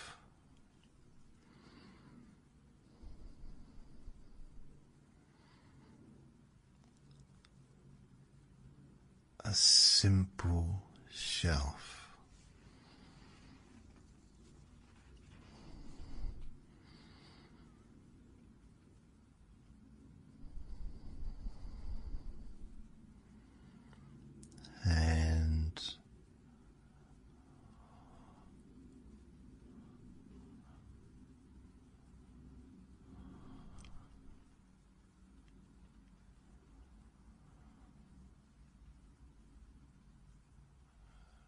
And on that shelf are a few containers.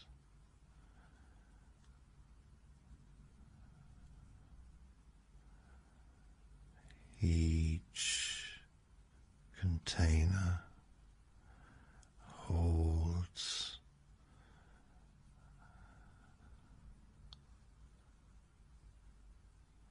a particular kind of emotional weight.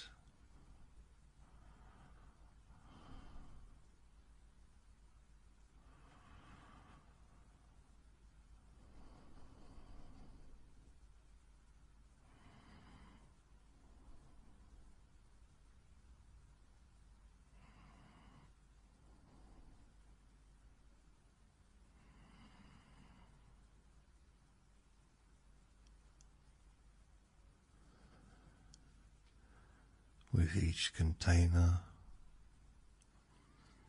holding a particular kind of emotional weight. There could be different ones, such as one labeled with anger,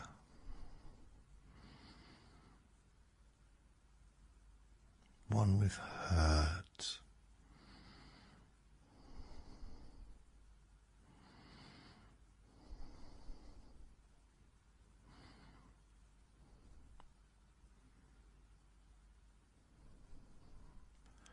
unfinished conversations.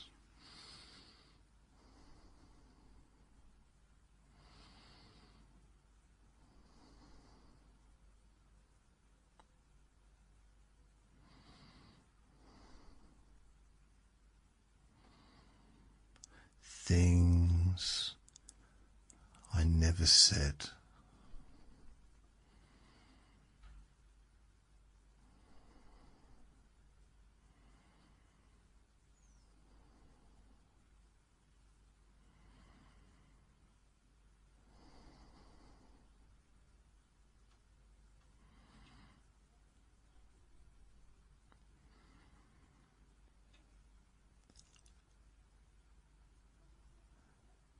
What I didn't deserve.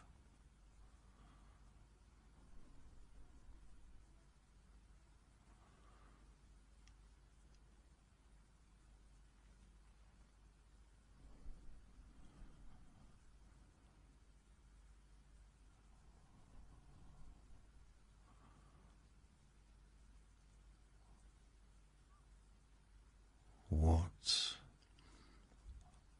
I lost.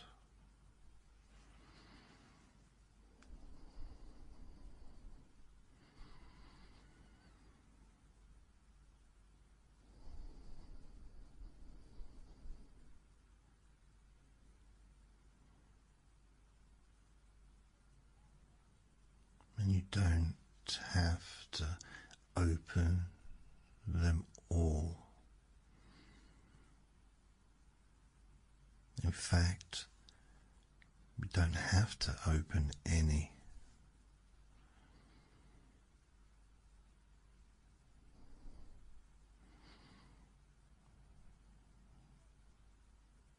Just notice that they exist.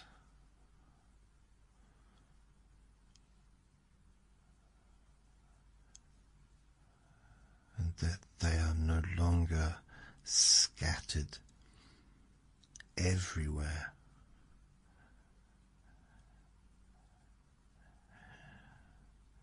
Anymore.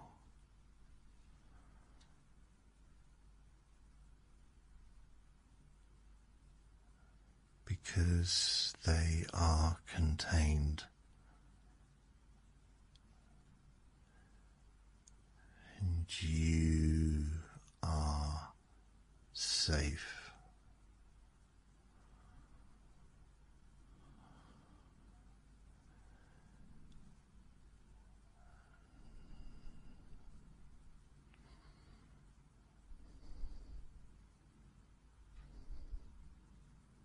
Now,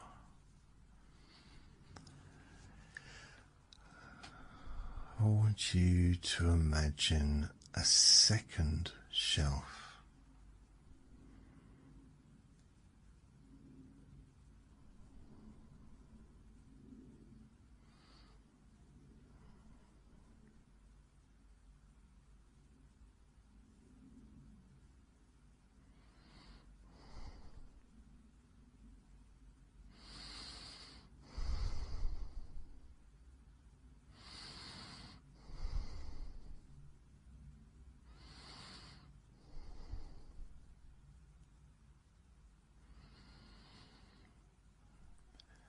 And those new containers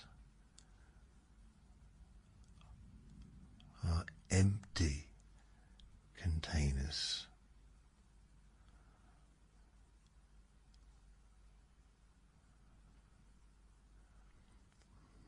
Waiting for something better.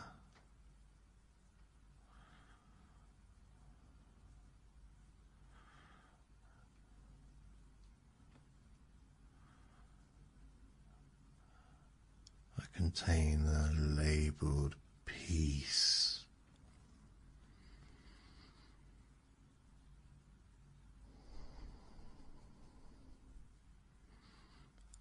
Another closure. Another self-acceptance. respect.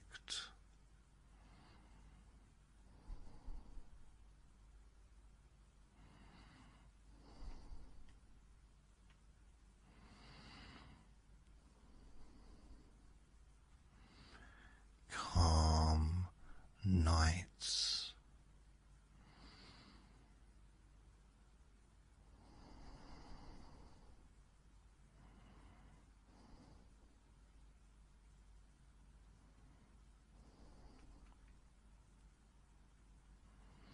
Freedom.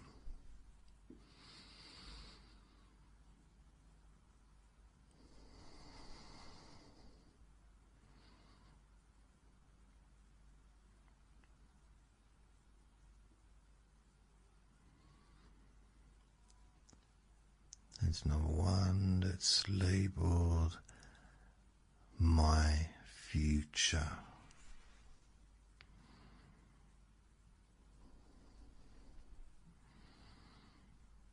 My future.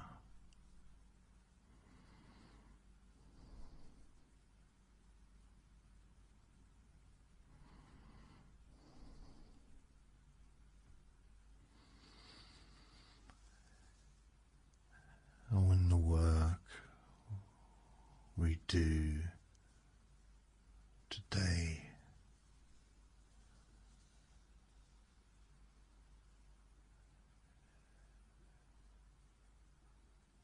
it's simply moving energy, simply moving energy from one shelf to the other one.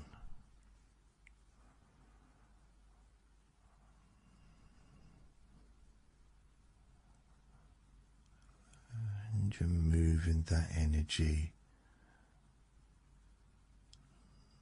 not by force, but simply by allowing it.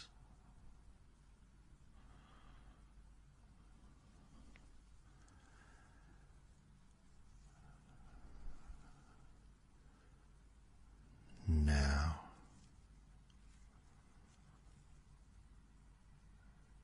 just bring to mind a mild example first.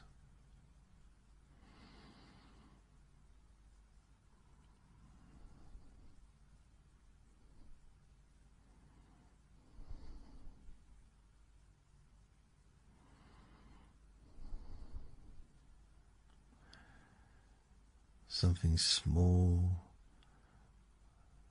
not the biggest thing.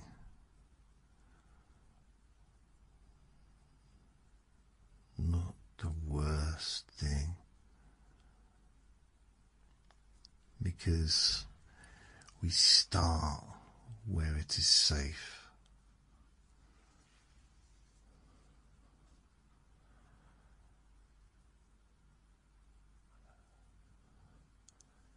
A small annoyance, a small disappointment, a moment someone let you down.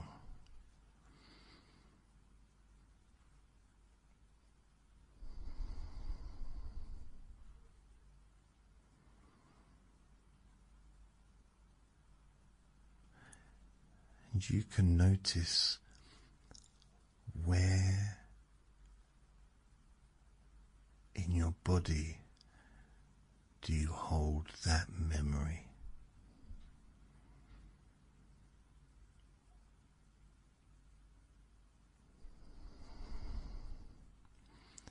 No need to analyze,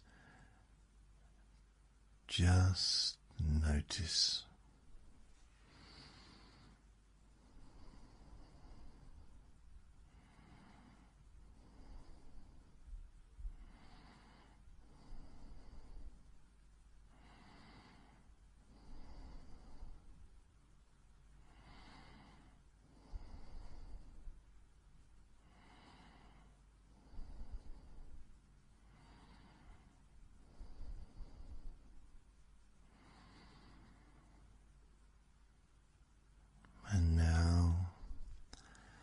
silently say to yourself,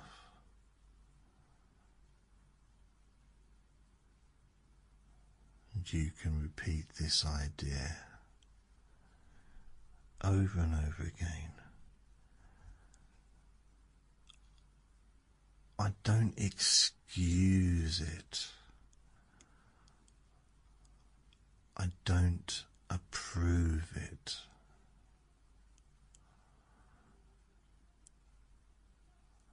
I simply release my grip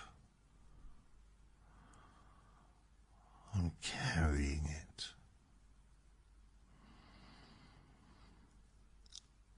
I don't excuse it. I don't approve of it. I simply release my grip on carrying it.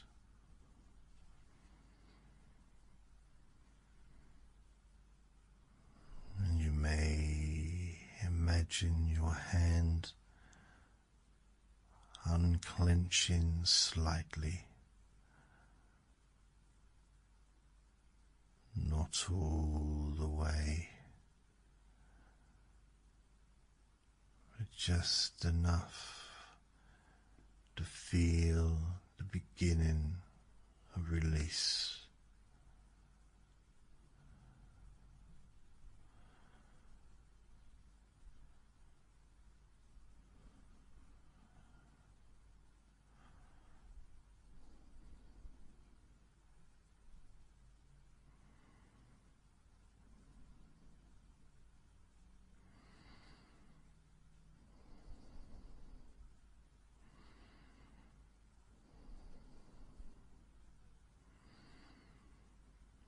And you can stay inside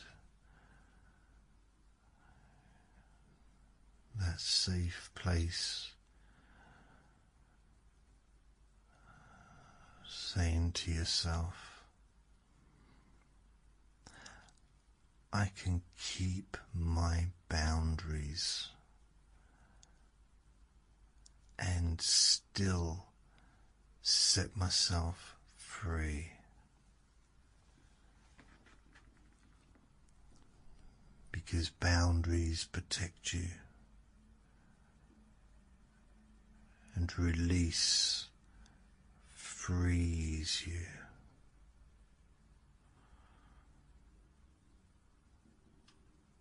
And sometimes people confuse those two.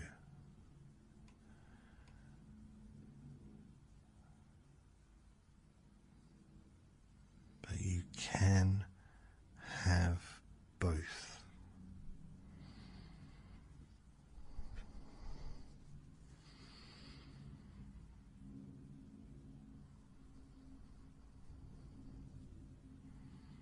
Now,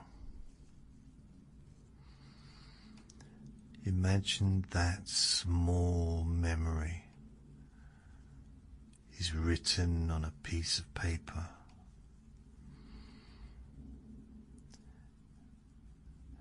And there is a small bowl or a safe container in your inner peace.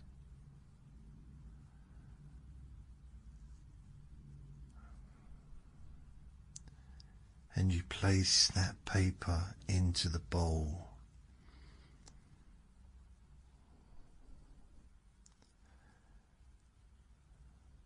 And the bowl doesn't burn it. It simply dissolves the ink gently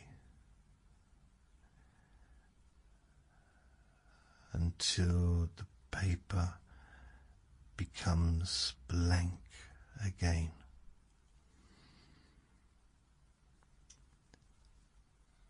So the paper remains, but the story releases.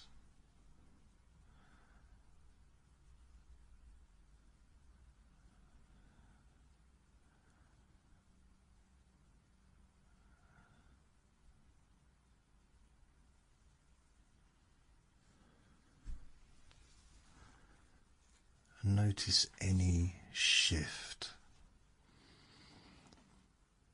even tiny ones.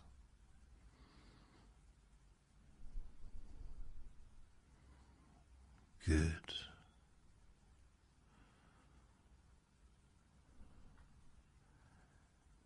Now, your mind understands the process. We can go a little deeper.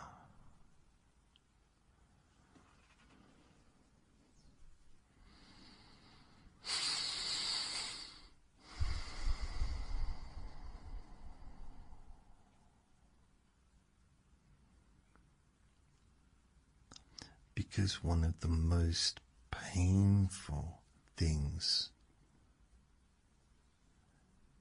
is not necessarily what happened, but what your mind does afterwards.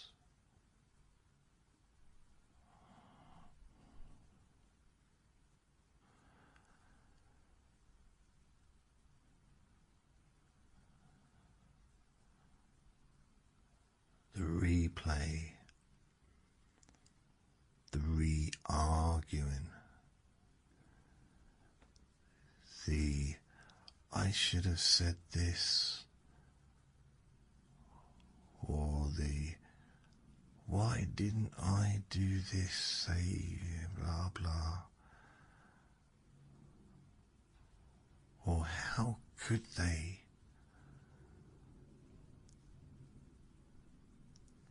So now we are going to soothe the part of your mind that keeps looping.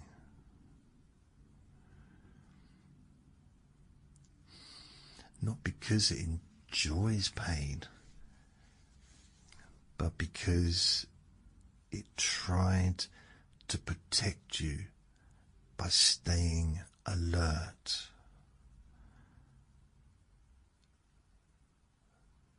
See, you can tell that protective part silently. Thank you for trying to protect me. And you don't have to work so hard from now.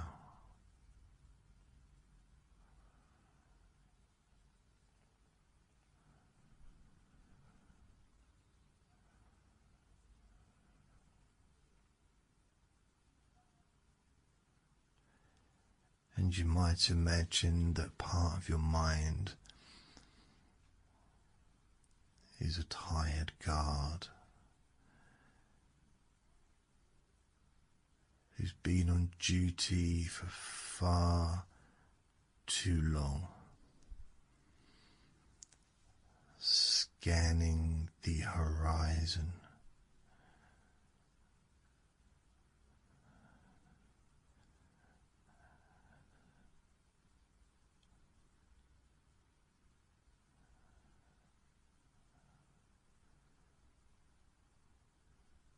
And you offer that guard a warm place to sit, not as a punishment, but as a kindness.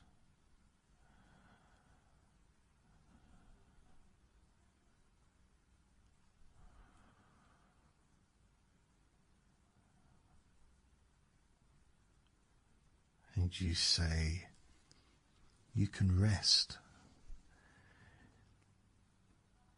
If danger comes, I will handle it. You can sleep.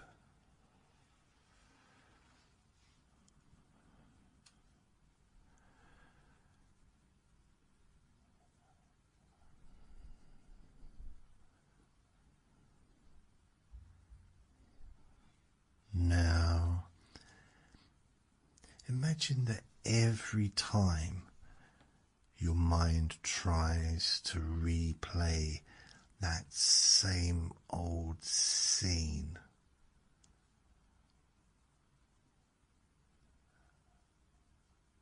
and a soft curtain gently closes,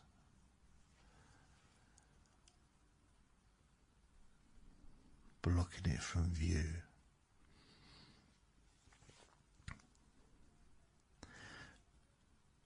Not to deny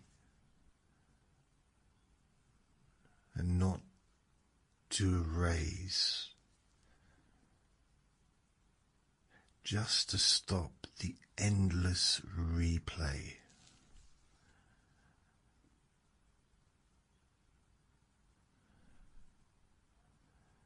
And behind the curtain, it's very quiet.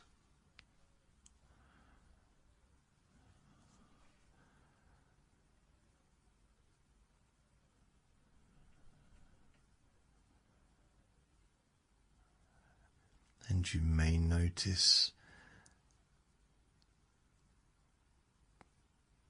that it becomes much easier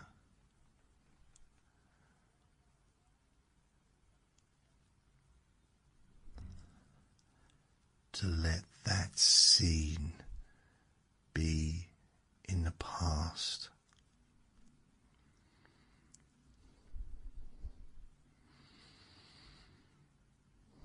That's good.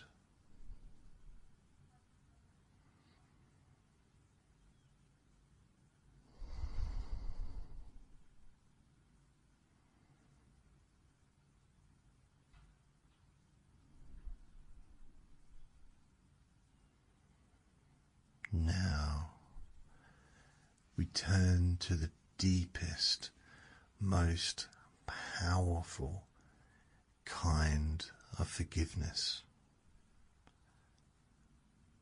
Forgiving yourself for what you did and for what you didn't do. And also for what you didn't know back then, and how you coped to survive.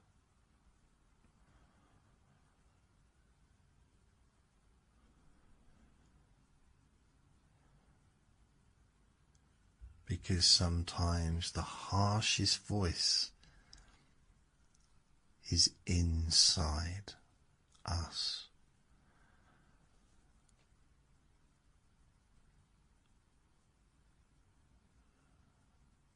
So, in your inner place, allow an image of you at an earlier time to appear. Not a perfect image, just you at that time, doing the best you could do with all that you had back then. All those limitations. And take a look at that earlier you, that younger you, with a steady, calm kindness and love.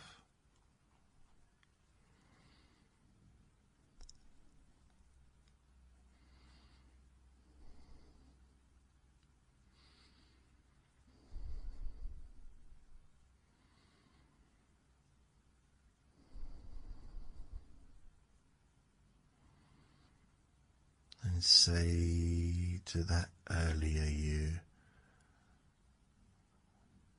I see what you are carrying.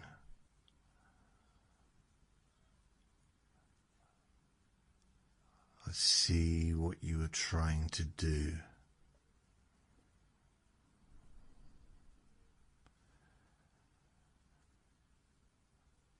I see what you didn't have.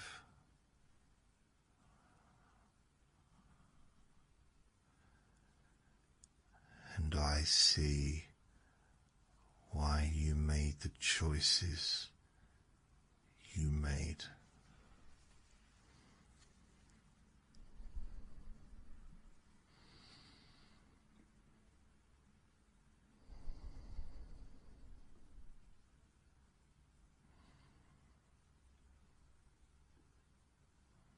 And now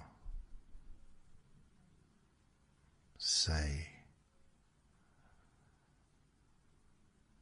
you were doing your best with the tools that you had, in the state you were in, and with the support you did or did not receive.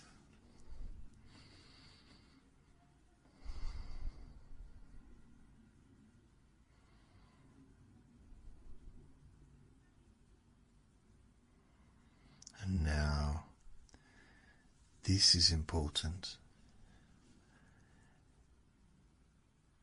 You do not have to declare yourself perfect.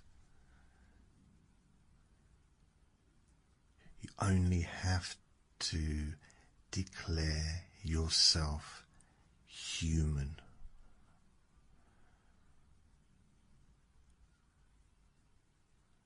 So say, I am human.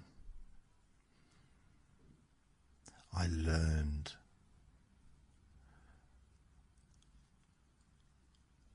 I adapted.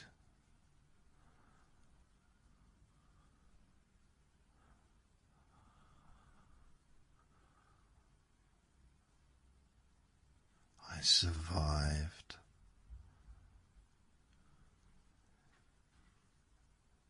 And I am allowed to grow without punishment.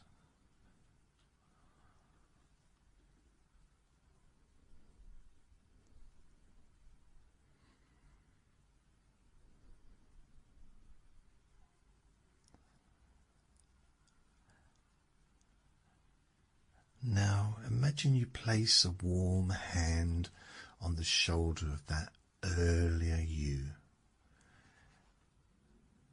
And that earlier you begins to believe you. And perhaps that earlier you has been waiting for a long time for you to arrive.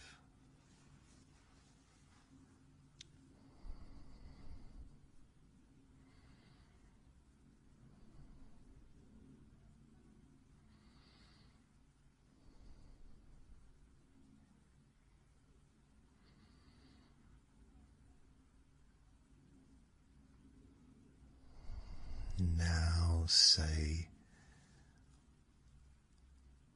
I release the need to keep hurting myself, to prove I understand.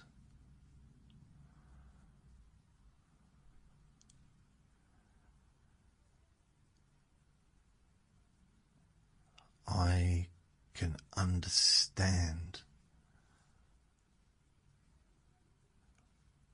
without self-attack.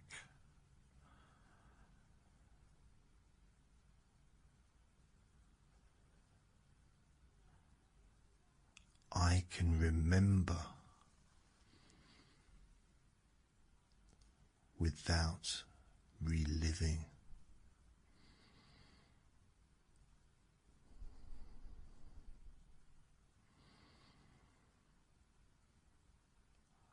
I can improve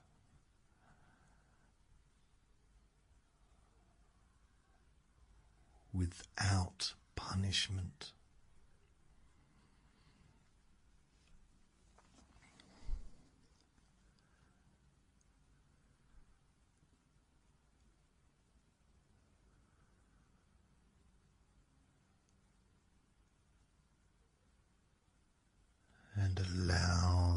that earlier you to step closer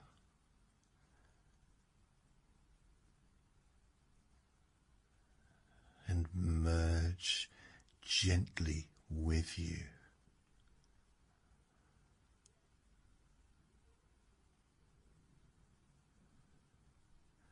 As if you are collecting your own scattered pieces.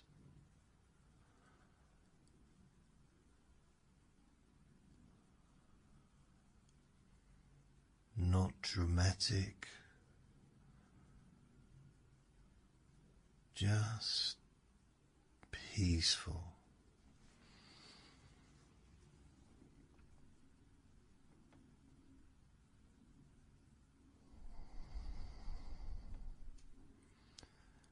Now, only if it feels appropriate, we approach the idea of another person.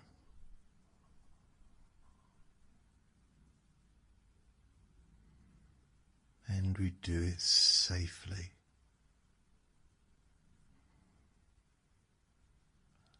So, in your inner place,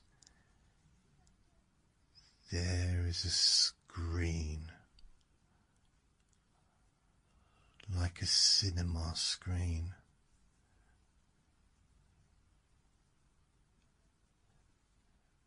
And you control the distance, the size,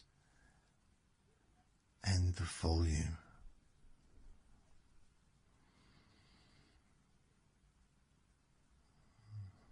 And you can make the image small,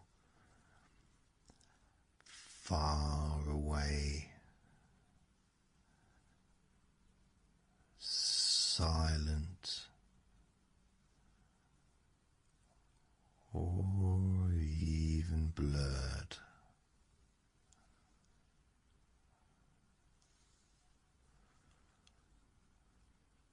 Because you are in charge.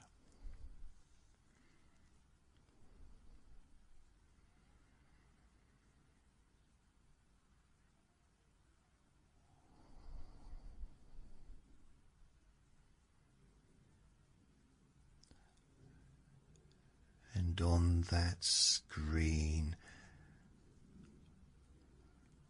allow the image of the person to appear.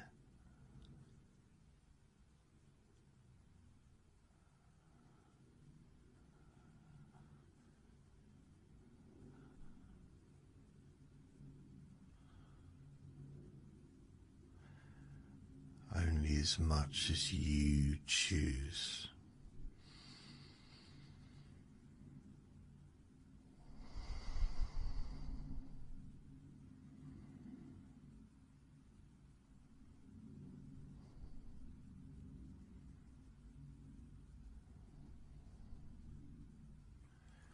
If you prefer, it can be a silhouette.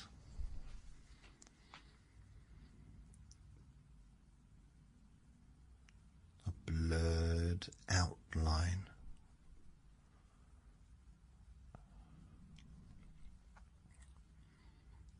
A symbolic shape.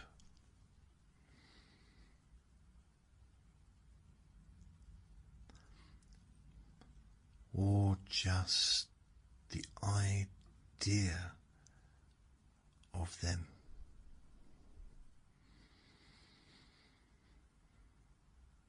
That's good.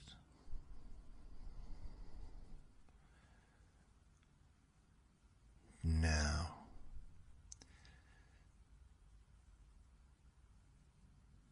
this is the key distinction. We're not going to give them a gift.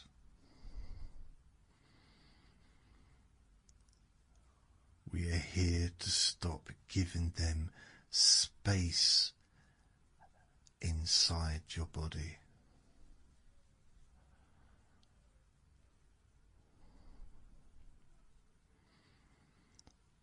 So you can say, I release you from the job of being who I needed.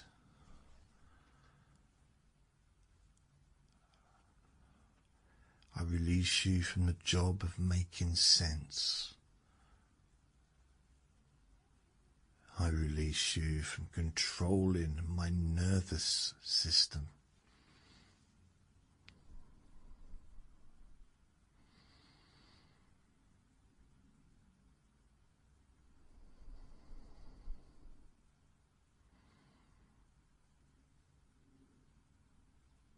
And you can add, what you did was yours. What I carry now is mine to release.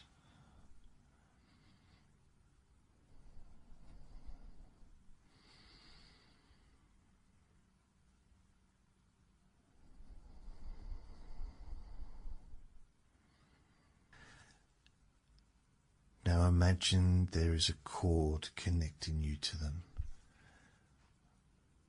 Not a cord of love, necessarily. Just a cord of energy, an energetic attachment, anger, obsession, longing, and unfinished business. As you notice the cord, you notice that the cord has been draining you.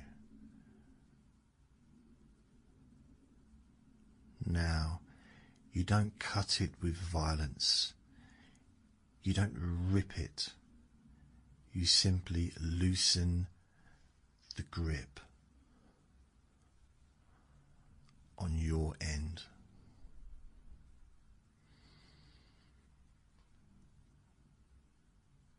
And you let it slide out of your hands until it drops to the floor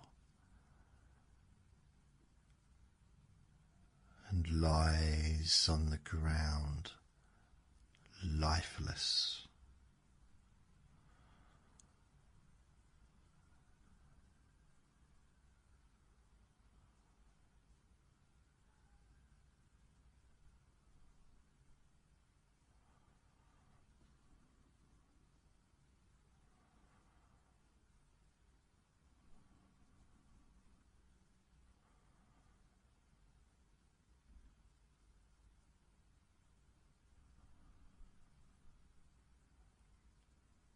And when it drops, notice your body learning.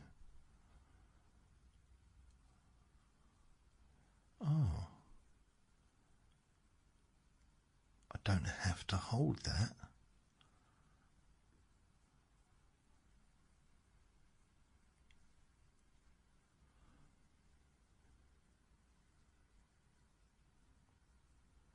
And now say, I do not need your apology to heal.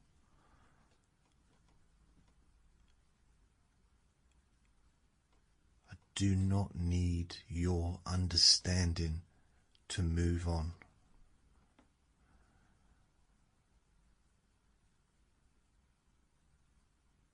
And I do not need your change for me to become free.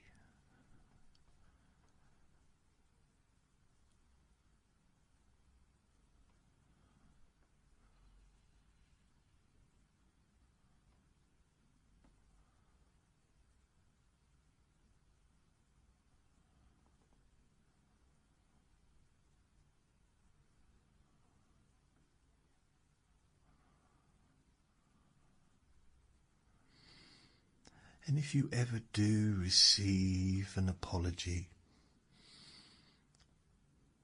you can decide what to do with it then.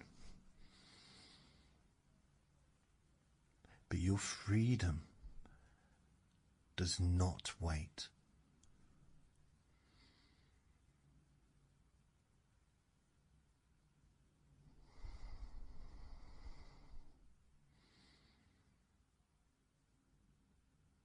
And now, imagine the screen begins to dim and the image fades.